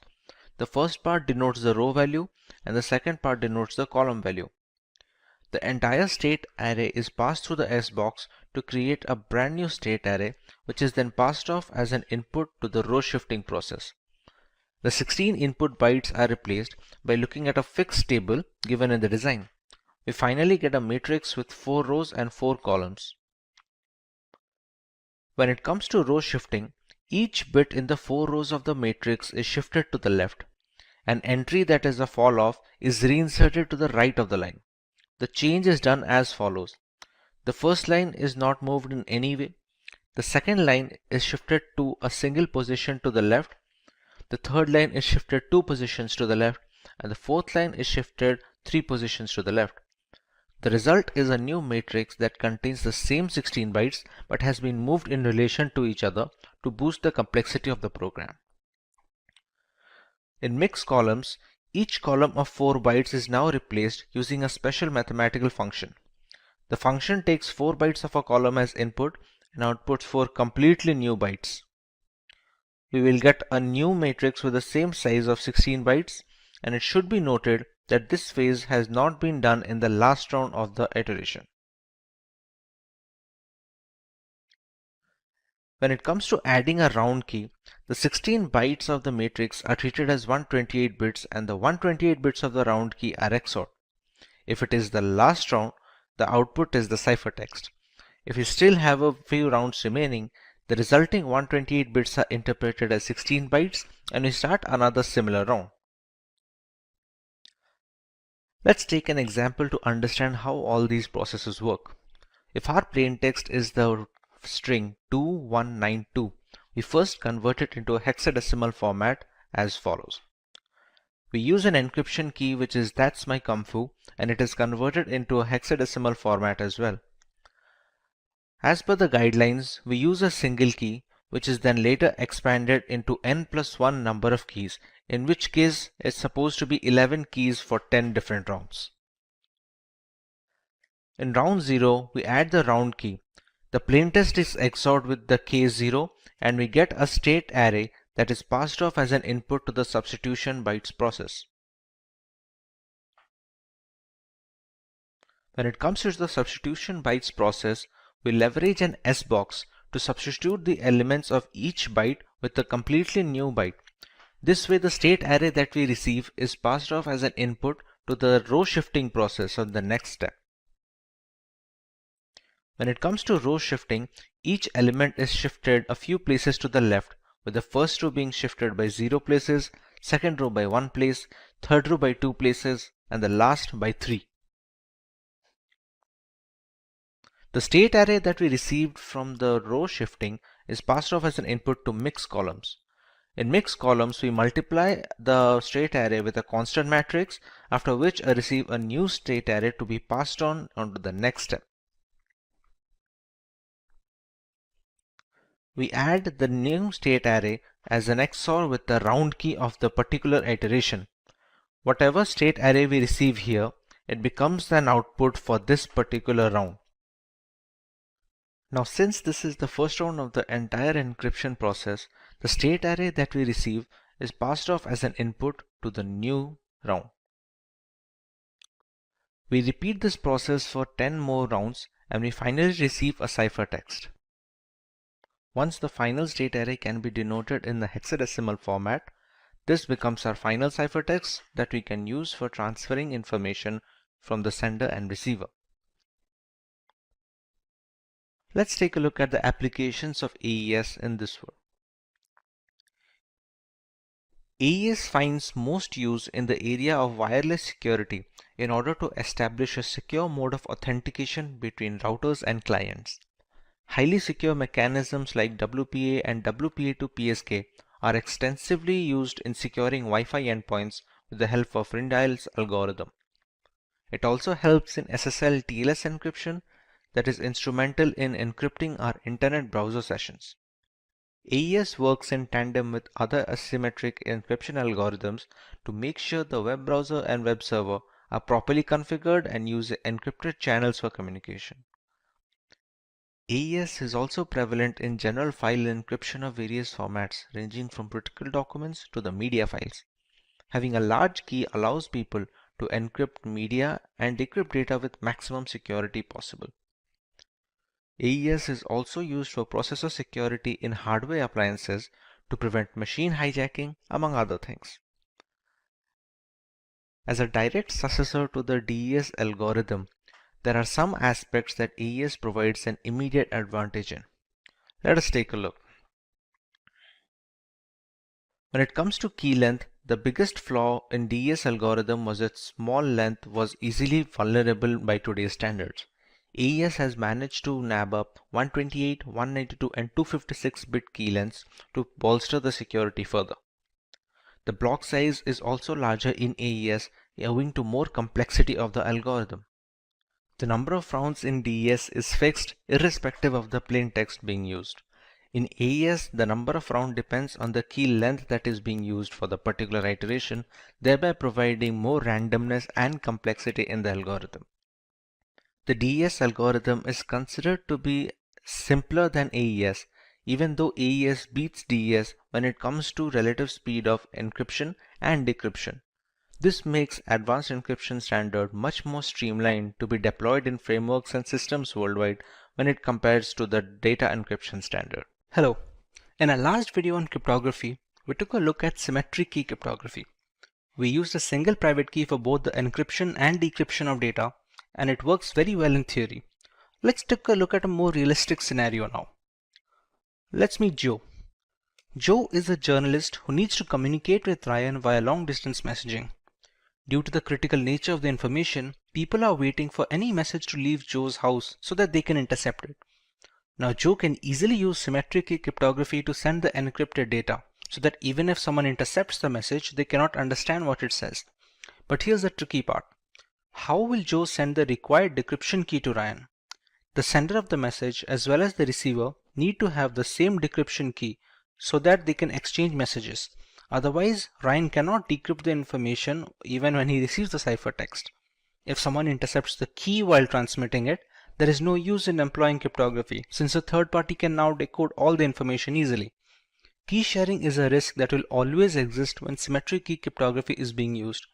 Thankfully, asymmetric key encryption has managed to fix this problem.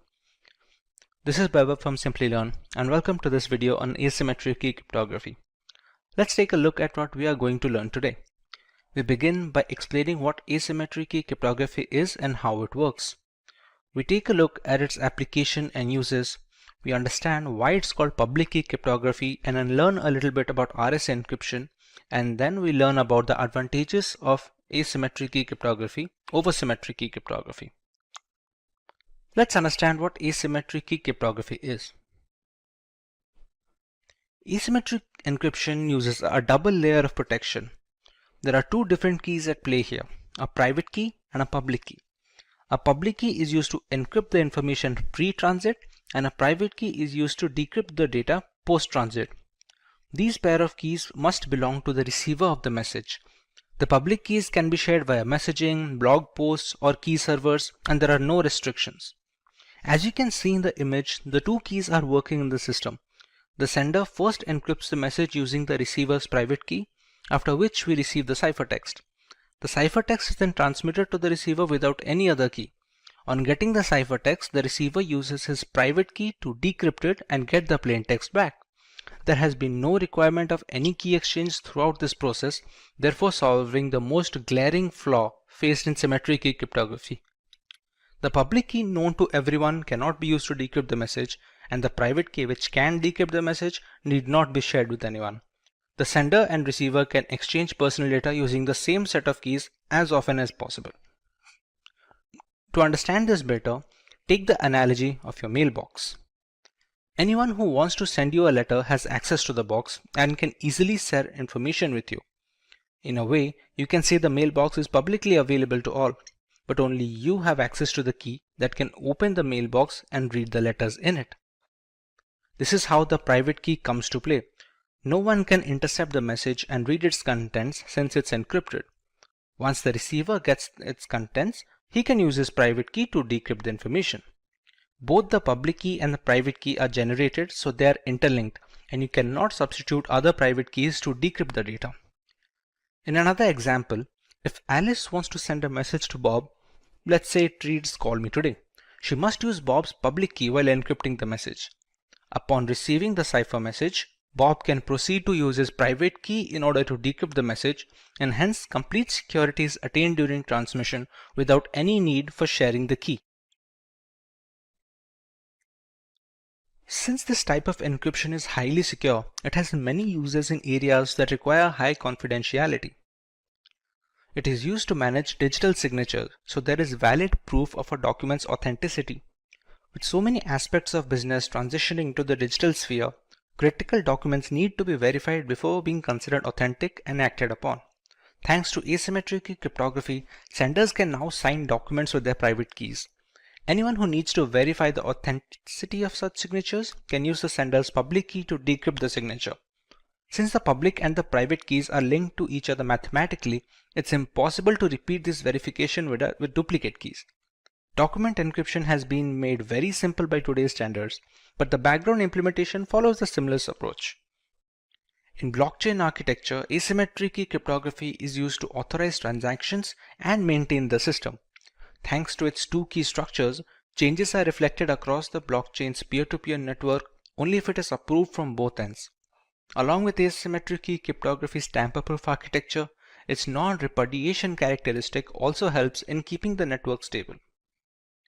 We can also use asymmetric key cryptography combined with symmetric key cryptography to monitor SSL or TLS encrypted browsing sessions to make sure nobody can steal our personal information when accessing banking websites or the internet in general. It plays a significant role in verifying website server authenticity, exchanging the necessary encryption keys required, and generating a session using those keys to ensure maximum security instead of the rather insecure HTTP website format. Security parameters differ on a session-by-session basis, so the verification process is consistent and utterly essential to modern data security. Another great use of the asymmetric key cryptography structure is transmitting keys for symmetric key cryptography. With the most significant difficulty in symmetric encryption being key exchange, asymmetric keys can help clear the shortcoming. The original message is first encrypted using a symmetric key. The key used for encrypting the data is then converted into the ciphertext using the receiver's public key. Now we have two ciphertexts to transmit to the receiver. On receiving both of them, the receiver uses his private key to decrypt the symmetric key. He can then use it to decrypt the original information on getting the key used to encrypt the data. While this may seem more complicated than just asymmetric key cryptography alone, symmetric encryption algorithms are much more optimized for vast amounts of data on some occasions. Encrypting the key using asymmetric algorithms will definitely be more memory efficient and secure. You might remember us discussing why symmetric encryption was called private key cryptography. Let us understand why asymmetric falls under the public key cryptography. We have two keys at our disposal. The encryption key is available to everyone. The decryption key is supposed to be private. Unlike symmetric key cryptography, there is no need to share anything privately to have an encrypted messaging system. To put that into perspective, we share our email address with anyone looking to communicate with us. It is supposed to be public by design so that our email login credentials are private and they help in preventing any data mishandling. Since there is nothing hidden from the world, if they want to send us any encrypted information, this category is called the public key cryptography. There are quite a few algorithms being used today that follow the architecture of asymmetric key cryptography, none more famous than the RSA encryption. RSA encryption is the most widely used encryption or public key encryption standard using asymmetric key approach. Named after its founders, Rivest, Shamir, and Edelman, it uses block ciphers to obscure the information. If you are unfamiliar with how block ciphers work, they are encryption algorithms that divide the original data into blocks of equal size. The block size depends on the exact cipher being used. Once they are broken down, these blocks are encrypted individually and later chained together to form the final ciphertext. Widely considered to be the most secure form of encryption, albeit relatively slower than symmetric encryption algorithms, it is widely used in web browsing, secure identification, VPNs, emails, and other chat applications. With so many variables in play, there must be some advantages that give asymmetric cryptography an edge over the traditional symmetric encryption methodologies. Let's go through some of them.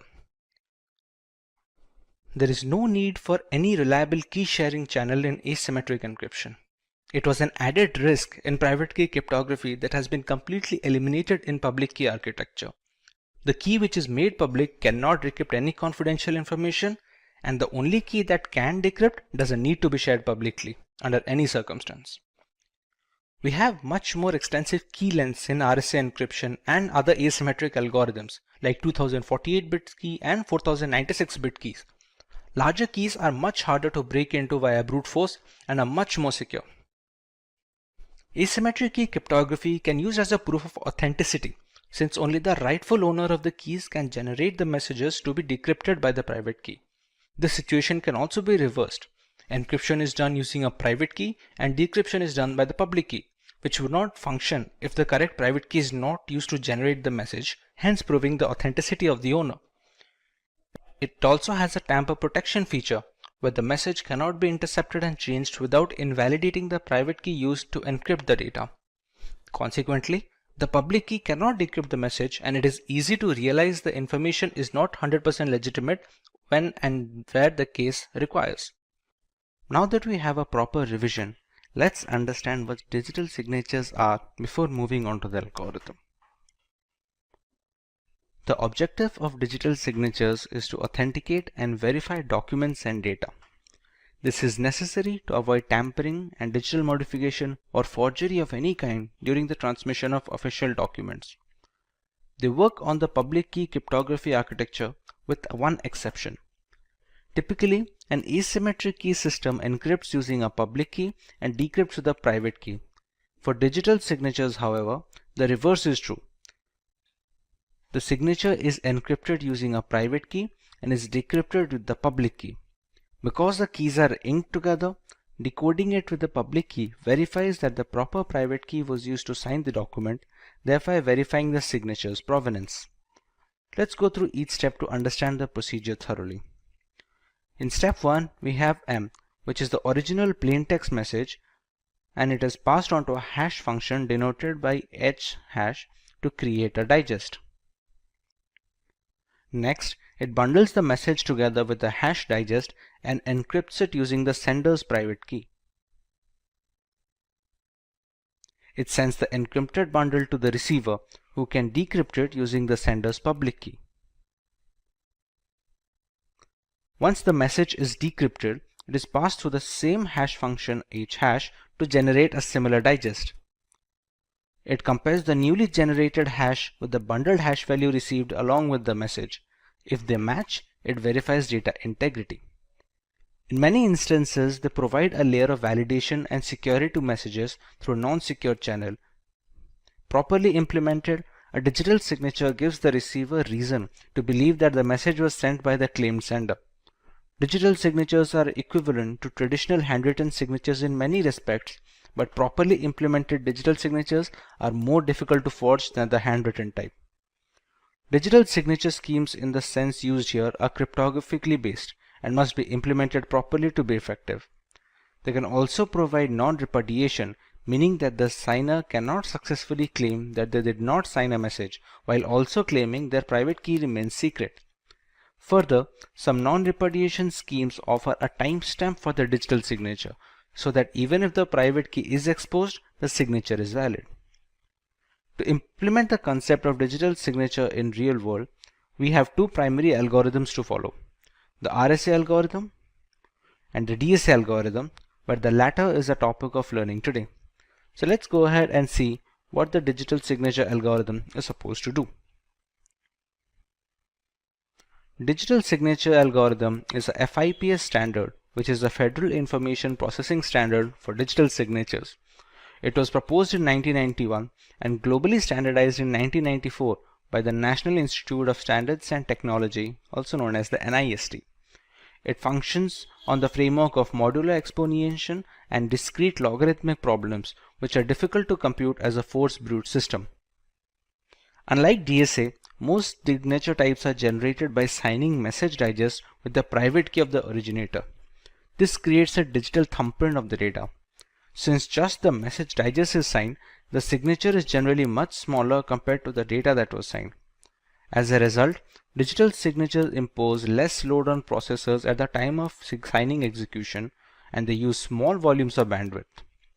DSA, on the other hand, does not encrypt message digest using private key or decrypt message digest using public key. Instead, it uses mathematical functions to create a digital signature consisting of two 160-bit numbers, which are originated from the message digests and the private key. DSAs make use of the public key for authenticating the signature, but the authorization process is much more complicated when compared with RSA. DSA also provides three benefits, which is the message authentication, integrity verification, and non-repudiation. In the image, we can see the entire process of DSA validation. A plain text message is passed on to a hash function where the digest is generated, which is passed on to a signing function. Signing function also has other parameters like a global variable G, a random variable K, and the private key of the sender. The outputs are then bundled onto a single pack with the plain text and sent to the receiver. The two outputs we receive from the signing functions are the two 160-bit numbers denoted by S and R. On the receiver end, we pass the plain text through the same hash function to regenerate the message digest. It is passed on to verification function, which has other requirements such as the public key of the sender, global variable G, and SNR received from the sender. The value generated by the function is then compared to R. If they match, then the verification process is complete and data integrity is verified. This was an overview of the way the DSA algorithm works. We already know it depends on logarithmic functions to calculate the outputs, so let us see how we can do the same in our next section. We have three phases here, the first of which is key generation. To generate the keys, we need some prerequisites. We select a queue which becomes a prime divisor. We select a prime number p such that p-1 mod q equal to 0. We also select a random integer g which must satisfy the two formulas being mentioned on the screen right now. Once these values are selected, we can go ahead with generating the keys. The private key can be denoted by x, and it is any random integer that falls between the bracket of 0 and the value of q. The public key can be calculated as y equal to g to the power x mod p, where y stands for the public key. The private key can then be packaged as a bundle which comprises of values of p, q, g, and x. Similarly, the public key can also be packaged as a bundle having the values of p, q, g, and y. Once we're done with key generation, we can start verifying the signature and its generation. Repeat. Once the keys are generated, we can start generating the signature. The message is passed through a hash function to generate the digest h first. We can choose any random integer k which falls under the bracket of 0 and q. To calculate the first 160-bit number of our signing function of r, we use the formula g to the power k mod p into mod q. Similarly, to calculate the value of the second output, that is s, we use the following formula that is shown on the screen. The signature can then be packaged as a bundle having r and s. This bundle, along with the plain text message, is then passed on to the receiver. Now with the third phase, we have to verify the signature. We first calculate the message digest received in the bundle by passing it through the same hash function. We calculate the value of W, U1 and U2 using the formulas shown on the screen. We have to calculate a verification component, which is then to be compared with the value of R being sent by the sender. This verification component can be calculated using the following formula. Once calculated, this can be compared with the value of R. If the values match, then the signature verification is successful and our entire process is complete, starting from key generation to the signature generation all the way up to the verification of the signature. With so many steps to follow, we are bound to have a few advantages to boot this, and we would be right to think so. DSA is highly robust in the security and stability aspect when compared to alternative signature verification algorithms. We have a few other ciphers that aim to achieve the simplicity and the flexibility of DSA, but it has been a tough ask for all the other suits. The key generation is much faster when compared to the RSA algorithm and such. While the actual encryption and decryption process may falter a little in comparison, a quicker start in the beginning is well known to optimize a lot of frameworks. DSA requires less storage space to work its entire cycle. In contrast, its direct correspondent, that is RSA algorithm, needs a certain amount of computational and storage space to function efficiently. This is not the case with DSA, which has been optimized to work with weaker hardware and lesser resources. The DSA is patented, but NIST has made this patent available worldwide royalty-free. A draft version of the speculation FIPS 18665 indicates that DSA will no longer be approved for digital signature generation, but it may be used to verify signatures generated prior to the implementation date of that standard.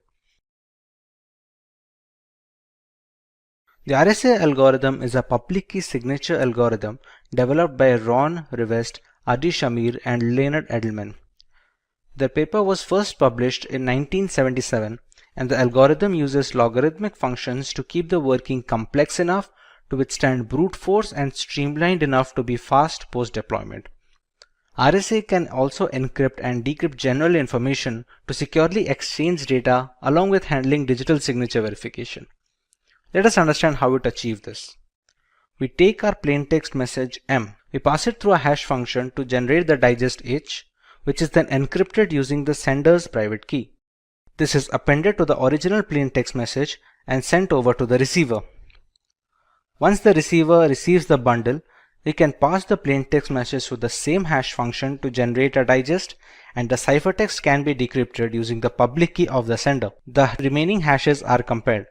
If the values match, then the data integrity is verified and the sender is authenticated. Apart from digital signatures, the main case of RSA is encryption and decryption of private information before being transmitted across communication channel.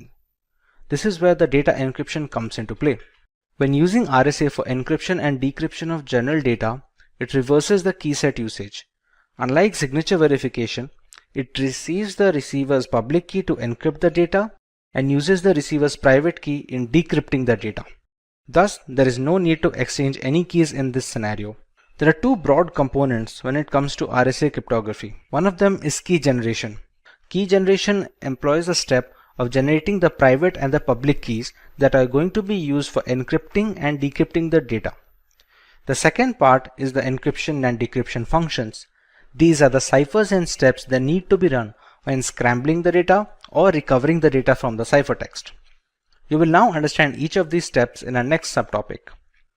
Keeping the previous two concepts in mind, let us go ahead and see how the entire process works, starting from creating the key pair to encrypting and decrypting the information. You need to generate the public and private keys before running the functions to generate ciphertext and plaintext. They use certain variables and parameters, all of which are explained. We first use two large prime numbers, which can be denoted by P and Q. We can compute the value of n as n equal to P into Q and compute the value of z as P minus 1 into Q minus 1. A number E is chosen at random satisfying the following conditions, and a number D is also selected at random following the formula ED mod z equal to 1, and it can be calculated with the formula given below. The public key is then packaged as a bundle with N and E, and the private key is packaged as a bundle using N and D. This sums up the key generation process. For the encryption and decryption function, we use the formula C and M. The ciphertext can be calculated as C equal to M to the power E mod N, and the plaintext can be calculated from the ciphertext as C power D mod N.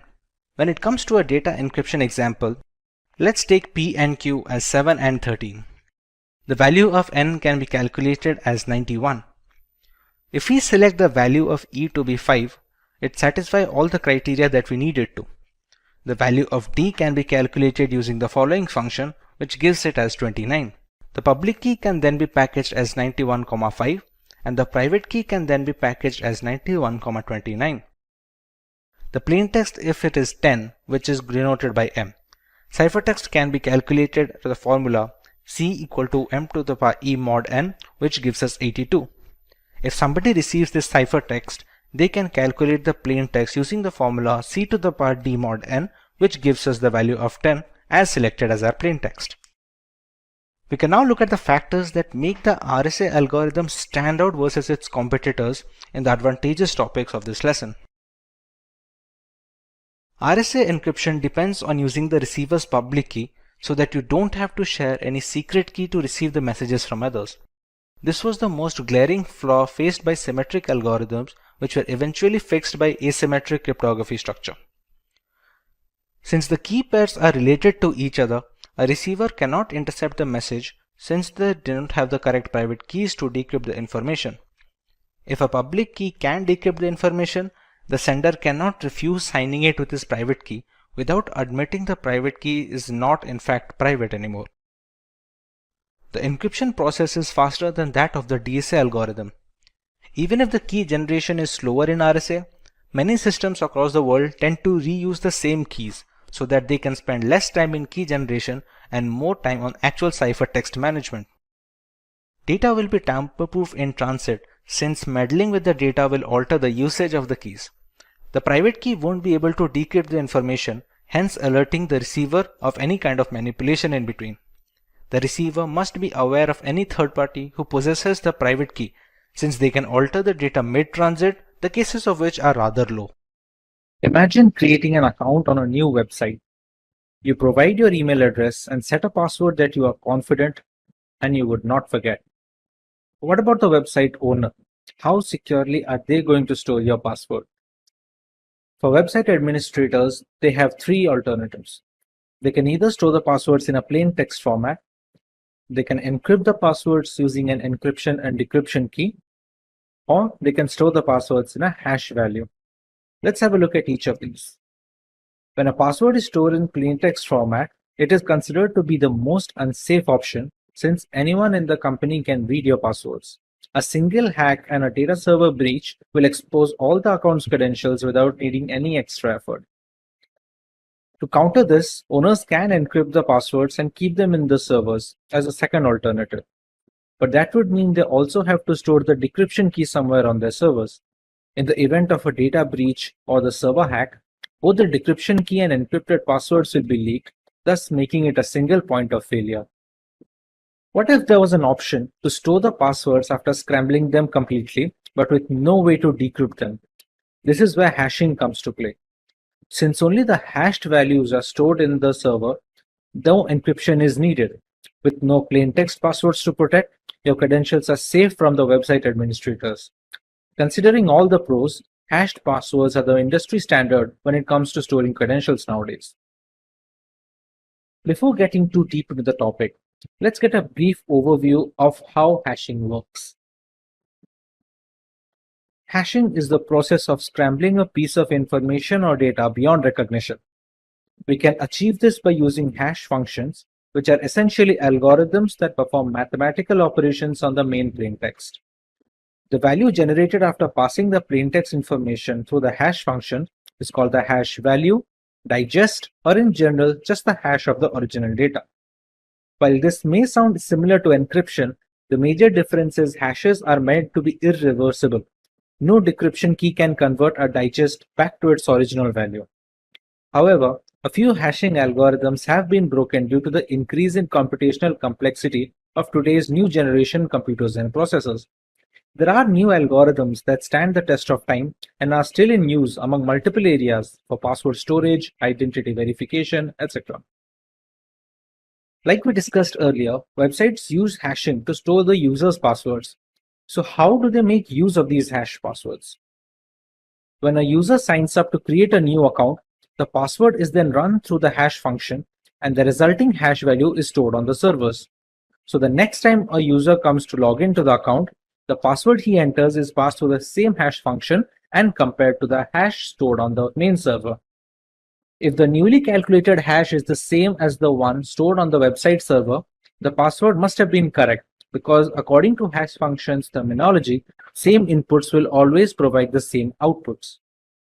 If the hashes do not match, then the password entered during login is not the same as the password entered during the sign-up. Hence, the login will be denied. This way, no plain text passwords get stored, preventing both the owner from snooping on user data and protecting users' privacy in the unfortunate event of a data breach or a hack. Apart from password storage, hashing can also be used to perform integrity checks. When a file is uploaded on the internet, the file's hash value is generated and it is uploaded along with the original information.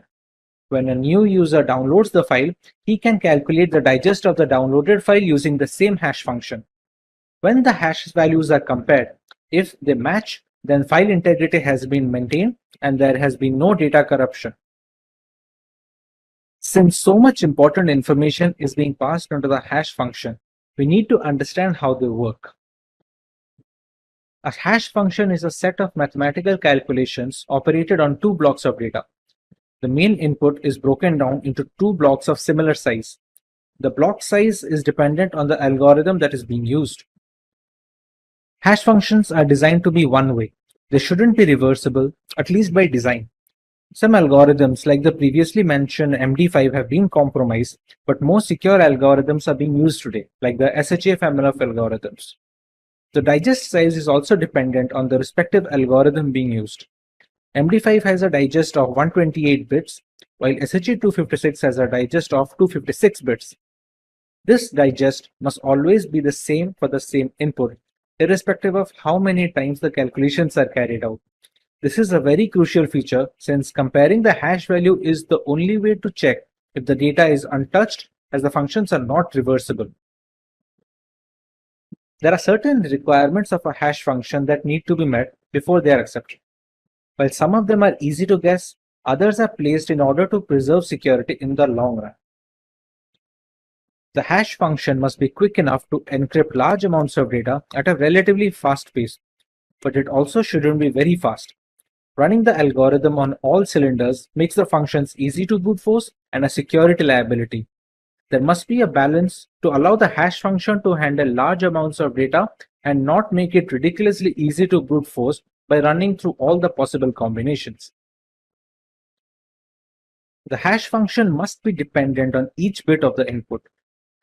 The input can be text, audio, video, or any other file extension. If a single character is being changed, it doesn't matter how small that character may be, the entire digest must have a distinctly different hash value. This is essential to create unique digests for every password that is being stored. But what if two different users are using the same password? Since the hash function is the same for all users, both the digests will be the same. This is called a hash collision. You may think this must be a rare occasion where two users have exactly the same password, but that is not the case. We have techniques like salting that can be used to reduce these hash collisions, as we will discuss later in this video. You would be shocked to see the most used passwords of 2020. All of these passwords are laughably insecure, and since many people use the same passwords repeatedly on different websites, hash collisions risks are more common than one would expect. Let's say the hash functions find two users having the same password. How can they store both the hashes without messing up the original data? This is where salting and peppering come to play. Salting is the process of adding a random keyword to the end of the input before it is passed on to the hash function. This random keyword is unique for each user on the system, and it is called the salt value or just the salt. So even if two passwords are exactly the same, the salt value will differ and so will the digest. There is a small problem with this process though. Since the salt is unique for each user, they need to be stored in the database along with the passwords, and sometimes even in plain text to speed up the process of continuous verification. If the server is hacked, then the hashes will need to be brute forced, which takes a lot of time. But if they receive the salts as well, the entire process becomes very fast. This is something that peppering aims to solve. Peppering is the process of adding a random string of data to the input before passing them to the hash function. But this time the random string is not unique for each user. It is supposed to be common for all users in the database, and the extra bit added is called the pepper in this case. The pepper isn't stored on the servers. It is mostly hard-coded onto the website source code since it's going to be the same for all credentials. This way, even if the servers get hacked, they will not have the right pepper needed to crack into all the passwords. Many websites use a combination of salting and peppering to solve the problem of hash collision and bolster security. Since brute force takes such a long time, many hackers avoid taking the effort. The returns are mostly not worth it, and the possible combinations of using both salting and peppering is humongous. With cybercrime getting more and more complex by the day, corporations are in the need of trained personnel in the field of cybersecurity. Ethical hacking and penetration testing had always been necessary for organizations and the general public to protect the system against malicious attackers. However, with the exponential growth in cyber attacks, the necessity of being trained in ethical hacking is at an all-time high. Many such professionals tend to use Linux distributions for their penetration testing activities.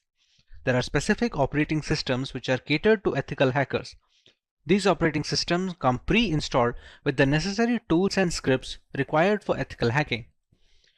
Probably the most famous operating system in this bracket is Kali Linux. For today's video, we will learn about this distribution made by and for hackers. We take you through the intricacies of its hardware and software specifications. Let's take a look at the agenda for today. We start by learning about Kali Linux and a basic explanation of its purpose. We take a look at the history of Kali Linux from the story of its origin to its current day exploits. Next, we learn a few distinct features of Kali Linux that make it an attractive choice for penetration testers worldwide.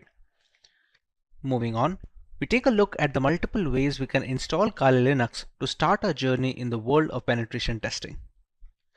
In the next few sections, we compare it to an industry rival operating system by the name of Parrot Security Operating System.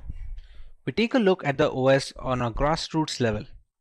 Next, we learn about the standout features of Kali Linux and Parrot Security with their unique offerings. We make a direct comparison between Kali and Parrot Security OS as far as their hardware specifications and all-around usability is concerned. We make a conclusion as to which operating system caters to which category of user. In the next topic, we take a detailed look at how we can install Kali Linux on a Windows 10 system using the VMware virtualization software. Moving on, we go through some of the reasons why people should choose Kali Linux as their primary operating system when it comes to ethical hacking and penetration testing. In the next section, we cover the 5 different phases of penetration testing, where each stage is a crucial segment in the entire cycle of an ethical hacking campaign. We also take a look at the most popular tools installed in Kali Linux that are used regularly by ethical hackers as a part of their professional work. Coming to a few live demonstrations, we start by learning some Linux terminal basic commands, set up proxy chains to maintain our privacy on the internet, run a few Nmap scans to find information about our victims, use Wireshark to detect insecure browser traffic traveling through HTTP web pages, learn about Metasploit and its components, and finally use Metasploit to hack into a Windows 10 machine and grant ourselves root access or the admin access, which basically gives us the key to the entire machine. It's no secret that the majority of our internet usage is at the risk of being hacked, be it via unsafe messaging applications or misconfigured operating systems. To counteract this void of digital security, penetration testing has become the norm when it comes to vulnerability assessment. Kali Linux is an operating system that has become a well-known weapon in this fight against hackers. a Linux distribution that is made specifically for penetration testers, Kali Linux has layers of features that we will be covering in today's lesson. Let's take a look at the topics to be covered in this video. We start by learning about Kali Linux and a basic explanation of its purpose. We take a look at the history of Kali Linux from the story of its origin to its current day exploits. Next, we learn a few distinct features of Kali that make it an attractive choice for penetration testers worldwide. Finally, we take a look at the multiple ways we can install Kali Linux to start our journey in the world of penetration testing. Let's start by learning about Kali Linux in general. Kali Linux, which is formerly known as Backtrack Linux, is an open source Linux distribution aimed at advanced penetration testing and security auditing. It contains several hundred tools that are targeted towards various information security tasks such as penetration testing, security research, computer forensics, and reverse engineering. Kali Linux is a multiple platform solution, accessible and freely available to information security professionals and hobbyists. Among all the Linux distributions, Kali Linux takes its roots from the Debian operating system. Debian has been a highly dependable and stable distribution for many years, providing a similarly strong foundation to the Kali desktop. While the operating system is capable of practically modifying every single part of our installation, the networking components of Kali become disabled by default. This is done to prevent any external factors from affecting the installation procedure, which may pose a risk in critical environments. Apart from boosting security, it allows a deeper element of control to the most enthusiastic of users. We did not get Kali Linux since the first day. How did it come into existence? Let's take a look at some of its history. Kali Linux is based on years of knowledge and experience in building penetration testing and operating systems. During all these project lifelines, there have been only a few different developers, as the team has always been small. The first project was called WOPEX, which stands for White Hat Knopex. As can be inferred from the name, it was based on the Knopex operating system as its underlying OS. WOPEX had releases ranging from version 2.0 to 2.7. This made way for the next project, which was known as VAX, or the longhand being White Hat Slacks. The name change was because the base OS was changed from Knopex to Slacks. VAX started at version 3 as a nod, it carrying on from WOPEX. There was a similar OS being produced at the same time, Auditor Security Collection, often being shortened to just Auditor, which was once again using Knopex. Its efforts were combined with VAX to produce Backtrack. Backtrack was based on Slackware from version 1 to version 3, but switched to Ubuntu later on with version 4 to version 5. Using the experience gained from all of this, Kali Linux came after Backtrack in 2013. Kali started off using Debian stable as the engine under the hood before moving to Debian testing when Kali Linux became a rolling operating system. Now that we understand the history and the purpose of Kali Linux, let us learn a little more about its distinct features. The latest version of Kali comes with more than 600 penetration tools pre-installed. After reviewing every tool that was included in Backtrack, developers have eliminated a great number of tools that either simply did not work or which duplicated other tools that provided the same or similar functionality. The Kali Linux team is made up of a small group of individuals who are the only ones trusted to commit packages and interact with the repositories, all of which is done using multiple secure protocols.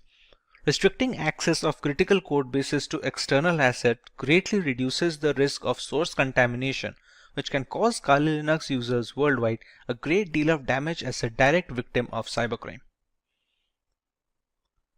Although penetration tools tend to be written in English, the developers have ensured that Kali includes true multilingual support, allowing more users to operate in their native language and locate the tools they need for the job. The more comfortable a user feels with the intricacies of the operating system, the easier it is to maintain a stronghold over the configuration and the device in general. Since ARM-based single-board systems like the Raspberry Pi are becoming more and more prevalent and inexpensive, the development team knew that Kali's ARM support would need to be as robust as they could manage with fully working installations. Kali Linux is available on a wide range of ARM devices and has ARM repositories integrated with the mainline distributions, so the tools for ARM are updated in conjunction with the rest of the distribution. All this information is necessary for users to determine if Kali Linux is the correct choice for them. If it is, what are the ways that they can go forward with this installation and start their penetration testing journey? The first way to use Kali Linux is by launching the distribution in the live USB mode. This can be achieved by downloading the installer image file or the ISO file from the Kali Linux website and flashing it to a USB drive with a capacity of at least 8 GB. Some people don't need to save their data permanently, and a live USB is the perfect solution for such cases. After the ISO image is flashed, the thumb drive can be used to boot a fully working installation of the operating system, with the caveat that any changes made to the OS in this mode are not written permanently. Some cases allow persistent usage in live USBs, but those require further configuration than normal situations. But what if the user wants to store data permanently in the installed OS? The best and the most reliable way to ensure this is the full-fledged hard disk installation. This will ensure the complete usage of the system's hardware capabilities and will take into account the updates and the configurations being made to the OS. This method is supposed to override any pre-existing operating system installed on the computer, be it Windows or any other variant of Linux. The next alternative route for installing Kali Linux would be to use virtualization software such as VMware or VirtualBox. The software will be installed as a separate application on an already existing OS, and Kali Linux can be run as an operating system in the same computer as a window. The hardware requirements will be completely customizable, starting with the allotted RAM to the virtual hard disk capacity. The usage of both a host and guest operating system like Kali Linux allows users a safe environment to learn while not putting their systems at risk. If you want to learn more about how one can go forward with this method, we have a dedicated video where Kali Linux is being installed on VMware while running on a Windows 10 operating system. You can find the link in the description box to get started with your very own virtual machine. The final way to install Kali Linux is by using a dual boot system. To put it in simple words, the Kali Linux OS will not be overwriting any pre-installed operating system on a machine, but will be installed alongside it. When a computer boots up, the user will get a choice to boot into either of these operating systems. Many people prefer to keep both the Windows and Kali Linux installed, so the distribution of work and recreational activities is also allotted effectively. It gives users a safety valve should their custom Linux installation run into any bugs that cannot be fixed from within the operating system. Professionals in security testing, penetration testing, and ethical hacking utilize Linux as their preferred operating system. It provides several configurable distributions that you may configure based on your end use. Kali Linux and Parrot OS are two popular penetration testing distributions. While these operating systems each have unique offerings, the overall choice can differ between personnel thanks to their various tools and hardware specifications. Today we will look at both these distributions and settle on the perfect choice for each type of user. Let's go through the agenda for this video. We will learn about Kali Linux and Parrot Security OS from scratch, while understanding their primary selling points as a Linux distribution catered towards penetration testers. Next, we know about some features of these operating systems that stand out of their package. Finally, we directly compare Kali Linux and Parrot Security OS, thereby making a clear-cut conclusion on which OS is perfect on a per-requirement basis. So let's start by learning about Kali Linux from a ground level. Kali Linux, which is formerly known as Backtrack Linux, is an open source Linux distribution aimed at advanced penetration testing and security auditing. It contains several hundred tools targeted towards various information security tasks such as penetration testing, security research, computer forensics, and reverse engineering. Kali Linux is a multi-platform solution, accessible and freely available to information security professionals and hobbyists. Among all the Linux distributions, Kali Linux takes its roots from the Debian operating system. Debian has been a highly dependable and a stable distribution for many years, providing a similarly strong foundation to the Kali Linux desktop. While the operating system can practically modify every single part of our installation, the networking components of Kali Linux come disabled by default. This is done to prevent any external factors from affecting the installation procedure, which may pose a risk in critical environments. Apart from boosting security, it allows a more profound element of security control to the most enthusiastic of users. Now, let's take a look at Parrot Security Operating System. Parrot Security OS is a Debian-based Linux distribution with an emphasis on security, privacy, and development. It is built on the Debian's testing branch and uses a custom hardened Linux kernel. Parrot Security contains several hundred tools targeted towards tasks such as penetration testing, computer forensics, reverse engineering, and security research. It is seen as a generally lightweight distribution that can work under rigorous hardware and software specifications. It features a distinct forensics mode that does not mount any of the system's hard disks or partitions and has no influence on the host system, making it much more stealthy than its regular occurrence. This mode is used on the host system to execute forensic procedures. A rolling release is a paradigm in which software upgrades are rolled out constantly rather than in batches of versions in software development. This ensures that the software is constantly up to date. A rolling release distribution such as Parrot Security OS follows the same concept. It provides the most recent Linux kernel and software versions as soon as they become available. With a basic introduction to the operating systems out of the way, let us take a look at the unique features of both Kali Linux and Parrot Security OS.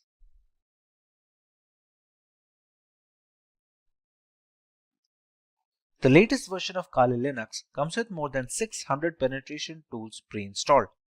After reviewing every tool included in Backtrack, developers have eliminated a significant number of tools that either simply did not work or duplicated other tools that provided the same and similar functionality.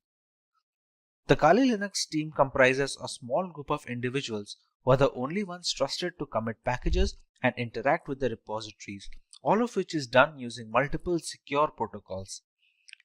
Restricting access of critical code bases to external assets dramatically reduces the risk of source contamination, which can cause Kali Linux users worldwide a great deal of damage as a direct victim of cybercrime. Although penetration tools tend to be written in English, the developers have ensured that Kali includes proper multilingual support, allowing more users to operate in the native language and locate the tools they need for their job. The more comfortable a user feels with the intricacies of the operating system, the easier it is to maintain a strong hold over the configuration and the device in general. Since ARM-based single-board systems like the Raspberry Pi are becoming more prevalent and inexpensive, the development team knew that Kali's ARM support would need to be as robust as they could manage with fully working installations. Kali Linux is available on a wide range of ARM devices and has ARM repositories integrated with the mainline distribution, so the tools for ARM are updated in conjunction with the rest of the distribution. Let's take a look at some of the features of Parrot Security Operating System now. Along with a giant catalog of scripts, Parrot Security OS has its own hardened Linux kernel modified explicitly to provide as much security and resistance to hackers as possible in the first line of defense. The configurations in the operating system act as the second gateway, taking care of malicious requests and dropping them off. This is particularly beneficial since should there be a scenario where the latest Linux kernel is causing some particular issue, the Parrot OS development team will most likely iron it out first before passing it on as an update. If the custom hardened kernel wasn't reason enough, Parrot Security developers managed to install more hacking tools and scripts to ensure a smooth transition for the Kali Linux users. All the tools you find in Kali are present in Parrot OS and a few extra ones for good measure. And this has been achieved while keeping roughly the same operating system size between both of them. However, it's not all productivity points for Parrot OS. They provide a choice between two different desktop environments, Mate, which comes pre-installed by default, and KDE. For those unfamiliar with Linux terminology, you can think of desktop environments as the main UI for a distribution. Being highly modular in nature, one can use Parrot Security OS while adding another desktop environment that they find appealing. While Kali Linux has only a single option, Parrot Security has provided two optimized builds with Mate Desktop and KDE Desktop. One of the primary advantages of Parrot OS over Kali Linux is that it's relatively lightweight. This implies that it takes significantly less disk space and computing power to function correctly, with as little as 320 MB of RAM required. In reality, Parrot OS is designed to operate successfully off a USB stick, but Kali Linux does not work well from a USB drive and is generally installed in a virtual machine. Parrot OS is more of a niche distribution if you're searching for something lighter than Kali Linux. Features are great, but what about performance? Real-world metrics. Let us compare both these operating systems directly with respect to their hardware specifications and usability. In the end, we can decide on what distribution is fit for each type of user.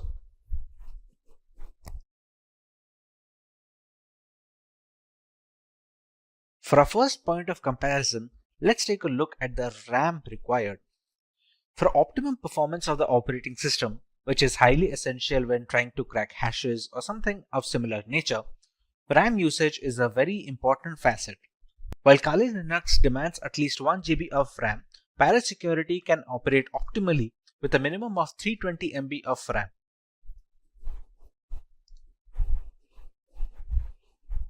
For correctly displaying graphical elements, Kali Linux requires GPU-based acceleration, while this is not the case with Parrot Security OS, which doesn't require any graphical acceleration needed from the user side.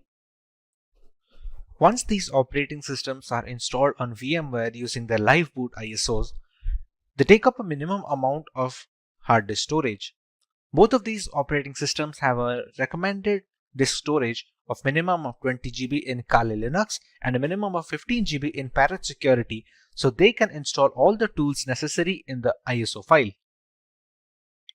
When it comes to the category and the selection of tools, Kali Linux has always been the first in securing every single tool available for hackers in the penetration testing industry. Parrot Security, on the other hand, has managed to take it up a notch. While specializing in wireless pen testing, Parrot Security makes it a point that all the tools that Kali Linux provides has been included in the ISO, while simultaneously adding some extra tools that many users will have to install from third-party sources in Kali Linux. Being a decade-old penetration testing distribution, Kali Linux has formed up a very big community with strong support signature. Parrot Security, on the other hand, is still growing, and it is garnering much more interest among veteran penetration testers and ethical hackers. A primary drawback of Kali Linux is the extensive hardware requirement. To perform optimally, it requires higher memory than Parrot Security. It also needs graphical acceleration while demanding more virtual hard disk storage. Parrot Security, on the other hand, was initially designed to run off a USB drive directly, thereby requiring very minimal requirements from a hardware perspective, like just 320 MB of RAM and no graphical acceleration needed. This means Parrot Security is much more feasible for people who are not able to devote massive resources to either their virtual machine or on their laptop hard disk directly. With the comparison done between both of these operating systems, let's take a look at the type of users both of these are catered to. One can go with Kali Linux if they want the extensive community support offered by its users, if they want to go with a trusted development team that have been working on this distribution since many years, if they have a powerful system which can run Kali Linux optimally without having to bottleneck performance, and if they are comfortable with a semi-professional environment which may or may not be very useful for new beginners. One can decide to go with Parrot Security if they want to go with a very lightweight and lean distribution that can run pretty much on all systems. It also has a lot of tools pre-installed, and some of them are not even present on Kali Linux. It is much more suitable for underpowered rigs where users do not have a lot of hardware resources to provide to the operating system and thereby it is much more feasible for people with underpowered laptops or no graphical acceleration. Compared to Kali Linux, Parrot Security's desktop environment is also relatively easier to use for new beginners. For people who are just getting into ethical hacking, Parrot Security does a relatively better job of introducing them to the operating system and to the various tools without having to dump them into the entire intricacies. The installation of Kali Linux. There are multiple ways to install Kali Linux. We can either install it on a normal hard drive in a virtual machine software such as VMware or VirtualBox, or we can do that in hard bare metal machines. Now, for the convenience of explanation, we're going to install Kali Linux today on a virtual machine software known as VMware. VMware is able to run multiple operating systems on a single host machine, which in our case is a Windows 10 system.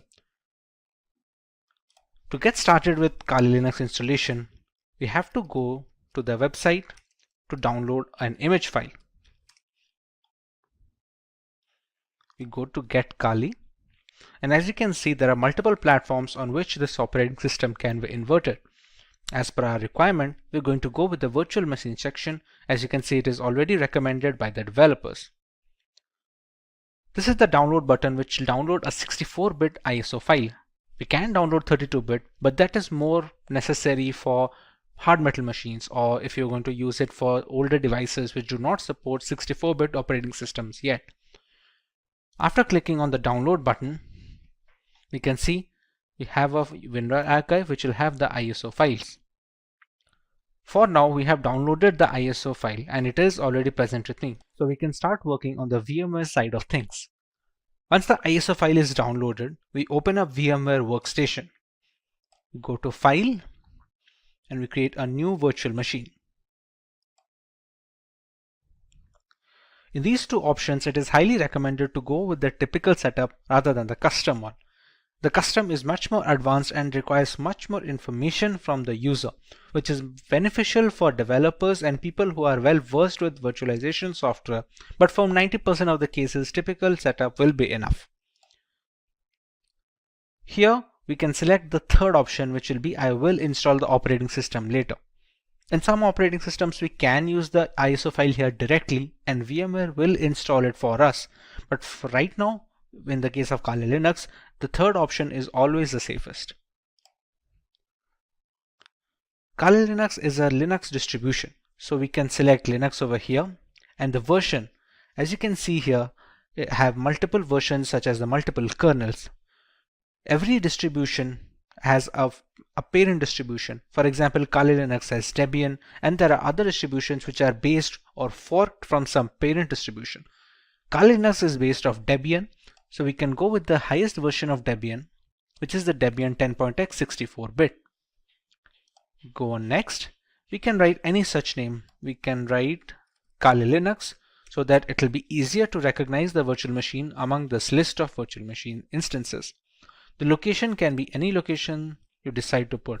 By default, it should be the documents folder, but anywhere you put, it will hold up all the information of the operating system, all the files you download, all the configurations you store, everything will be stored in this particular location that you provide.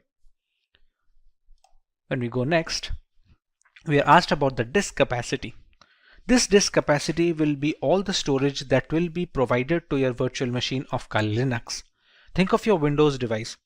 If you have a 1 terabyte of hard drive, you have the entirety of the hard disk to store data on. How much data you give here, you can only store up to that amount of data.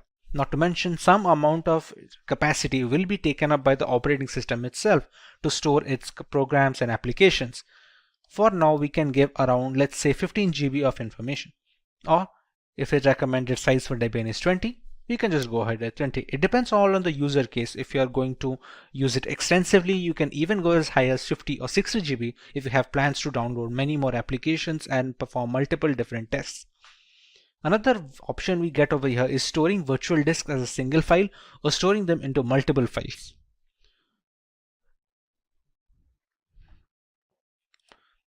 As we already know, this virtual machine runs entirely on VMware. Sometimes when transferring these virtual machine instances, let's say from a personal computer to a work computer, we're going to need to copy up the entire folder that we had mentioned before over here. Instead, all virtual machines have a portability feature. Now this portability feature is possible for all scenarios, except it is much easier if they split the virtual disk into multiple files. Now even if this makes porting virtual machines easier from either system to system or software to software, let's say if you want to switch from VMware to VirtualBox or vice versa, the performance takes a small hit. It's not huge, but it's recommended to go with storing the virtual disk as a single file if you have no purposes of ever moving the virtual machine. Even if you do, it's not a complete stop that it cannot be ported. It's just easier when using multiple files. But in order to get the best performance out of the virtual machine, we can store it as a single file over here. This is a summary of all the changes that we made and all the configurations that have been settled until now. Now at this point of time, we have not provided the .iso file yet, which is the installation file for the Kali Linux that we downloaded from this website. As of right now, we have only configured the settings of the virtual machine. So we can press on Finish. And we have Kali Linux in the list. Now, to make the changes further, we press on Edit Virtual Machine Settings. The memory is supposed to give the RAM of the virtual machine. The devices with RAM of 8 GB or below that, giving high amount of RAM will cause performance issues on the host system. If the memory has some amount of free storage left, let's say on idle storage, my Windows machine takes about 2 GB. So I have 6 GB of memory to provide. Although if you provide all of the 6 GB, it will be much more difficult for the host system to run everything properly. So for this instance, we can keep it as 2 GB of memory for the virtual machine instance. Similarly, we can use the number of processors and we can customize it according to our liking. Let's say if we want to use one processor, but we want to use 2 different cores, we can select them as well. Hard disk is pre-set up as the SCSI hard disk and it does not need to be changed for the installation of this operating system at all. CD-ID DVD. This is where the installation file comes. You can think of the ISO file that we downloaded as a pen drive or a USB thumb drive which is necessary to install an operating system. To provide this, we're going to select Use ISO image file. We're going to click on Browse.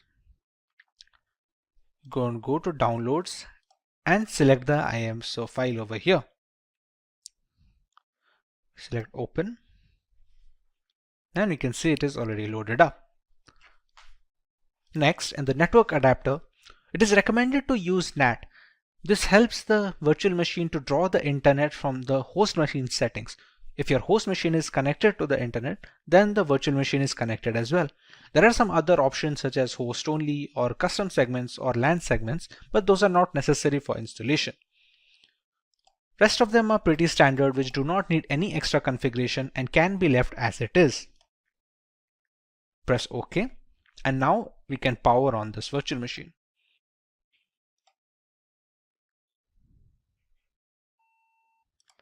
In this screen, we can choose how we want to proceed with the installation.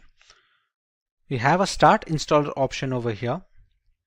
So we're going to press Enter on that.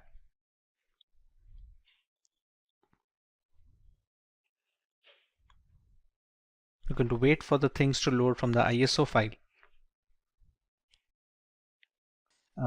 The first step in the installation is choosing the language of the operating system. For this, we can go with English as standard. This is a location. This will be used for setting up the time and some of the internal settings which depend entirely on the location of the user. So for this, we're going to go with India. Configuring the keyboard, it's always recommended to go with the American English first. Many people make a mistake of going with the Indian keyboard if it is possible, and it provides a lot of issues later on. So it's always preferred to go with the American English, and if later we see some necessity of another keyboard dialect that is required, we can install it later. But for now, we should always stick with American English as a basic. At this point, it's going to load the installation components from the .iso file. It is a big file of 3.6 GB, so it has a lot of components that need to be put into the virtual machine, which can also be used to detect hardware.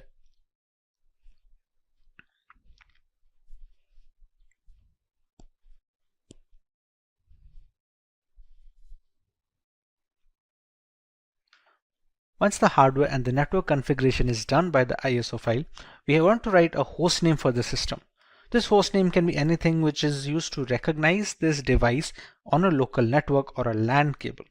Let's say if we use the name Kali. Domain name, we can skip it for now. It's not necessary as such for the installation.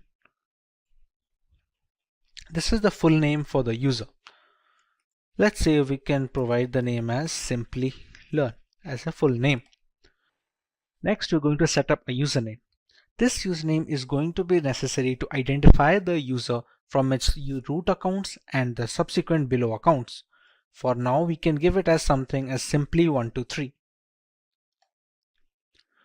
Now we have to choose a password for the user. Now remember, since this is the first user that is being added onto this newly installed operating system, it needs to be a password for the administrator. We can use whichever password we like over here and use the same password below and press on continue. At this point, it's going to detect on the components on which the operating system can be installed. Like here, there are multiple options like the use entire disk and set up LVM, use entire disk and set up encrypted LVM.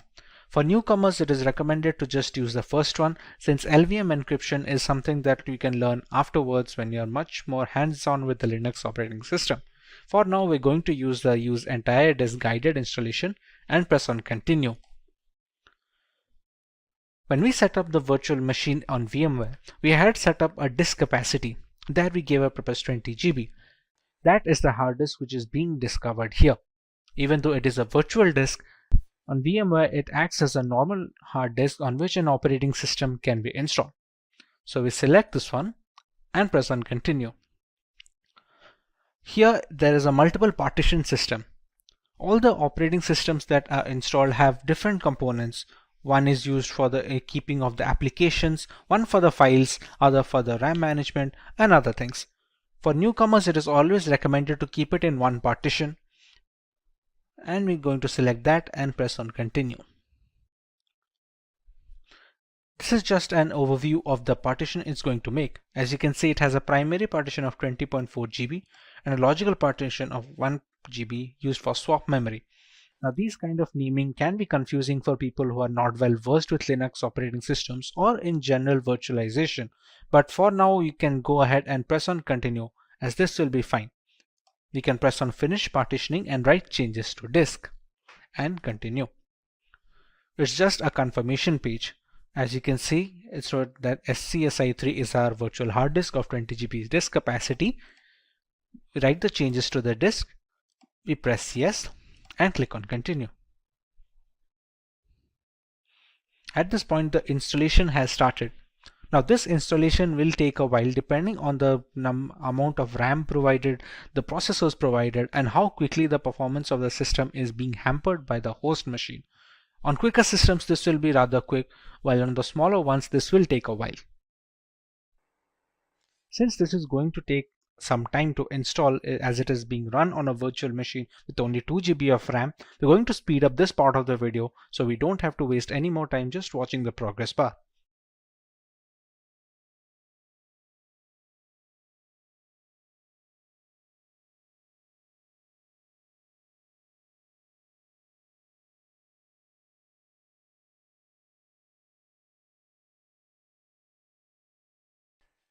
Now that our core installation is completed, it's asking us to configure a package manager.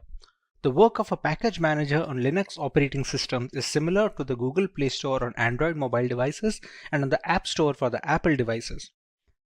It's an interface to install external applications which are not installed by default. Let's say for Google Chrome or any other browser which can be used to browse the internet. At this point of time, it's asked us to select a network mirror. We're going to select as yes and move forward with this. Next, It's going to ask us for an HTTP proxy, which we can leave it as blank and press it as continue forward. At this point of time, it's looking for updates to the Kali Linux installation. This will fetch the new builds from the Kali server, so the installation is always updated to the latest version. Now that the package manager is configured, we have the grub bootloader. The grub is used for selecting the operating system while booting up. Its core functionality is to allow the operating system to be loaded correctly without any faults. So at this point of time, if it asks install the grub bootloader to your primary drive, we can select this as yes and press continue. Remember, the installation was conducted on dev SDA. So we're going to select installation of the grub loader on the same hard disk that we have configured. We press this one and press continue. So now the grub bootloader is being installed. The grub is highly essential because it shows the motherboard where to start the operating system from. Even if the operating system is installed correctly and all the files are in correct order, the absence of a bootloader will not be able to launch the OS properly. As you can see, the installation is finally complete. So now we can press on continue and it's going to finalize the changes.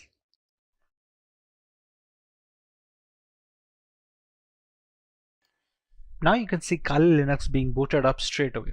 It doesn't check for the ISO file anymore since the operating system is now installed onto the virtual hard disk storage that we had configured before.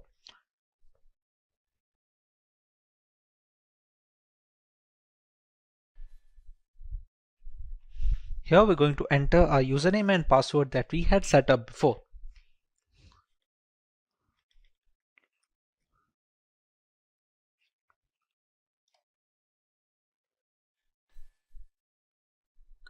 And we have the Kali Linux system booted up.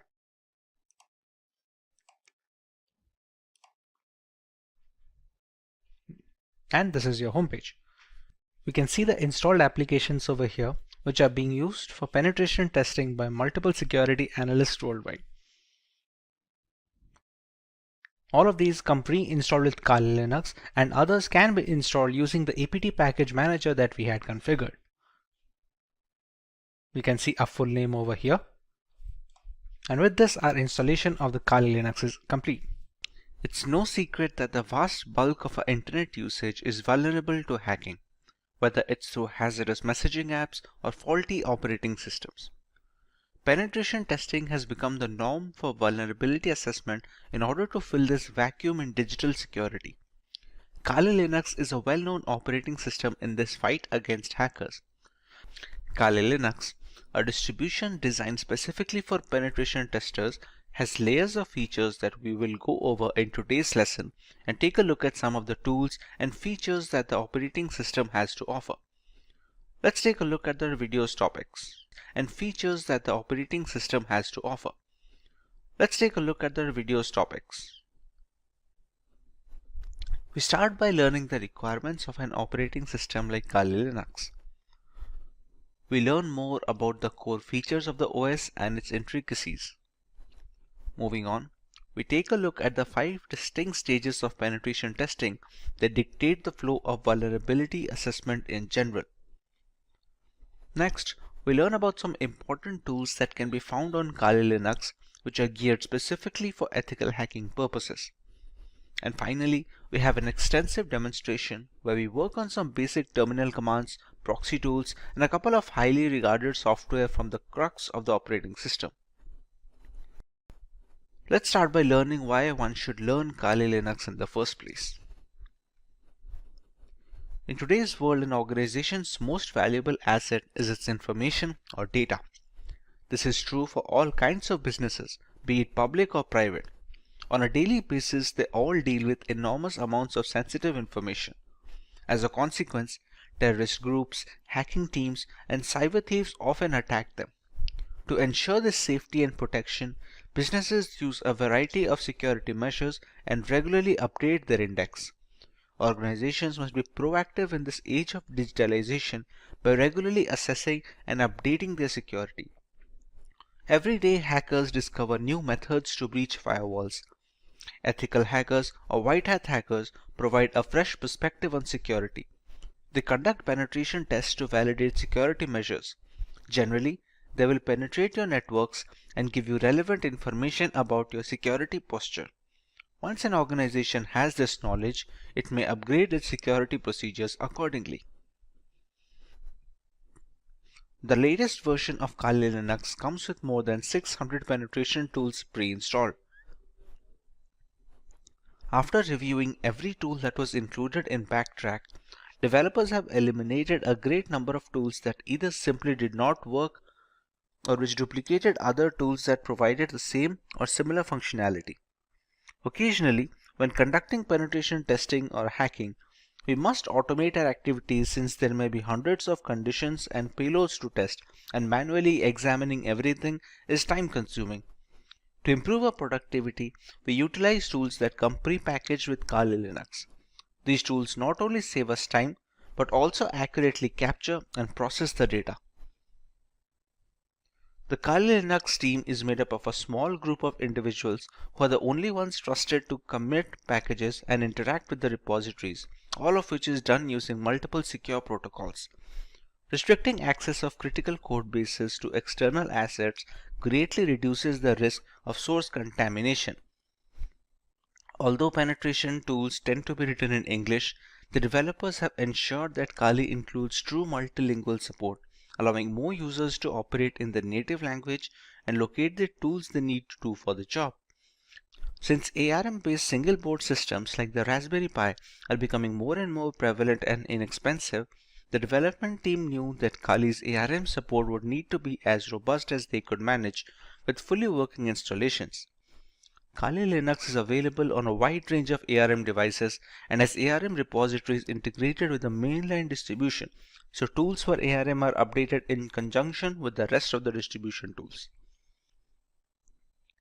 Now that we understand the necessity for an operating system like Kali Linux, let us take a look at some of its core features and offerings to the ethical hacking world. Kali Linux, formerly known as Backtrack Linux, is an open source Linux distribution which is aimed at advanced penetration testing and security auditing. It contains several hundred tools targeted towards various information security tasks such as penetration testing, security research, computer forensics, and reverse engineering. Kali Linux is a multi-platform solution accessible and freely available to information security professionals and hobbyists. Among all the Linux distributions, Kali Linux takes its roots from the Debian operating system. Debian has been a highly dependable and stable distribution for many years, providing a similarly strong foundation to the Kali Linux desktop. While the operating system is capable of practically modifying every single part of our installation, the networking components of Kali Linux come disabled by default. This is done to prevent any external factors from affecting the installation procedure, which may pose a risk in critical environments. Apart from boosting security, it allows a deeper element of security and control to the most enthusiastic of users. Let us now take a look at the 5 stages or phases of penetration testing. This is the first stage of the penetration test, which is known as the reconnaissance phase. In this stage, the security researcher collects information about the target. It can be done actively, which means you are collecting information without contacting the target, or even both. It helps security firms gather information about the target system, network components, active machines, open ports and access points, operating system details, etc. This activity can be performed by using information available in the public domain and using different tools. The next phase is more tool-oriented rather than performed manually, and it is the scanning phase. The penetration tester runs one or more scanner tools to gather more information about the target. The penetration tester runs one or more scanner tools to gather information about the target. By using various scanners such as war dialers, port scanners, network mappers, and vulnerability scanners, the tester collects as many vulnerabilities which help to turn an attack in a more sophisticated way. The next stage is known as the gaining access phase. In this phase, the penetration tester tries to establish a connection with the target and exploit the vulnerabilities found in the previous stage. Exploitation may be buffer overflow attacks, denial of service or DOS attacks, session hijacking, and many more. Basically, penetration tester extracts information and sensitive data from servers by gaining access using different tools. In the maintaining access phase, the penetration tester tries to create a backdoor for himself. It helps him to identify hidden vulnerabilities in the system and can later act as a gateway to retrieve control of the system. In the final phase of covering tracks, the penetration tester tries to remove all logs and footprints which help the administrator identify his presence. This helps the tester to think like a hacker and perform corrective actions to mitigate those activities. Now that we understand the basics of penetration testing and how ethical hackers go about their way, let us take a look at some notable tools which can be used on Kali Linux.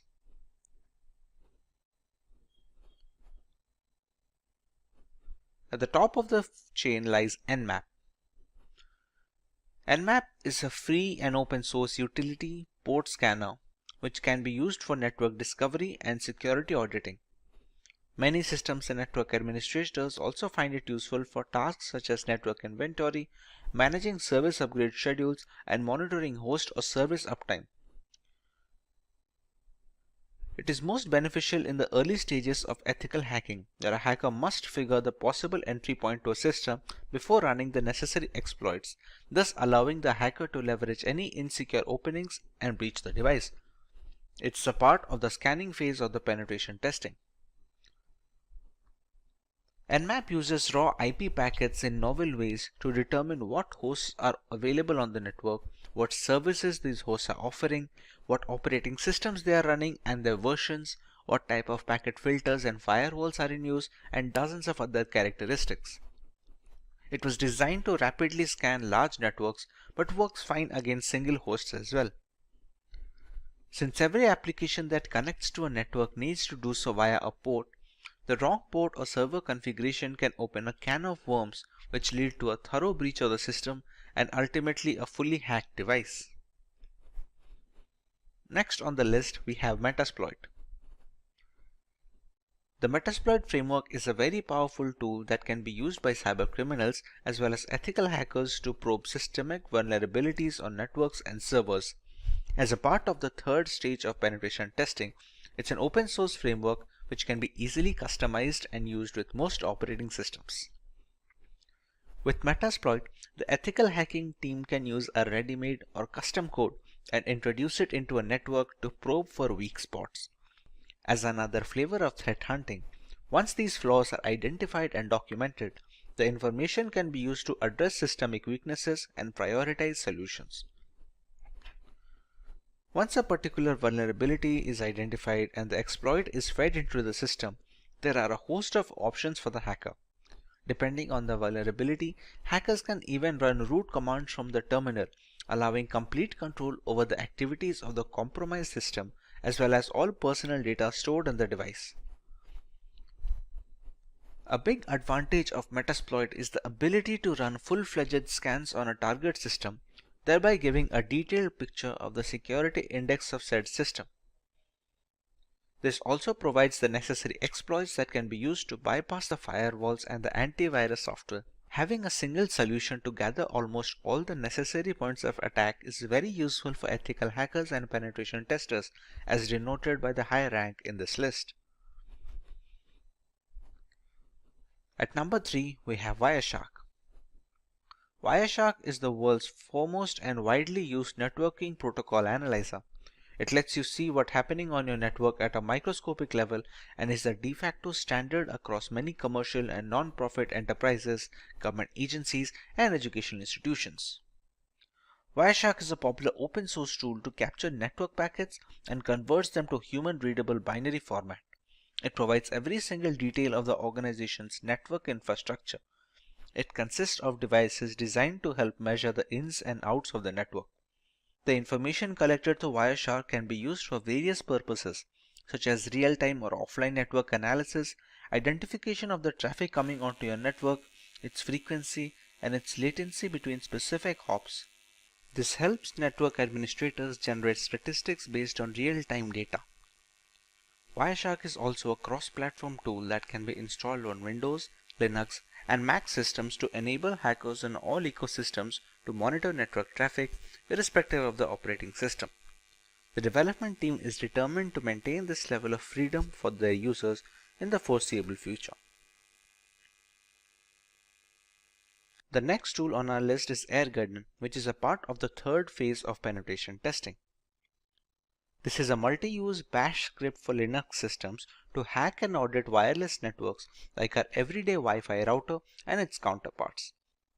Along with being able to launch denial of service attacks on compromised networks, this multi-purpose Wi-Fi hacking tool has very rich features which support multiple methods for Wi-Fi hacking, including multi-file WPS hacking modes, all-in-one WEP attack, handshake file capturing, evil twin attacks, pixie dust, and so much more. It usually needs an external network adapter that supports monitor mode, which is necessary to be able to capture wireless traffic traversing the air channels. Thanks to its open source nature, AirGarden can be used with multiple community plugins and add-ons, thereby increasing its effectiveness against a wide variety of routers, both in the 2.4 GHz band and 5 GHz band. The next tool is John the Ripper. John the Ripper is an open source password security auditing and password recovery tool available for many operating systems. John the Ripper Jumbo supports hundreds of hash and cipher types, including for user passwords of operating systems, web apps, groupware, database servers, network traffic captures, encrypted private keys, file systems, and document files. Some of the key features of the tool include offering multiple modes to speed up password cracking, automatically detecting the hashing algorithm used by the passwords, and the ease of running and configuring the tool, making it a password cracking script of choice for novices and professionals alike. It can use dictionary attacks along with regular brute forcing to speed up the process of cracking the correct password without wasting additional resources. The word list being used in this dictionary attacks can be used from the user's end, allowing for a completely customizable process. Now that we have covered the basics of Kali Linux, let us take a look at the agenda for our demo today. We start out with a few terminal commands that are a basic part of a Linux operating system. We configure our own proxy chains to maintain anonymity while running penetration testing attacks on our victims. Next, we run a few Nmap scans on a local Windows 10 machine to find out the type of information that can be gathered in such a scenario.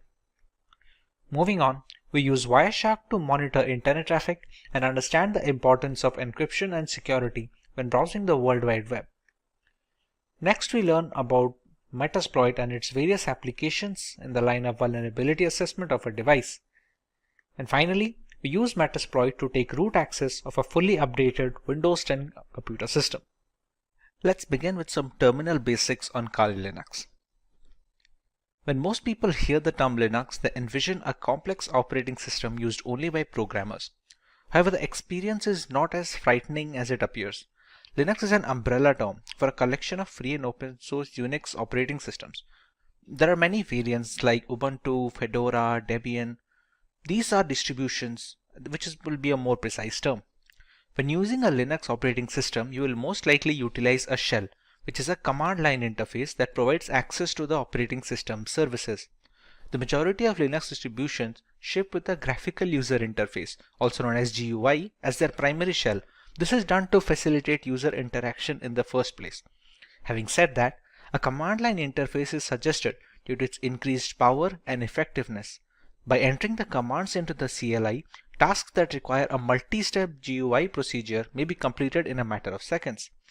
We can start the terminal by clicking on the prompt icon here on top. Once the terminal is opened, we can put up our commands. The first command that we are going to look into is pwd. pwd stands for present working directory. As of right now, what you are seeing is the terminal window by default. If I write pwd and press enter, this shows the directory in which the terminal is being run on. As of right now, It's in the NF folder of my desktop, which is specifically this folder. If I open up this folder, you can see it is currently empty, as in it has no contents. If I use another command known as mkdir, which is supposed to stand for make directory, and I write nf2, shortage for new folder 2. If I open up the nf, you can see the new folder is created. This is how the pwd command works. Another important command to change directories, it's called the cd command. Let's say right now if I am in nf, I want to create a new file in nf2 folder or something else in the nf2 folder. I have to shift to cd nf2. Now if I write pwd, it will show the present working directory of home, Simplilearn, desktop, nf, and inside that I am in nf2 right now. It is done to navigate through the Linux files and directories. It requires either the full path or just the name of the directory. If we have to move a completely different folder on a completely different file, then we can use the entire path like this. For now, cd works. Another few commands is we can write cd ... and it will come back one folder. Now the pwd will be just nf and not nf2. Let's say we are in this folder and we want to go a different file. Let's say if we just go for cd home, Simplilearn. That's it. Right now, these are the folders in our current present working directory. We have the desktop, the documents, downloads, etc. From here, we can again go to the desktop using the same cd command, cross-check the changing of directories, and check the files again. And yes, there we go, nf. How do we know this? What are the commands that are used to show the files and folders? That folder is known as the ls command. ls can be used to view the contents of a directory. By default, this command will display the contents of your current working directory. If we add some other parameters, we can find the contents of other directories as well. There are some hidden files as well in Linux which cannot be showed just with ls. For example, if we just go to cd etc, which is a configuration folder for Linux, if we write ls now, these are the files that can be seen.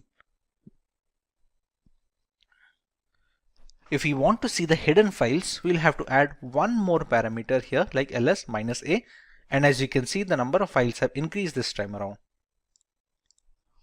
There are other things as well that we can see with Linux. ls-al will show the hidden files along with some of the parameters and some of the permissions that has been provided for each file. As you can see, many of these files have root access. Some of them can write, some of them can read. It differs file to file, and the ls-al command is used to check each of these files' permission and change them accordingly if needed. The next command that we can look for is the cat command or concatenate. It is one of the most frequently used commands, and it is used to list the contents of a file on the output. For example, let's say if I have a file at the desktop. In this nf2 folder, I will create a document, create an empty file, e5. I'll open up the document and I'll write it as hello Kali. I will save this up. Now, to change the directories from etc to nf2, we have already discussed how to use the cd command using just the folder name. Now, if we want to go to the entire directory, we can write cd home. As you can see, it is already prompting us to complete the name of the directory. At this point, we just have to press tab and it completes it for ourselves. Next, we already know we have to enter the desktop, nf and nf2. And this brings us to the current working directory. Here, if we press ls, we can find a file over here. Now, as discussed for the concatenate, it is used to show the contents of a file. So right now, if we press cat, which stands for concatenate, e-file. As you can see, we have written hello Kali in the text file, and we can see the output right now. We can also use it to create new files.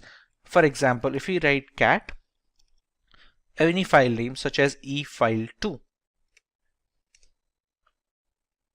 Here we can write anything. Hello Kali again.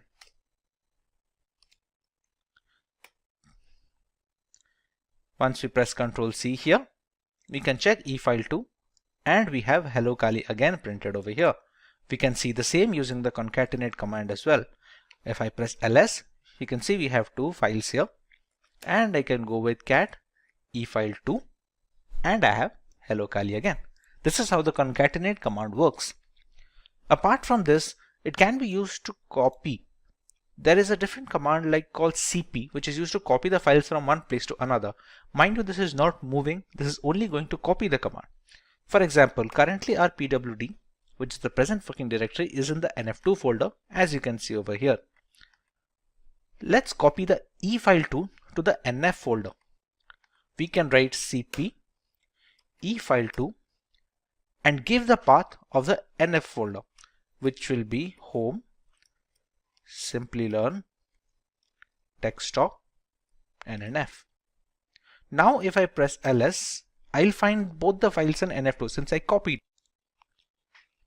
To go back to the nf folder again, we can again use the same command of we can again use the home, Simplilearn, desktop, and just nf.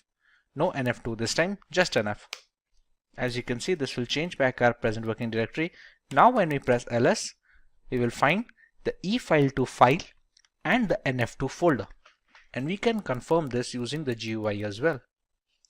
This is the nf folder, and you can see the nf2 folder and the efile2 document. If I write cat efile2,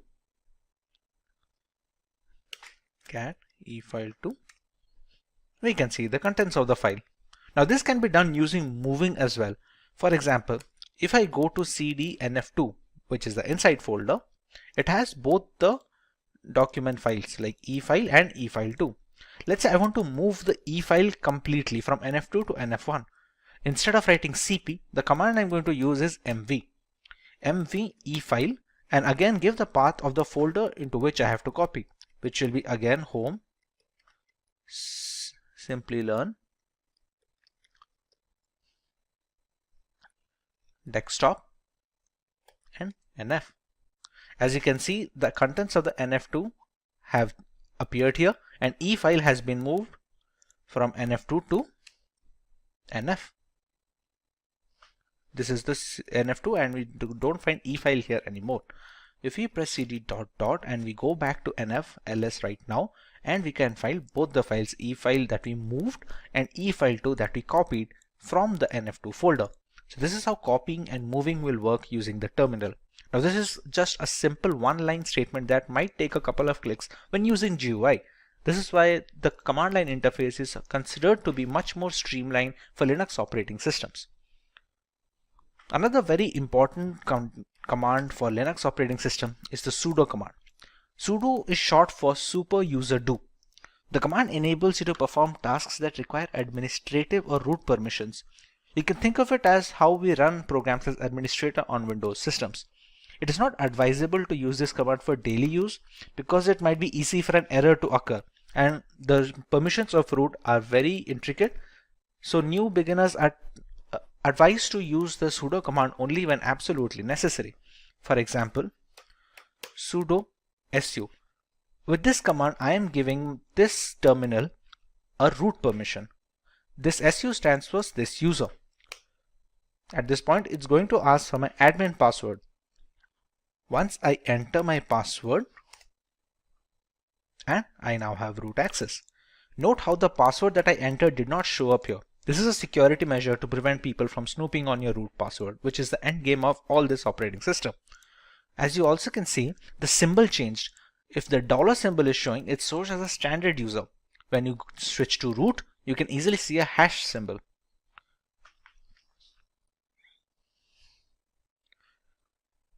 This opens up a separate shell inside this terminal command. For example, we can exit out of the root user to the standard user using the command exit. And once again, we have the dollar sign and the root has vanished over here. There are some commands that will only work with administrative access. For example, when updating the Kali Linux system, we have to use apt update. As you can see, it says problem unlinking the file because permission denied. Now let's try this using sudo apt update. As you can see, it is updating the package repositories which work as the software installed on the system. This can be done using either writing the sudo command every time we want to perform a root access, or we can just write sudo su once and write apt update alone. The fetching is complete over here. For the second example, let's say I just write sudo su, and this time it's not going to ask me the password because at this current terminal process I've already provided the root password once and it is in memory right now. Now when we used to update the system, we had to write sudo apt update. That was because we were running it as a standard user. Now we are running it as a root user. So all we have to write is apt update and it's going to continue its work. There you go. Another command that can be useful is the ping command. It's pretty self-explanatory. It's going to be checking the internet connectivity. You can be used to check internet connectivity, or you can see if there is a local server on your system which needs to be pinged, then you can check that. For example, if we have to write ping, and we can use either IP address or domain. Let's say if we want to check that if we can access google.com using this Kali Linux installation or not, we can write ping google.com. And you can see it shows the bytes being sent and received and how much time it took to take up the request. This can be done for local systems as well. For example, this installation of Kali Linux is being run on a virtual machine. Once this machine is running, I still have my host machine running over here, the IP address of which is 192.168.29.179. If I try to ping this from here,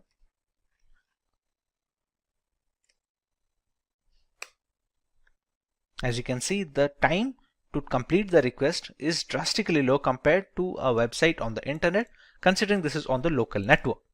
This is how the ping command is worked, and it can show you what kind of packages are transmitted, how many are received, if there was any kind of packet loss between the connection window, and other details. A very important command when working with the terminal for a long duration is the history command. Pretty self-explanatory. There are so many commands that are being run. Sometimes people forget what was the change they did or what was the directory name they put. A history command helps to recover some of the commands that you have written. It doesn't go all the way back, but it takes up many commands that were inputted in the last few processes. This is how the history command works. These are some of the most commonly used terminal commands. If you want to learn more about this terminal and every other feature of this, please let us know in the comment section and we'll try to make an in-depth tutorial, especially if you could repeat. If you want to learn more about the terminal, please let us know in the comment section and we will try to make an in-depth tutorial specifically for terminal commands on Linux. Moving on, we learn how to configure proxy chains on our system. Proxying refers to the technique of bouncing your internet traffic through multiple machines to hide the identity of the original machine. It is a good tool that hackers use to accomplish this goal is proxy chains. Essentially, you can use proxy chains to run any program to a proxy server. This will allow you to access internet from behind a restrictive firewall which hides your IP address. Proxy chains even allows you to use multiple proxies at once by chaining them together. One of the most important reasons that proxy chains is used in a security context is that it's easy to evade detection. Attackers often use proxies to hide their true identities while executing an attack. And when multiple proxies are chained together, it becomes harder and harder for a forensic professional to trace the traffic back to the original machine. When these proxies are located across countries, investigators would have to obtain warranties in the local jurisdictions where every proxy is located. To see how proxy chain works, let's open Firefox first and check our current IP address. Write Firefox and there we go.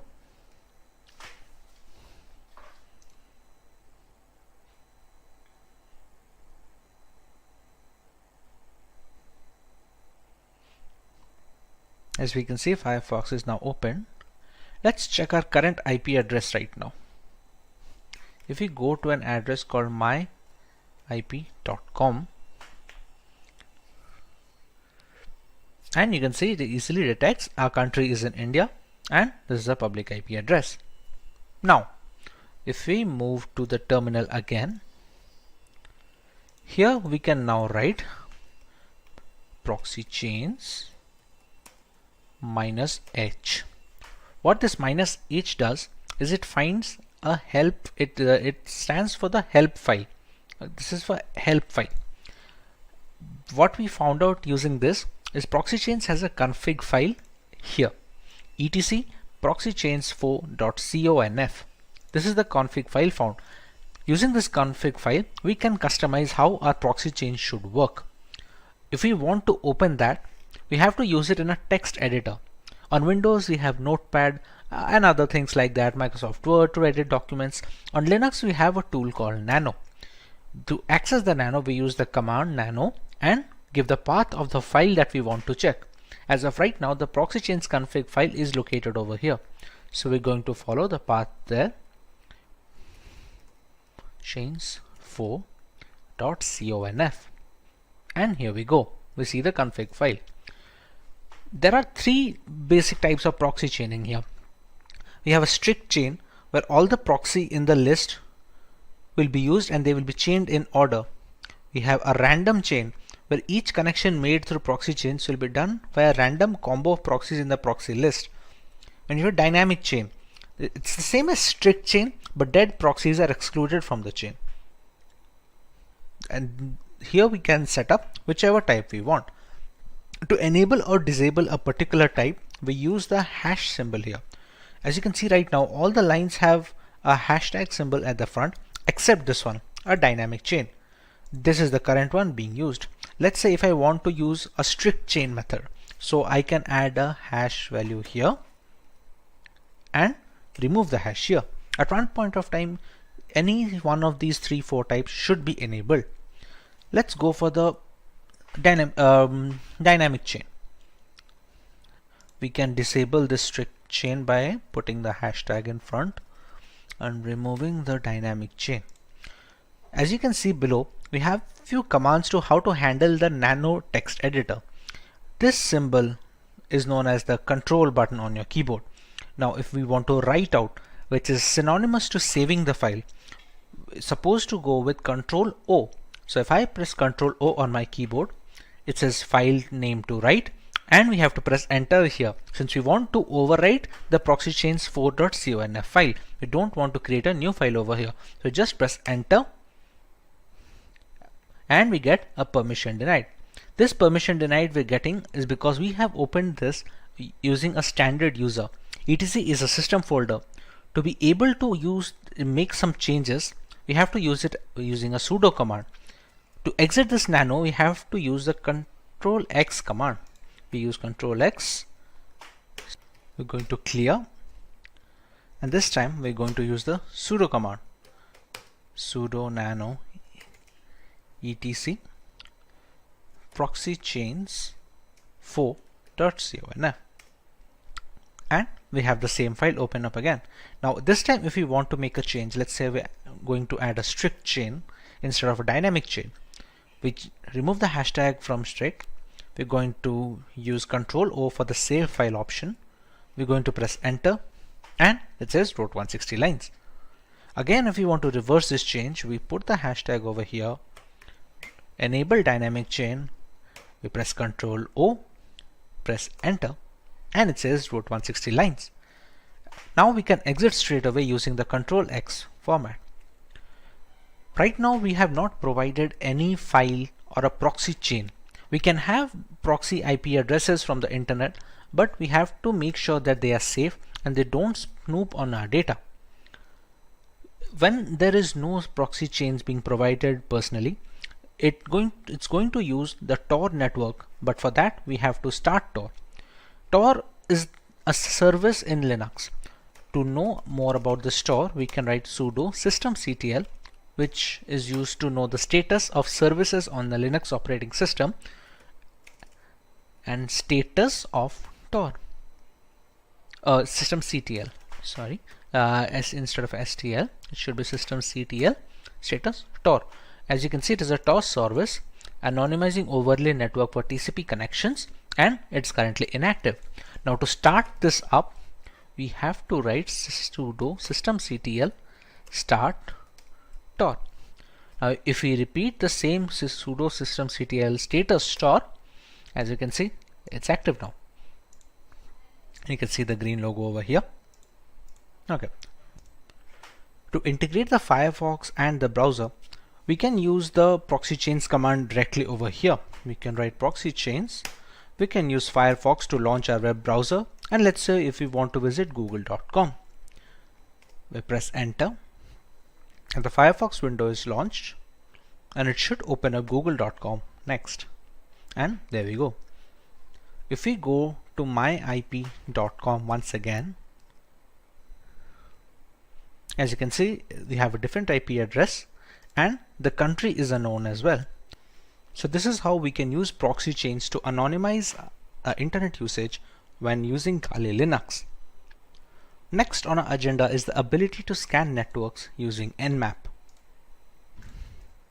At its core, Nmap is a network scanning tool that uses IP packets to identify all the devices connected to a network. You can learn more about Nmap using their help file. As you can see, these are some of the parameters that can be used when scanning ports of a system. You can see the version and the URL of the service over here. The primary uses of Nmap can be broken into three core processes. First, the program gives you detailed information on every IP active on your network, and then each IP can then be scanned. Secondly, it can also be used to providing a lot of live hosts and open ports, as well as identifying the OS of every connected device. Thirdly, Nmap has also become a valuable tool for users looking to protect personal and business websites. Using Nmap to scan your own web server, particularly if you're hosting your website from home, is essentially simulating the process that a hacker would use to attack your site. Attacking your own site in this way is a powerful way of identifying security vulnerabilities. As we already discussed, the host Windows 10 machine on this system has an IP address of 192.168.29.179. If you want to test the OS scan of this system, we're going to first get the root permission over here. We use the sudo command, and now we are a root user. We're going to launch the command nmap -o, which is supposed to be an OS detection scan. The IP address we can use of the host system 192.168.29.179. In a legitimate penetration testing scenario, we can use the IP address of the vulnerable device over here. We are going to let it scan for a while, and it's going to give us some guesses on what can the OS be.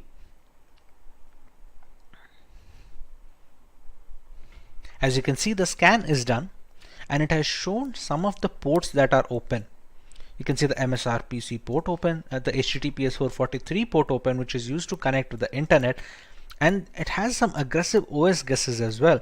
For example, it thinks there's a 94% chance that it's going to be a Microsoft Windows XP Service Pack 3. That's partly because a lot of the Windows XP update packages are still prevalent on Windows. Now that the OS detection is confirmed, there are multiple more details that we can gather from Nmap. Let's go with the nmap -a command, which is supposed to capture as much data as possible. There is also a speed setting. You can call it a speed setting or a control setting of the -t. -t ranges from T0 to T1 to T2 all the way up to T5. This basically determines how aggressively the victim is being scanned. If you scan slowly, it will take more time to provide the results, but it will also give a less chance for the intrusion detection system on the vulnerable machine firewall to detect that someone is trying to penetrate the network. For now, if we want to go with somewhat of a high speed, we can go with the T4 and provide the same IP address of the local machine I am trying to attack. It's going to take a little bit of time since it's trying to capture a lot of information.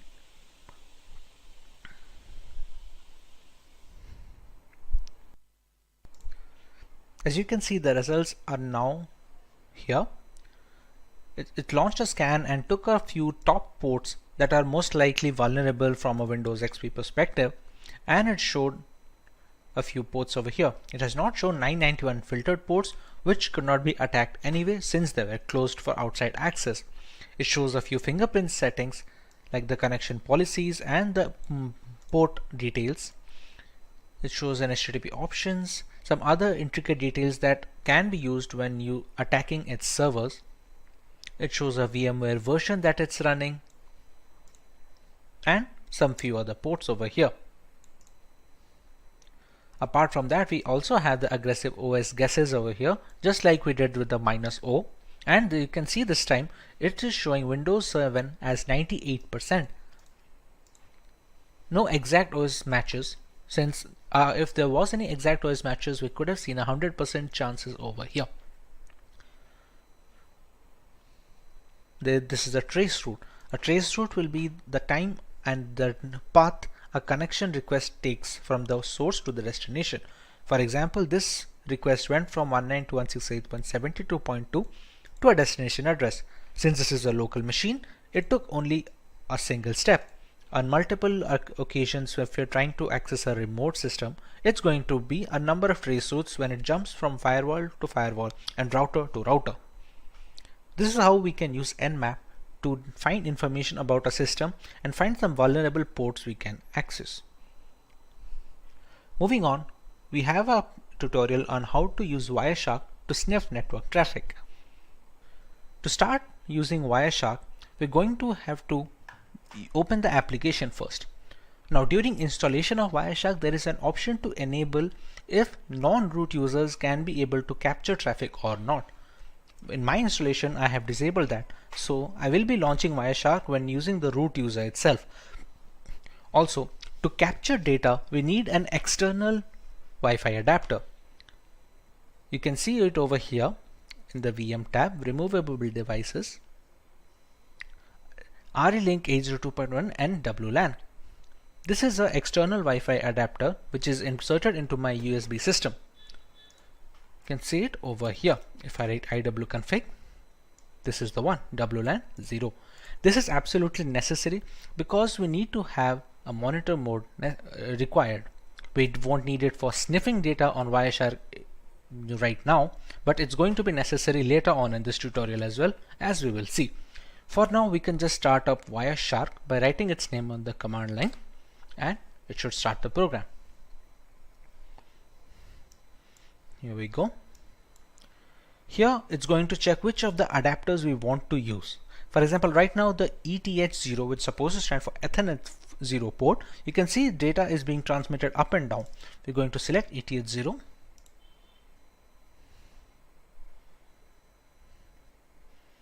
And we have started capturing data.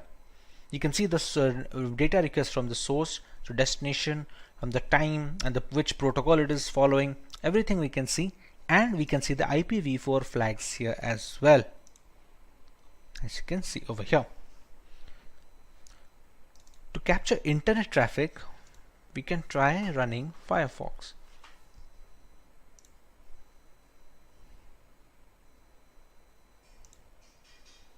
If we just write wikipedia.com,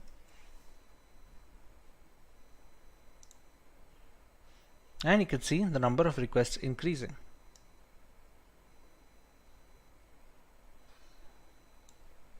Okay, this is a spelling mistake. Wikipedia. Here, you can see the application data of all these requests going up, and they're connected to a destination server of 102.166.224. Now, even if we check the transmission control protocol flags over here and so many more things, we cannot find anything beneficial. As you can see, the information over here is gibberish, which is supposed to be, since it's supposed to be encrypted. Now, this is possible due to this being an HTTPS website. Hence, you can see the log symbol over here, and connection is supposed to be secure. Now, what about HTTP ports? We have seen many people recommend to not visit HTTP ports. Repeat. We have seen many people recommend to not visit HTTP websites, and even if we have to visit, to not provide any critical information. For example, let's go to a random HTTP page over here. As you can see, this is saying connection is not secure, and this is an HTTP page and not HTTPS. Now let's check for some of the information that is passing through this. This is a login form. Let's say I have a legitimate account over here. If I write my account name, and my password is supposed to be password 1234. I press login, and the password does not match because I do not have an account over here. But let's say I did, and I was logged in as expected. We can go to Wireshark. We can use filters over here. Now all the requests that I'm sending, it's a TCP request. So I can write a filter containing TCP contains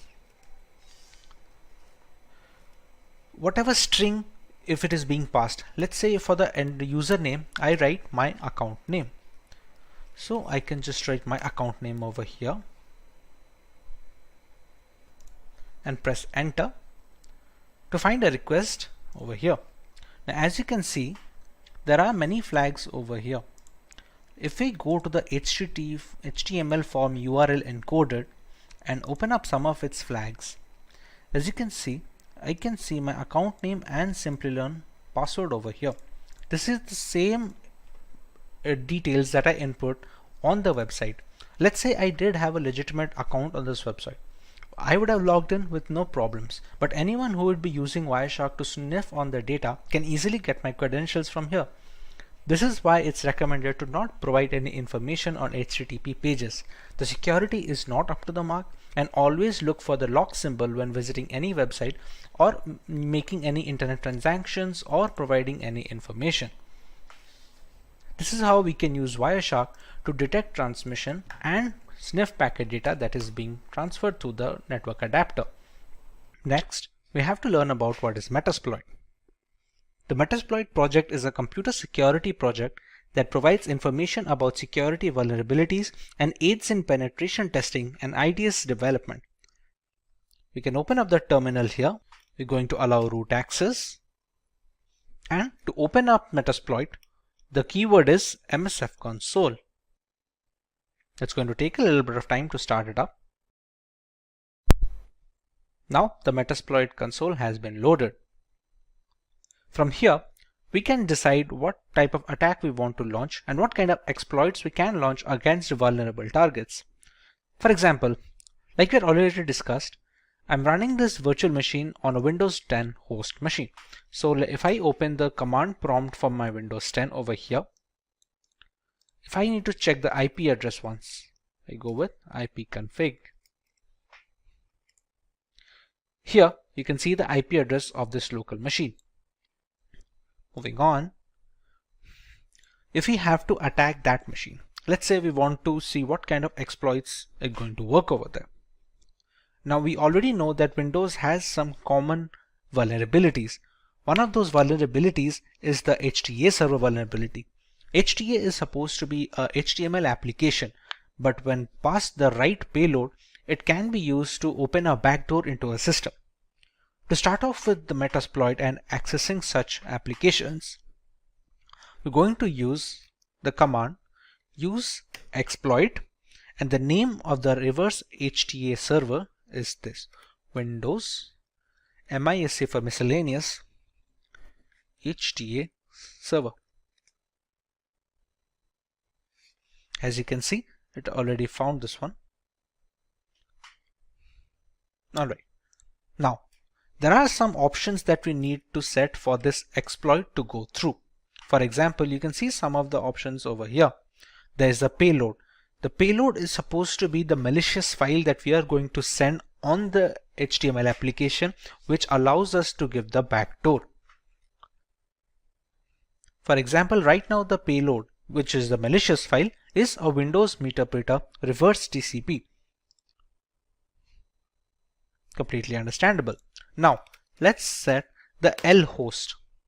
L host and R host and SRV host should be the one where we are going to launch the attack from. For example, if we launched another tab of this console and we just press ifconfig, the IP address is 192.168.72.130.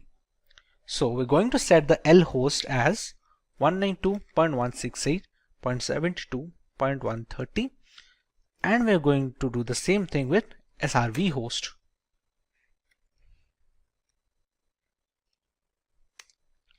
We're going to set a port where we need to capture the backdoor access.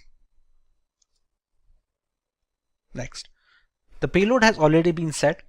This payload will launch a backdoor and give us meterpreter access to the system. Meterpreter can be considered as an upgrade of a normal command prompt shell. We will look into it once we get the access in the first place. Now that we have set the commands, we can press on exploit and press enter. Now, you can see we have a URL over here. We're going to copy this URL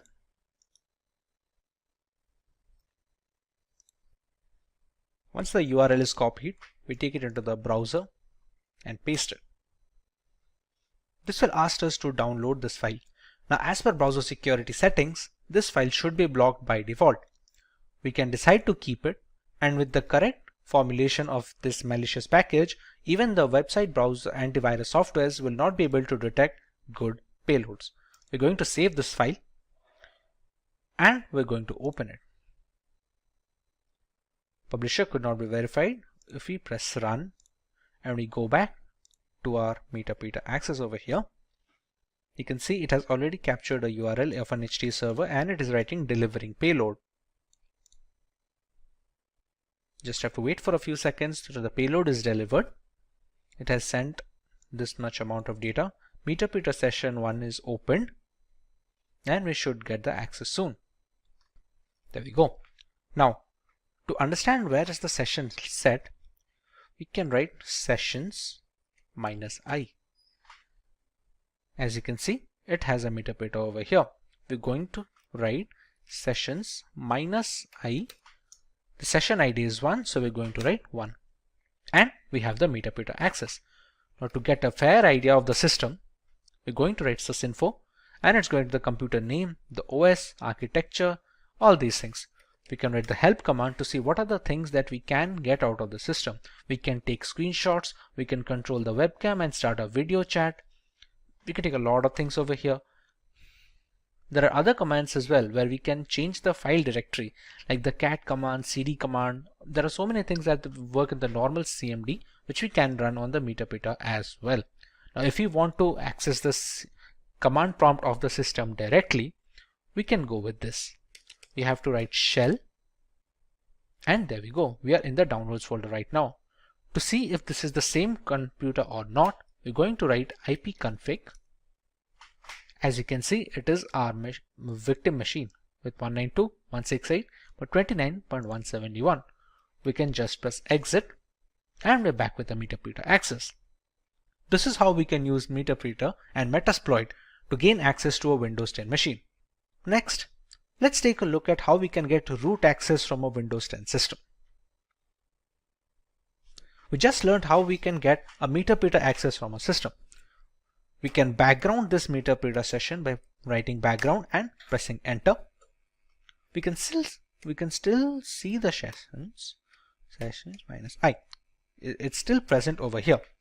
Now, these kind of access are not administrative access. These are the kind of backdoors that can be created for standard users. But to get a complete access of a system, including the program files, the Windows documents, we need to have root access or administrative access. To do that, we're going to use another exploit. Reminder that the meterpreter session of the standard access is already present and we're not messing with it right now. We're going to set up another session, albeit with the same machine.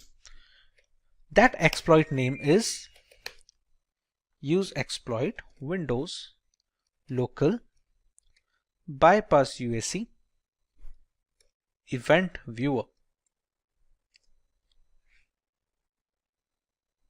And there we go.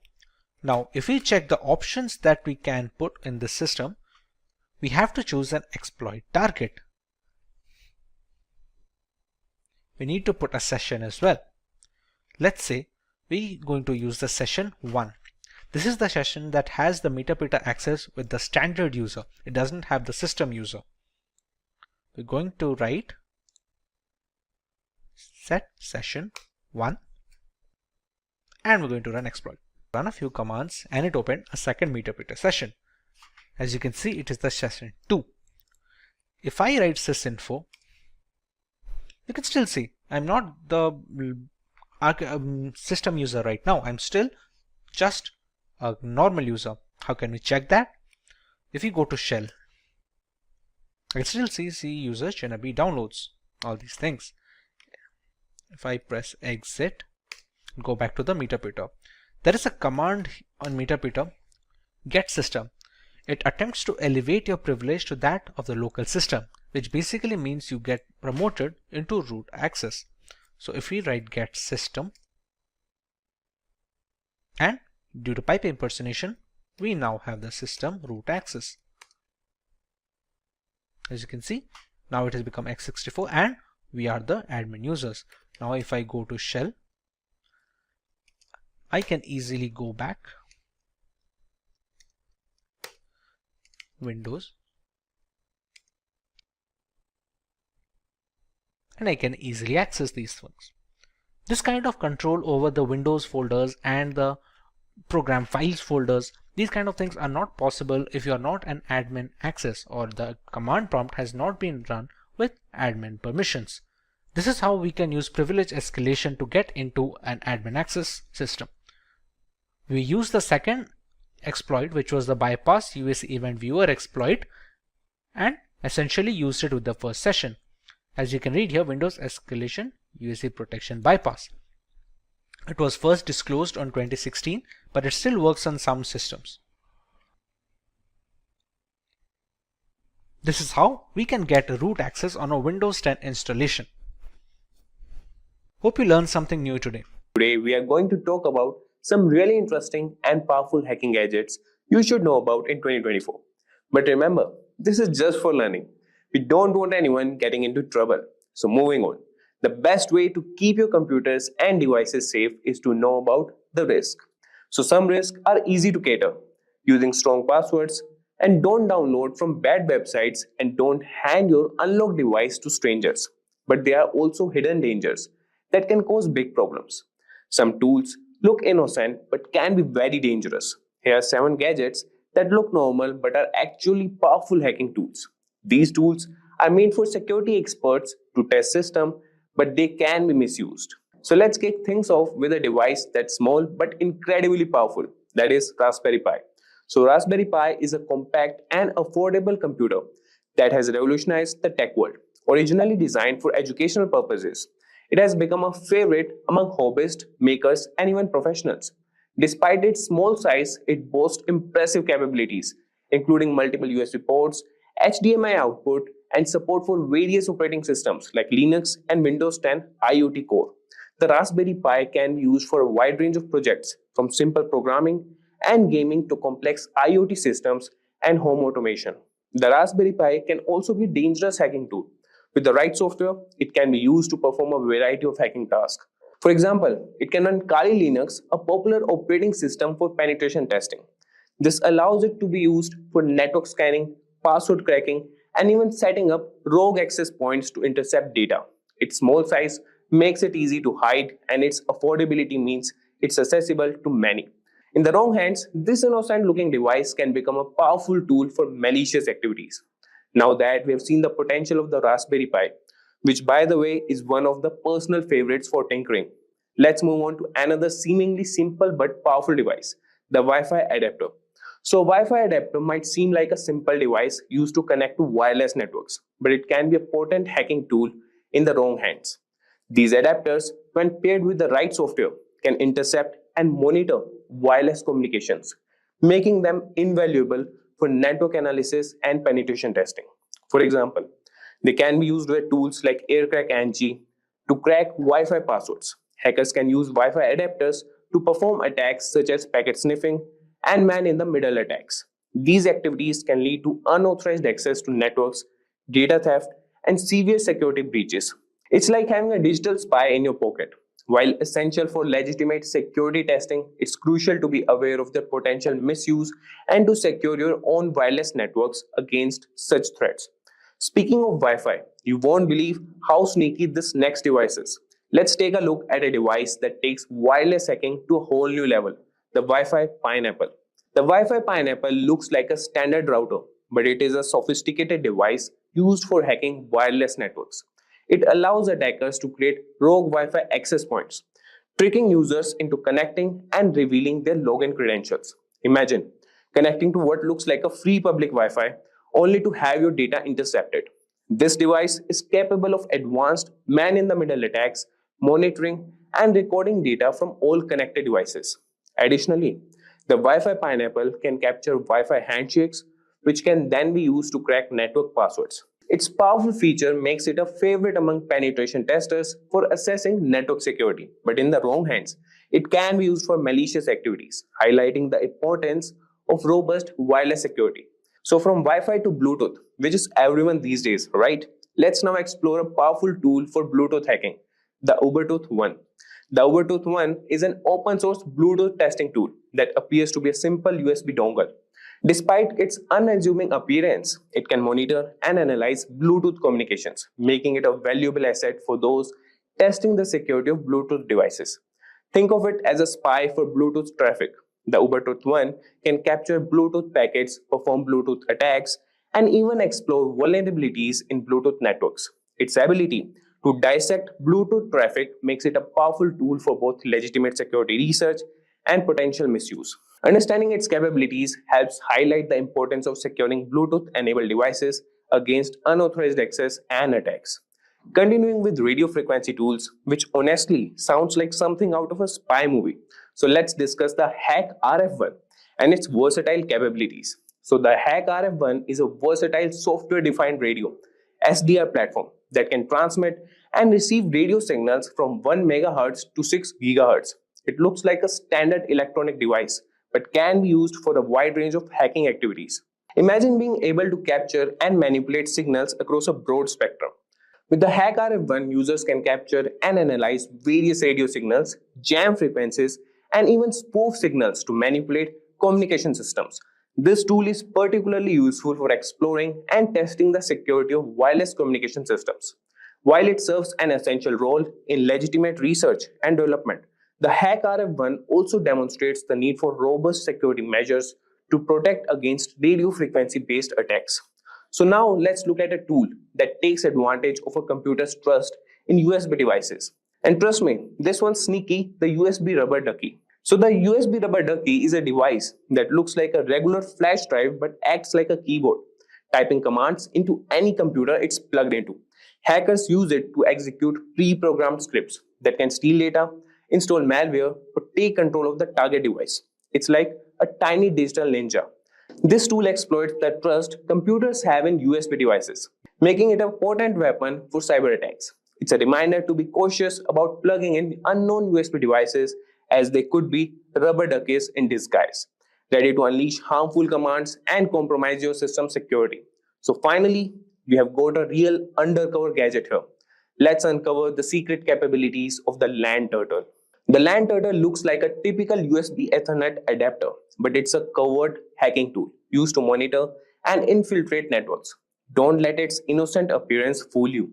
It provides hackers with several capabilities, such as network scanning, DNS spoofing, and data capture. The LAN turtle can be discreetly plugged into a network, allowing access to gather sensitive information and gain unauthorized access. Its ability to operate undetected makes it particularly dangerous, emphasizing the need for vigilance and robust network security measures to prevent unauthorized devices from connecting to your systems. So there you have it, guys. We have explored some of the most powerful and dangerous hacking gadgets out there. These tools can do a lot of damage if they fall into the wrong hands. That's why it's so important to stay informed and vigilant about cybersecurity. Hey everyone, today we will explore the world of cybersecurity with Hacker GPT, a specialized version of ChatGPT designed for ethical hacking and cybersecurity. In a digital landscape where cyber attacks occur every 39 seconds, causing billions in damages annually, Hacker GPT provides the essential tools and knowledge to defend against these threats. So, Hacker GPT offers guidance on a wide range of topics, including security practices, ethical hacking techniques, and scripting for system security. Cybercrime damages are expected to reach $6 trillion annually, making it a major challenge for organizations. And if we talk about some of the breaches, so in 2020, over 36 billion records were exposed due to data breaches. And the infamous Equifax breach of 2017, where 147 million people's information was compromised, highlights the importance of regular security assessments and vulnerability management. These are the areas where Hacker GPT excels, and Hacker GPT strictly adheres to ethical guidelines, refusing to assist with any unethical or illegal queries. So our commitment is to provide guidance that adheres to legal and professional standards, helping you become a responsible cybersecurity professional. So guys, let's get started with Hacker GPT that equip you with the knowledge and skills to defend against cyber threats ethically and effectively. Craving a career upgrade? Subscribe, like, and comment below. Dive into the link in the description to fast-track your ambitions.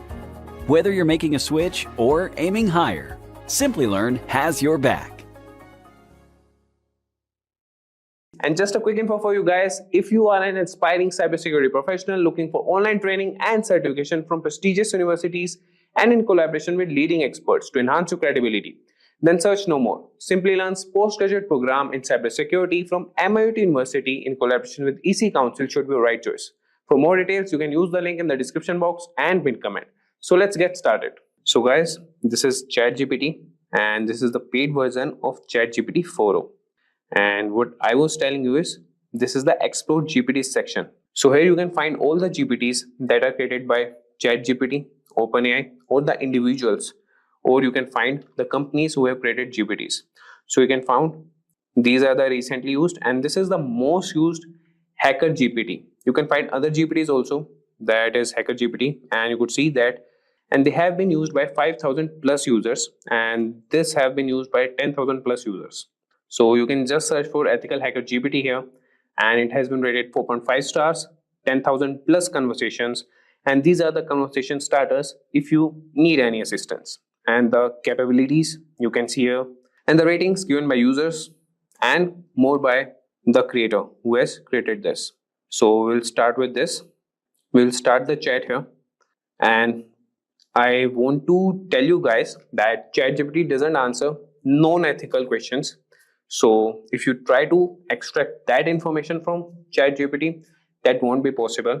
But we can do a bit, like we can cross a bit line with Ethical Hacker GPT, but that should be used for ethical purposes only.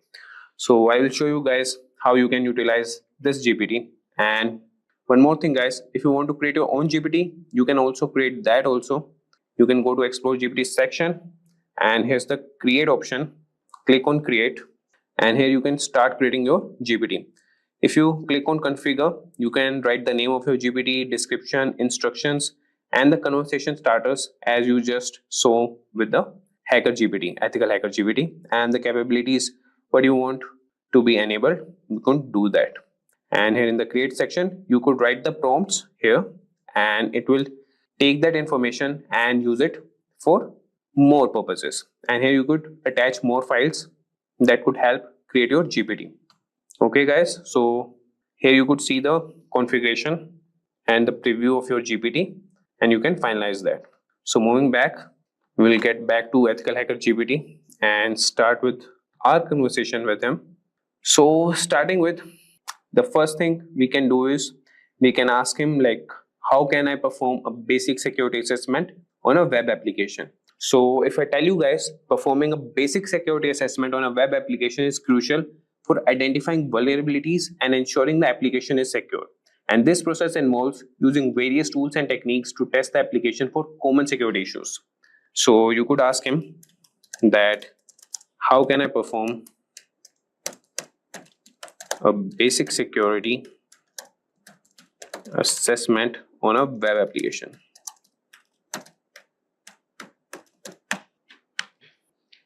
And just wait for a few seconds and you could have the response from EthicalHacker GPT. So you could see that performing a basic security assessment on a web application involves several key steps. And these are the key steps. Number one is preparation and information gathering. And how you can do that? These are the steps: identify the scope, gather information. Then is the second step, that is reconnaissance. And you can use the tools Burpsuit, Nikto, and others. Similarly, you could see all the steps here. So I won't be guiding or I won't be reading what responses are generated by EthicalHacker GPT. I have used that and he provides very accurate, like I would say around 95 to 96% accurate results. Here I want to show you guys how you can utilize it. So I will show you prompts and what things you can ask him. So this was all about, repeat. So this was about the general security thing. Now we'll move to ethical hacking and we can ask him how we can perform a SQL injection attack ethically on a test environment. So these are the prompts that you can write. That would be, how do I perform a SQL injection attack, and that too ethically. If you write this, that would be good on a test environment.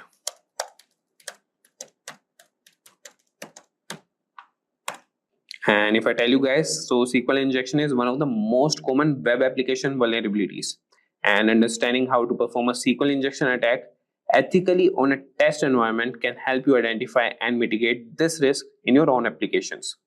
And you could see he has responded and he has provided you the steps that you can set up a controlled test environment first thing, then preparation, and you could use these tools. Then you have the manual SQL injection testing. So these are the methods that you could use, that is or 1 equal to 1 for the database, and automated SQL injection testing. So this is the command for that, and you could verify vulnerability, documentation, reporting. So you could see that this GPT is capable of answering the basic questions, as we have discussed the basics question till now. Now we'll move to scripting and automation. So here you could see how he respond to this. So we'll ask him, can you provide a Python script to scan open ports on a network? So let's see what he provides. Provide a Python script, and that too to scan ports on a network. So scanning open ports on a network is a fundamental step in identifying potential vulnerabilities, and a Python script that can automate this process, making it easier to regularly check for open ports and secure them. So this is the Python script. You can use any ID and run on that, and you could see that he's explaining the code also. Yeah, you can ask him like, can you explain the code line by line, and this hacker GPT will do that for you. And how to run the script, that also he has provided you. And similarly, we can also ask him that how we can write a bash script to monitor and log unauthorized login attempts. And if you want, I can also run this prompt. How do I write a bash script, and that too to monitor and log unauthorized access, unauthorized login attempts. So we can monitor and log unauthorized login attempts, and that would be essential for maintaining the security of your system. So as you can see, he has written a bash script, and that can help you automate this process, and this will provide real-time alerts and logs for further analysis. And you could see that he's providing the explanation and how you can run the script, and he's writing the note also. Like, you can write more prompts if you have any doubts in any of the script or any of the responses that Hacker GPT has responded, and he will definitely provide you with good responses. So now moving on, now we'll ask this Ethical Hacker GPT about some specific security tools, and we could ask him about Burpsuit. And so let's write a prompt. Can you explain how to configure and use Burpsuit? Or we can write for web application testing.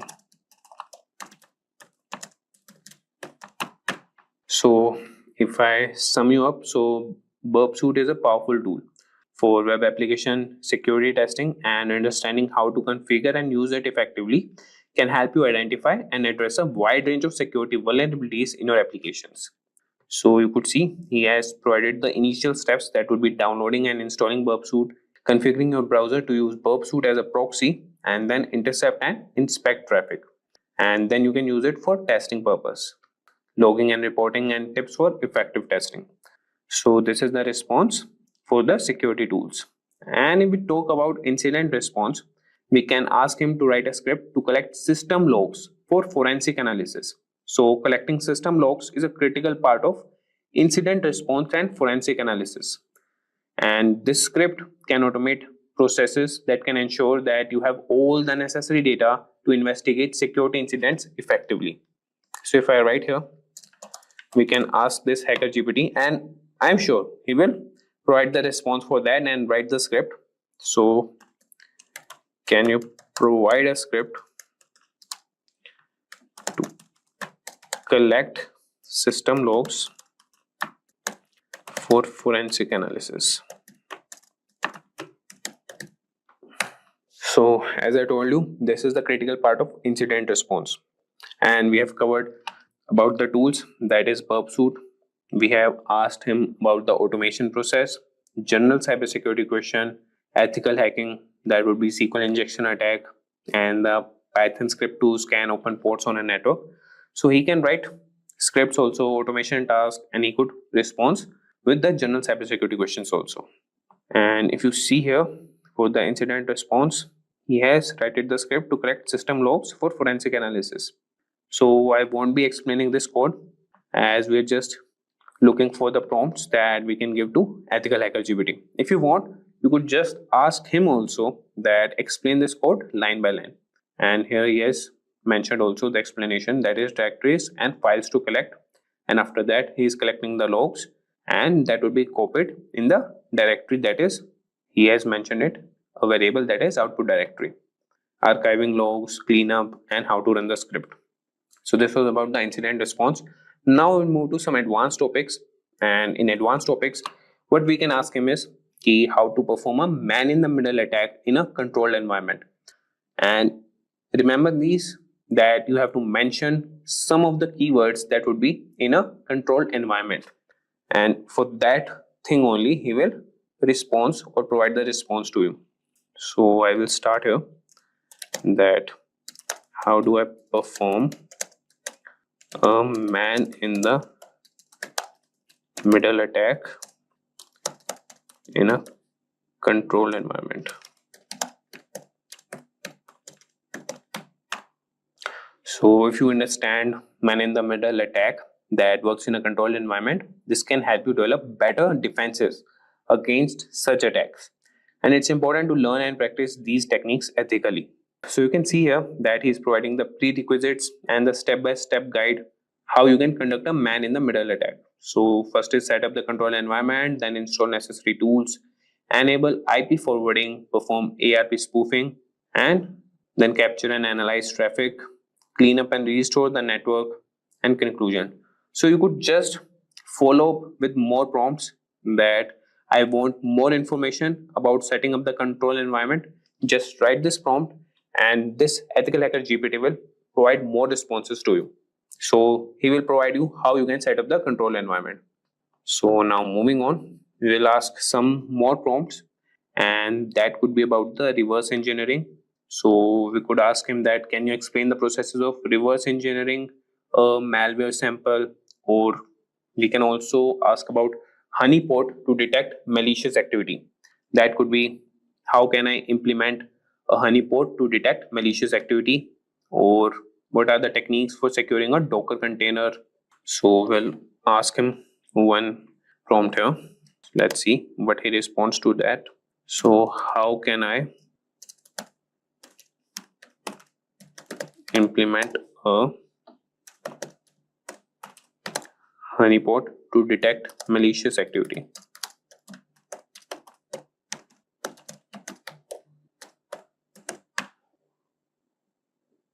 So you could see that he has started responding to that. And if I tell you the sum. So a honeypot is a security mechanism set to detect, deflect, or in mechanism to some manner, and it counteract attempts at unauthorized use of information systems. Implementing a honeypot can help you monitor and understand attack patterns. And this is the step-by-step guide to implement a honeypot. You can choose the type of honeypot, prepare your environment, install and configure the honeypot software, and these are all the commands how you can configure it. Then you can monitor and analyze the honeypot and regular maintenance and updates. And this is the simple honeypot using honeyd. You could install that and run these commands. So with that, guys, and in the last we will also cover cybersecurity policies and compliance.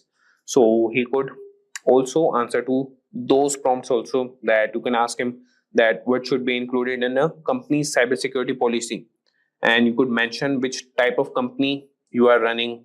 So I will ask him that, so you could ask him that what should be included in a edtech company's cybersecurity policy.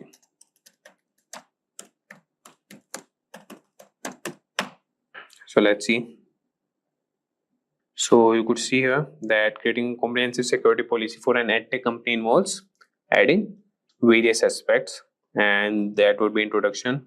First is the purpose for cybersecurity policy, scope, roles and responsibilities, data protection and privacy, network security, application security, user security awareness and training, incident response and management, compliance and legal requirements, physical security, device and endpoint security. So similarly, you could ask him that draft me the company's cybersecurity policy and start with the introduction. So he will provide you all the introduction points, and then you can ask him that draft roles and responsibilities. He will draft that also. So you could like break it into parts and ask the EthicalHacker GPT, and he will respond to you, as it has some limitations of some words and some of the responses.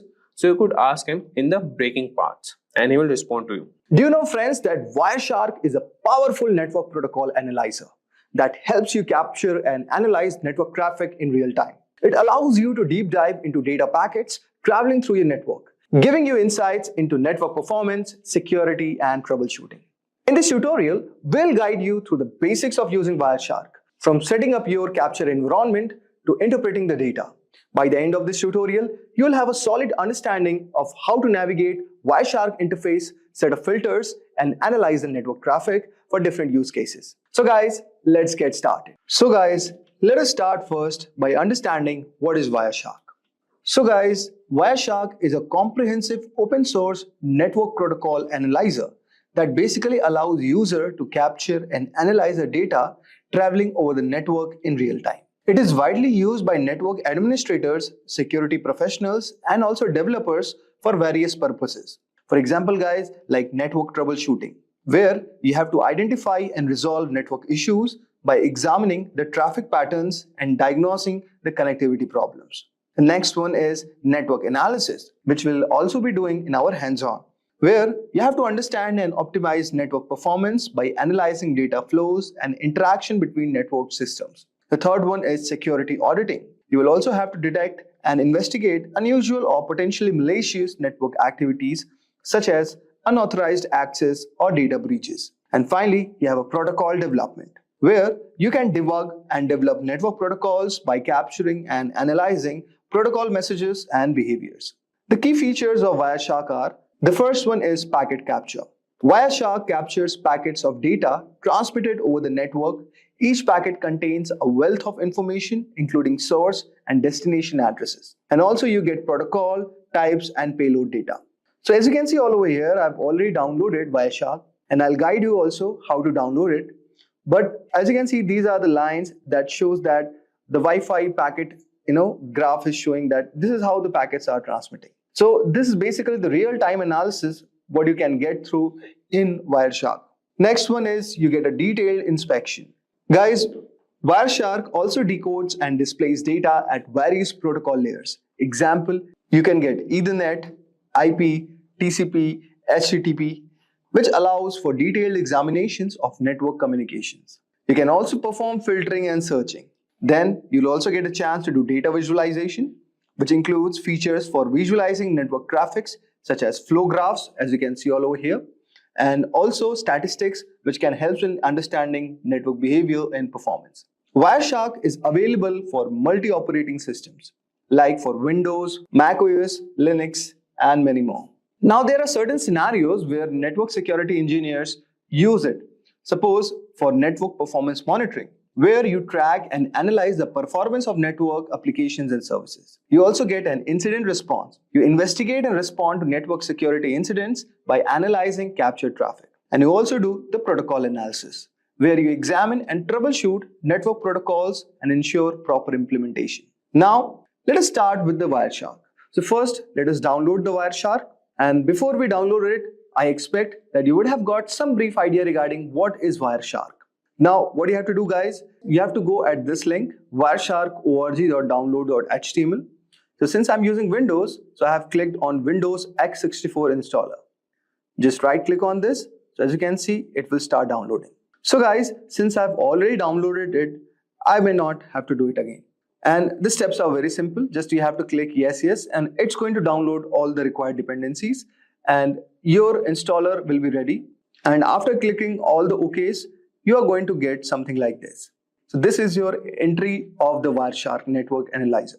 Now, so as you can see all over here, you can capture the network packets from these interfaces. So you can see local area connection 10, adapter lookup, traffic capture, Bluetooth is there, then you have the Ethernets, okay? So let us choose the Wi-Fi as a network interface, okay? And just click on this. So as you can see all over here, so many of the packets have started running up, okay? And this is a shark icon. So basically, it is doing the real-time packet capturing where you have all these things. So now, let us try to understand what is there in Wireshark. So you can see you have file.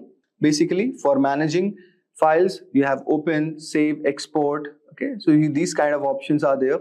You can also export the TLS session keys. Okay, you can export the objects and you can do print, quit. Then here in the edit, so edit, you can modify the preferences, settings, and profiles. If you talk about view, you can adjust the layout all over here of Wireshark. If you talk about go, you can navigate through the packets all over here. Then here is a capture. You can start or stop all over here. You can restart it. Then next is analyze. So as you can see all over here, you have display filters, display filter macros, display filter expressions, and many more. Okay. Similarly, you have statistics, okay, which helps in viewing network statistics and data summaries. Here you have telephony for using these kind of protocols, okay. Then you have wireless, okay. Then you have tools all over here, firewall, ACL rules, MAC address, okay. And there you have the help icon. So this is a very basic outview of this application. Now, let us do some basic exercises first. So let us try to capture a traffic first, okay. So since I've already selected our network interface as Wi-Fi, and let us restart it. So you can just go on capture and just start the restart. Okay. So this has started. Now go to your browser and just type, say, HTTP, okay, and say bin.org is the file. So guys, this is a basic website that we have requested on our browser, and let us go to our Wireshark and stop this for a moment. So as you can see all over here, this icon shows applying a display filter. Now go all over here and type the filter, say HTTP, okay, and you can say our filtering would be done. So as you can see, here you have the source, you have the destination, here you have the time, here you have the number, here you have the length of the packets, okay, and this is the info, okay. So now let us do the general analysis of the Wireshark output. So as you can see all over here, the first one is HTTP request and responses. So as you can see, this is our source, okay. We are sending a request to the destination address with 44.219.81.240. The protocol is HTTP and the length of the packet is 480. And it is basically a GET request, okay. So get HTTP/1.1. Now there is a reply from this destination all over here and to the destination at our source. The protocol is still HTTP. Now the length of the packet is increased, it's 887. And what we are getting, guys, all over here, that the status is 200 and it says okay. Now, as you can see, what we are getting basically an HTML file all over here. Okay. Now, similarly, we are again requesting and we are getting a JSON file all over here. Now, getting a specific JSON HTTP 1.1 and similarly reply is coming. So as you can see, it's a to and fro motion where we are requesting to a destination, which is the browser with the protocol HTTP, and similarly, we are getting a reply from our destination. So guys, this is our device and this is the given resource we are trying to access on our browser. So basically, now we can see these are the content types, which is text HTML for the HTML structure. Okay, and also you can see all over here, this is a JSON type. Okay, and these are the type of the content we are trying to access it. Okay, and this is the request what we have done to our destination, which is the browser. Okay, with the bin org, and it is returning a text.html file. I hope so, guys, you would have got a brief idea like how you can do the general analysis of the Wireshark output. Now let us try to do one more example which will make our concepts more clear.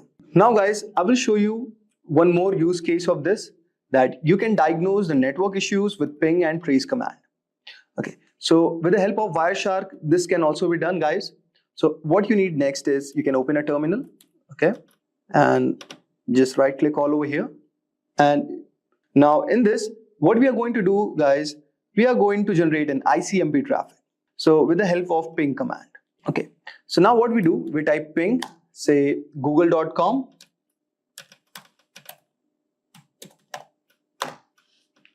and you can see all over here the request and reply have started. And now what we will do, guys, we will use the tracer command for tracing our packet flow. So you can see something we have got all over here. We will discuss about this bit later. Now let us open our Wireshark. Okay, and what we'll do, guys, we will type ICMP. Okay, and just click all over here. Okay. So guys, go to the filter and type ICMP. Okay, and just click all over here. And but before that, you have to stop this. And now let us try. So you can see all over here that here the destination is showing unreachable, but here we are getting the reply. Okay. Now let us try to examine this protocol. Okay.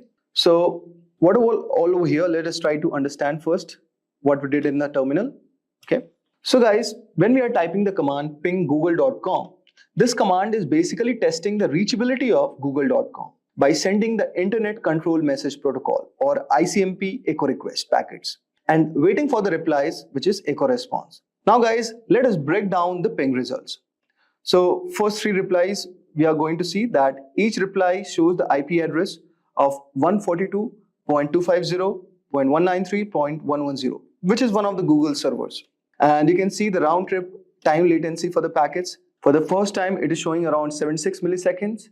For second round trip time, it is showing around 88. Then third is 99, and fourth one is 30 milliseconds. Now you can see there is something called time to live also, and in this case the time to live for each packet is around 55 milliseconds. Okay, so basically this field indicates how many hops or routers the packet can pass through before being discarded. Okay, now you can also see the request timeout. So the fourth packet is a request timeout, meaning no reply was received within this set time. And you can also see the ping statistics. So you can say here sent 4 packets, received 4 packets, and there is no loss. Okay, so this is one thing. And also approximate round trip in milliseconds, you can see minimum is 30 milliseconds and maximum is 99 milliseconds. Average is calculated 73 milliseconds. So this is statistics what we got. Now you can see all over here we have the tracer command. Okay, so here no arguments are provided first. So let us try to understand. The D means do not resolve IP address to host names. Okay, where H means maximum number of hops of routers to search, and W means timeout in milliseconds for each reply. So suppose if I see tracer google.com, so guys, this will show all the hops that the packet has to travel through reach the Google server, which will help to diagnose where the delays or issues might occur on the path. Now, you can see all over here, there are a lot of options are given. So similarly, you can read this. Now let us try to do the Wireshark analysis. So you can see all over here with our source 10.101.5.118, and we are sending the request to the Google server. And this is Internet Control Message Protocol. So you can see all over here, this is echo. This is a ping request with ID 0x001. And we can see the sequence is also given, the time to live, and we are replying in 7641 milliseconds. So this packet is basically what we are doing, guys. We are 7630 is our packet number, and this is what we are sending as a request. Then 7641 is a reply from the Google server with the given ID, okay, the sequence number of this and the time to live, and it is also giving the request one. Now what you can do, guys, you can also apply one filter all over here. We can, okay, now with the help of this, you can just see there are a lot of options as a filtering, okay. So you can read the documentation for this, and whenever it is turning red, guys, it is showing something as error, okay. And now let us do this, and let us type our IP address, say 101, okay, 1.5.118. Okay, so this is also one of the way you can apply the filter. Okay, so it's going to filter out the IP address. Okay, say let's do this. So it is going to filter out our IP address, which is basically the same which is sending, because we have not given any other ping request. So guys, here what we can see, so this is kind of the analysis what we are doing basically. Okay, so guys, this was a Wireshark analysis for diagnosing the network issues with the help of ping and trace commands. And you can do a lot more other things with the help of Wireshark. Basically, these tools are used by network administrators, hackers, and also network engineers to understand the network performance, diagnose the network issues. Okay, so this was a short exercise which I have shown you about the basics of Wireshark. I hope so. You would have enjoyed our today's video. Imagine being able to assess a security of your systems like a pro hacker, but ethically, of course. In this tutorial, we are going to walk you down through how to perform penetration testing using Kali Linux, which is one of the most powerful tools in the cybersecurity world. Whether you are a beginner or a tech enthusiast, you're going to learn the basics of pen testing with essential tools in Kali Linux and how to identify vulnerabilities in your network. By the end of this video, you're going to have a strong foundation on how to start your ethical hacking journey. So first, let us try to understand what exactly is penetration testing. Penetration testing or pen testing is a simulated cyber attack which is conducted by ethical hackers to evaluate the security of a system, application, or even a network. The goal here is to uncover vulnerabilities, weak points that attackers could exploit, and provide actionable recommendations to secure the systems. Unlike regular vulnerability assessments, penetration testing goes a step bit further by actively exploiting the vulnerabilities to understand their impact. Now you'd be wondering, why do we do penetration testing? So penetration testing serves several critical purposes. First of all, like identifying the weaknesses. So you could just write over here. Okay, now let us discuss about this point. So even the most secure systems have vulnerabilities, and these can stem from outdated software, misconfiguration, or even a human error. Now penetration testing uncovers these weaknesses before they are exploited. Suppose I'll give you an example. You have a web application that uses an outdated version of a PHP. A penetration test could reveal that this version has known vulnerability, allowing remote code execution. Okay, so for this purpose, you could use penetration testing. The second point is testing incident response. A penetration test doesn't just highlight vulnerabilities, but it also assesses how your systems and team respond to simulated attacks. This helps their organizations identify gaps in their incident response plans. Suppose during a test, an ethical hacker deploys ransomware. The security team speeds and efficiency in detecting the containing the attack determine their readiness for the real incident. So for the incident response testing, you could use penetration testing. Now the third point could be meeting the compliance standards. Industries like healthcare, finance, and e-commerce must comply with stringent data protection regulations. So penetration testing helps meet standards such as PCI DSS, GDPR, or HIPAA. Okay, so I'll just mention all over here. Fine. Now, the fourth reason which I could think of could be protecting the reputation. A breach can damage customers' trust and tarnish your brand image. Penetration testing is a proactive way to safeguard your reputation. For example, a major retail chain suffers a data breach, exposing millions of customer records. Post-incident analysis reveals that a simple penetration test could have identified the vulnerability and prevented the breach. Now, let us discuss about types of penetration testing. So, penetration tests can be categorized based on their scope and the level of information shared with the tester. On the basis of that, I have mentioned three of the penetration testing types. The first one is black box testing. So here, the tester has no prior knowledge of the system. This simulates an attack by an external hacker. So that is called a black box testing. Now, if I discuss about white box testing, here the tester has full access to the system, including source code, architecture details, etc. So this simulates an insider attack or a highly informed hacker. The third one that we have all over here is gray box testing. So here the tester has partial knowledge, such as user credential or limited architecture details. Based on this, he simulates the attack. So you could do these kind of penetration testing on a system to check its vulnerability. Now let's do a hands-on exercise on penetration testing with Kali Linux. Now, if you have not installed Kali Linux, so just go to the official documentation or official website of Kali Linux. So here you could see you will get a tab called Get Kali. Okay, just you could go for virtual machine way of installation, or you could go through installing the image.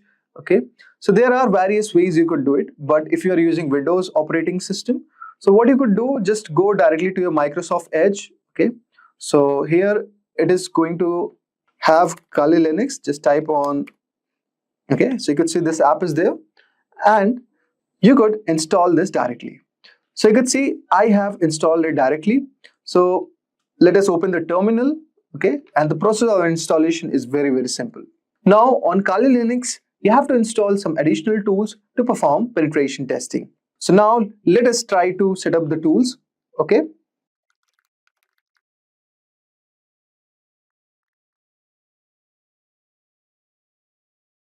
So you can see all over here, I have opened my Kali Linux terminal. Now the tools that we are going to install all over here will be Nmap, Whois, Dig, Nikto, WP Scan, OpenVAS, and Metasploit. Let me give you a brief idea about these tools. So Nmap also stands for Network Mapper. So the purpose of this tool is going to be scanning the network to identify open ports, services, and operating system. You could also scan the target for open ports and also the running services. Next tool will be Whois. Now, Whois is going to provide you domain registration details and ownership information. Like for example, Whois, and you could give a name like certain example.com could be a demo website. So which will help you to gather domain level information about the target. Now the third tool is Dig.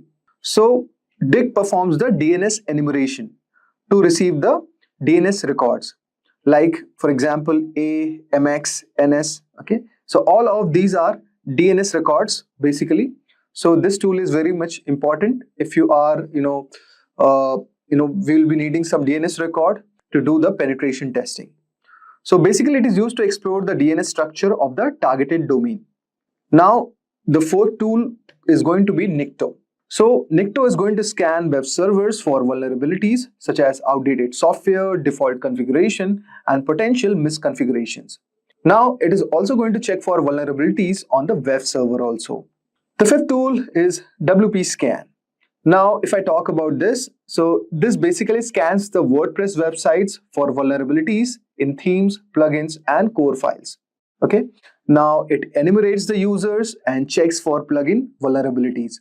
So WP Scan requires an API token which can be obtained from this website. So type wpvulndb.com.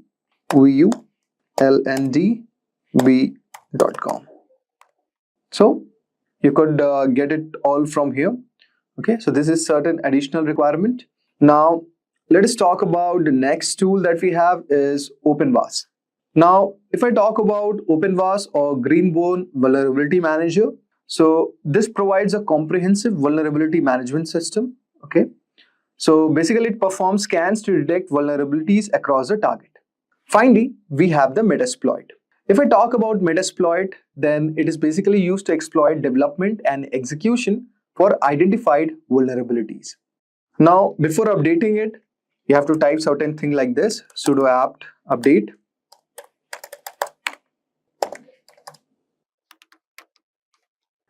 Okay, so after you have done this, then you could just type sudo apt install nmap.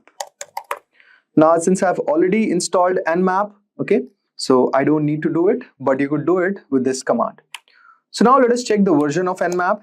For that purpose, you could type nmap and type version. So you can see I have 7.94 version, okay, and this is the official documentation of nmap. If you want more information about this tool, you could refer this documentation. The next tool is Whois. Same thing we have to do, sudo apt update. Okay, now next thing would be sudo apt install Whois. Okay, so we have installed Whois also. Next tool will be dig. So just install dig like this. So you could install dig something like this, sudo apt install DNS utils.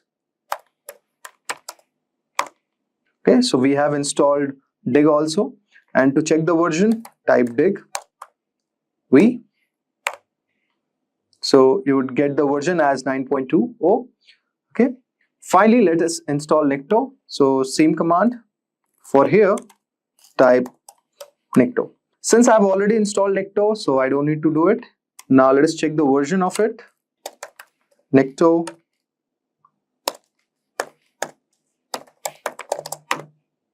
So you can see I have version of Nikto all over here. Now fifth tool will be WP Scan. So same thing. So you could see it has installed WP Scan also. Now after installing, register at WP Scan and copy the generated API token. So guys, as you can see all over here on your WP Scan / profile, you are going to get an API token. Now guys, let's move ahead.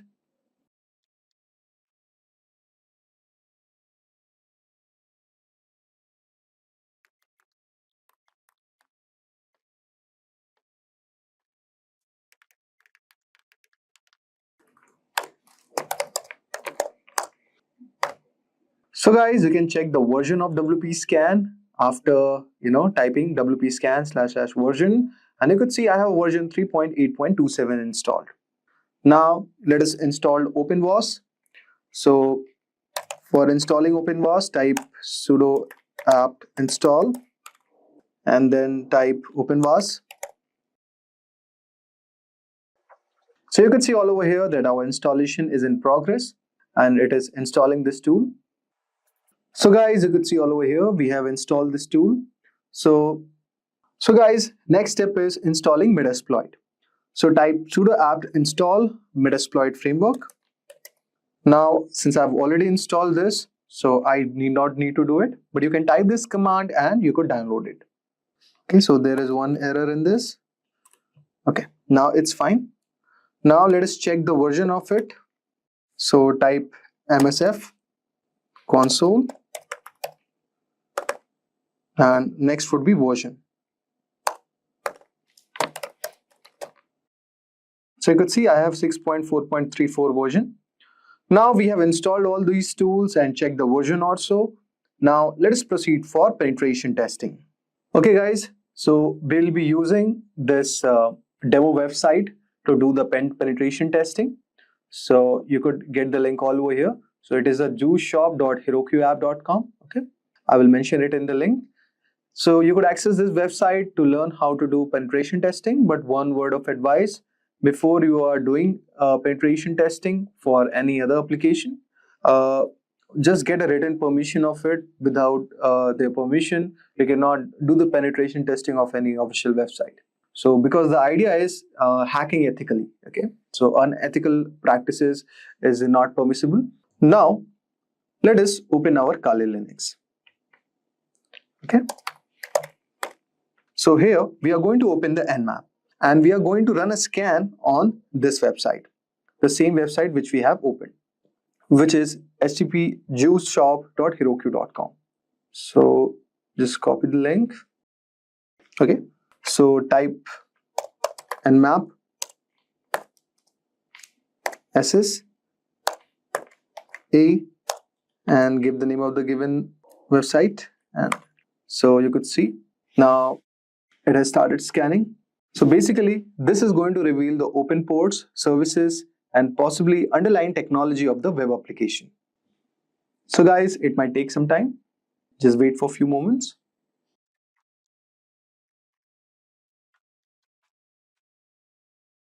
So guys, you could see all over here that Nmap has given the complete scan. Okay, so you could see the stats all over here. So port 80 and it is using a TCP protocol. Okay, and state is open. It is support 80 is basically open all over here, and the service is HTTP.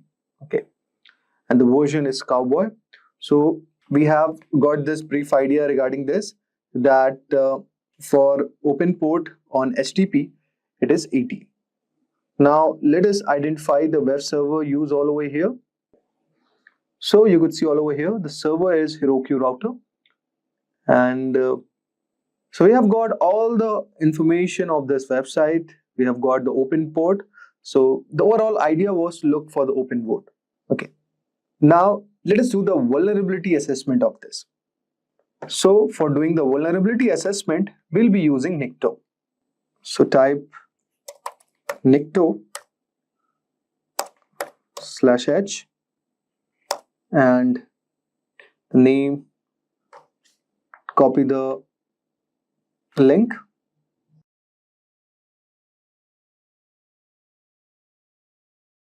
Now in this, we are going to look for misconfiguration or outdated server version or exposed directory and files. So you could see we have got the target host name, the target port, okay, and you could see the SSL info is also given all over here, okay, and so you could see all over here it is telling that the site uses TLS and the strict transport security header is not defined all over here. So in similar way, still is looking for the vulnerability. Okay, let us give it some time.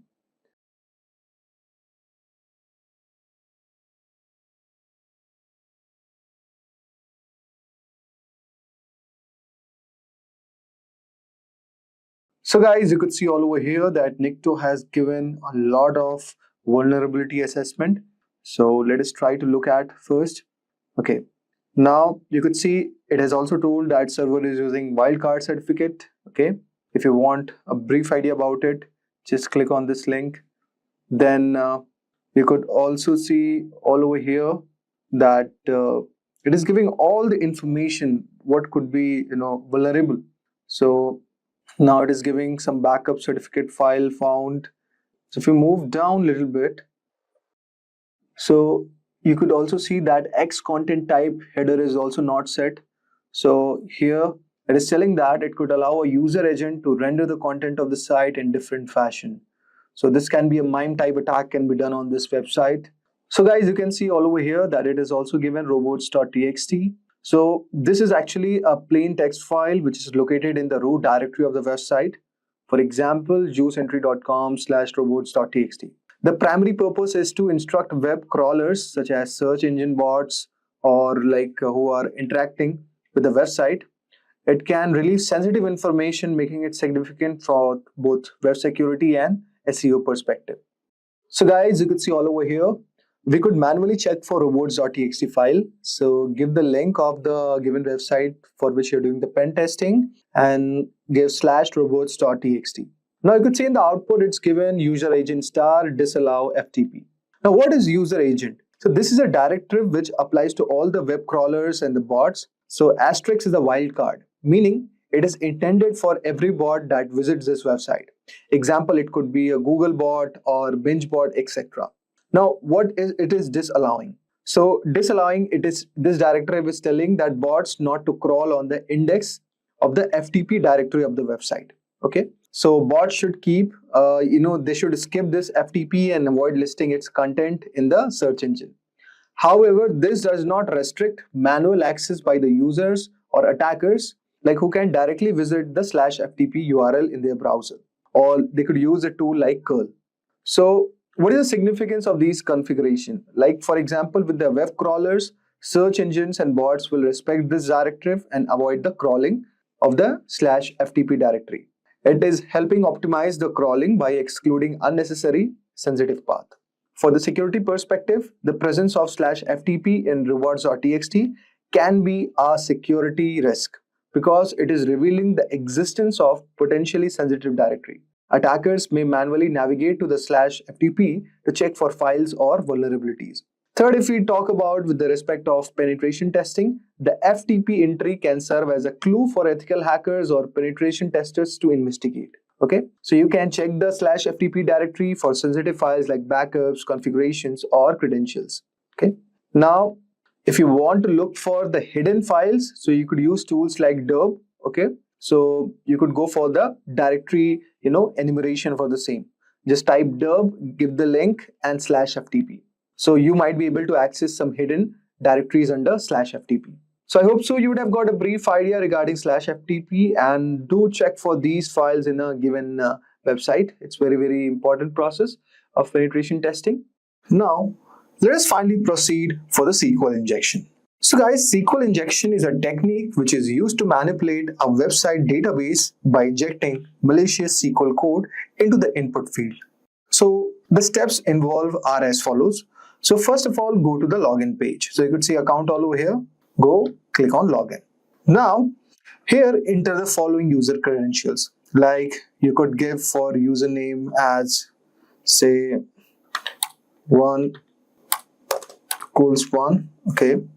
Or you could give any password or you could leave it blank. Okay. Now you could see all over here that we have injected a payload 1 equals to 1 or something like this. Okay. So you can see all over here that I'm not able to log in. Okay. So you could see this is being secured. Now let us give certain other email and let us say provide a password, or we could leave it blank. So it's still asking for your password. So type anything. Okay. Just log in. You could see it is telling invalid email or password. Okay. Means like we have not registered yet all over here. That's why it's saying invalid email. So let me explain you what I'm trying to do all over here. So suppose the payload which I'm trying to inject, suppose as I have written all over here, say 1 equals to 1. Okay. Now, this is actually breaking the SQL query logic. For example, if you are typing select star from users where username equals to this, or 1 equals to 1 minus minus, and password could be anything. Okay. So this OR condition always evaluates true. So let me show you.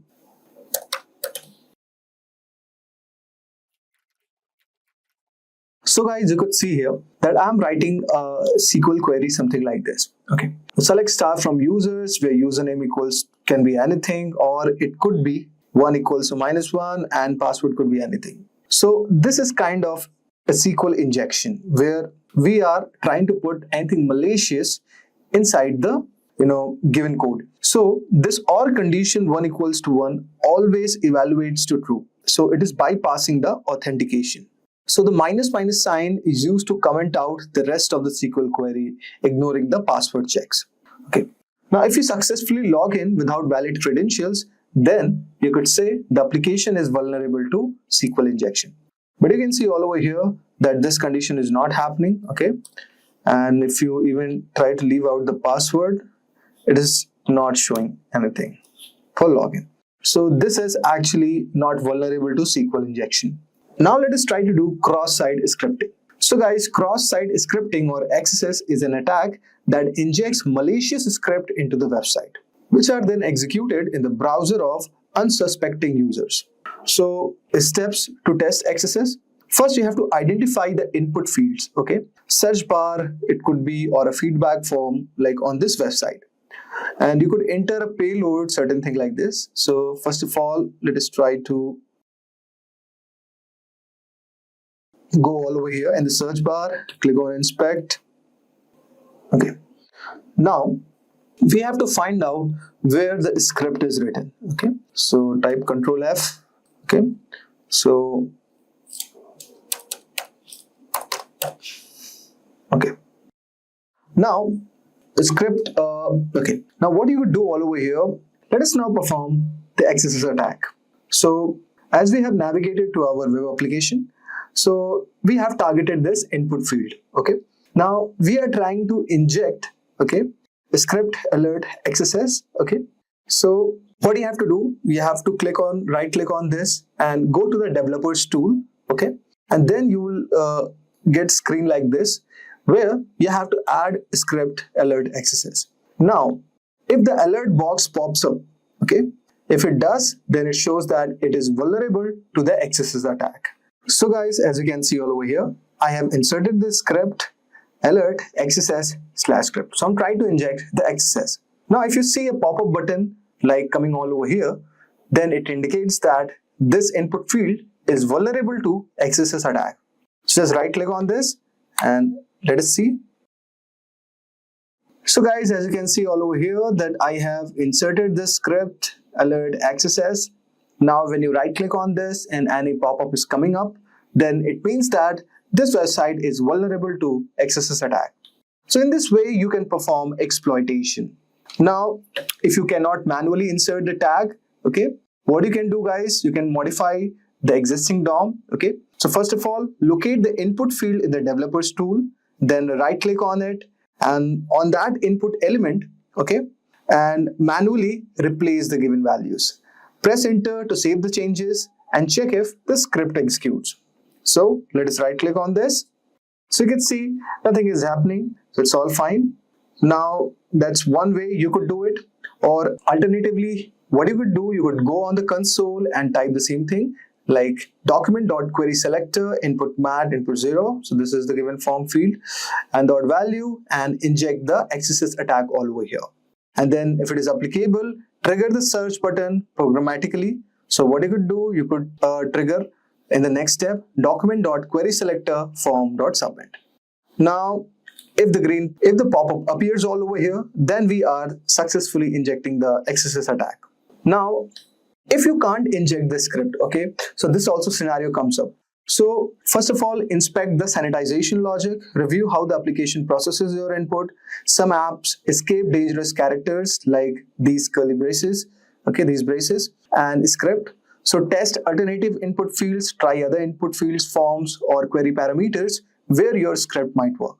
So guys, this was a small introduction on pen testing with using various tools present in the Kali Linux. Cybersecurity is not just a job, it's a war zone where organizations fight daily to protect their most valuable assets, data and systems. The stakes have never been higher and the demand for skilled professionals is rapidly growing. A trusted survey predicts that millions of cybersecurity job openings in India alone by next year. But here's the harsh reality. Most candidates lack the skills and the industry demands. This is where certifications comes in. You have probably heard people ask, why do certifications? Why not just get a degree? Wait, let me tell you the truth. College programs often fail to keep up with the fast changing demands of cybersecurity industry. Certifications, on the other hand, are laser focused on the skills you actually need. They are faster, more affordable and targeted. So whether you're a fresher or a professional looking to climb up the ladder, certifications are your best bet. Let's explore the top 5 certifications that can give you an edge to help you land that dream cybersecurity job. Now you might be thinking, I'm not from an IT background, can certifications really help me? Or maybe you have graduated with a computer science degree and are wondering why bother with certifications. Let me explain why certifications are so powerful. First, if you are from a non-IT background, certifications can open doors you never thought possible. They provide you with hands-on practical skills that employers value and theoretical knowledge. For example, if you have never written a single line of code, certifications like CompTIA Plus Security or Certified Hacker can teach you the foundational skills needed to land your first job in cybersecurity. On the other hand, if you're already a computer science graduate, certifications allow you to specialize. Cybersecurity is a vast field, and employers look for specialists in areas.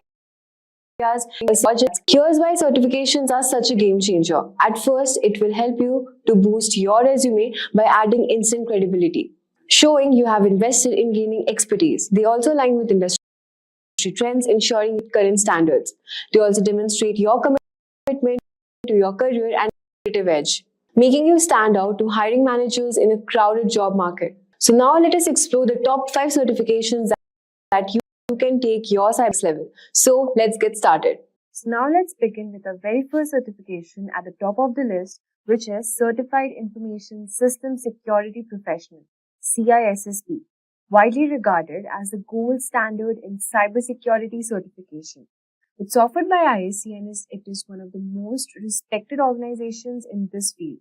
This certification is very essential for professionals who want to lead cybersecurity efforts at an enterprise level. Well, CISSP is a comprehensive certification that covers 8 key cybersecurity domains, such as risk management, security operations, and software development security. It's highly designed for experienced professionals and proves you have the expertise to design, implement, and also manage a robust cybersecurity program. Organizations worldwide trust CISSP certified professionals to handle sensitive security needs. Talking about the eligibility to qualify, you need to at least have 5 years of professional experience in at least 2 of the 8 domains, a bachelor's degree in computer science, or any one of the experiences preferred. Even without full experience, you can take the exam and earn the title associate while you complete the required work experience. Let's talk about the exam details and cost. Well, the CISSP exam is about 6 hours long with 250 questions, and the cost of the exam is rupees 61,409 Indian rupees, and for US it's around $749. This is one of the fee to register and sit for the certification exam. CISSP opens doors to senior roles such as Chief Information Security Officer, who can earn around 76 lakhs a year in India and $150,000 plus per year in the US. Also, Senior Security Consultant, who can earn around 13 lakhs per year in India and $120,000 per year in the United States. Well, CISSP is more than just a credential. It's a symbol of expertise, leadership, and trust in the cybersecurity world. For anyone serious about advancing in this field, this is the certification you should aim for. Also, if you're looking for specialized training to ace the CISSP examination, consider Simplilearn CISSP certification training. This is globally acclaimed program and is aligned with the latest ISC exam pattern, offering comprehensive coverage of all the 8 domains with live online classes, hands-on lab, and also expert guidance with features like simulation tools, test papers, and included CISSP exam voucher. Simplilearn ensures you are exam ready, plus their 100% money back exam pass guarantee also adds extra confidence as you work towards elevating your cybersecurity career. Next on our list is CISA, which is Certified Information System Auditor, a highly respected certification from ISACA, focusing on auditing, compliance, and risk management. It's perfect for professionals responsible for evaluating and improving an organization's security framework. CISA is recognized worldwide, especially in highly regulated industries like finance, healthcare, and government. It demonstrates expertise in identifying vulnerabilities, ensuring compliance, and improving security controls. Let's talk about the eligibility for this certification. Well, to qualify, you need to have at least 5 years of work experience in IT audit, control, or security. You also need to have a bachelor's degree that can waive up to 2 years of this requirement. Let's talk about the exam details and cost for this certification. Well, the exam is 4 hours long, with 150 questions testing your knowledge of auditing and compliance. Exam fee is around 47,141 Indian rupees and $575 for ICACA members. And if you're not a member of ISACA, then you have to pay 62,000 in Indian rupees and $760 for USA. Let's talk about the career opportunities and salaries. Well, CISA certified professionals can secure roles like IT audit manager, who can earn around 20 lakhs per year in India and $130,000 per year in the United States. Compliance program manager also can earn around 24 lakhs per year in India and $140,000 per year in the United States. With organization increasingly prioritizing governance and compliance, CISA has become a critical certification for professionals in these areas. It's must-have for those who want to specialize in auditing and risk management. Also, if you want to boost your career in IT auditing and compliance, you can consider Simplilearn's CISA certification training. As an accredited training partner of ISACA, Simplilearn offers comprehensive preparation including live classes, by industry experts, access to the official ISACA learning kit, and simulation tests to help you master the 2024 CISA exam and domain. This training provides you up-to-date curriculum and practical insights to help you excel your career. With an exam pass guarantee and flexible learning options, Simplilearn also ensures that you're fully prepared to achieve CISA certification and advance your professional journey. Let's talk about the third certification on the list, which is Certified Information Security Manager, CISM. Coming at number 3, this is another certification from ISACA aimed at managers and leaders in cybersecurity. It's ideal for professionals who want to transition into leadership roles. CISM focuses on the strategic and managerial aspects of cybersecurity, such as governance, incident management, and program development. It's valued by organizations seeking security leaders who can make informed, high-level decisions. Let's talk about the eligibility. To qualify, you need to have 5 years of experience in information security management, a degree of another relevant certification that can waive up to 2 years of this requirement. Let's talk about the exam details and the cost. Well, the exam is 4 hours long with 150 questions assessing your strategic thinking, and the cost is 47,000 rupees and $575,000 in United States for ISACA members and 62,000 rupees for Indian currency, and for non-members it is around $760,000. CISM certified professionals often step into leadership roles such as Director of Information Security, who can earn around 37 lakh per year in India and $160,000 per year in the United States. Data Governance Manager can earn around 30 lakhs per year in India and $140,000 per year in the United States. For those aiming to lead cybersecurity teams and make strategic decisions, CISM provides the credibility and expertise needed to succeed. Also, if you want to elevate your career and leadership role, Simplilearn CISM certification training can be your ideal choice. As an ISACA Elite Training Partner, Simplilearn provides an official learning kit including the ISACA Value Review Manual, QAE, and exam voucher along with live classes conducted by accredited instructors. So you can refer to this certification by Simplilearn. Let's move on to the fourth number on the list, which we have CompTIA Security Plus, the perfect entry-level certification for building core cybersecurity skills. It's a vendor neutral, which means it's recognized across industries and applies to various technologies. Security Plus covers essential topics like network security, threat management, and compliance. It's designed to give beginners a strong foundation in cybersecurity and prepare them for real-world challenges. Let's talk about the eligibility. Well, there are no strict prerequisites. but CompTIA recommends having basic IT experience or earning the Network Plus certification first. Let's talk about the exam details and cost. The 90-minute exam includes both multiple choice questions and also performance-based questions. The registration fee for the exam is 30,000 rupees and in USD it is around $370. With Security Plus, you can pursue roles like security engineer who can earn around 8.2 lakhs per year in India and $95,000 per year in the United States. Cloud engineers can earn up to rupees 6 lakh per year in India and $85,000 per year in the United States.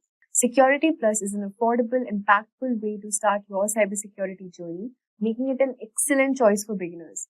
Also, if you're looking to begin your cybersecurity career with confidence, consider Simplilearn's CompTIA Security Plus certification training. This will also provide you comprehensive coverage of all the exam objectives and focuses on real-world applications to prepare you for the industry challenges.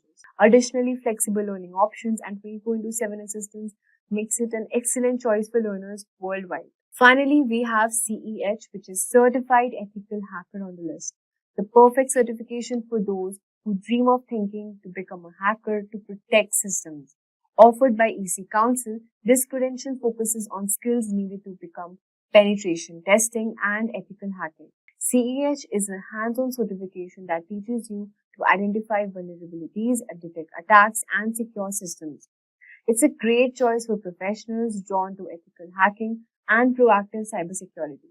Moving on to the eligibility part, to qualify, you need to have 2 years of experience in information security or at least completion of the EC Council's official training program. The exam details and the cost is, the exam is around 4 hours long with 125 multiple choice questions and the exam fee is 98,000 and 1,199 USD dollars in USD. CEH certified professionals often work as penetration tester who can earn around average of 5 lakh per year in India and $85,000 per year in the United States. Cybersecurity engineers can earn 7.3 lakh per year in India and $100,000 in the United States.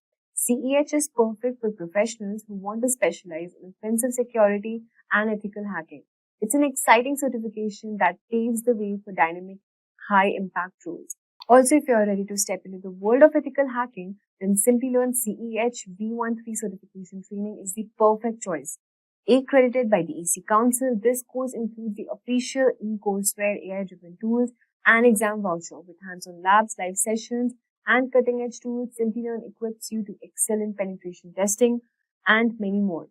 In this tutorial for today, we will explore the most frequently asked and important interview questions and answers for cybersecurity for all the different levels of proficiency, starting from freshers to experienced. Cybersecurity is crucial in today's digital world, protecting sensitive data from cyber threats and attacks. As cybersecurity risks grow, businesses are investing heavily in security measures, creating a surge in cybersecurity job openings. Roles in security analyst, ethical hacker, and SOC analyst are in high demand across all the industries. Professionals with skills in network security, penetration testing, and cloud security are highly sought after. Preparing for cybersecurity job interviews require knowledge of key topics like encryption, firewalls, threat detection, and risk management. Having a strong list of frequently asked questions will help you boost confidence and readiness. Strong cybersecurity awareness also helps individuals and organizations stay safe in evolving threats.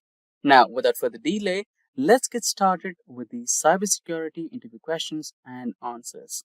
That said, if these are the type of videos you'd like to watch, then hit that like and subscribe buttons and the bell icon to get notified. Now, let's begin with the first question. What is the role of DNS in cybersecurity? Now, the answer for this question is DNS, or also known as the Domain Name System, translate domain names into IP addresses. Attackers exploit it using DNS spoofing, cache poisoning, or tunneling into redirect users, or exfiltrate data. Now, proceeding ahead, we have the next question. What is phishing? Provide an example. So, phishing is a social engineering attack where attackers trick users to revealing credentials via fake emails or websites. For example, a fake email from PayPal asking login details or an email claiming to be from a bank requesting the recipient to provide their login credentials by clicking a link that leads to a fake website. Now, the next question is how encryption is different from hashing. Encryption converts data into ciphertext and can be decrypted back. Hashing is a one-way function that transforms data into a fixed-length hash, which cannot be reversed. Now, question number 4. What is a firewall and why is it used? A firewall monitors and controls incoming or outgoing network traffic based on security rules preventing unauthorized access and cyber threats. Now, proceeding to question number 5. What is a three-way handshake? It's a TCP process where a client and server establish a connection using SYN, ACK, and ACK packets, ensuring reliable data transmission. So basically, the client sends SYS, or also known as synchronized packet, to the server to check if the server is up or has open ports. The server sends SYN ACK packet to the client if it has open ports. Lastly, the client acknowledges this and sends back an ACK or acknowledgement packet back to the server. Proceeding ahead, we have the 6th question. What is a VPN and why is it used? A VPN, or also known as the Virtual Private Network, encrypts internet traffic, ensuring secured remote access and protecting data from interception.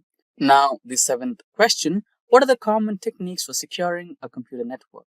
Techniques like firewalls, IDS or IPS, strong authentication, encryption, patch management, network segmentation, and endpoint protection are a couple of common techniques that can be used to secure a computer network.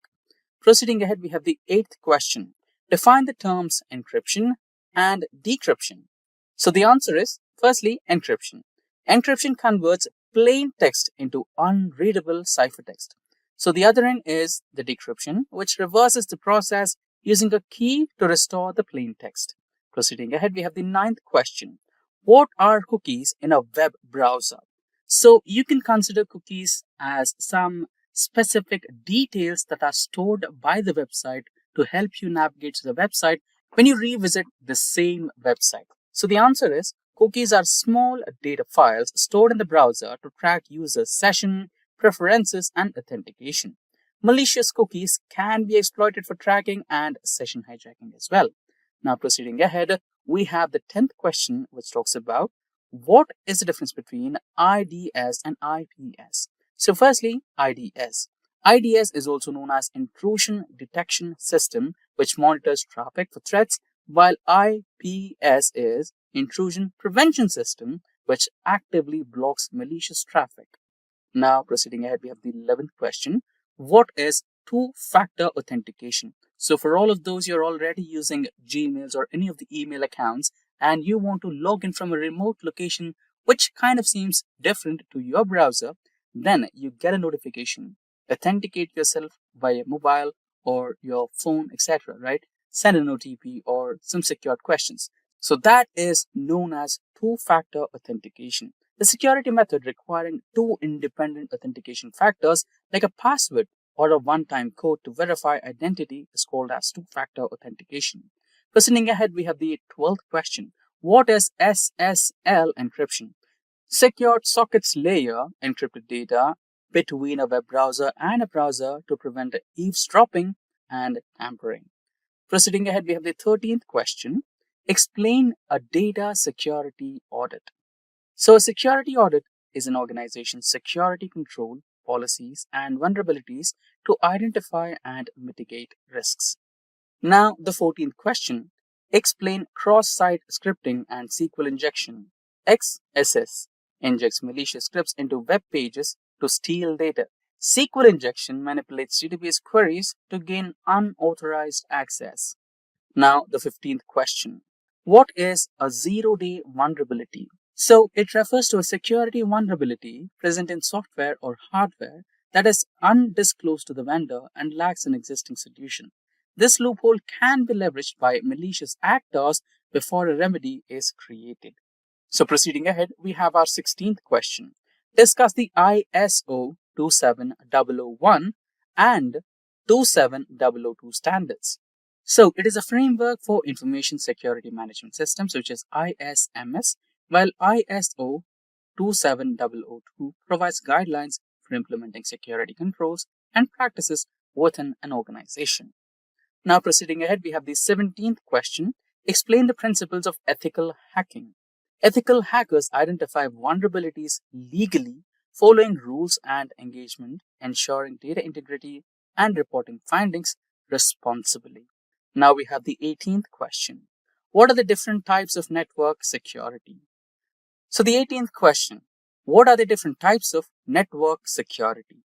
So the different types of network security includes firewalls, IDS or IPS, encryption, VPNs, endpoint protection, network segmentation, and access controls. Proceeding ahead, we have the 19th question. So moving ahead, we have the 19th question. Discuss the concept of risk assessment in cybersecurity. Risk assessment evaluates threats, vulnerabilities, and potential impacts to prioritize security measures.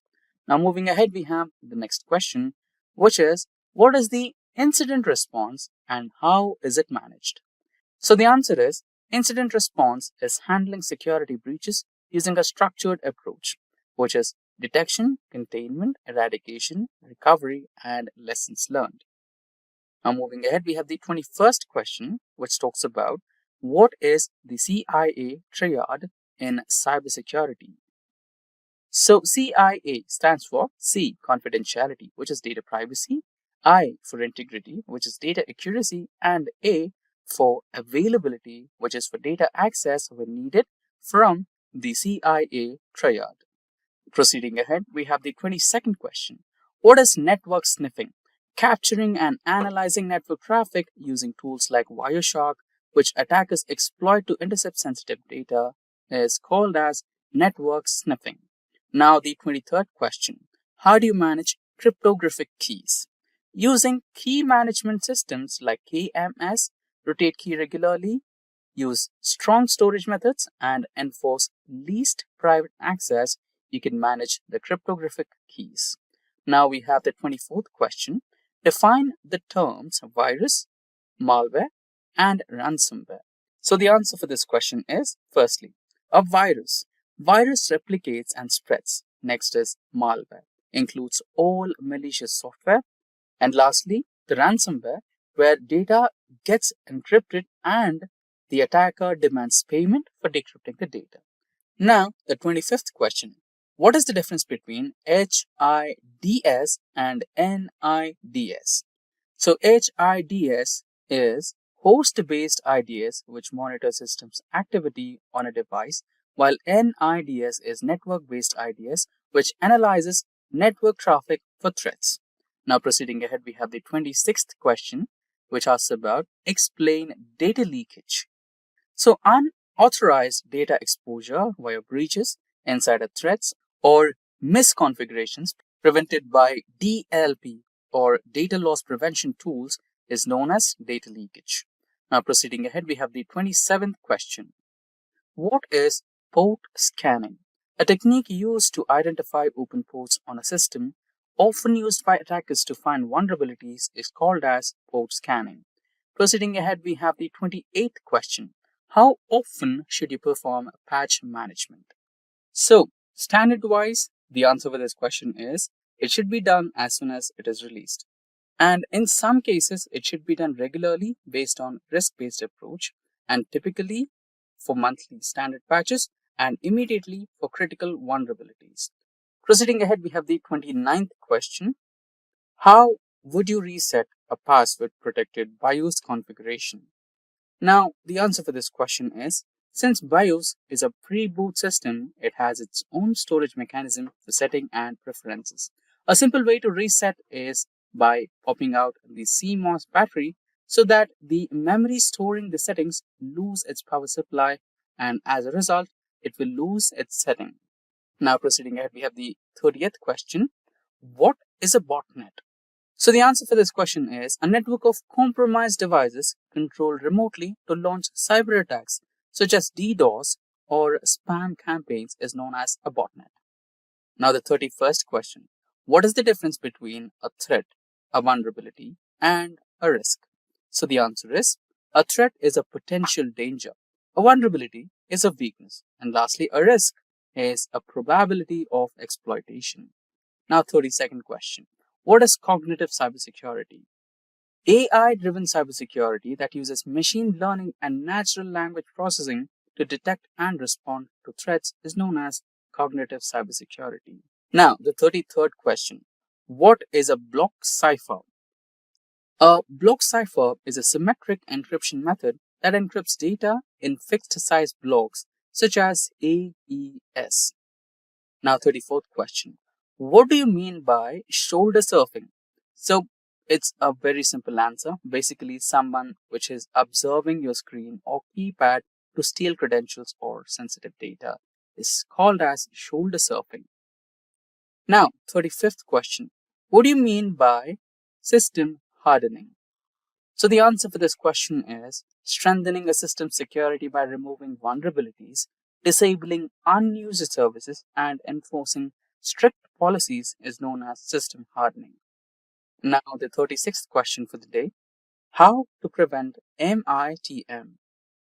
So the answer is, to prevent MITM, you have to use SSL or TLS VPNs, multi-factor authentication, and avoid untrusted networks to prevent man-in-the-middle attacks. Now, 37th question is, what is a ransomware? So, the answer for this question, before we get started, we briefly had a discussion about ransomware in our previous questions. Now, let's have a detailed explanation for this one. Ransomware is a type of malware that encrypts data to make it inaccessible to computer users. Cybercriminals use it to extort money from the individuals and organizations as well that hack the data and hold the data hostage until a certain amount of ransom is paid. Now, proceeding ahead, we have the 38th question. What is public key infrastructure? So, the PKI, or also known as the public key infrastructure, issues digital certificates to secure communication, protect data, and provide unique identities. It uses public-private key pairs, requiring a strong infrastructure to safeguard public keys from the attackers. Now, 39th question. What is a proxy firewall? A firewall that filters traffic at the application layer, acting as an intermediary between users and the internet, is called as the proxy firewall. Now we have the 40th question. What do you mean by penetration testing? So a penetration testing is a simulated attack on systems to identify vulnerabilities before real attackers exploit them. Now the 41st question. Explain what a cybersecurity policy is. So basically, a cybersecurity policy is a set of rules and guidelines to protect an organization's information and systems. Now, 42nd question. How does a rootkit work and how would you detect it? So the answer is, rootkits hide malware and avoid detection. In order to find one or detect one, you need to use rootkit scanners, behavioral analysis, and integrity checks to detect them. Now, the 43rd question. Explain the principle of least privilege. So, the users and processes should have the minimum permissions needed to perform their tasks to reduce security risks. So, this particular principle is known as least privilege. Now, 44th question. What are the key elements of a strong security policy? So, the answer to this question is access control, encryption, incident response, audit logging, risk management, and compliance requirements. So these are the key elements for a strong security policy. 45th question. Explain the concept of a digital signature. A cryptographic method ensuring the authenticity and integrity of digital messages using public key encryption is known as a digital signature. Now, the 46th question. What is a honeypot in cybersecurity? So the term honeypot is self-explanatory. So in terms of cybersecurity, it is a decoy system designed to attract the monitor attackers, helping identify the attack methods and also sometimes observe their behavior in order to understand what are their intentions. Now, 47th question. What are the common cybersecurity threats today? So some of the common cyber threats today are ransomware, phishing, DDoS attacks, insider threats, zero-day exploits, and supply chain attacks. Now, 48th question. How can you prevent a man-in-the-middle attack or MITM attack? So for that, you need to use encrypted communications like TLS or SSL, use VPNs, strong authentication, and avoid unsecured networks. 49th question. What is a DDoS attack and how does it work? So the answer for this question, firstly, DDoS, it is called as distributed denial of service, and DDoS overloads a system with excess traffic using a botnet, causing service disruption. So basically, it's kind of blocking the service. And with this, we come to the final question of today's session, which is, what is the difference between black hat, white hat, and gray hat hackers? So the answer for this question is, let's begin with the black hats. Black hats are malicious hackers. They exploit vulnerabilities for illegal purposes. And then we come with white hat. So ethical hackers who help to identify and fix vulnerabilities, who have positive ethics, are called as the white hat hackers. And gray hat, a kind of a mix and match between the both black hat and the white hat. So these hackers help identify vulnerabilities without malicious intent, but may not always have authorization. So that's a wrap up on this full course, guys. If you have any doubts or questions, ask them in the comment section below. Our team of experts will reply you as soon as possible. Thank you and keep learning with Simplilearn. Staying ahead in your career requires continuous learning and upskilling. Whether you're a student aiming to learn today's top skills or a working professional looking to advance your career, we've got you covered. Explore our impressive catalog of certification programs in cutting-edge domains, including data science, cloud computing, cybersecurity, AI, machine learning, or digital marketing. Designed in collaboration with leading universities and top corporations, and delivered by industry experts, choose any of our programs and set yourself on the path to career success. Click the link in the description to know more.